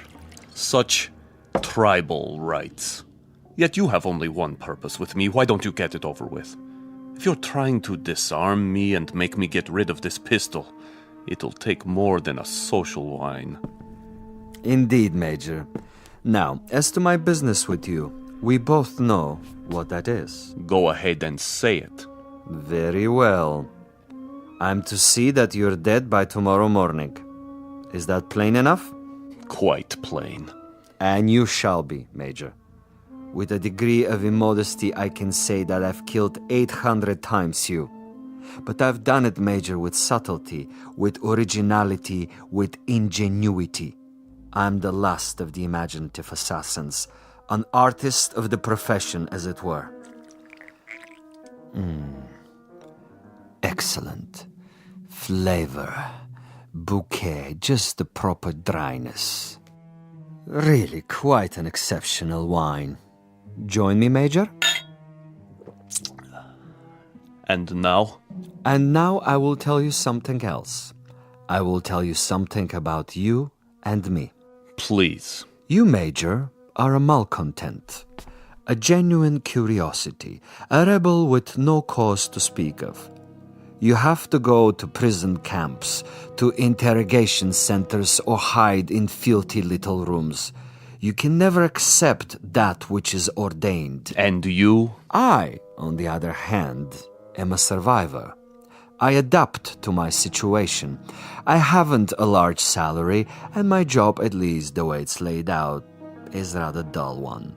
Finding defectors and traitors and subversives and doing away with them. Now, I could do that with a high-powered rifle.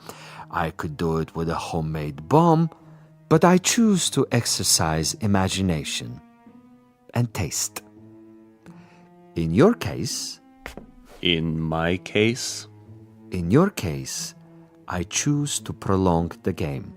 And in the process of this prolongation, I've come up with what I think is a most bizarre and novel method of execution. One designed especially to challenge your talents.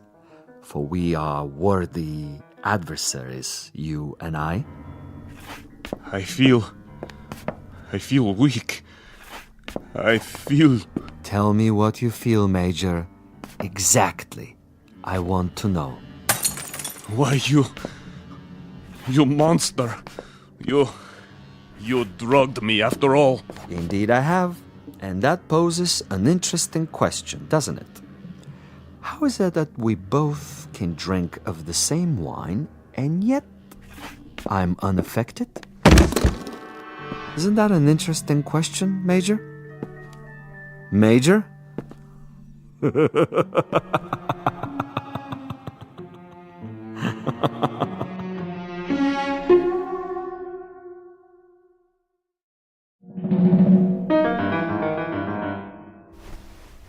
My head. He's gone. But I'm still alive. So he wants to play a game. And he has left something behind. What is this? Greetings, Major Kuchenko.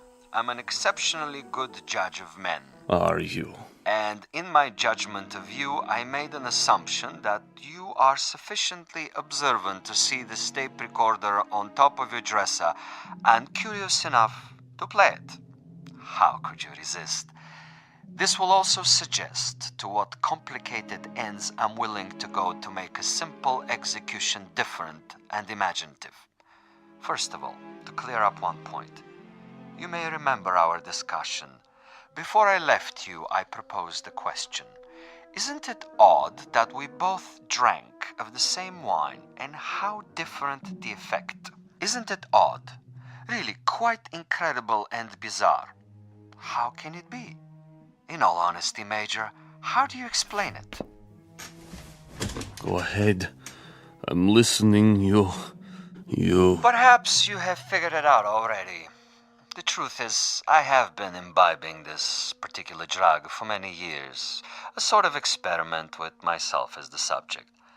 I have now reached a point where my physical tolerance has risen so that I can drink it by the gallon and remain quite unaffected.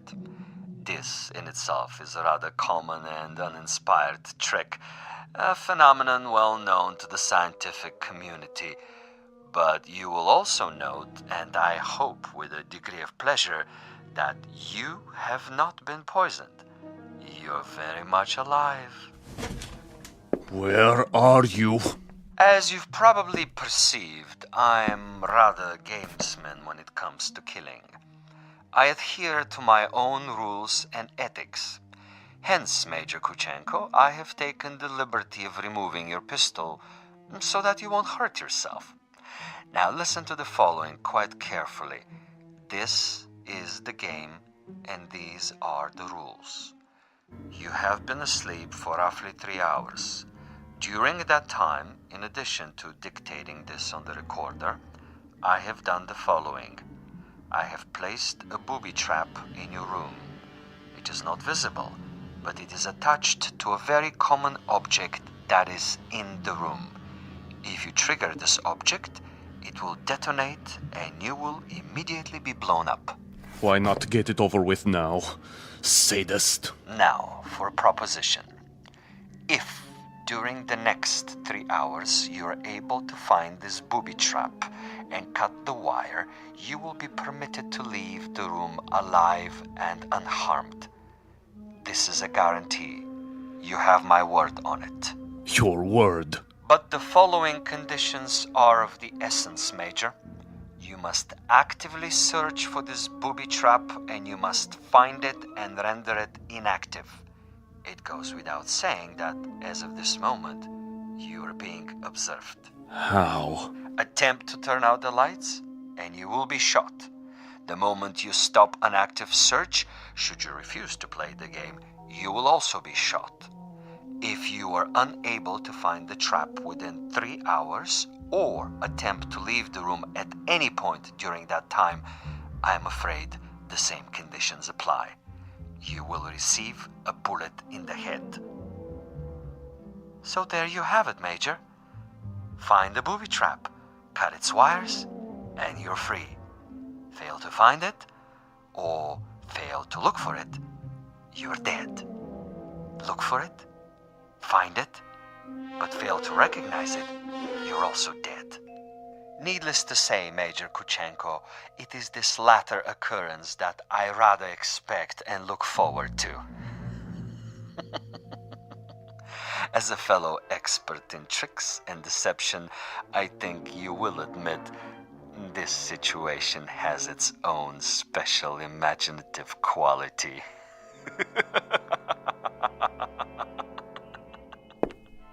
Where are you? Where are you?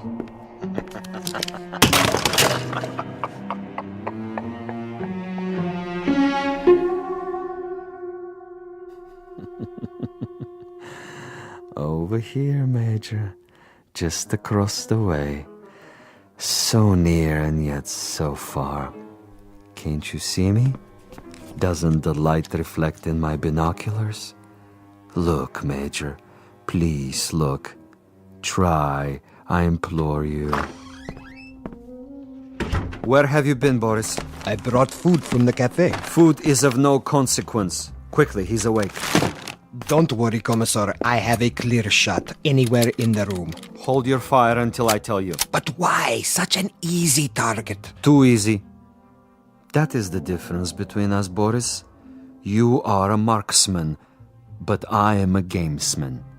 And the game is afoot. The picture frame? No. Too obvious. The ceiling. The light fixture. Possibility. Nothing. Oh, you think you are so clever, Commissar. So clever. The bed, then. Under the mattress. The bed springs? It might be.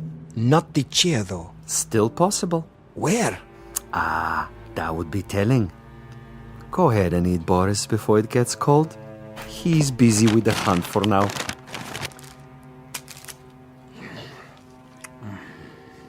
What did you bring? Sandwiches. Have one, Commissar. I never eat while I'm working. I'm like an athlete, Boris. Food is a distraction. Food is good. It makes one sluggish, affects the concentration. The morning will come soon enough. Over here, Kuchenko, just across the alley. Don't you see? He sees nothing. But surely a fragment of light, a stray reflection. Perhaps he has seen us. Yes, he must know, but he refuses to acknowledge. He is too proud. He knows he must do this on his own and will not give me the satisfaction. The bookshelf. Or the books themselves. Which one? An atlas? A novel? The Bible, of course. It's already been moved an inch, 2 inches. But the wire? Where? One way to find out.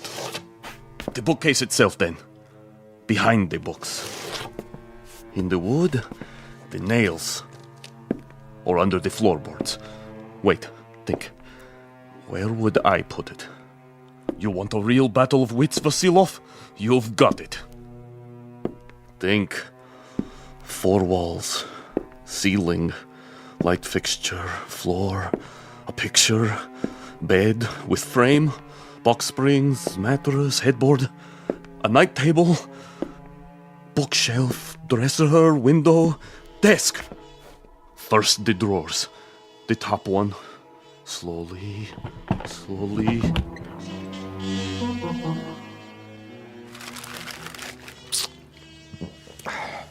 What is he doing now?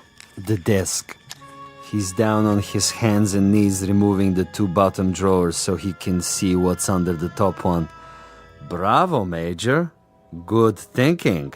Is that where you put it? The possibility exists. Look at him, glistening like a mackerel. He stops to wipe the sweat from his eyes. And? And now he looks under the top drawer, crawling on his back. Yes! I think he's got it. Let me kill him. Don't be a fool. There are rules. Now he sees a length of wire. He grasps it between his fingertips very, very carefully, and he has removed it. Something is wrong with the bomb? I doubt it. Then it was not in the drawer? Oh, there is a piece of coat hanger I placed there. A decoy. A drawer would be common, uninspired. And I'm not, you'll forgive the modesty, a common executioner. Where is it, Commissar? In a most ingenious place. Really, quite an ingenious place. Not in the books, the desk, the mattress. Think of another common object in that room, Boris. I have it. Yes? The doorknob. Interesting idea. Then where? I'd rather not tell you at the moment, Boris. I think you'll enjoy the next few minutes more if you share the Major's ignorance. You seem very sure. Sure? That he'll find the trap. You take a risk. Not at all. That's not what I'm sure of. That is to say, I'm reasonably sure he'll find it, given his mental capacity, but he'll find it too late. He's looking toward us. But he can't see us. It's quite dark in here. And it wouldn't matter if he did see us. Now he's returning to the table. You're getting warm, my young friend. The ashtray. Extremely warm, but not hot. Where then? Please, Commissar, please tell me. Take the glasses. What do you see? He stands over the telephone. He is reaching out. Hot now, Boris. Extremely hot. Oh, he has picked it up. I thought for a minute there... You thought what? The telephone. Precisely. The telephone. But he just lifted the receiver. Indeed. He lifted the receiver to call out. If, on the other hand, the Major's telephone were to ring, and he were to answer it... That's it, isn't it? If he picks up the phone after it rings... You have it now, my friend. When the Major's phone rings and he answers it, I have placed a tiny bottle of nitroglycerin inside the mechanism.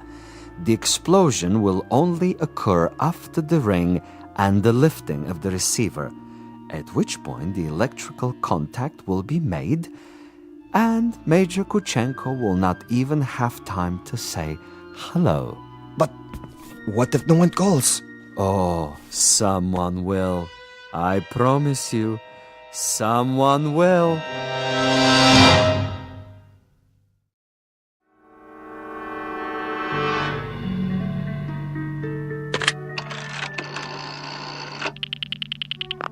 Front desk. This is the party in 963. I was wondering... Yes, sir? I was wondering if you might have the number of another hotel. Another hotel? The one next door, across the alley. That would be the Grand. You can find it in the directory, in the table by your bed. Dial 9 first, then the number. I see. Thank you. Vasilov? I know you're there, Vasilov. The game is not over yet. Do you have the time, Boris? What? The time. 10 minutes to 5. Almost done, Commissar. He's tried almost everything. He has 10 more minutes. Hadn't I best go over there now and finish it? No, my young friend. That would be impetuous. It would also be a bit embarrassing if someone were to see you. At this hour, the streets are empty. Quite apart from the fact that I wanted this to be imaginative, I also wanted subtlety. I should like our quarry to die in his room without our being there. Opportunity is running out. Then I do believe that it's time to, shall we say, accelerate the process?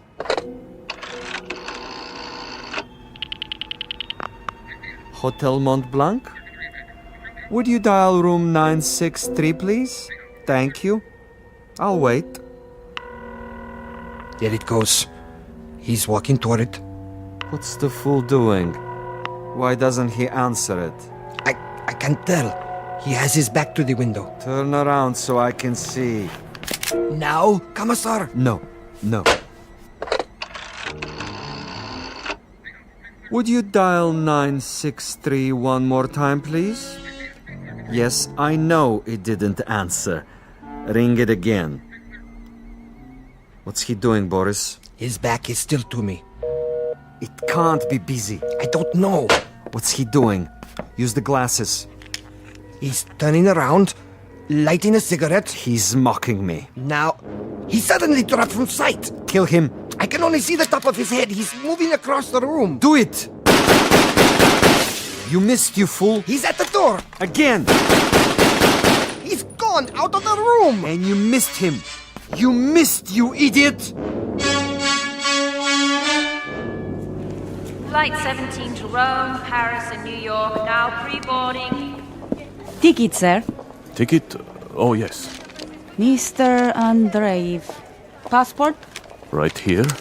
I see. Is anything wrong? No, sir. Everything seems to be in order. How many bags? No luggage. Not even a carry-on? I'm traveling light. Then here's your seat assignment. Please go to gate 17. How much time do I have? Boarding for coach class begins in 5 minutes. Good. Sir? Thank you. I'll be there.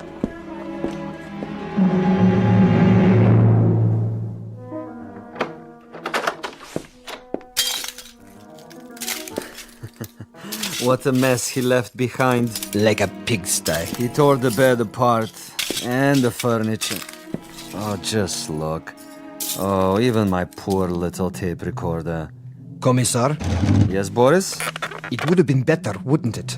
What would? If I had taken his head off in the first place. You mean if we had slaughtered him like an animal? I love your style, Boris.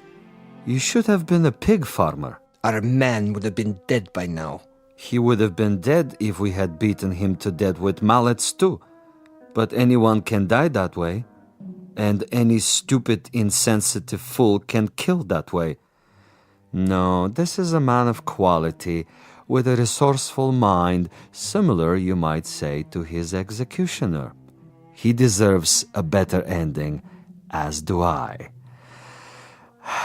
But that's all right. I have time. I'll get him in the next city, now that I know my adversary. We will be able to track him? Most certainly. The old network still functions, though in a much different way. I have the same contacts, no matter what they now call themselves.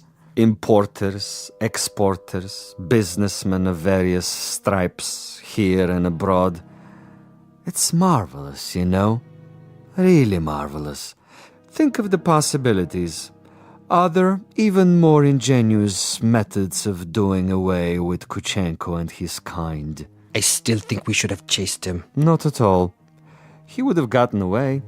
And even if he hadn't, it would mean that a thick-headed clod like you is more efficient than I. And this I reject, Boris. This I reject in toto. Look at this. A bottle of wine. I can only find one glass. Throw it away. One drink, Commissar. I said no. But there is more than half left. This is not for you. But why? Do you know much about Amontillado? I know about vodka. Of course, you and all the other potato growers. Give me the glass. Here. Believe me, it wouldn't agree with you. It's an acquired taste. Yes, Commissar. If you say so. I say so. There are some secrets that you're not ready to learn. But in time, Boris. In time. For now, I need you awake and alert. That's right. I do what you say, as always. But so far, your methods are not very effective. The men who pay us, they will not be impressed. And you will make a report? Only I can do that. I am the one they listen to. I can request another assignment. You're free to do so. Until then, I take no further orders from you.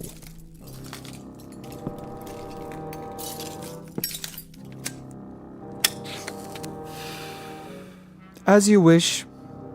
You might want to reconsider, though. The resort in Siberia may be closed, but there are others. We have allies. All it would take is a single phone call. Comrade Boris, uncooperative, recalcitrant, unwilling to follow instructions.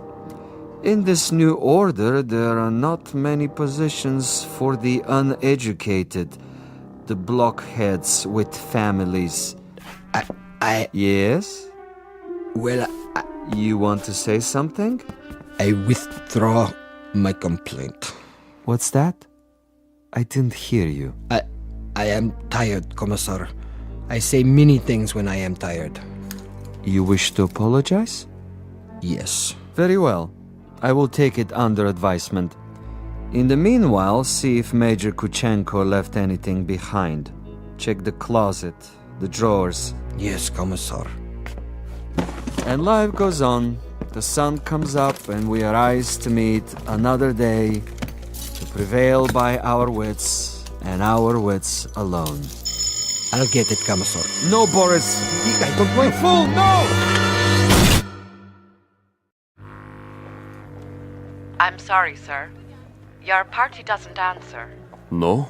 It doesn't ring at all now. You're sure? Mont Blanc Hotel, room 963. Strange. The line is suddenly dead. Thank you, operator. That means my message got through. Flight 17 Transocean Airways now departing for New York City via Belgrade, Paris, Rome, London, final call.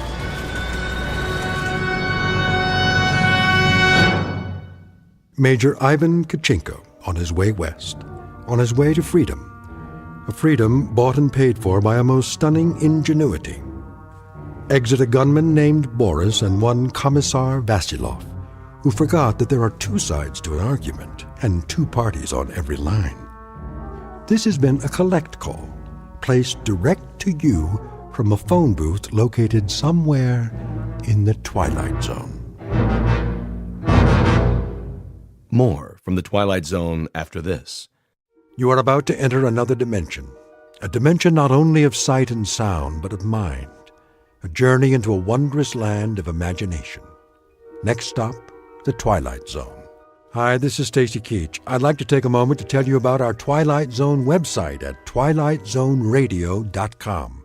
At twilightzoneradio.com, you'll find the latest information on these Twilight Zone radio dramas, including behind-the-scenes photographs, plus the newest product releases, trivia contests, ways to contact us, other Twilight Zone-related info and merchandise, plus links to other fascinating websites. So make your next stop twilightzoneradio.com. Visit twilightzoneradio.com to purchase these Twilight Zone radio dramas on cassette and CD, or call toll-free 1-866-989-ZONE. That's 1-866-989-9663.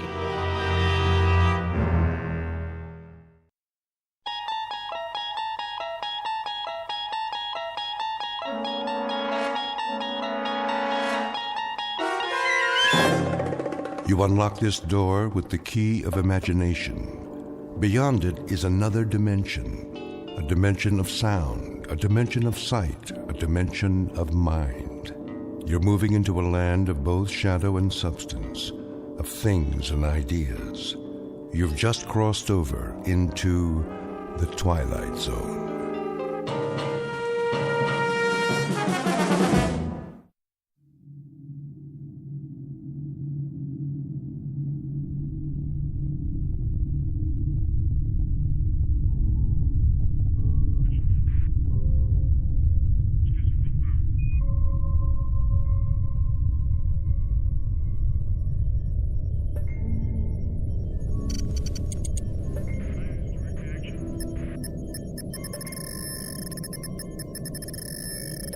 Captain.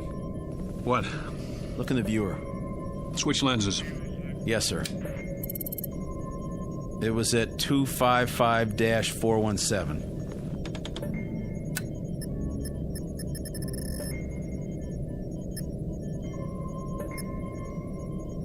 I don't see anything. Maybe not now, but something glittered down there. We went over a lake, you know. I know, it wasn't that. Well, we'll take a closer look, but it's probably the lake. Wasting our time again.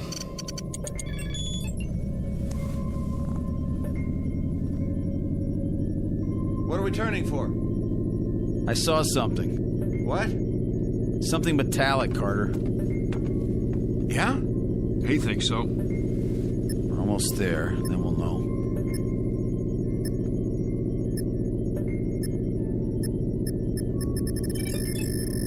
Will you look at that? Trees, rivers, a regular incubation lab on this planet.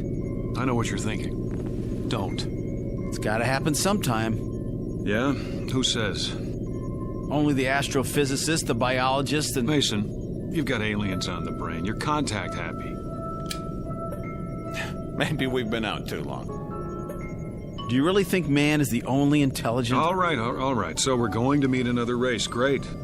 It would be great. It's going to happen sooner or later. Why not to us? Man, that would be something. Another... There it is, in the viewer. Looks like it might be a ship. Don't count on it. Well, let me see that. We're passing over. Aren't we going to... Will you please... We should at least stop and take some specimens. Mason's right, Captain. But it's your call. In your flight chairs, we'll set down.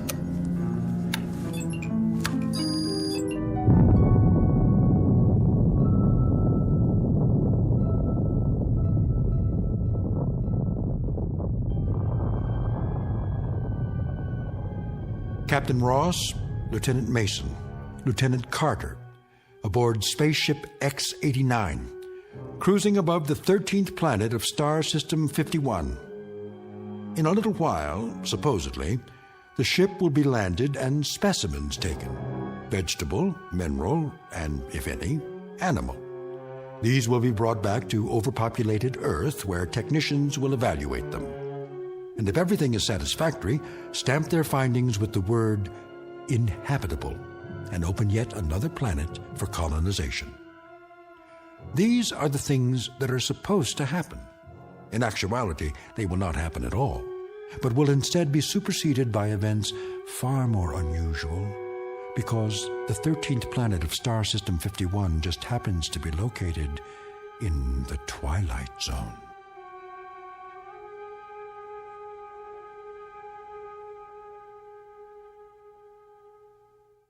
And now, The Twilight Zone and our story, Death Ship, starring John Schneider with Stacy Keach as your narrator. You heard the man. Strap in. We're going down. What's the matter with the captain? Beats me. I can hardly talk to him anymore. He has been acting pretty strangely. You said it. As if he's fighting something. Yeah, us. You really think it's a ship? If it is, I don't see how it could be from Earth. We've got this run all to ourselves. They might have gotten off course. Not this far. Setting down. Right, Captain. Retros.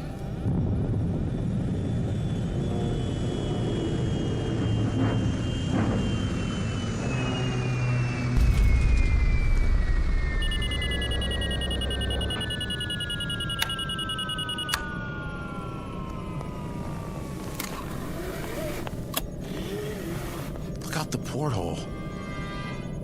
Mother of God. It's a ship, all right. Or was. Now it's a bunch of metal, twisted and... Easy. Don't open the hatch till we check the atmosphere. I'll take a reading. Put your suits on. We won't need helmets. Air's good. Let's go, Mike. Can't get out there fast enough, can you? What does that mean? It means I don't like impulsive behavior. Impulsive? Have I made any mistakes? You're on the verge. Well, then you let me know when I cross the line, won't you? Oh, I will, don't you worry.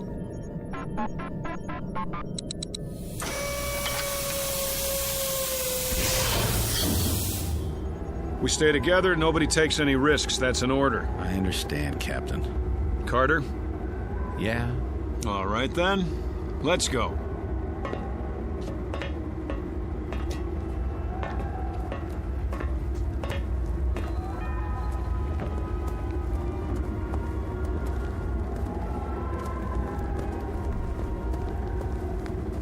Looks like one of our ships.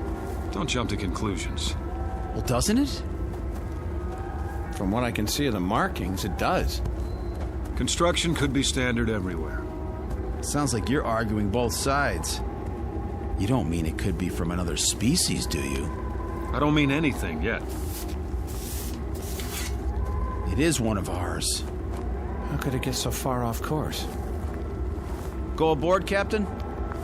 I don't like it. We have to find out who they are, don't we? How will we know if we don't... All right, but stay together. Let's put our gloves on. Sure thing.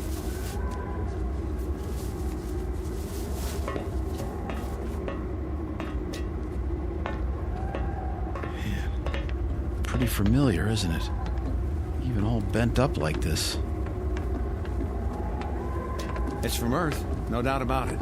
We don't know that. But Captain, look at the shape, the styling. We don't know it, Carter. That's just jammed. Maybe the cabin's still pressurized. Not likely. Door frame's probably twisted. We'll try it together. If it doesn't open, forget about it. Forget about it? There isn't time. We have a schedule to keep. It's moving. Let's go.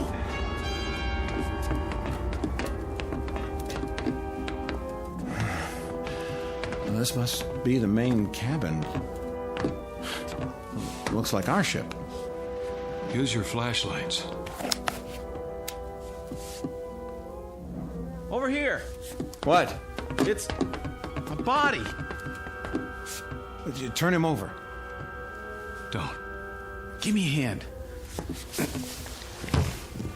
Dear God. Wait a minute. Do you see what I think I see? There's another one against the wall. Help me lift him. Don't, I said. What is going on here? That one has a face like... Nothing's going on. And the third one, he... Carter, try the auxiliary lights. But Captain, is it just me, or are we standing here looking at three bodies with three faces that look exactly like our faces?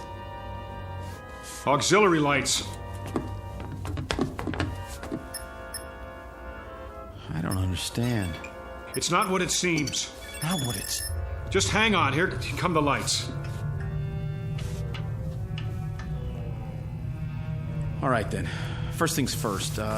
Here's an ID wallet in this one's breast pocket. And here's his government card, picture and all. It says, Lieutenant Robert Mason. See it? That's my name, isn't it? That's my face, just like the one in my pocket right here. Well, isn't it? Put it back. Everybody see it? The same as mine, identical. Put it back. I don't get it. The same with the second one.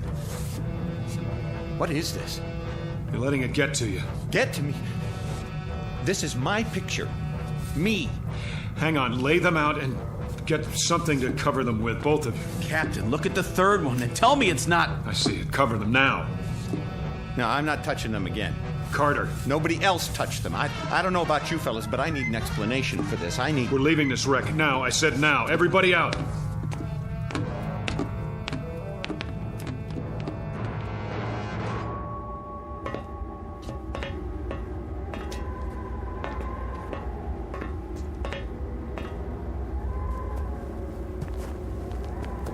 That's us in there. We're dead. Our ship is where we left it, just as we left it. Look ahead of you, 50 yards. What do you see? That's our ship over there, the same place we left it a few minutes ago. Not this one. And those bodies aren't ours. But they are. No. You saw them. I don't know what I saw, and neither do you. You agree with him, Mason? What? We're going back to our ship and radio the base. They'll tell us what to do. Will they? Shouldn't we... What? Bury our... dead? They're not ours. Get that through your head. Now let's go. You too, Mason. Right. Move. We're alive, I tell you. Alive.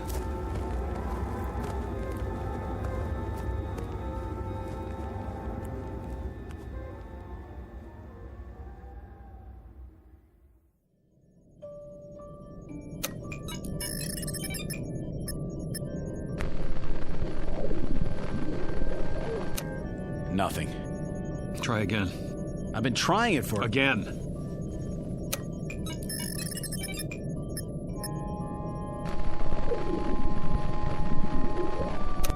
Captain, there's no point if it won't... What is this? It was working before! Maybe it's this planet. What are you talking about? Maybe there's an interfering field of... That's ridiculous. Try the radionic signal. Captain, it's not going to. It's... Will you do as I say? Yes, sir.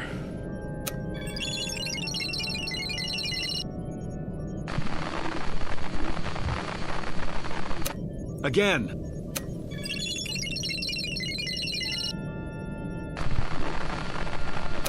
Again. If it doesn't work the first time... They didn't hear us. The return signal is automatic. Do I have to tell you that? All right, let's go over this again. There's an answer here somewhere. Those bodies in the other ship aren't ours. That much we're sure of. Well, use your heads. These are our bodies. These, right here. Agreed? I don't know anymore. Neither do I. Listen.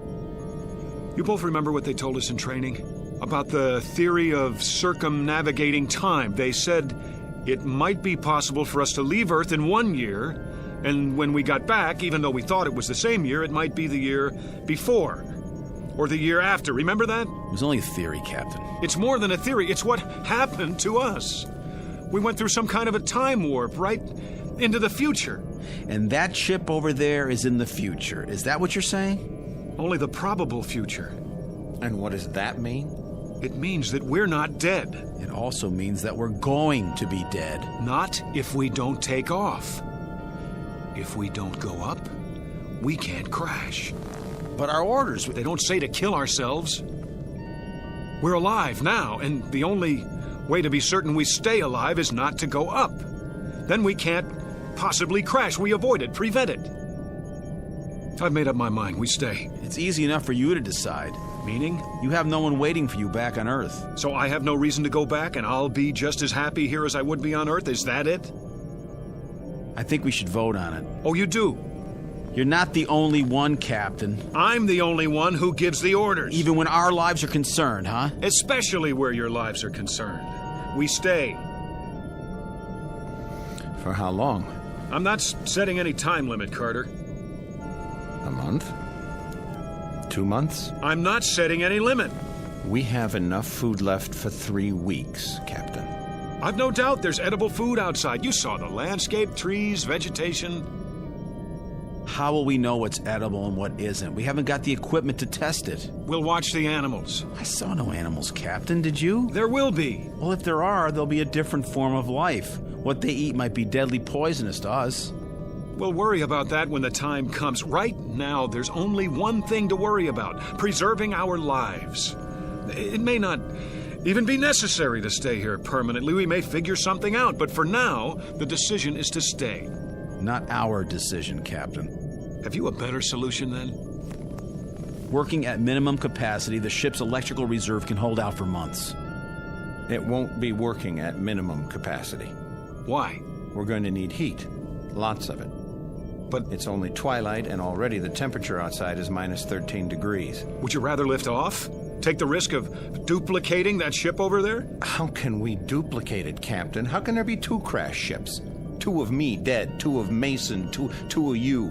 We'll go over it again until we find an answer, because we have to. I think I'll lie down. Me too. It's been quite a day, and it's getting dark out fast. Very, very dark.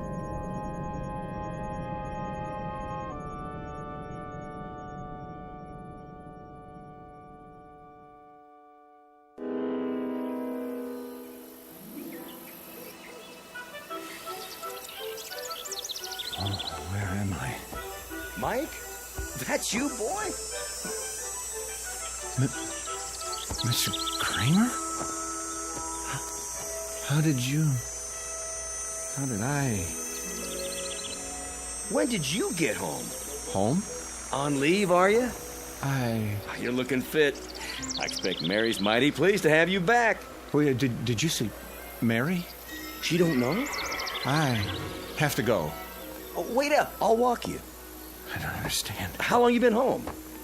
I just got here. Oh, you rocket boys sure travel informal these days. Mary know you're coming? I don't think so.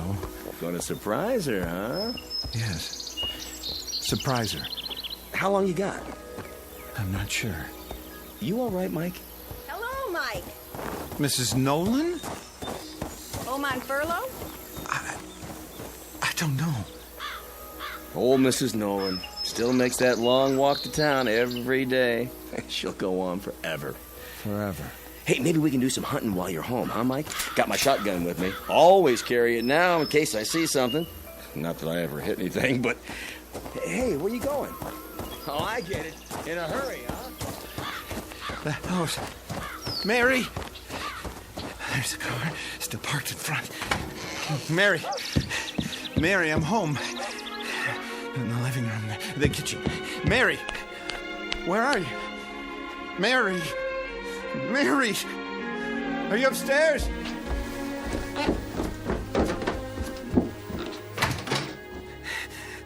Oh, Mary! Why are you lying there on the bed like that? Is something... I'm here. Can't you hear me? What's this? Telegram. To Mrs. Michael Carter. We regret to inform... Carter. Regret to inform? Carter. What is this? I'm talking to you. What are you... What's the matter? Captain? What's the matter with you? I was home. Where? Home. My home. You were here. You are here. No, I swear it. I saw Mary. She was there with a telegram. It said that I'd been killed. You're alive. Those people I know. Kramer, Mrs. Nolan. I just remembered they're dead. Stop it, Carter. Kramer was killed in a hunting accident. Mrs. Nolan was... It never happened. There's an explanation for this. What explanation? I don't know what, but we'll find it. We'll find it, Carter. We'll go over it again and again until we do. You, me, Mason. Where's Mason? He was in his bunk. Well, he's not there now, is he? I've been here the whole time. The hatch is still locked. Mason! Mason! Where is he? Well, where'd he go? You tell me. There's nothing but his blanket.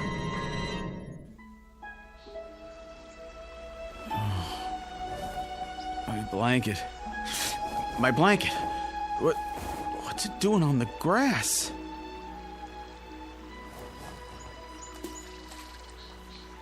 Fishing pole? Can't be. Oh, there you are.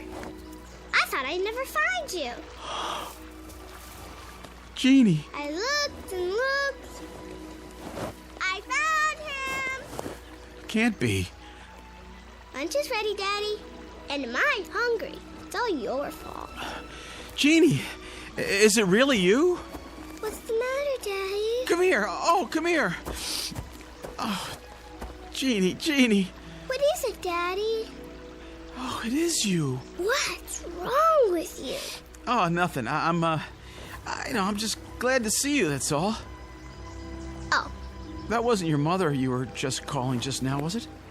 You're acting weird. Jeannie, was it? Yes, Daddy. You know that.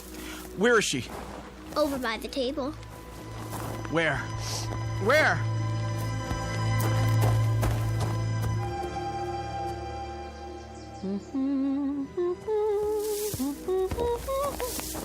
Bob? Oh, you scared me, honey.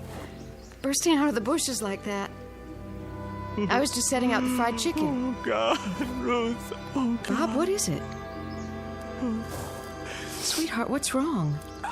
Nothing now. Are you sure? Yes, oh, yes. All this for lunch? Yes. My goodness, so emotional over a little potato salad and chicken. Where's Jeannie? Back there, by the pond. Were you asleep? Are you still asleep? This is a dream. I hope I never wake up. I just hope I go on dreaming and... Mason. Bob? Ruth? Bob, who's... Let's go, Mason. Why is he here? Stand behind me. But... Just do it. Get out of here, Ross. I said, let's go. Get away from us. You're coming back with me. Back? Where you belong, on the ship. No, Bob. You're having a hallucination, Lieutenant. No, it's real. It isn't, and you're leaving with me. No! Oh, you think you can take me? Stop it! Take me back! You're coming back! I'm staying here. You can't! I won't let you! No! Yes! Back! Back! Back! I don't want to be here. I don't want to be here. Take it easy. Ruth. Ruth. There was no Ruth, no Jeannie. You lie. Let go of me. Oh.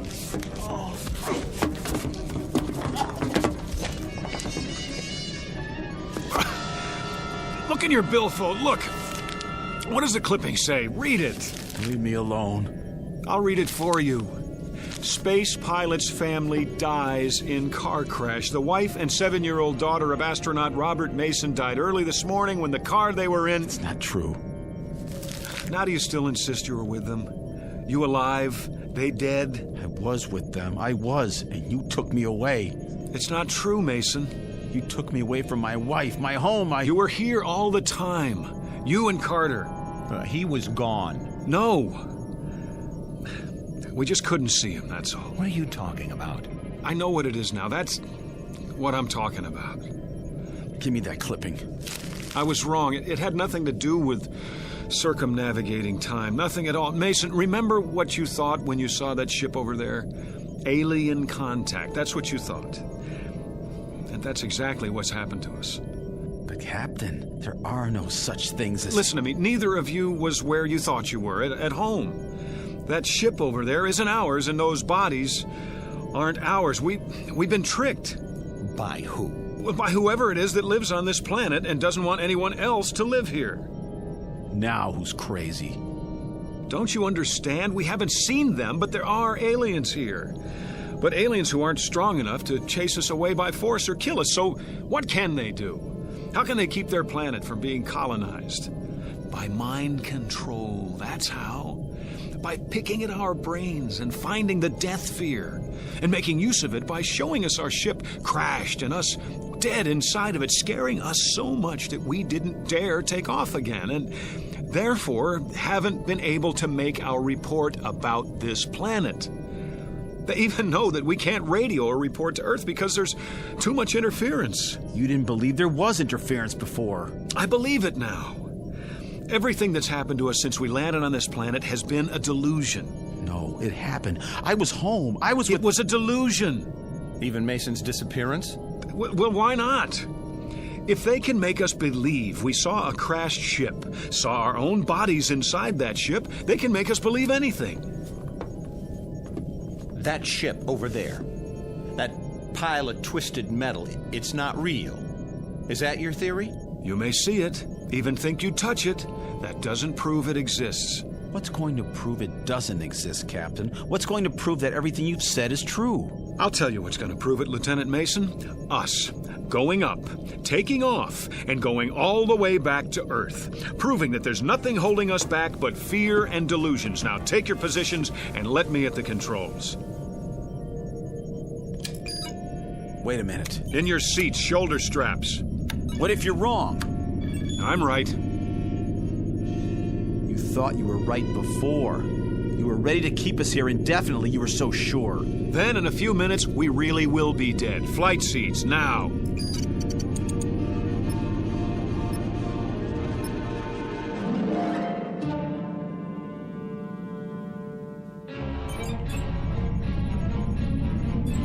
No. What do you think you're... I'm with Mason on this. Get your hands off those switches. That's an order. Are you so arrogant that you'll take a chance on killing us just to prove your point? I'm still the captain of this ship, and you'll do what I say. You're not the captain of our lives. Put your sidearm away. You're not taking us up. You want to stay here then? Starve, freeze, never see Earth again? Put it away, Mike. That's no answer. Then what is? I suppose he's right. You agree with him now? He's got a point. It's a big one. We can't just stay here. We do that and we know what'll happen. That's a given. It's a matter of food and the power supply and the temperature at night. We don't have a choice. I guess we don't. There's only one place left to go, and that's up. God have mercy on our souls.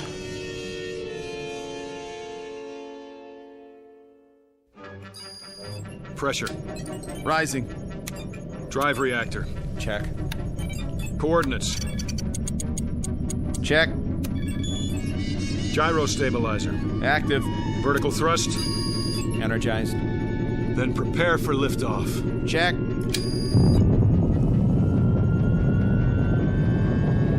$200, $300, $500. Here we go. 1,000, 1,250, 1,500, Captain. Look at that. 2,250, 2,750, 3,000, 4, 5, 6,000. We're out. Release shoulder straps. We did it, boys. Check the viewer. Checking.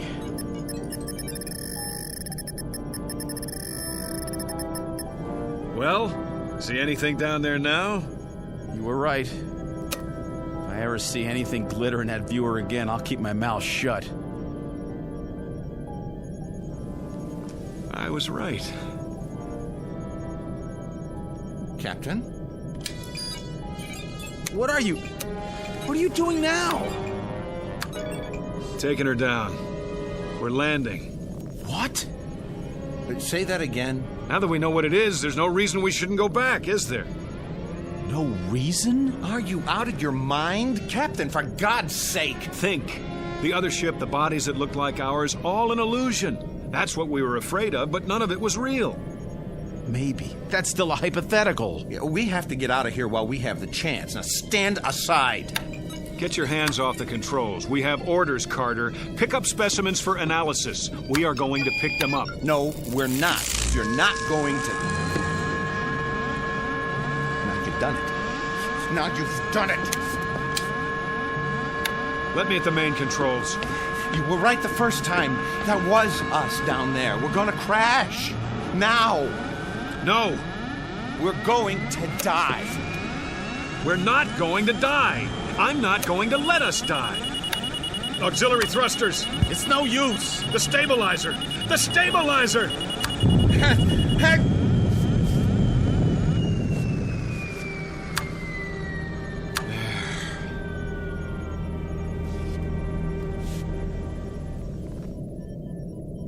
I don't understand. Shut up. You're a coward, Carter. You don't even have the guts to fight for your own life. We're still going to land? You bet we're going to land. And when we do, you're going to see that the other ship is gone. Vanished. Because it was never there in the first place. Retros.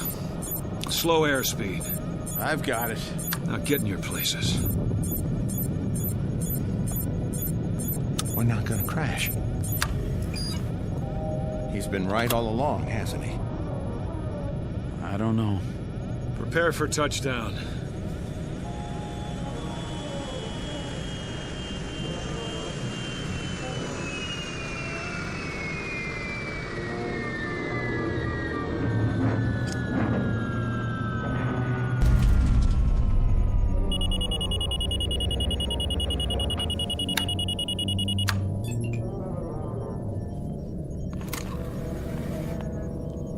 Now, take a look out the port. It's too dark to see anything. Use the spotlight. Looking. Well? Landscape looks the same. Clear? Clear, but how do we know we're facing in the right direction? Give me that. Go on, take a good look.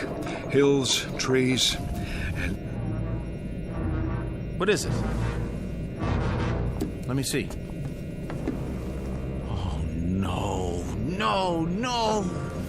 Gone, Captain? Vanished? Is that what you said? All right. It's still there. I'll say it is. The same wreck. That doesn't mean... I'll tell you what it means. It means you're wrong. Dead wrong. Hang on. There's an explanation for this. And that would be? I don't know yet, but... You'll never know. And neither will we. Now we'll have to go up again, and this time we'll really crash and be killed and end up looking just like those four... No. What did you say? We're not going to crash. How do you know? We're not going to crash because we already have crashed. Explain that. Stop fighting it, Captain. You're all out of explanations. What are you... There's only one explanation left, and you know what it is. Mason? I know nothing of the kind. Yes, you do. Carter was home, and that telegram was really there. I was with my wife and daughter, because I'm like them now. No. Accept it, Captain. Accept what? Stop trying to prove that we're alive. We are alive. I don't know what it is that's happening here, but there's an answer somewhere. Somewhere. I've given you the answer. I don't accept it. We're going over this again. We're going to find the real answer. Maybe you should listen to him. Can't you see that's what we've been doing? Going over it again and again? Then we'll just have to keep going on until... What happened to the lights? Mason, Let us die, Captain. I can barely see you. It's like... I can see through you. Let go of us. Let us die. No. No! We're alive. Alive. We're going over it one more time from the beginning. You hear me? One more time.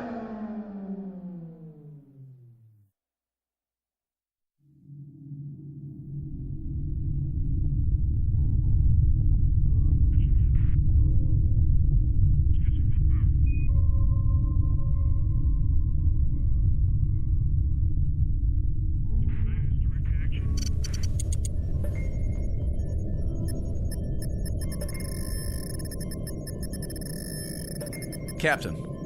What? Look in the viewer. Switch lenses. Yes, sir. It was at 255-417. I don't see anything. Maybe not now, but something glittered down there. We went over a lake, you know. I know, it wasn't that. Well, we'll take a closer look, but it's probably the lake. Wasting our time again.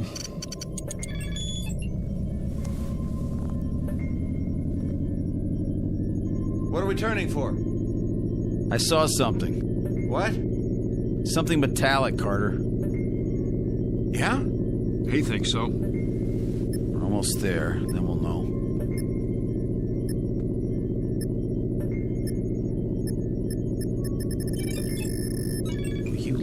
that? Trees, rivers, a regular incubation lab on this planet.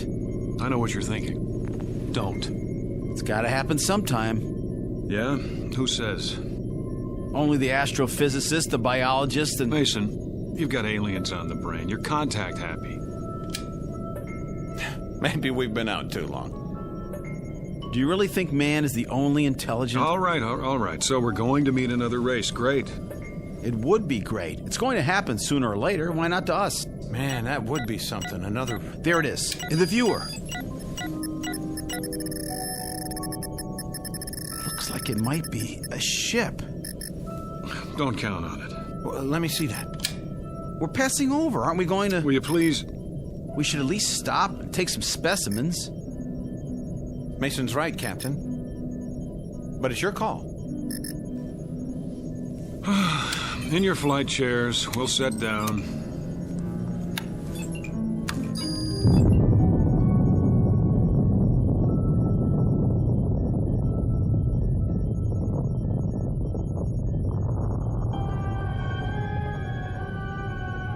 Captain Ross, Lieutenant Mason, Lieutenant Carter, aboard spaceship X-89, cruising above the 13th planet of Star System 51.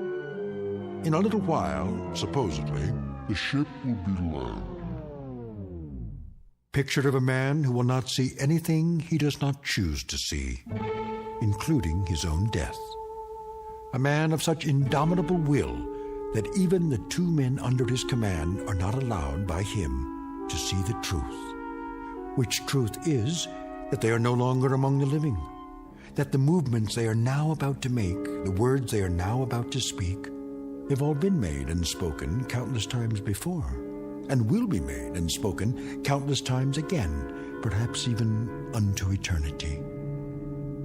Picture of a latter-day Flying Dutchman sailing into the Twilight Zone.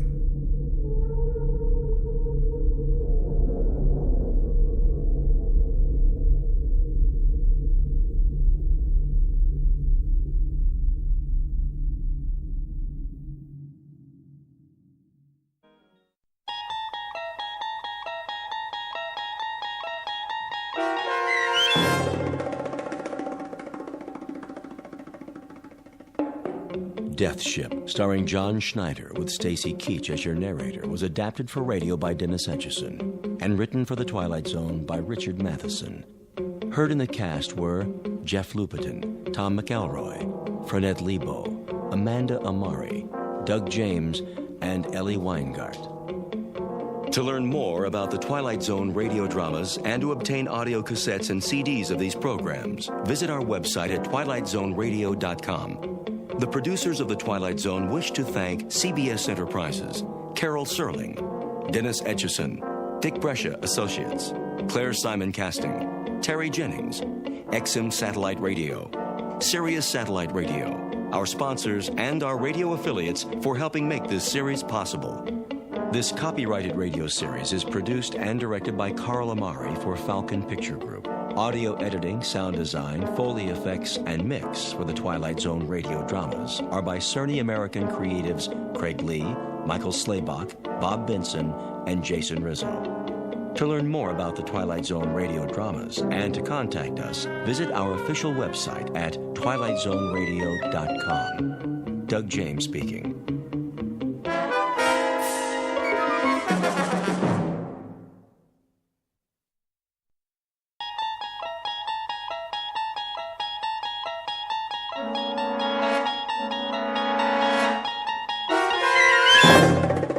You're traveling through another dimension. A dimension not only of sight and sound, but of mind. A journey into a wondrous land whose boundaries are those of imagination. Your next stop, the Twilight Zone.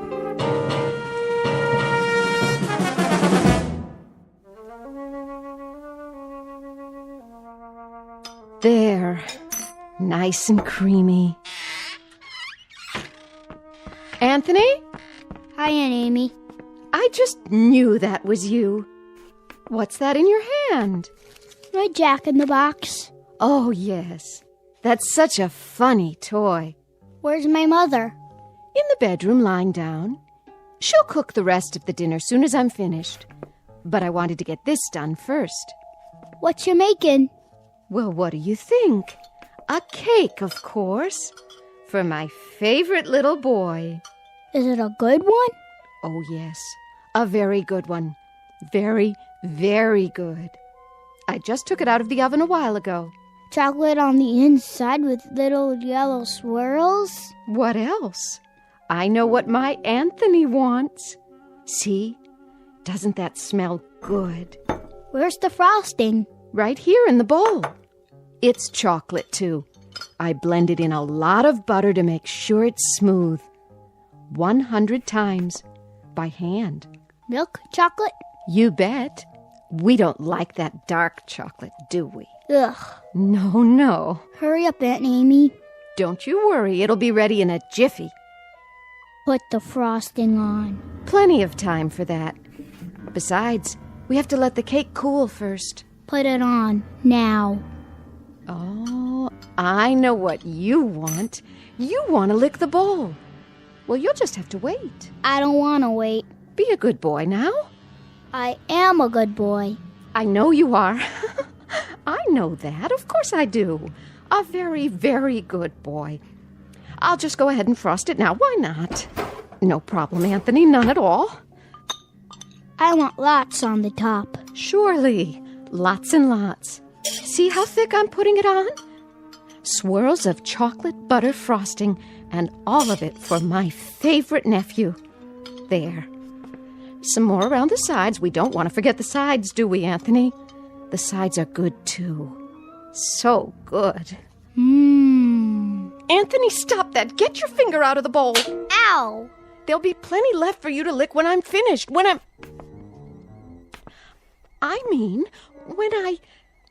You hit me. Oh, I didn't hit you.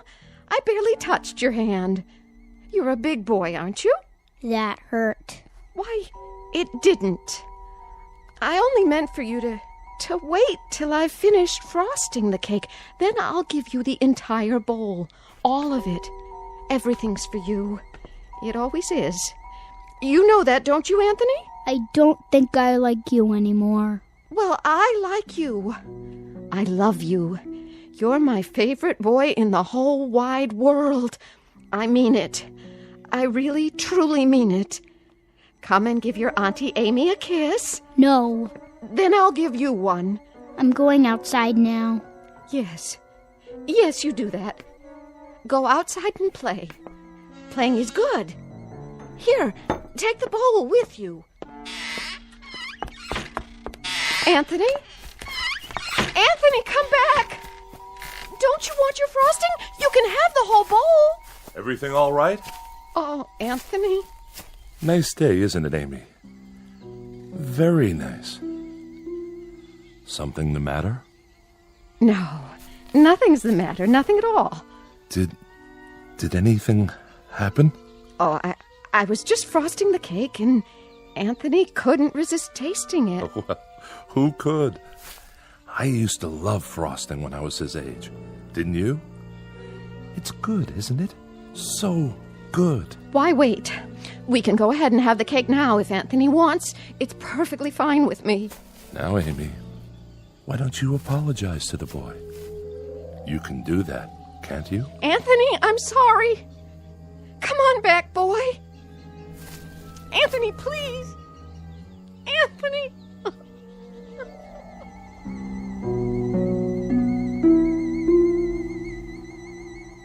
Welcome to Peaksville, Ohio on a hot July afternoon. At first glance, you'd think this is a farm like any other, and the little boy, Anthony by name, is like any other little boy. But Peaksville is a place not found on any map, and those fields of wheat and barley, they're not the only crop. Something else grows in Peaksville, and for want of a better term, we'd call it horror. One day, exactly 6 years ago, a boy was born. And as far as the people are concerned, that's all that matters. There isn't anything else. Because Anthony controls it all. In just a moment, we'll take a closer look at Anthony Fremont and the people in the village and the village itself. a world in which nothing exists except Peaksville, a world Anthony manufactured and which he now rules with absolute power, a nightmare of rare design located dead center in the Twilight Zone. And now, The Twilight Zone and our story, It's a Good Life, starring Mike Starr with Stacy Keach as your narrator.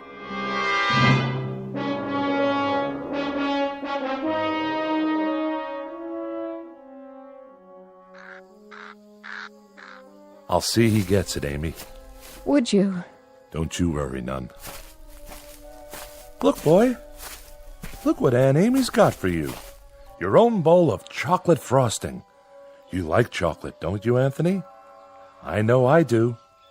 Chocolate's good. I don't like her. Of course you do. She's your Aunt Amy, and she loves you. You know that. I hate her. Oh, that's a good joke. A very good joke. It's all for you, Anthony, all of it. And after you've finished, I'll make some more if you like. As much as you want. Get away. Oh, now, darling. Don't look at me. What? I don't like you to look at me. Hear that, Amy? Anthony's got a point. Why don't you go back in the house for now, so you can help Agnes cook dinner? Yes. Yes, I'll do that. It's going to be a good dinner, isn't it? I believe it will be, yes. You know, just the way he likes it. Don't you? It'll be delicious, Anthony. You'll see. I told you, don't look at me. She's not... I'll make it so she can't look at me. So she can't look at anything ever again. Watch your step there, Amy. I can't see. What do you mean? Sure you can. That would be some joke. Just go on inside. The light.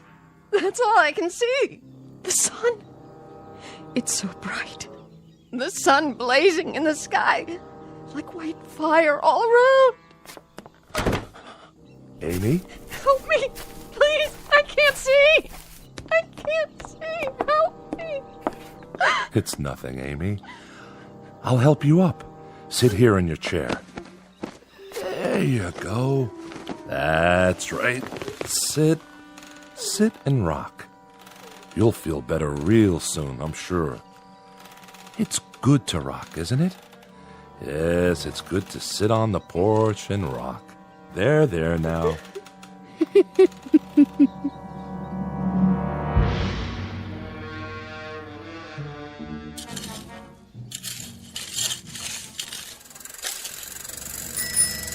Hi there, Bill. Afternoon, Mr. Fremont. I brought the groceries from town. Gee, that was fast. Thank you, Bill. Very thoughtful of you. My pleasure. Howdy, Anthony. Hi, Mr. Soames. Mighty good to see you today. Mighty good. It's such a good day. A real good day, isn't it, Anthony?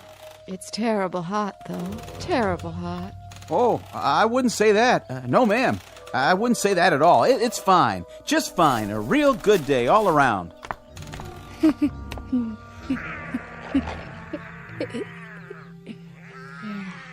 What are you doing, Anthony? Playing. My, that's real good. Whatever it is. You like it? Sure do. I was just wondering, what you were doing. I made something. By golly, you did. Know what it is? I can't rightly say that I do. Take a guess. Oh, I'm not very good at guessing. Guess. Go on, Bill. You can do that, can't you? Well, now, some kind of animal, is it? It's a gopher with 3 heads. See? Oh, yeah. He's a real fine one. I ain't ever seen a gopher with 3 heads before. He's alive, huh? Must be, the way he's moving around. He was. I'll make him dead now. I'm tired of playing with him. Be dead, gopher. You be dead. Now, that's real fine, Anthony. That's real fine, what you done. Sure is. Yeah. You made him dead, all right.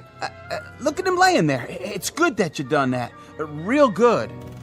Tell me what it looked like.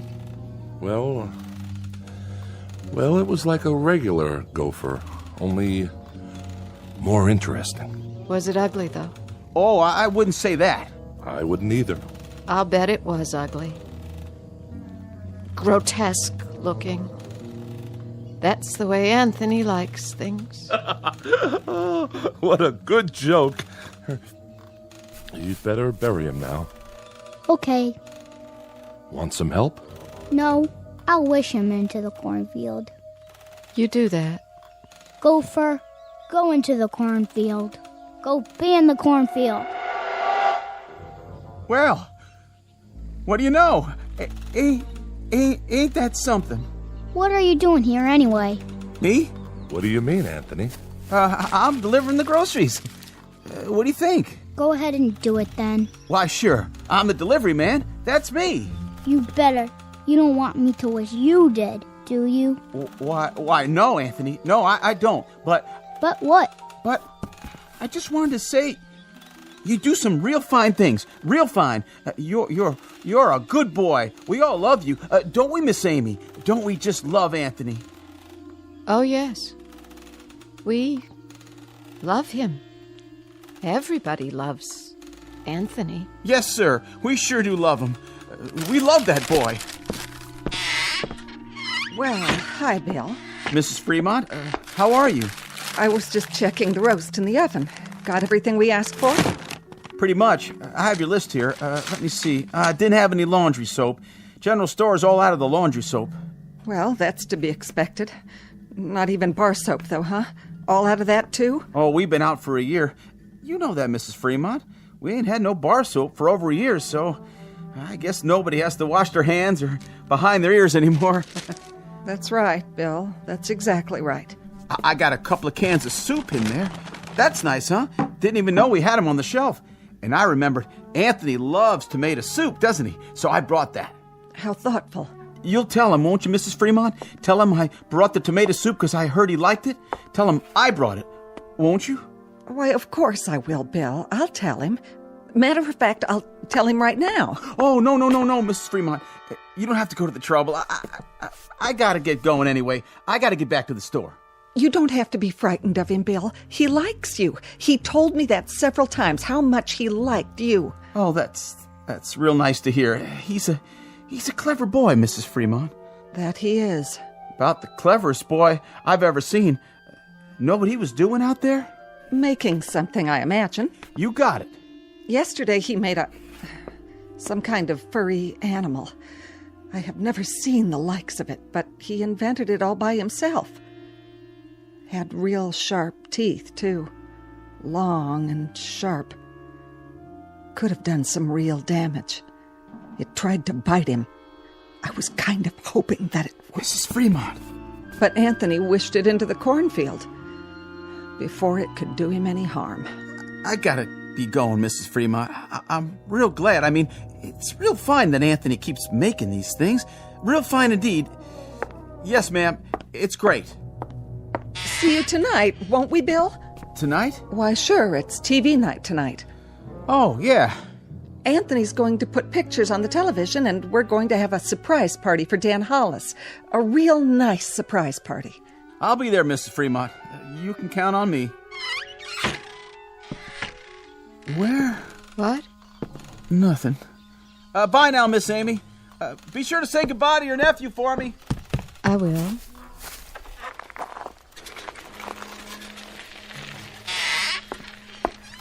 Where's Anthony? I think he went into the barn. Oh. Leastways, I heard the door open.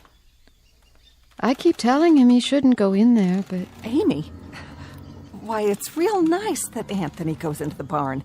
A real good thing. But Agnes, he isn't even around now. You don't have to say that. But even so, Amy, even so, it's nice that he goes into the barn when he wants to. It's real nice. We mustn't even think anything bad about him, Amy. Do you understand? But he isn't around. Amy, dear, you know as well as I do. Sometimes he can hear what we're thinking, no matter where he is. He doesn't even have to hear it with his ears. It's like when you lost your temper. That was only for a second. 1 second. I know, but look what he did to your eyes. Now you can't even see. So you just think nice things, Amy. Real nice things about how good it is that Anthony's going into the barn to do whatever he does in there. And tonight we'll have Dan Hollis's birthday party, and we'll have a nice time. A very nice time. But it's such a hot day. I hope it cools off tonight. Oh, I wouldn't say it was hot, Amy. It's just right. It's a good day. Don't you think so, too? A real good day.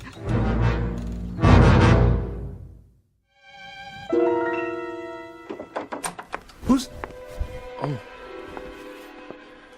It's you, Agnes. What are you doing? Thought I'd lie down and try to rest before dinner. Oh, that's a good idea. You worked hard today. Always do. Got to get the crops in. Come in, honey, if you want. And close the door. He's still playing outside? Good. That's good. I put Amy to bed in her room.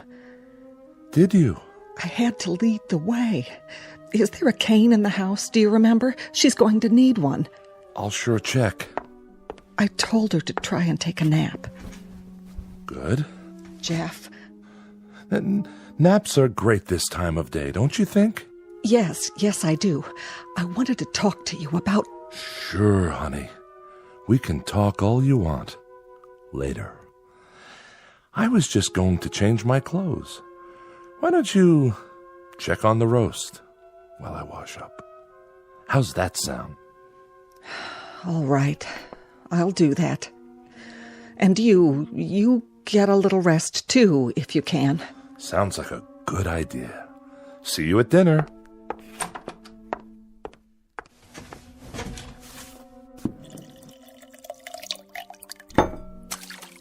Oh. Well, howdy, son. You crept up on me. You look funny. Do I? You need a towel. Well, by gosh, I sure do. I was just about to dry my face. I was looking for you a while ago.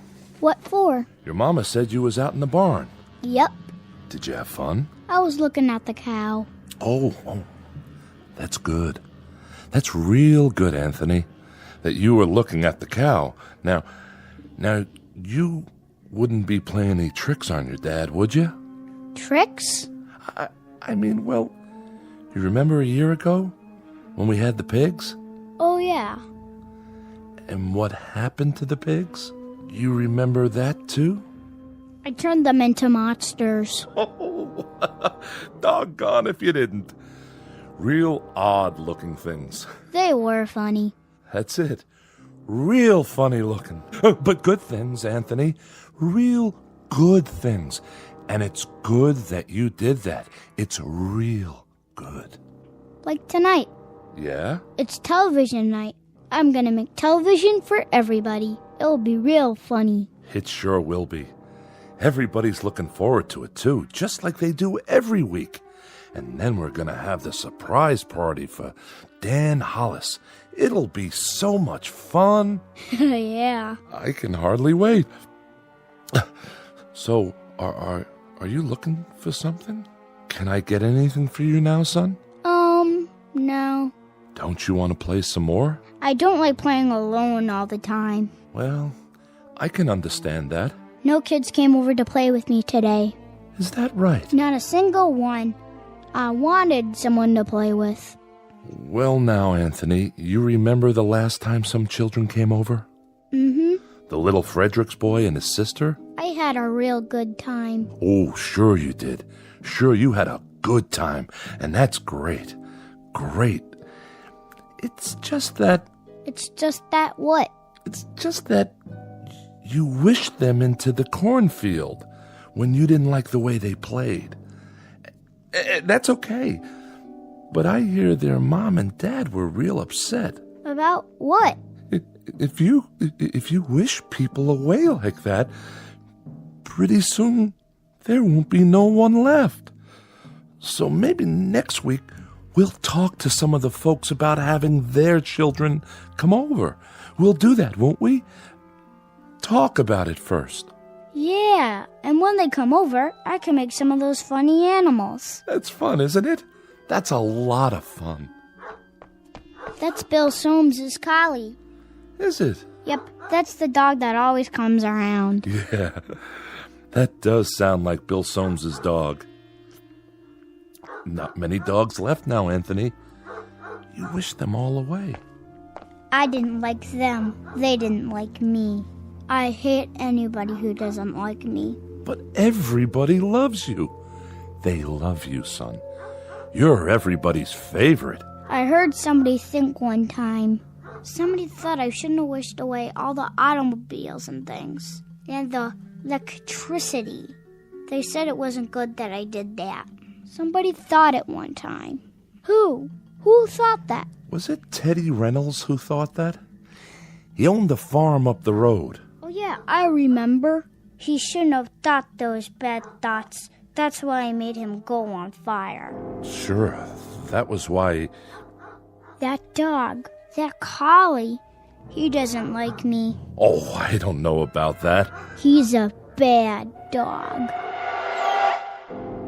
Well, now, Anthony, did you do something to Bill Soames's dog? Guess you must have. He isn't outside anymore. I put him in the cornfield. I'm gonna go out in the yard now. Bye. No. Bill Soames's collie was out by the tree just now.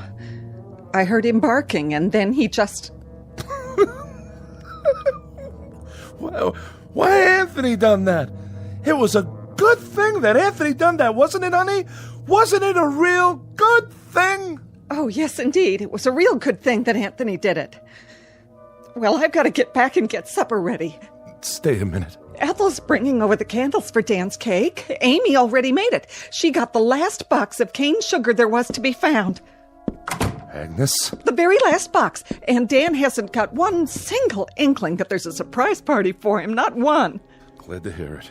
And you know how much Dan likes music? Well, last week, Thelma Dunn found a record in her attic. That a fact? Yes, and she's going to give it to him tonight. Isn't that a wonderful surprise? It sure is. A record. Imagine. That's a real nice thing to find. What record is it? Perry Como singing You Are My Sunshine. Well, what do you know? I always liked that tune. How did Thelma happen to find it? Oh, you know, just looking around for new things. Or old things. The ones that are still left. Say, who has that picture we found a while back? I kind of liked it. That old clipper ship sailing along. The Smiths. Next week, the Sipaches get it, and they give the Smiths the old McIntyre music box, and we give the Sipaches... I know. That's the way of things now. There's so little left. But that's okay, isn't it? Everybody keeps a few things for a while, and then they trade off. There's about 3 books left, and each family... Oh, now, honey. And each family can keep it for a week, and then trade it for something else. Like with the stereoscope the Van Nusens found in their cellar, or the can of beer that Bill Soames found wedged into an old icebox in the junkyard. I'd better go check on the kitchen. You see, the thing of it is, Anthony fixed it so that we're alone in the world. Nothing new ever gets built anymore. Nothing new at all. That's enough. No, it's not nearly enough. Remember 6 years ago, old Doc Baker, rest his soul, he took one look at Anthony when he was born, and he screamed and dropped him. Tried to kill him right then and there. He knew. Somehow he knew what Anthony was, and he thought it would have been better if he had been born dead. But Anthony, my son, he whined and let out a cry, and then he done this thing. He took his revenge. Oh, didn't he? Please, I beg of you, don't. No. And he either destroyed the world and only left this village, or he took the village someplace away from everything. We don't know exactly which, do we?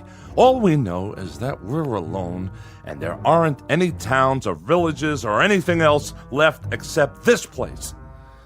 And Anthony, he controls it with his mind. He controls everything. That's right.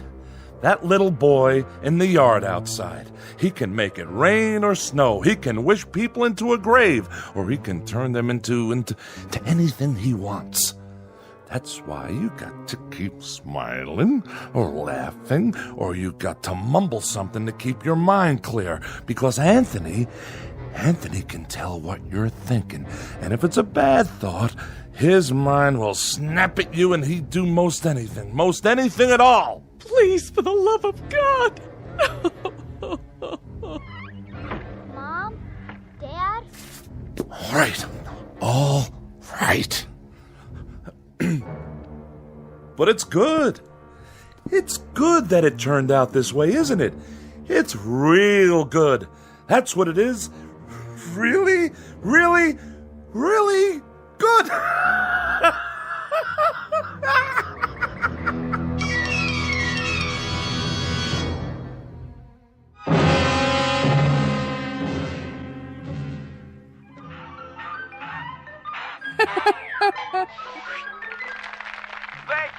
Thank you, ladies and gentlemen, and especially you kids. And now for our next act. It's time for Stupid Animal Tricks. And here's some film we thought you'd like to see. First up is Rocco the Squirrel in Crossing the Road.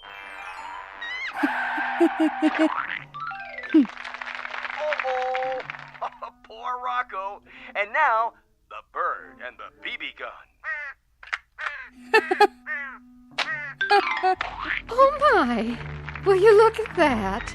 What, Ethel? It's just like cartoons, only better. And last but not least, the turtle crossing the street.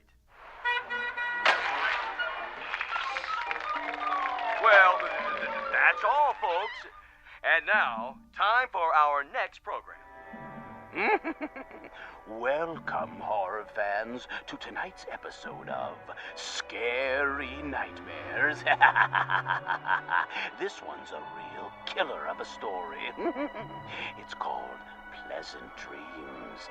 Let's watch, shall we? Think I'll go get some fresh air. Shh. Not now, Dan.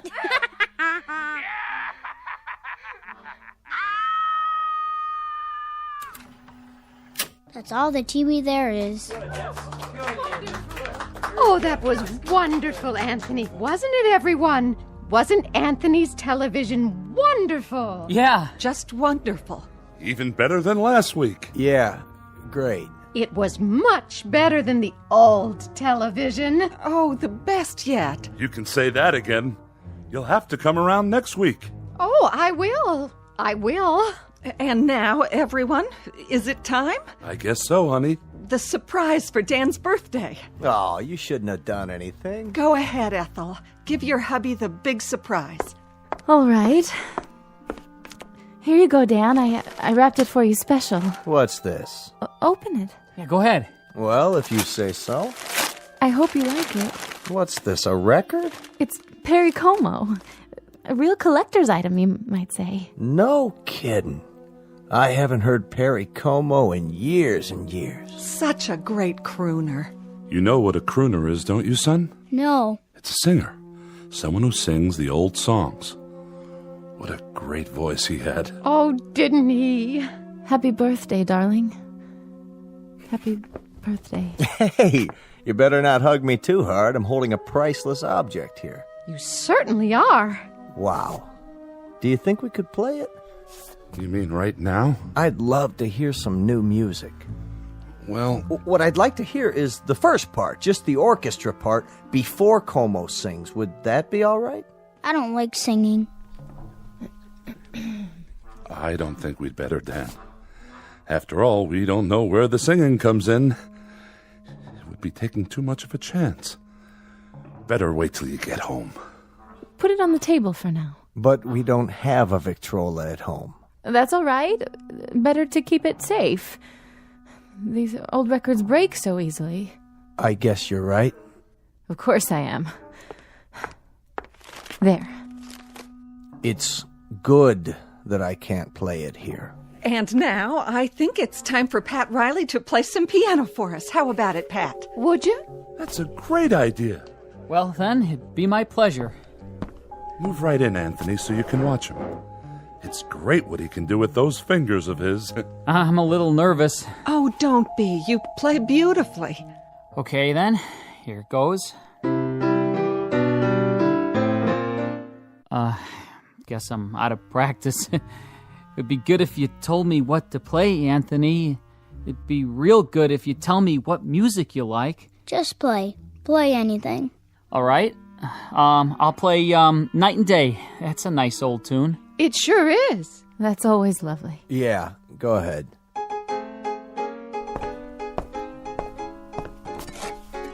What are you doing? What does it look like? Having another brandy? You've had enough. Not hardly. Stop it. Leave me alone. Put the glass down. Take your hands. Don't make any noise. I don't like noise when the music is playing. I'll drink to that. Oh, don't worry. I'll clean it up. Go on, Riley. Finish the song. Yes, please. It's so pretty. Pretty all right. Dan, please. Please what? I'm not doing anything. No, darling. But I'm just drinking this peach brandy on my birthday. That's all I'm doing. Please, Dan. For the love of heaven, please don't say anything else. Who's saying anything? I'm not saying anything. I'm listening. Shh. Play, Pat. This is real good brandy.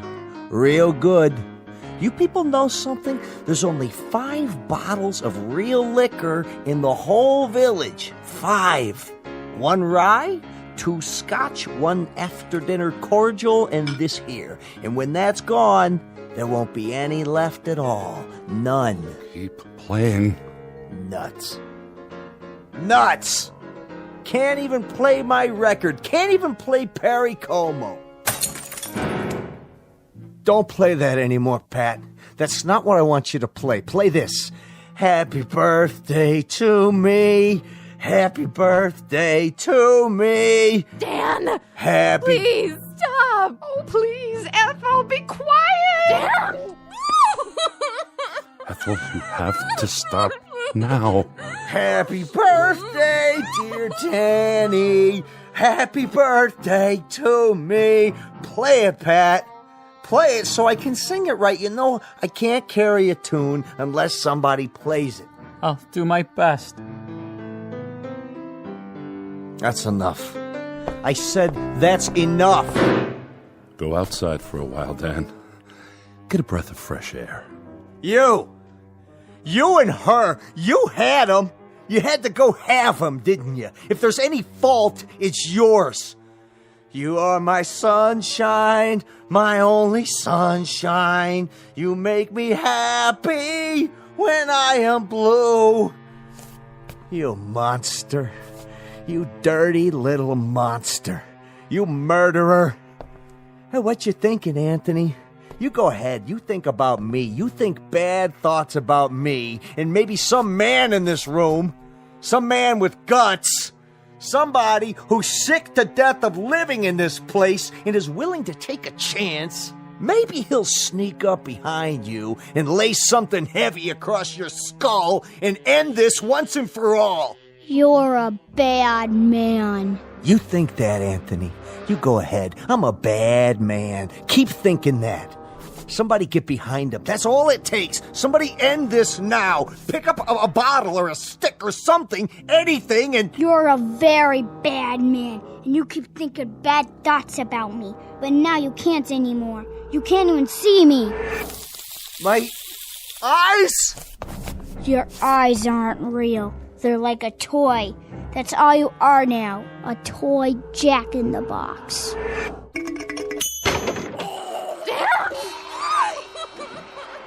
Anthony, push it away. Wish it into the cornfield.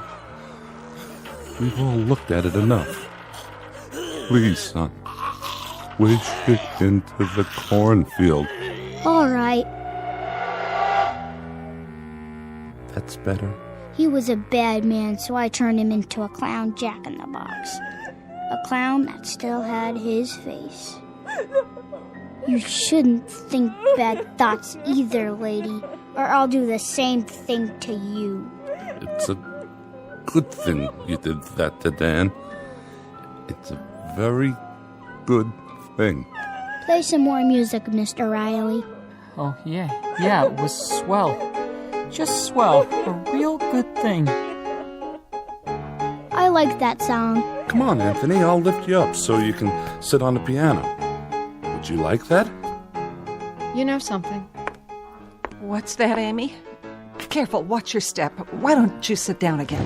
I kind of liked it a little bit better when there were cities outside. And we could get real television and radio and things like that. Didn't you? Why, Amy, it's good for you to say such a thing. Very good, but you must be making a joke. Anthony's television is much better than anything we ever used to get. Oh, yes. It's fine. It's fine. Anthony's are the best shows we've ever had. Yeah. Very best. Look at that, will you? It's snowing outside. Anthony, are you making it snow? Yeah, I'm making it snow. I like snow. So do I. We all do. But that'll kill off half the crops. That's what it'll do, Anthony. And then we won't have anything to harvest or eat. Did you know that? Mm-hmm.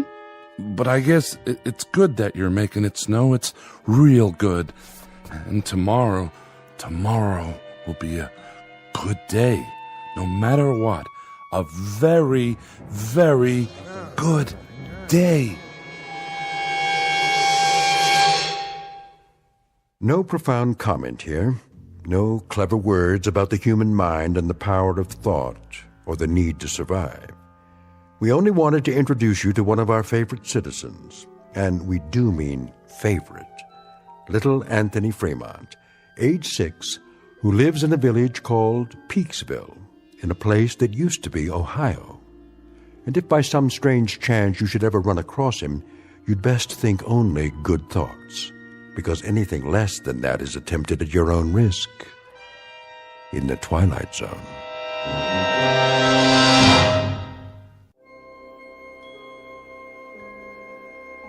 Hi, this is Carl Amari, producer of the Twilight Zone Radio Dramas. I'd like to take a moment to tell you about our official website at twilightzoneradio.com, where you'll get the latest news and information on these Twilight Zone radio dramas. Plus, at twilightzoneradio.com, you can digitally download 3 free episodes or any of our episodes for only $1.95 each. In this age of ever-changing technology, we've decided to make these episodes instantly available to you by making the Twilight Zone radio dramas a digital download-only series. This means that this series will no longer be offered on CD. The CD collections at our website are now being offered while supplies last at buy one, get one free. So be sure to get your favorites before they're sold out. Be sure to visit us often, and I'll see you in the zone.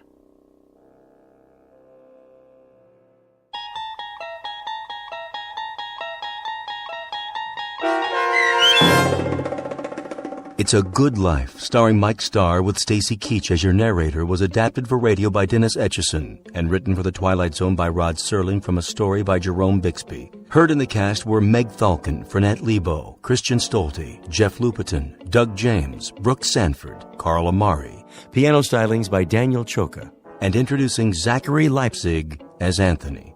To learn more about the Twilight Zone radio dramas and to obtain audio cassettes and CDs of these programs, visit our website at twilightzoneradio.com. The producers of The Twilight Zone wish to thank CBS Enterprises, Carol Serling, Dennis Etchison, Dick Brescia Associates, Claire Simon Casting, Terry Jennings, XM Satellite Radio, Sirius Satellite Radio, our sponsors, and our radio affiliates for helping make this series possible. This copyrighted radio series is produced and directed by Carl Amari and Roger Wolski for Falcon Picture Group. Doug James speaking.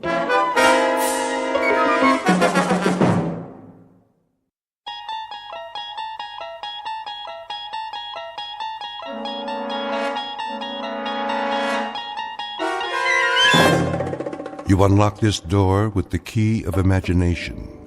Beyond it is another dimension, a dimension of sound, a dimension of sight, a dimension of mind. You're moving into a land of both shadow and substance, of things and ideas. You've just crossed over into the Twilight Zone.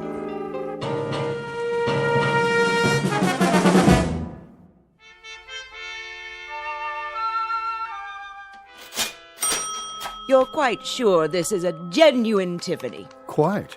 The provenance dates back to 1922. Very well, then.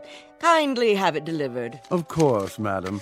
Will that be cash or charge? Put it on my account. Very good. I can deliver it to your home by, let me see, Thursday at the latest. But I simply must have it tonight. I've invited the girls over for bridge. The girls. I see. Oh, Robert. Yeah? See that Mrs. Gunt receives her lamp this afternoon. You mean today? Carried by hand to her front door. The servants' entrance, if you please. By all means. Ubermeyer's is proud to be of service. If there's anything else we can provide, don't hesitate to... That will be all. Very good, ma'am. Want me to go over there right away? Not yet, Andrew. First finish unpacking the new shipment. Quickly, before the next customer walks in. Yes, sir. Now then, what do we have? 3 perfume bottles. 3 cut glass vials to contain the otter of damask rose petals. That's more like it. Next. Pottery jugs, 2. Pottery jugs, indeed. Where's your aesthetic sense? You can't entice anyone by calling them pottery jugs. Really think people buy something because of what you call it? People don't come to buy anything in a gift emporium. They come because they don't know what they want. Then I sell them something. So what are you going to call these pottery jugs? Something exquisite. We'll display them on satin pillows with bread. A loaf of bread, a jug of wine, and thou beside me, singing in the wilderness. I'll unload them on some poor sucker before the morning's over. Okay, what about this? When we buy a shipment from Morocco, sight unseen, I suppose we take what we can get. But to sell that will require some creativity. Now, clean this up at once. May I help you? I hope so. I'm not sure. What's this? That would be an authentic voodoo mask. Oh. What about the pajamas? These are not pajamas, sir. They are a genuine imported harem girl's costume in 100% hand-sewn silk. Well, I don't know. It has to be something special. Very special. Suppose you describe the occasion and leave it to me. A personal gift? Not too personal.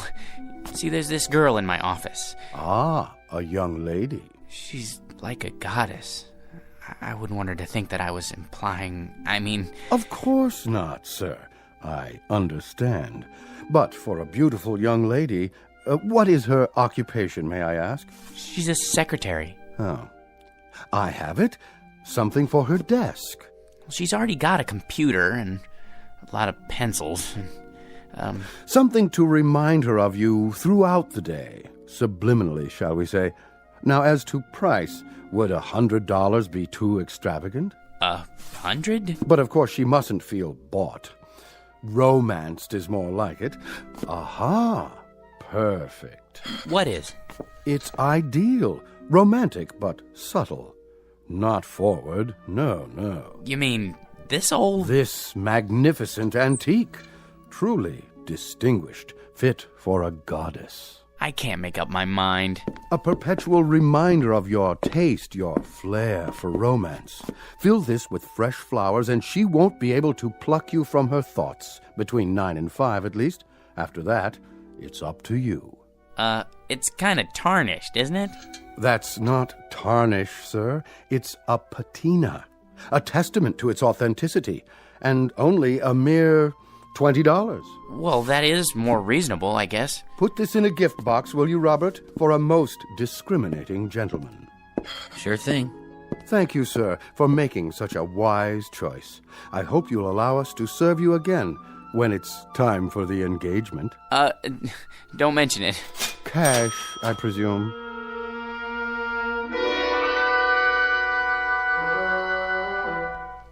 Meet Mr. George P. Hanley, a man life is always treated without deference, honor, or success. Waiters serve his soup cold. Elevator operators close doors in his face. And mothers never bother to wait up for the daughters he dates. For George is a creature of humble habits and tame dreams, a square peg in a square rut, and the living embodiment of what's commonly referred to as some poor sucker. He is, in short, an ordinary man, but at this moment the accidental possessor of a very special gift, one that measures men not against their accomplishments, but against their deepest desires. The kind of gift most of us might ask for, then learn to regret. If, like Mr. George P. Hanley, we were about to plunge headfirst into our own personal Twilight Zone. And now, The Twilight Zone and our story, I Dream of Jeannie, starring Hal Sparks, with Stacy Keach as your narrator.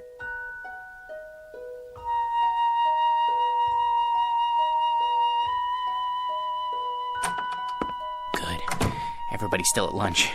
I'll just leave this on Anne's desk. No card. She'll just figure out who it's from, right by her keyboard. No, a little to the side. Oh, maybe on her chair. No. Oops. Better put this away for now. Where? In my drawer. Hey, Georgie Porgy, what happened to you? I had some errands. Well, you missed the worst chili con carne ever offered for human consumption. It set a new low, even for the greasy spoon Nick calls a diner. Feel my stomach, like a bag of rocks. I don't care much for chili. Georgie, witness a solemn vow for me, will you? I have to enter these municipal bonds. I, Roger Hackett, do solemnly swear never again to commit gastronomic harry-carry at Nick's, starting on the day I get my promotion at this office. Your promotion? Yep. I thought everyone with equal seniority had the same chance. Mr. Watson said That's correct, Georgie old Porgy. We're all equal, but some of us are a little bit more equal than others. Especially me. Hi, Anne. How are you? You're looking nice. Hello, boys. Don't be so sure, Roger. Mr. Watson's a fair man. I'm sure he'll compare our experience in debit financing, evaluating liabilities. And that, old Georgie, is one reason why I am more equal. All you think of is debits and liabilities, with assets like hers around. Now, where'd I put my little surprise? Here, Anne, for you. What's this? Oh, just a little something to say happy birthday to the prettiest girl in the entire office. I'm the only girl. And you'd still be the prettiest, even if this whole place was staffed with Miss Americas. Are you gonna open it? Roger, what? Go ahead. Oh, Roger, it's beautiful. Like it? Why, this is the most gorgeous peignoir I've ever seen. Huh, is that what they call it? But it is awfully revealing. Then you'll just have to be careful who you wear it for. Hey, Ann, put it on. Can you feature old man Watson's puss when he calls you in for dictation? Mr. Watson is interested in a different kind of figure, Sam. Is that what you think? You really like it? I love it, but you shouldn't have. You only have a birthday once a year, at least until you're 30. Then you have it once every 2 years. Oh, you bad boy, come here. What? That's to show my appreciation, and to prove I haven't even learned to count to 30 yet. And what, may I ask, is going on here? Oh, Mr. Watson, you see it's my birthday, sir, and... Do any of you happen to be aware of the annual statement just issued by this organization? No one? Well, then it may come as a surprise for you to learn that we have just completed the best year in our history, and I believe this department had no small part in that success. So, as a token of my appreciation, I think this is an appropriate time to invite all of you to be my guests at a private party, beginning just as fast as you can get yourselves over to the Tiki Club. No kidding. And as for you, young lady, I just want to say, they aren't the only ones who appreciate you. Would you mind looking in my office? There should be a rather large crystal vase on my desk, full of long-stemmed red roses. They're for you. Oh, they're lovely, Mr. Watson. You're a doll.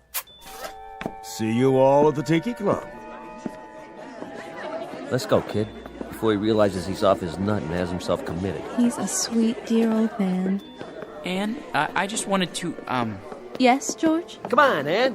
I just wanted to say happy birthday. Why, thank you, George.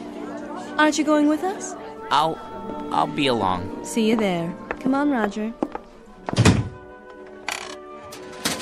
I guess some people are more equal. Might as well throw this in the wastebasket. Can't give it to her now. Maybe I should hold on to it until it can play with it at home.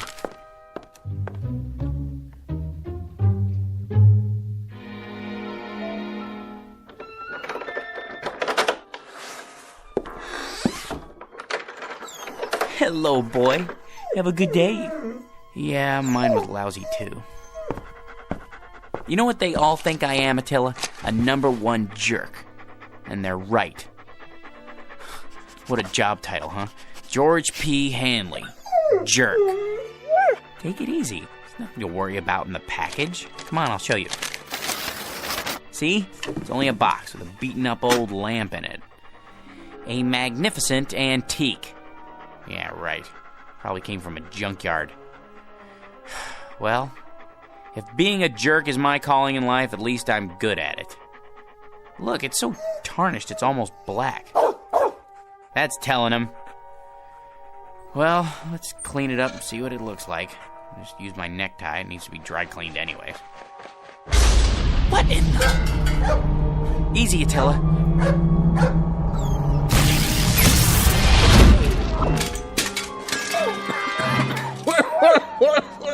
Oh, boy. Some special effects, huh? That smoke's hard on the old mucous membranes. You wouldn't have some Visine on you, would you, buddy? Who are you? Who am I? You were expecting Rex Ingram. I'm the genie of the lamp, that's who. You know, Aladdin, the whole bit. Don't you watch The Late Show? A genie? You don't look like a genie.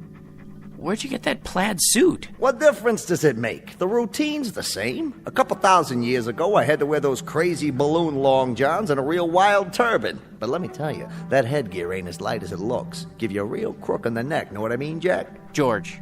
My name's George. Jack, George, whatever. What I was gonna say is, nowadays we dress hip.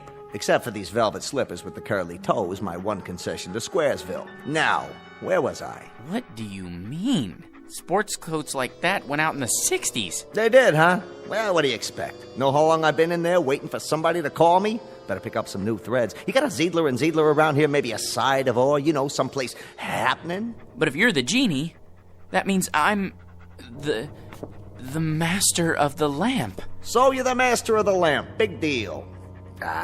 Give me a match so I can light this cigar before I give you your free wish. I thought there were 3 wishes. There's the rub. There used to be 3, but let me tell you something, Jack. George. The scene used to include 3 wishes, but people started abusing the privilege, so we had to cut back. You get enough headaches with 1 wish, let alone 3.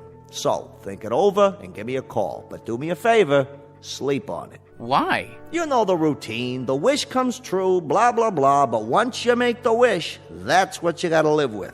Could you make yourself available for consultation? Look, Jackson, how am I supposed to know what you want? You and me just met. Well, at least tell me, what is it that people usually wish for? Listen, Herbie, whatever your name is, it's enough to make you blush, some of the stuff they ask for. Money, precious jewels. That's not so bad. Not so bad? Think about it. So they get a lot of dough. There's the IRS, long-lost relatives beating on the door. It's enough to flip you out of your gourd. So not wealth? Forget about it. Maybe love, then? Love? You gotta be some kind of a kook. You call me after all this time and you wish for love? You don't wish for love, Chief. You make it. Then I don't know what it is I do want. If it isn't wealth or love... Like I told you, Johnson, think it over. Drop it down the well and see if it splashes. But don't go rubbing the lamp every time you get ants in your pants. That puff of smoke tears up my sinuses. Now, the next time I make the scene for nothing, you've had it.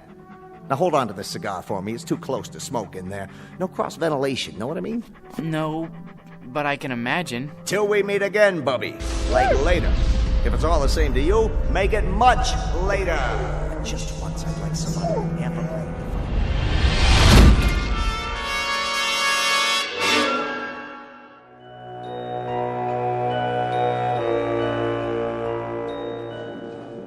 All right, everybody. Places, everybody. This is a run-through. Stand-ins, please. Positions. Lighting. Lights on. Camera. Ready with the camera. Excuse me. Hey, buddy. Don't you know this is a closed set? It is? Who let you in here? They said it would be all right. I'm George Hanley. Who? Her husband. Miss Alexander's, I mean. Oh, yeah. Haven't seen you around here in a while. It's been months, actually. Well, this is the big one, huh? I beg your pardon? The last shot of the picture. Once we get this one in the can, it's a wrap. It is? Say, can I ask you a question? What's that? What's it like being married to her? Well, I don't really know.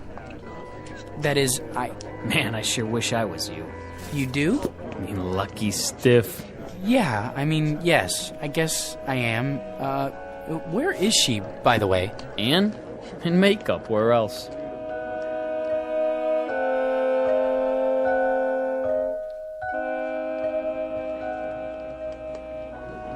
There.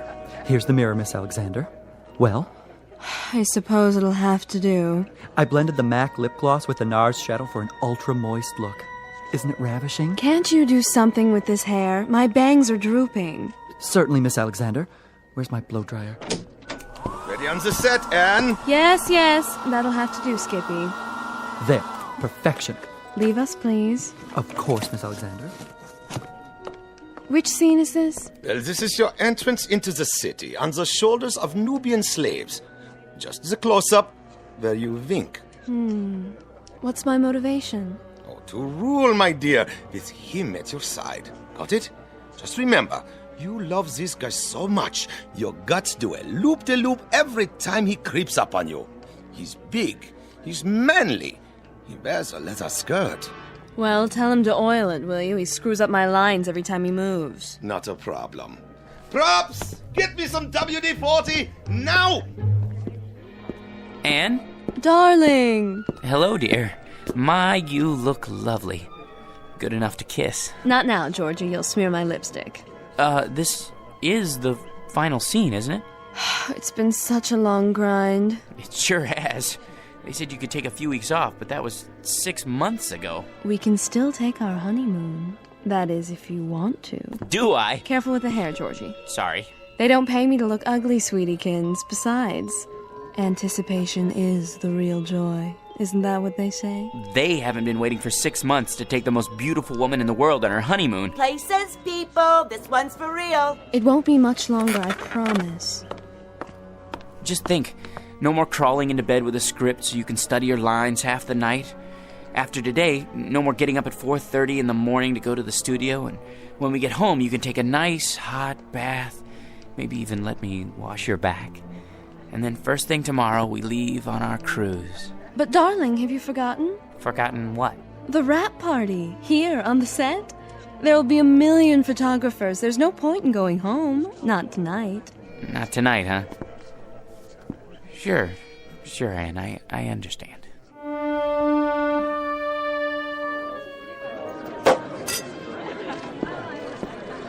Hi, hello there. No champagne, thank you. Excuse me, has anyone seen... George boy! Hiya, Mr. Watson. Call me Eli. Hey, listen, George, I want to talk to you. Anne said something about your needing a vacation. Not me, her, both of us together. I'm not going to mince words.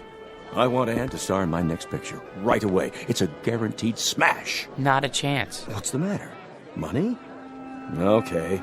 I'll double her salary. It's not the money, Mr. Watson. Eli, you see, it's our honeymoon. Great! I'm shooting on location. Make a great honeymoon trip. First-class hotel, all the trimmings. Some honeymoon. Out of bed before the sun comes up, work all day, study her lines all night. In the last 6 months, the only times I've seen her when she wasn't asleep, she was either covered with makeup or she had so much cold cream on she would have squeezed right out of my hands and stuck to the ceiling. Listen, boy, she's a star. How would you like to see her with bags under her eyes? I'll take her any way I can get her. My boy, you want the world's most beautiful woman. You've got to share her with the world. I've been doing that. Now I want the world to share her with me. Son, it's not for myself. But no Anne, no movie. You know how many good people will hit the unemployment line? Actors, grips, prop men. They've got wives and sweethearts, too. They've got little ones. They've got mortgages and sports cars to pay for. Can't you get another star? Not like Anne. Millions of plain folks all over the world wait for her pictures. Little kids count their pennies. Mothers go without lunch. Brave men sacrifice the tiny luxury of a cigarette just so they can buy a ticket and escape the drab drudgery of an uncaring world. Just by watching Anne up there on the silver screen. Really? For them, George, the salt of the earth. Can't you find it in your heart to make this one little sacrifice?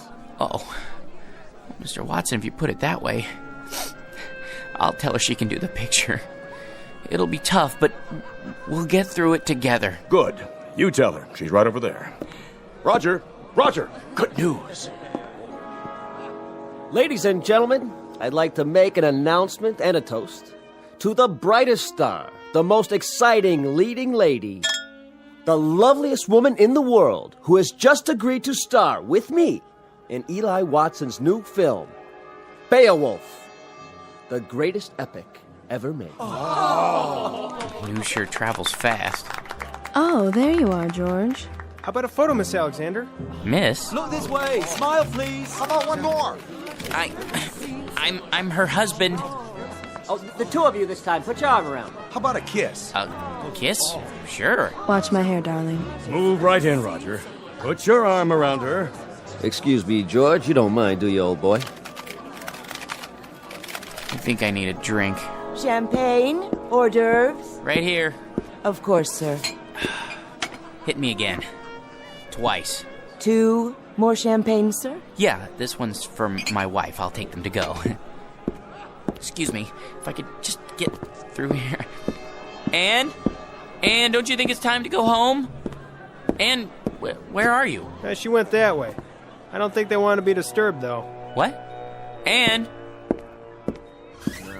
Aren't you glad you stayed tonight? Don't be so egotistical. I had to be here. Sometimes I don't understand you. You're not supposed to. That's a woman's prerogative. I know, but why? What's his name? George? He's the perfect husband. That absurd little mouse? Why do you keep him around? A handy excuse when I need one, and when I don't, no problem. I'll spoil your makeup. Oh, who cares? Anne, your lipstick. George? Are you still here? Sorry, old boy. Just congratulating my co-star. I think we'd better be going. You go ahead. You should be home anyway to feed Attila. Attila? Yes, George, and he needs his walkies. Do be a dear. You want me to go home because of Attila? Be a good boy and run along. Roger will drive me home later. Won't you, Roger? With pleasure. But Attila's a dog. Aren't I more important to you than Attila? I mean, Attila? Attila? What? Attila, is that you? Oh, phew. What a dream. Oh, boy. Yeah. You know something, Attila? That's the trouble with a guy like me. Having something I want that much only means that it hurt that much more when I lose it. If I had a wife like that, well, I would lose her. Might as well face it.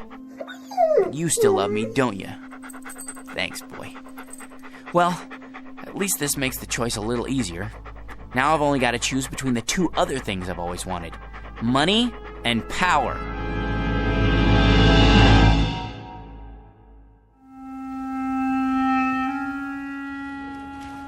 Morning, Georgie. Morning. Well, today's the day, huh? For what, Raj? For what? Well, you listen to this guy.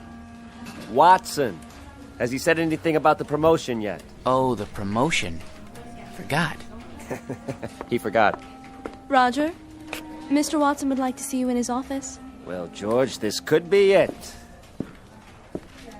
You wanted to see me, sir. He'd never pick him.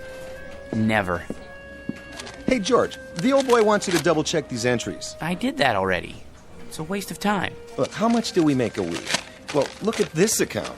Guy makes so much dough, he sweats more than that every time he ties his shoelaces. So waste a little time, all right? My gosh, net worth $260,832,461. What would it be like to have all that money?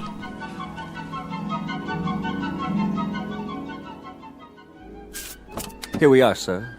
The George P. Hanley building. Thank you, Roger. Will you be wanting me for lunch, sir? I can't say. Wait just in case. Of course, sir. Not now, Attila. I've no time to play. Sorry, Mr. Hanley, I couldn't hold him. Take him over to 21. Have the chef pick him out a nice prime rib. Not too fatty. Yes, sir. Then trot him around the block a few times. Keep up the pace. Right away. Here, boy.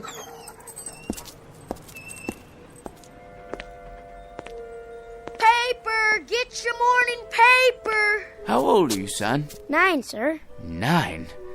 I see you every morning. Aren't you missing school? Oh, no, sir. I wouldn't miss school. I get up at 5 for my papers, and then I go over to PS 31 for the afternoon session. Incredible. What about your parents? My mom is dead. My old man had a store, but it went broke. Sorry to hear that. I'll have a paper. Golly, I can't change a $100 bill. I didn't expect you to, son. Gee, thanks.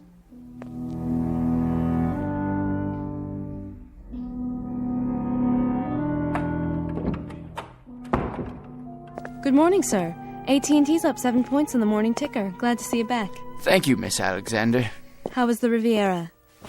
Oh, all right, I guess. Kind of like a suburban tract with castles. I see. Well, sir, shall I send in your first appointment? Might as well get started. Mr. Hanley will see you now. Watson, what are you doing here? Begging again, I'm afraid. These days, a college president has to worry more about salesmanship than scholarship. Then you came to the right place. Hanley, you've already done more for your alma mater than we have a right to ask. How much? Just enough to start the ball rolling for the alumni.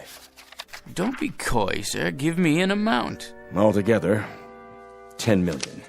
If you could possibly start us off with, say, $1 or $200,000. Done. You're a generous man, GP, but you've made a mistake. This is the entire sum. Don't worry. It's deductible. Besides, I want you to have it. Well, so would others, GP. Thousands of alumni, not as successful as you. Giving, sharing the burden and the satisfaction. It's the cement which binds them to our institution. I only wanted to help. I can't accept this. Send me a check for, a few $100,000. Very kind of you. Don't mention it. Miss Alexander will show you out. Oh, nonsense. I know the way by heart. Send in the next one. Right away, sir. Hello, Masters. Well, Mr. Hanley, ready to add to the old empire? I suppose so. I brought along a few new catalogs. I thought I already owned one of everything ever made. Can't keep up with Yankee productivity. We have to buckle down and do some serious spending. Is that really necessary? If we don't, the government's liable to invent a new tax bracket just for you. Now, here we have an attractive little yacht. Already have one. A 94-foot job up at Newport. This one makes it look like an absolute dinghy. You know, Masters, there's no fun left in buying things anymore. Once I looked forward to a second-hand car like a kid waiting for Christmas. Now there's no anticipation, no hunger. Oh, perk up. I used to enjoy the little things. An ice cream cone, a ball game, going out for a walk in the park.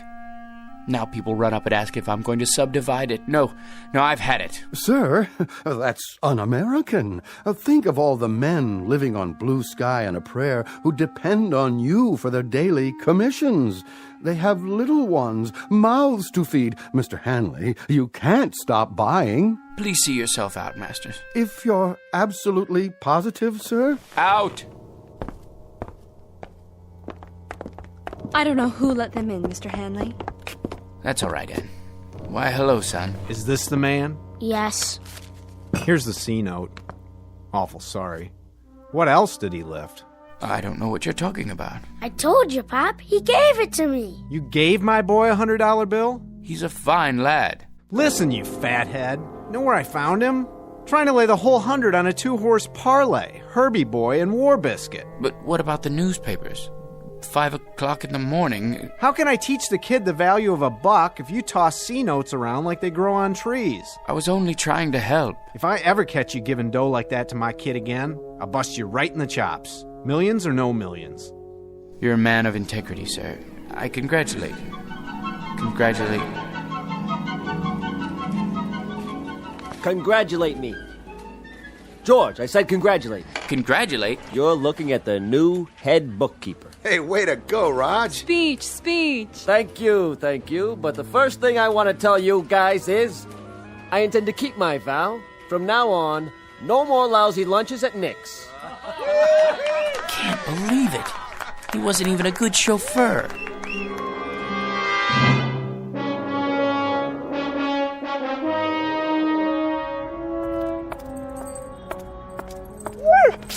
Easy, Attila.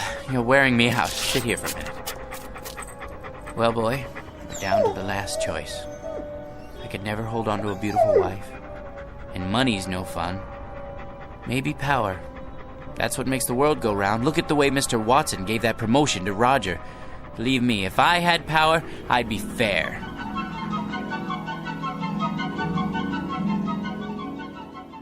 Here, sir. This copy and this.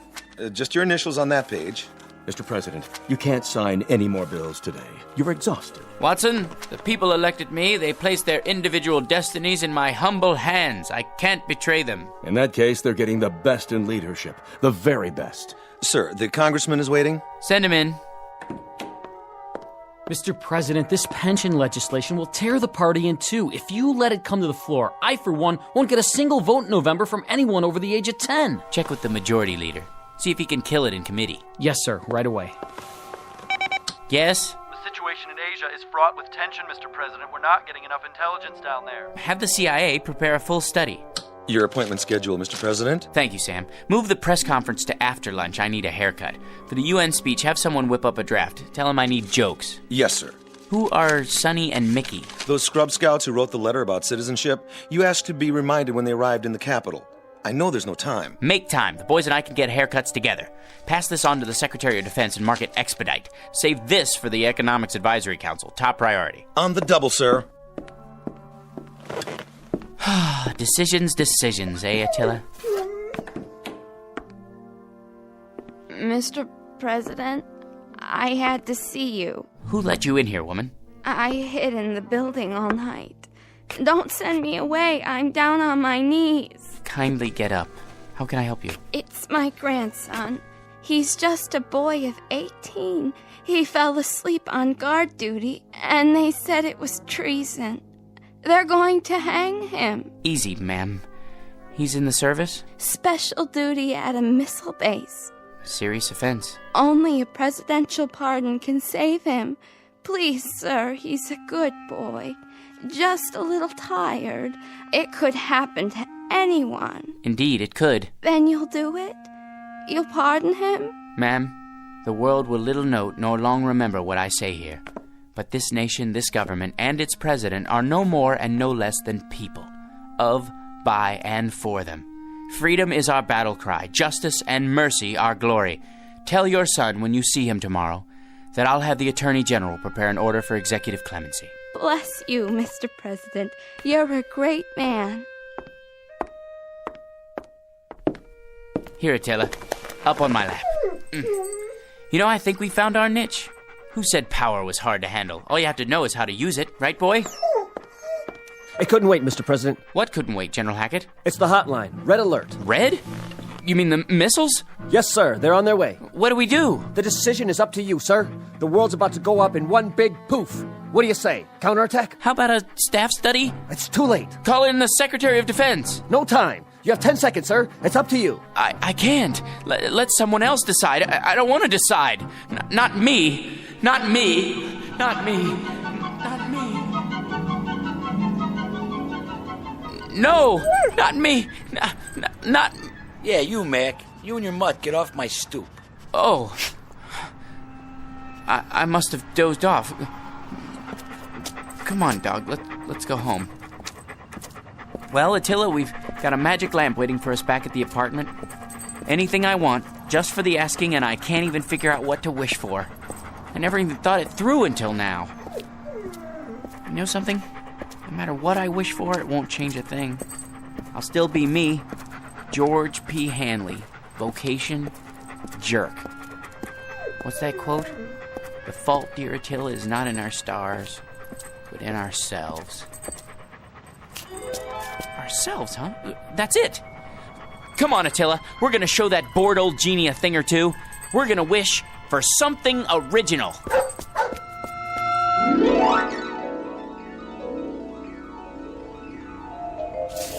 I'm tired, and I want to go to bed. I had a little drink about an hour ago. Hold on, let's see. What's in the dumpster? Let's see. Except for this.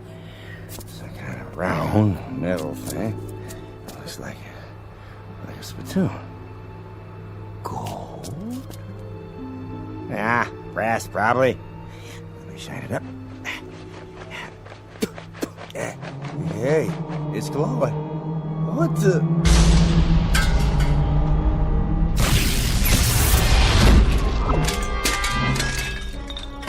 Yes, master? Hey, where'd you get the funny pajamas and the headpiece? They're traditional. I am the genie of the lamp. Your wish is my command. When you have made your wish, you must return the lamp to this alley so that others may find it. Keep your turban on straight, Attila. Now then, as I was saying, I am at your service, sir.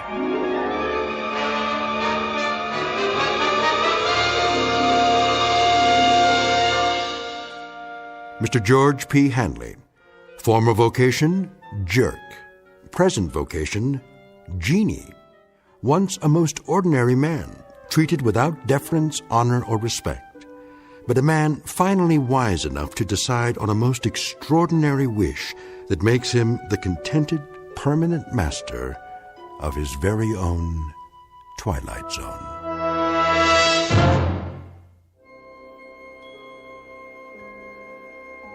Hi, this is Carl Amari, producer of the Twilight Zone Radio Dramas. I'd like to take a moment to tell you about our official website at twilightzoneradio.com, where you'll get the latest news and information on these Twilight Zone Radio dramas. Plus, at twilightzoneradio.com, you can digitally download 3 free episodes or any of our episodes for only $1.95 each. In this age of ever-changing technology, we've decided to make these episodes instantly available to you by making the Twilight Zone Radio Dramas a digital download-only series. This means that this series will no longer be offered on CD. The CD collections at our website are now being offered, while supplies last, at buy one, get one free. So be sure to get your favorites before they're sold out. Be sure to visit us often, and I'll see you in the zone.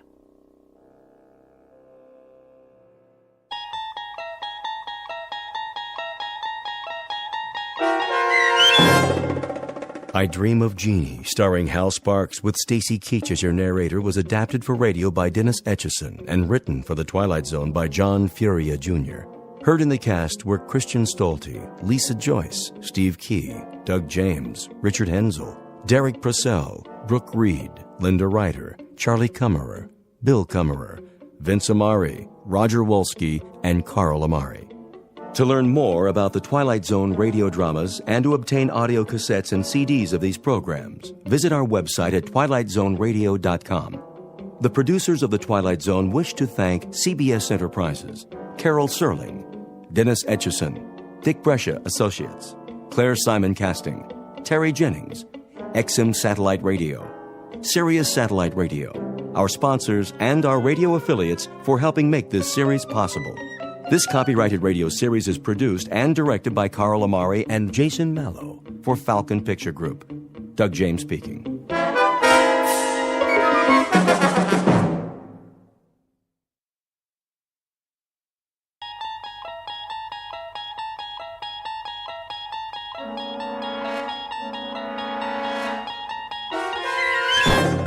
You're traveling through another dimension.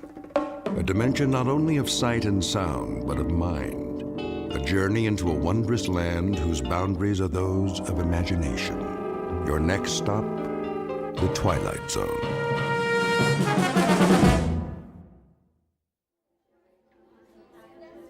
Attention, Grocery King shoppers. Today's special is Bubbling Brook Pure Spring Water, on sale in the beverage department.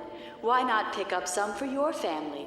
Available in the gallon and half-gallon sizes. That's Bubbling Brook Pure Spring Water, on sale now. Grace!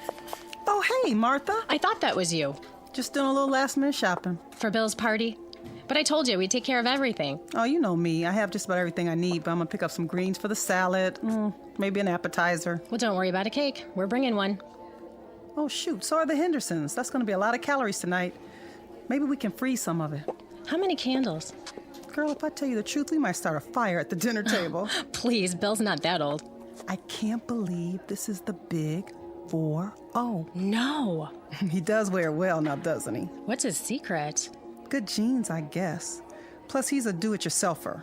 That keeps him healthy. I wish some of that would rub off on Jerry. Oh, no, you don't. All that puttering around. Ha, gotcha. Not in the store, Oliver. Sorry. No, that's all right. Put that away right now, young man. Yeah, but they're coming. Who's coming? The invaders. I don't know what's gotten into him. Oh, he's just being a boy. I know a lot about that. You do? When my pa was his age, it was video games all the time. It still is. But they're so much more violent now. All about war and killing and... My husband says it's a natural instinct. What is? To protect and defend.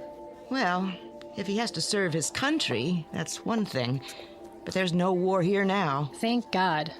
They do grow up fast. Too fast, if you ask me. I know. I mean, but really, what can we do?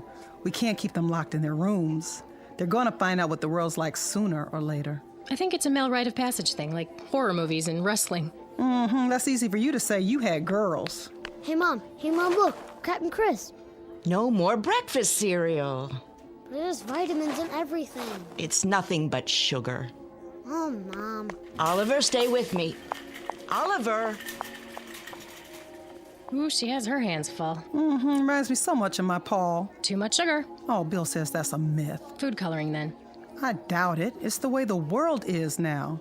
All the war news on television. I wish we could just turn it off for a while and let him grow up.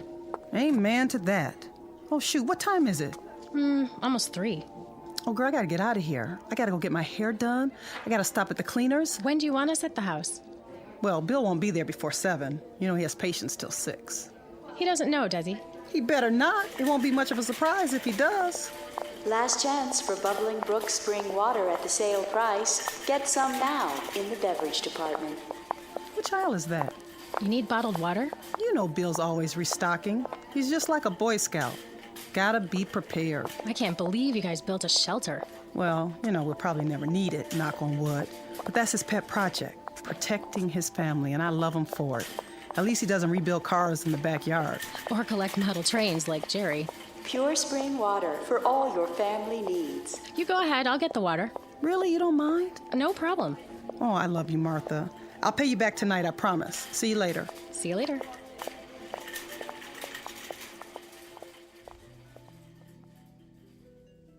Welcome to Friday afternoon in suburbia. Time for last-minute errands before the weekend begins. In this case, a surprise birthday party. Only there's a twist. What's in store for this particular evening is nothing less than a nightmare. Your attention is directed to the following fable. Once upon a time, families built bomb shelters in their basements in anticipation of a war they prayed would never come. The world lived on the brink of annihilation as men hoped for the best and prepared for the worst. Then the Cold War ended and shelters were forgotten until terrorism again made fear the order of the day. Please note that our story is not meant to be prophetic. It is the fervent prayer of all men of goodwill that such an attack will never come. It need not happen here. But in this place, in this time, the nightmare is about to become a reality because this place is called the Twilight Zone. And now, The Shelter, starring Ernie Hudson, with Stacy Keach as your narrator.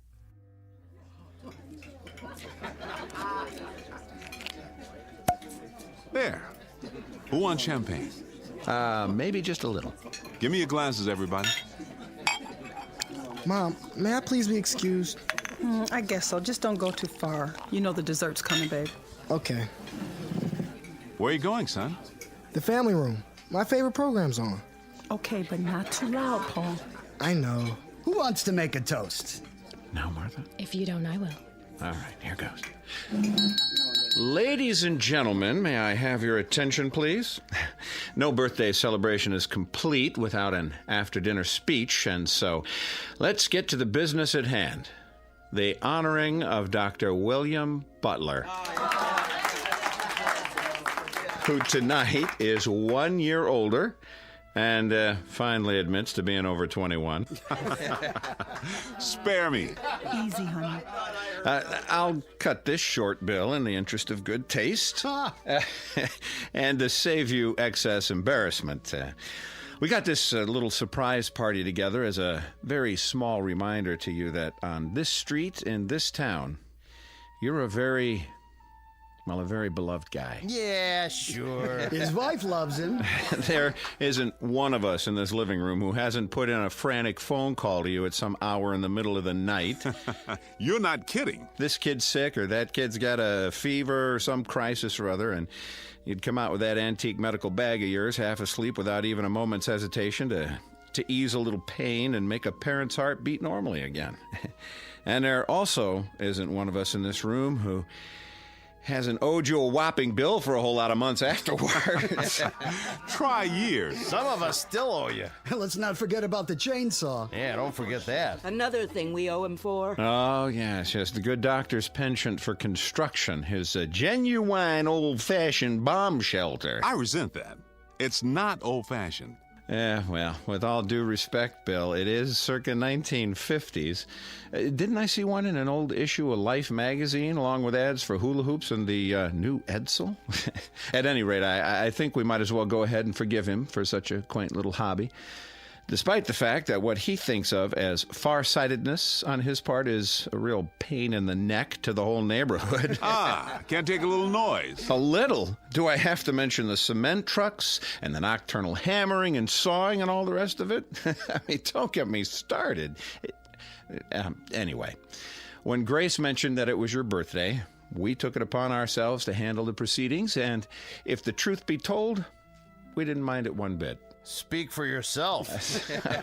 So just as a little personal aside, let me conclude this way. I've lived in this town for 30 years. As you'll recall, Bill, you and I went to the same school, joined the Army together. I became a broker, not a broken-down accountant. You became a doctor. But we raised our kids on the same block, confided in each other about our personal problems, gave each other a few helping hands along the way, and I'm glad to say our wives became fast friends. Well, anyway, in this goofy world we live in today, where the human race still seems unable to function without nuclear bombs and biological warfare, and when it appears that this may be the legacy we're leaving our kids, well, it's a comforting thought that qualities like decency and kindness and friendship still hold sway. And these are the qualities that you have, Bill. In spades. Here, here! Yes. These are what you're loved for. You and Grace. So before I start honking into a handkerchief, let me wind it up this way. Happy birthday, Dr. William Butler, from the gang on the block. And may you have many, many more. Oh, thank you so much, Jerry and Martha, Marty and Ellie, and of course, Bob and Betty. We love you too. You are the best neighbors anyone could have. Bill, honey, don't you want to say something? You dirty dogs, you. First, a surprise party, which I abhor, and then a sloppy, sentimental speech. Boy, I thought it would go on forever. You want me to continue? No. You'll spoil everybody's digestion. All I can say is, bless you all. There's no gift that means as much as good friends. But I might add about civil defense. Here we go. I may not be as crazy as you think. Do I have to mention the 3 little pigs? One built his house of straw, the next one of twigs, but the third one, the third little pig, ran squealing all the way home. Did he just call us swine? All right, but you get my point. Believe me, I sincerely hope I'm wrong. I'm not much of a gambler, as you know. In this case, I'm betting that I'm right, but I'm hoping that you win. That's some bet, all right. Now, everybody relax. That's it for the speeches. Who wants some more champagne? Maybe just a wee bit. Hold on, everybody. There's one more surprise. Betty, I need you and Grace in the kitchen. You didn't get a cake. Hush now. I'm sure that son of yours will want some. Girl, watch out or he'll eat the whole thing. Come with me. Paulie? Yeah, Pop. Help your mother clear the plates. Okay, but... But what? What is it? The television. It just went out. Gods, a crisis. Marty, you're an engineer. What do you know about TVs that go on the fritz? That there are times when such malfunctions are a boon to peace. What happened, Paul? Picture just went out? Yeah. You still getting sound? No, first the picture went off. Then there was some kind of announcement about an emergency. Here it comes, everybody. We couldn't get all the candles to stay lit. Hold it for a second. What did you say, Paul? The announcer said to turn on the emergency station or something on the radio. The emergency broadcast network? You must have heard it wrong, Paul. I didn't hear it wrong, Pop. That's what he said. Tune to the emergency frequency. Then everything went blank. He's right. It's a blank screen. There's a radio in the living room. Hey, what about the cake? Not now, Grace.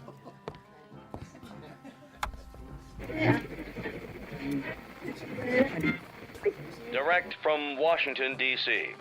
To repeat, 4 minutes ago, the President of the United States made the following announcement. I quote, "At 8:04 Eastern Standard Time, our radar stations in Alaska reported a large number of unidentified flying objects moving southeast across our borders at a high rate of speed." What is this, some kind of joke? I don't think so. Quiet. As of this moment, we have been unable to determine the origin of these objects. But in the interest of national security, I am declaring a temporary emergency. Until further notice, we are in a condition of yellow alert. So said the President. Federal authorities request that all civilian defense personnel report to their assigned posts immediately. A temporary state of emergency is now in effect. No commercial traffic of any kind will be permitted on streets or highways in the northeast sector of the country. Repeat, no commercial vehicles of any kind will be permitted on streets or highways. You are asked to remain calm and proceed in an orderly fashion to your local shelter centers. Repeat, go to your nearest designated shelters. What about Jeannie? She'll be at the university. It's in the middle of the semester. Bob, we've got to call her. My sister, she's upstate. Did he say they're attacking upstate New York? Does the phone still work? I don't know. The line's down. The circuits are overloaded. Everyone's trying to call. The children. Yeah, call the babysitter. Did you hear what he said? We can't get through. Stay calm, please.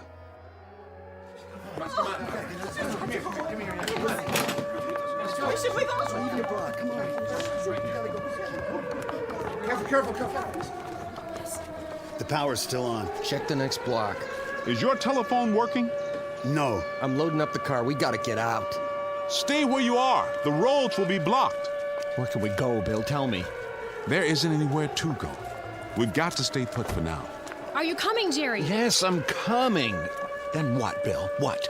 You heard the radio. If it's bombers, they're probably headed for the industrial centers. They'll be trying to shoot them down now. But if it's high-speed missiles, some may get through. There's no telling how long we have. Marty, I need you. Get the kids, Ellie. The supplies in the camper. Hurry, they're coming. They're coming. Bill, we've got to do something. Where's Paul? I'm right here, Pop. Get inside, both of you. We've gone over this before. Yeah, but I never thought it would actually... Well, it has. Don't just stand there. You know what to do. Inside, now. The distant early warning line in Greenland, state of emergency. Repeat, emergency. This is not a test. This is not a test. This is not a test.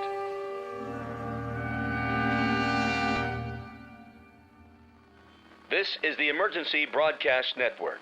Repeating, all citizens not engaged in civil defense work are to remain off the streets.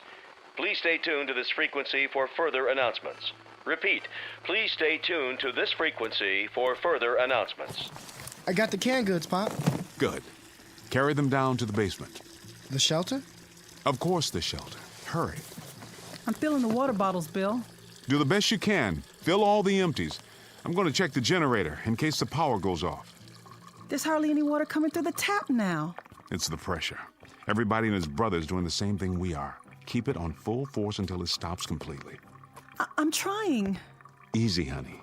Make believe it costs $100 an ounce. In an hour, it'll be worth more than that. Okay, what else, Pop? All the canned goods down? Everything I could find. How about the jars in the fruit cellar? I got those too. Get my bag from the bedroom. What about books and stuff? Your father told you to get his bag. I'm going. There's still time, Grace. Paul's right. We will need books and other things besides food and water. God knows how long we'll have to stay down there. Light bulbs. Where do we keep the light bulbs? Top shelf. Which cupboard? That one, there. Oh, but we don't have any. I ran out yesterday. I was going to buy some at the store. There was a sale on them, but I guess so. Grace? I'm sorry. I'm talking like an idiot now. Go ahead. Mouth all the idiocies you want. You can also dance a jig or go up and take a cold shower, just as long as you don't panic, Grace. That's the important thing now. Not to panic. How much time do we have? Seems to me I remember reading somewhere that from the first alarm we might have, I think it was 15 minutes to a half hour. 15 minutes? I'm winging it, Grace. I don't know for sure. I don't think anyone does. The best we can do is to continue doing what we're doing. Keep pouring the water. I'll see to the boy. All right. Paul? Yeah? You got my bag? And some other stuff. Books and magazines, too. Let me give you a hand. Here. I'll be right back. Wait. Where are you going? Outside, but just for a minute. Are you out of your mind? Get down to the shelter as fast as you can. But my bike's out there. You won't need it. I said go down to the basement. Why? What? Why should we even bother? If they drop a bomb or something, it will burn everything up. I saw it on TV. If it's an atom bomb, there won't be anything left. Nothing. It'll just be... Don't even think that.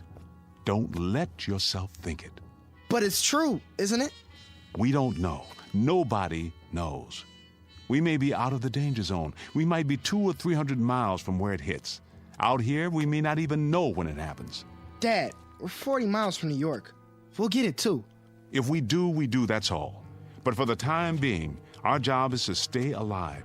And you're not going to do that by running around in the night trying to find a bicycle. Now give me some help here. And don't say anything like that in front of your mother. She's frightened enough as it is. Yes, sir. Bill, there's no more water. I think we've got enough. I filled every container we could find. Bring a full one with you. Paul and I'll get the rest in a minute. We're going down now? That's right. Down to the shelter.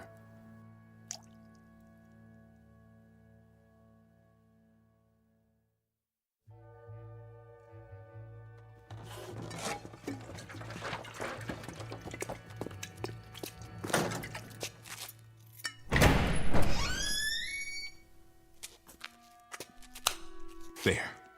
The lights work. Go inside. Bill, I don't think I'm ready. I'm afraid we don't have much choice. Wait. There's a 5-gallon can of gasoline in the garage. Paul, you run up and get it. We may need it for the generator. Okay. Oh, Bill, I'm so tired. Here. Sit on the cot. I just want to lay down. I want to go to sleep. Grace, listen to me. I am listening. I just explained to Paul, if there's a bomb, if. There's no assurance it'll land near us. And if it doesn't... But if it does, if it hits New York, we'll get it too. All of it. The poison, the radiation, the whole thing, the firestorm, nothing will be able to put it out. And we'll be in a shelter. With any luck at all, we'll survive. I've built this room very, very carefully to government standards. We've got food and water to last a long time if we use it wisely. And then what? Then what, Bill? We crawl out of here and tiptoe through all the rubble up above, the rubble and the ruins and the bodies of our friends? Why is it so necessary to survive anyway? What's the point? Bill, admit it. Wouldn't it be better? Wouldn't it be quicker and easier if we just... I got the gas can. Is that all you need from up here? Do you hear that? Whose voice is that, Grace? That's why we have to survive. He's 12 years old. It's too early, much too early to think about a boy dying when he's done so little living. For him, Grace. Paul? Yeah. Set it there, next to the generator. I'll go up and get the rest of the water.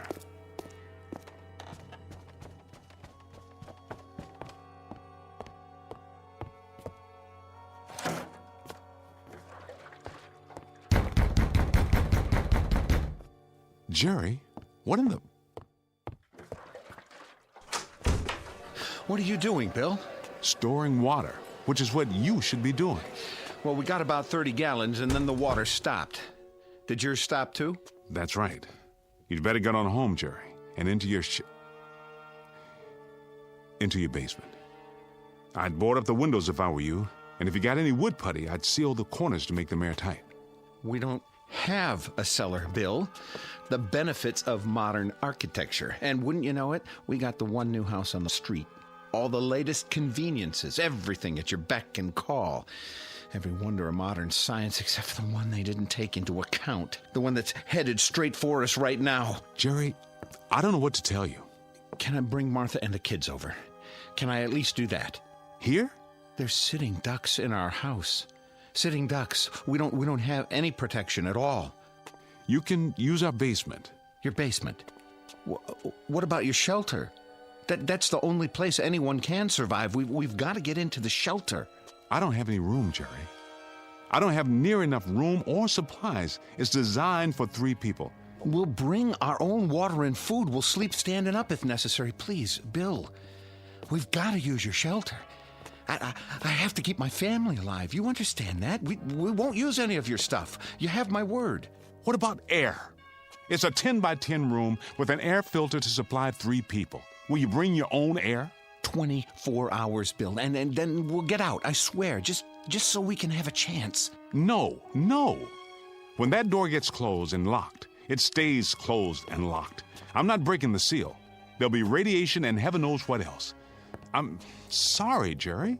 As God is my witness, I'm sorry, but I built it for my family. And what about my family? Don't they matter? Of course they do. I'll have to ask you to get out of my way. What do we do? Just rock on the front porch until we get burned to cinders? That's not my concern. At this given moment, it's my family I have to worry about.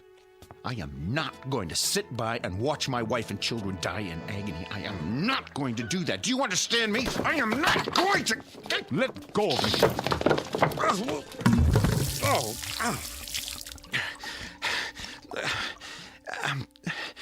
I'm sorry, Bill. I didn't mean to knock you down. Please believe me. I kept telling you, all of you, build a shelter, get ready, forget the card parties and barbecues for maybe 2 hours a week, and make an admission to yourself that the worst is possible. But you didn't want to listen. None of you wanted to listen. To build a shelter was to acknowledge the kind of age we live in, and none of you wanted to face that. So now, Jerry, you got to face something far worse. Reality. May God protect you. It's out of my hands. It's simply out of my hands.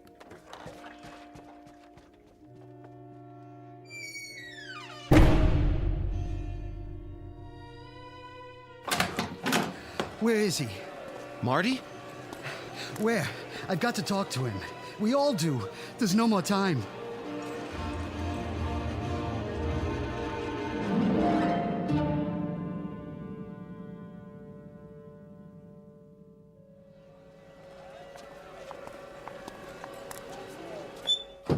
I tell you, there's no more time.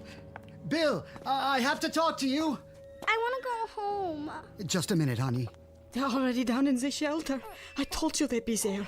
They locked themselves in. Your wife's right, Marty. It's no use. He slammed the door in my face. He's got to let us in. We have windows in half our basement. I don't have anything to board them up with. At least you have a basement. Let's go, Marty. The baby's getting a chill. We'll have to do something. Go where? There's no place that's safe.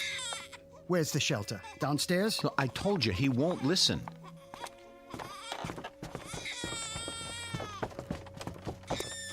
Bill, it's Marty. We've got the kids with us. Bill, can you hear me?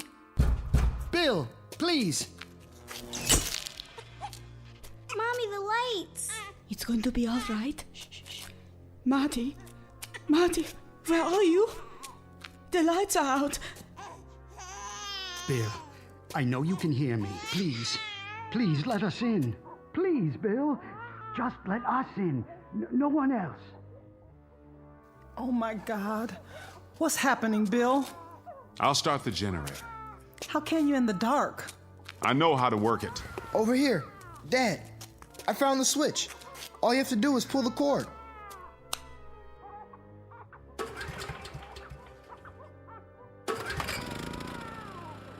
There's a ceiling light. At least we can see. Bill, we don't have any lights out here. My wife and son are scared to death and my baby's crying. Just open the door. Marty, I would if I could. Do you understand? If it didn't mean endangering the lives of my own flesh and blood, I would. I swear to you, I would. Please, you've got to. Don't keep asking me, Marty, because I can't. I can't and I won't. I feel sorry for you then. I really do. You probably will survive, but you're gonna have blood on your hands. You hear me, Bill? You'll have blood on your hands. Dad, maybe... No! I've already made my decision. But, Bill... I can't help it, Grace. Either it's us or it's them. All my life, I tell you, all my life, I've only had one function. That was to end suffering, to relieve pain, to cure and do no harm. But the rules are different now, don't you see? Now there's only one purpose, and that's to survive. Nothing else means anything. We can't afford to let it mean anything. Marty, get out! Do you hear me? Just get out!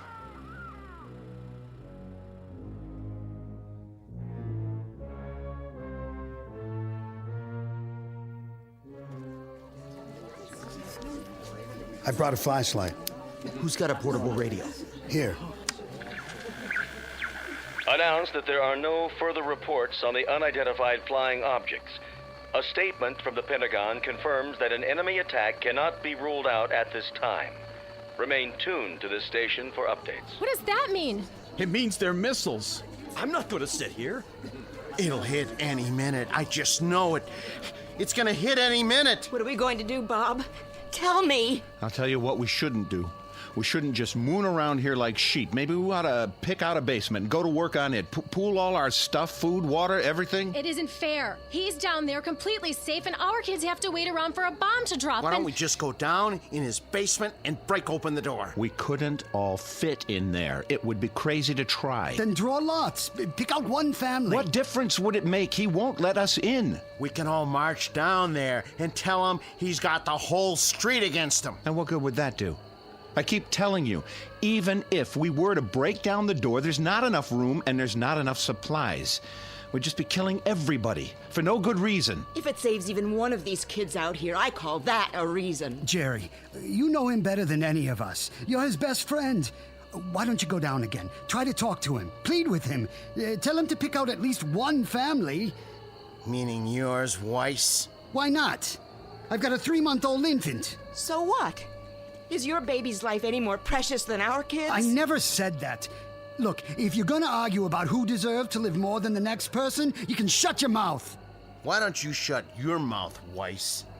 I don't even know why we let you in the neighborhood. It always happens. You let one lousy foreign-born type in, and everything goes to hell. Pushy, grabby, semi-Americans. Hey, pal, you're garbage. You're right. It always comes to that. There's always one person, one rotten, unthinking fool like you, who suddenly becomes the big straw boss and decides who's acceptable. I mean it, Weiss. If we've got to start hunting around for people to disqualify, you and yours are at the top of the list. Why, you stupid son of a... Keep it up, both of you. We won't need a bomb. We can slaughter each other with our bare hands. Marty, go down to Bill's shelter again. Ask him. What's that? The 2-minute warning? That means they're almost here. Look at the sky. What are those lights? Searchlights. It's gotta be close. Anything new on the radio? No. I'm going down there, and I'm gonna get him to open that door. I don't care what the rest of you think. That's the only thing left. He's right. Come on, let's do it.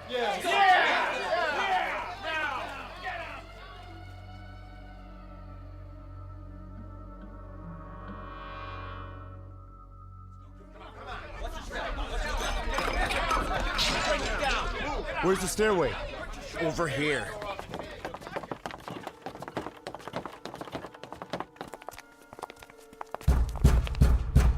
You got a bunch of your neighbors out here who want to stay alive. Now, you can open the door and talk to us, or you can keep on doing what you're doing. And we're gonna bust our way in. Bill, they mean business out here. And I mean business in here. I've already told you, Jerry. You're wasting your time. You're wasting precious time that could be used for something else, like planning how to survive. Get some kind of battering ram. Over on Bennett Avenue, Phil Klein has some heavy pipe in his yard. I've seen it. Nah, that would get Klein into the act. Who cares about saving him? The minute we do that, we let all those people know that there's a shelter on this street. Then we'll have a whole lot of outsiders to contend with. Sure. And what right have they got to come here? This isn't their street. This isn't their shelter. So this is our shelter now, is it? And on the next street, that's what, a different country?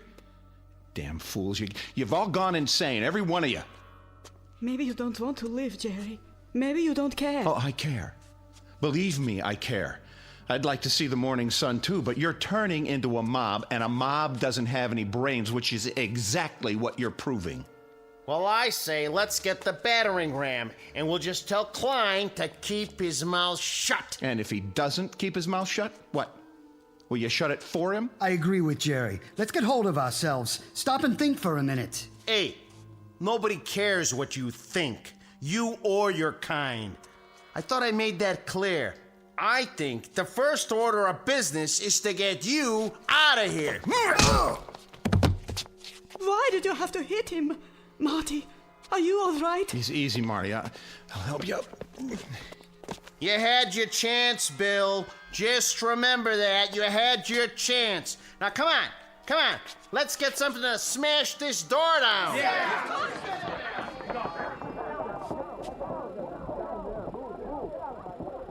Bill, who were those people? Those people?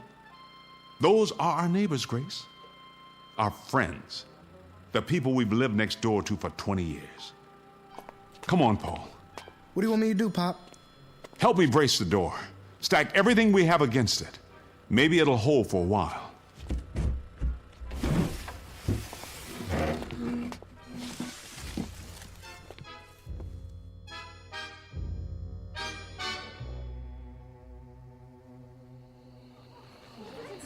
All citizens are reminded to stay off the streets. Authorized vehicles must have the right of way.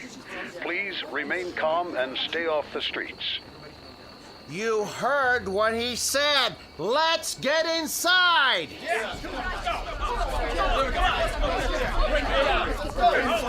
This way. Come on now.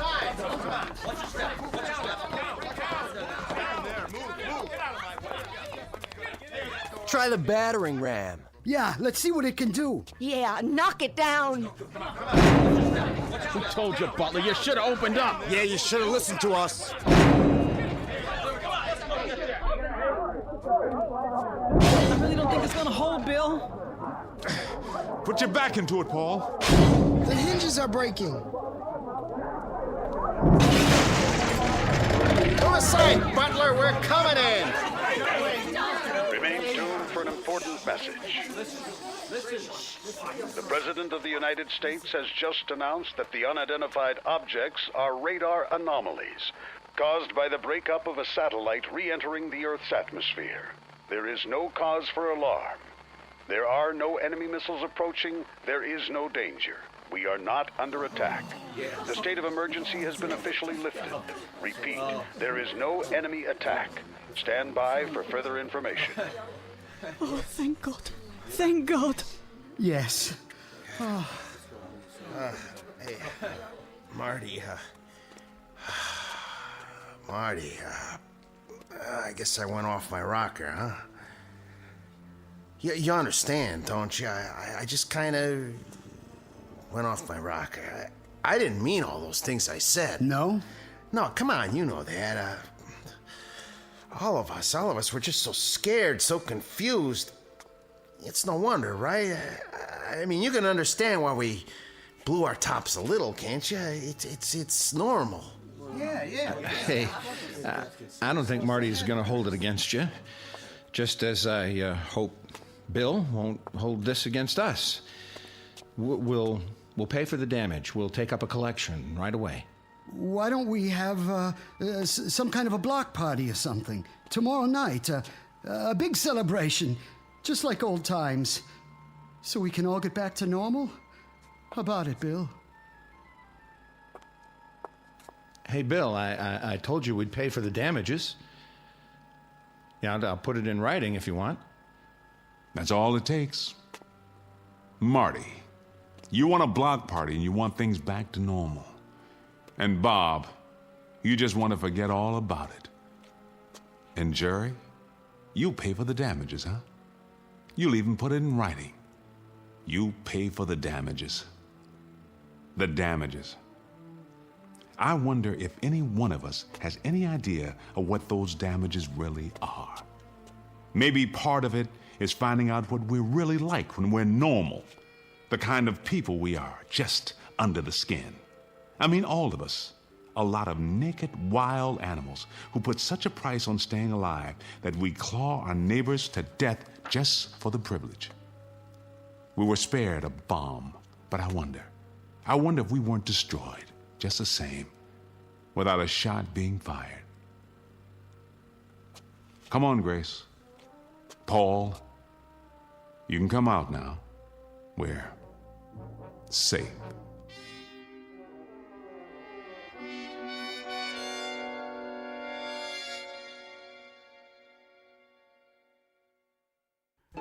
No moral, no message, no prophetic tract. Just a simple statement of fact. For civilization to survive, the human race has to remain civilized. One very small exercise in logic from the Twilight Zone.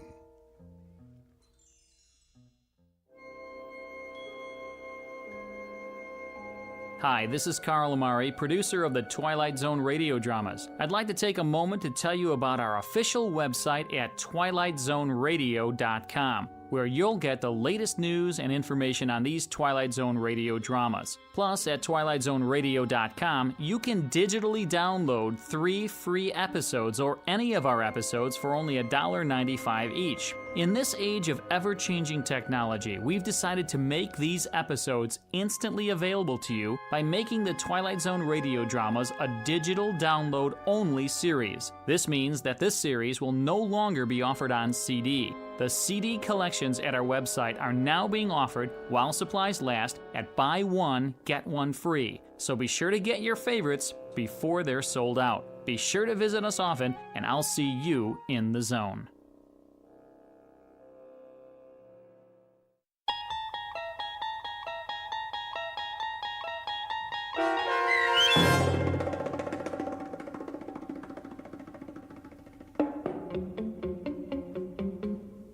The Shelter, starring Ernie Hudson with Stacy Keach as your narrator, was adapted for radio by Dennis Etchison and written for The Twilight Zone by Rod Serling. Heard in the cast were April Williams, Damon Williams, Tom McElroy, Renee Domens, Jamie Barron, Anna Sferza, Joby Cerny, Linda Ryder, C.J. Amari, Norm Woodell, Kurt Nabig, Doug James, Rick Vargas, and Jeff Lupetin.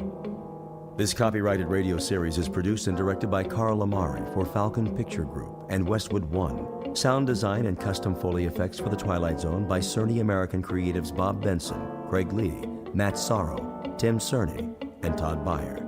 To learn more about The Twilight Zone radio dramas and to contact us, visit our official website at twilightzoneradio.com. Doug James speaking.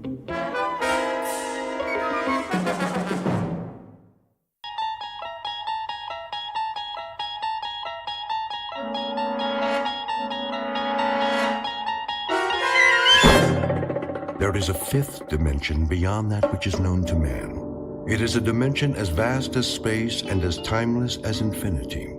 It is the middle ground between light and shadow, and it lies between the pit of man's fears and the summit of his knowledge. This is the dimension of imagination. It is an area which we call the Twilight Zone.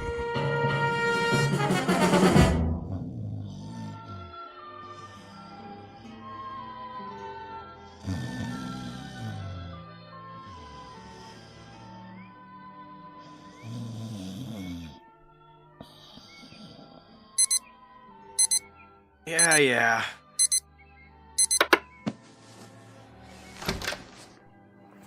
Glenn, honey. Snooze alarm. That was the snooze alarm. Time to rise and shine. Want breakfast? No. Coffee, at least. Why are you up already? Well, I had some things to take care of. Well, you should sleep in. Well, I'm awake now.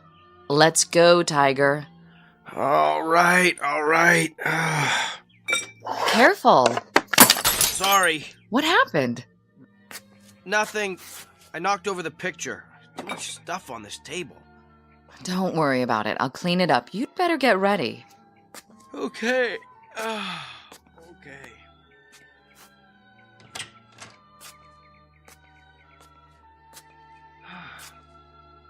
Something wrong with the mirror? What in the... Claire? Something isn't right. Look at this magazine ad. Really a nice layout. Who did it? Claire? Not McCloskey, that's for sure. Claire! I wonder if it was Wolfus or... Look at me! Look at me! Yeah? What do you see?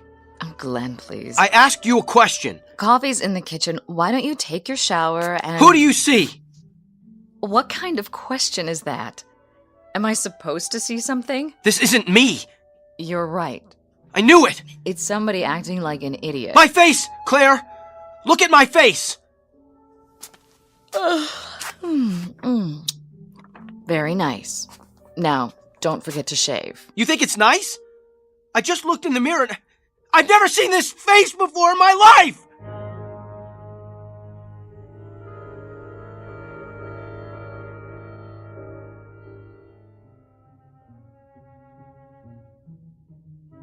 Meet Glenn Holbrook, a man who believes in the old adage, to know thyself, and who, until this morning, made a practice of doing exactly that. For most of his adult life, Mr. Holbrook has felt very much at home in his own skin. But a moment ago, he caught a glimpse of himself in the bathroom mirror and didn't recognize the stranger staring back. Whether he will discover that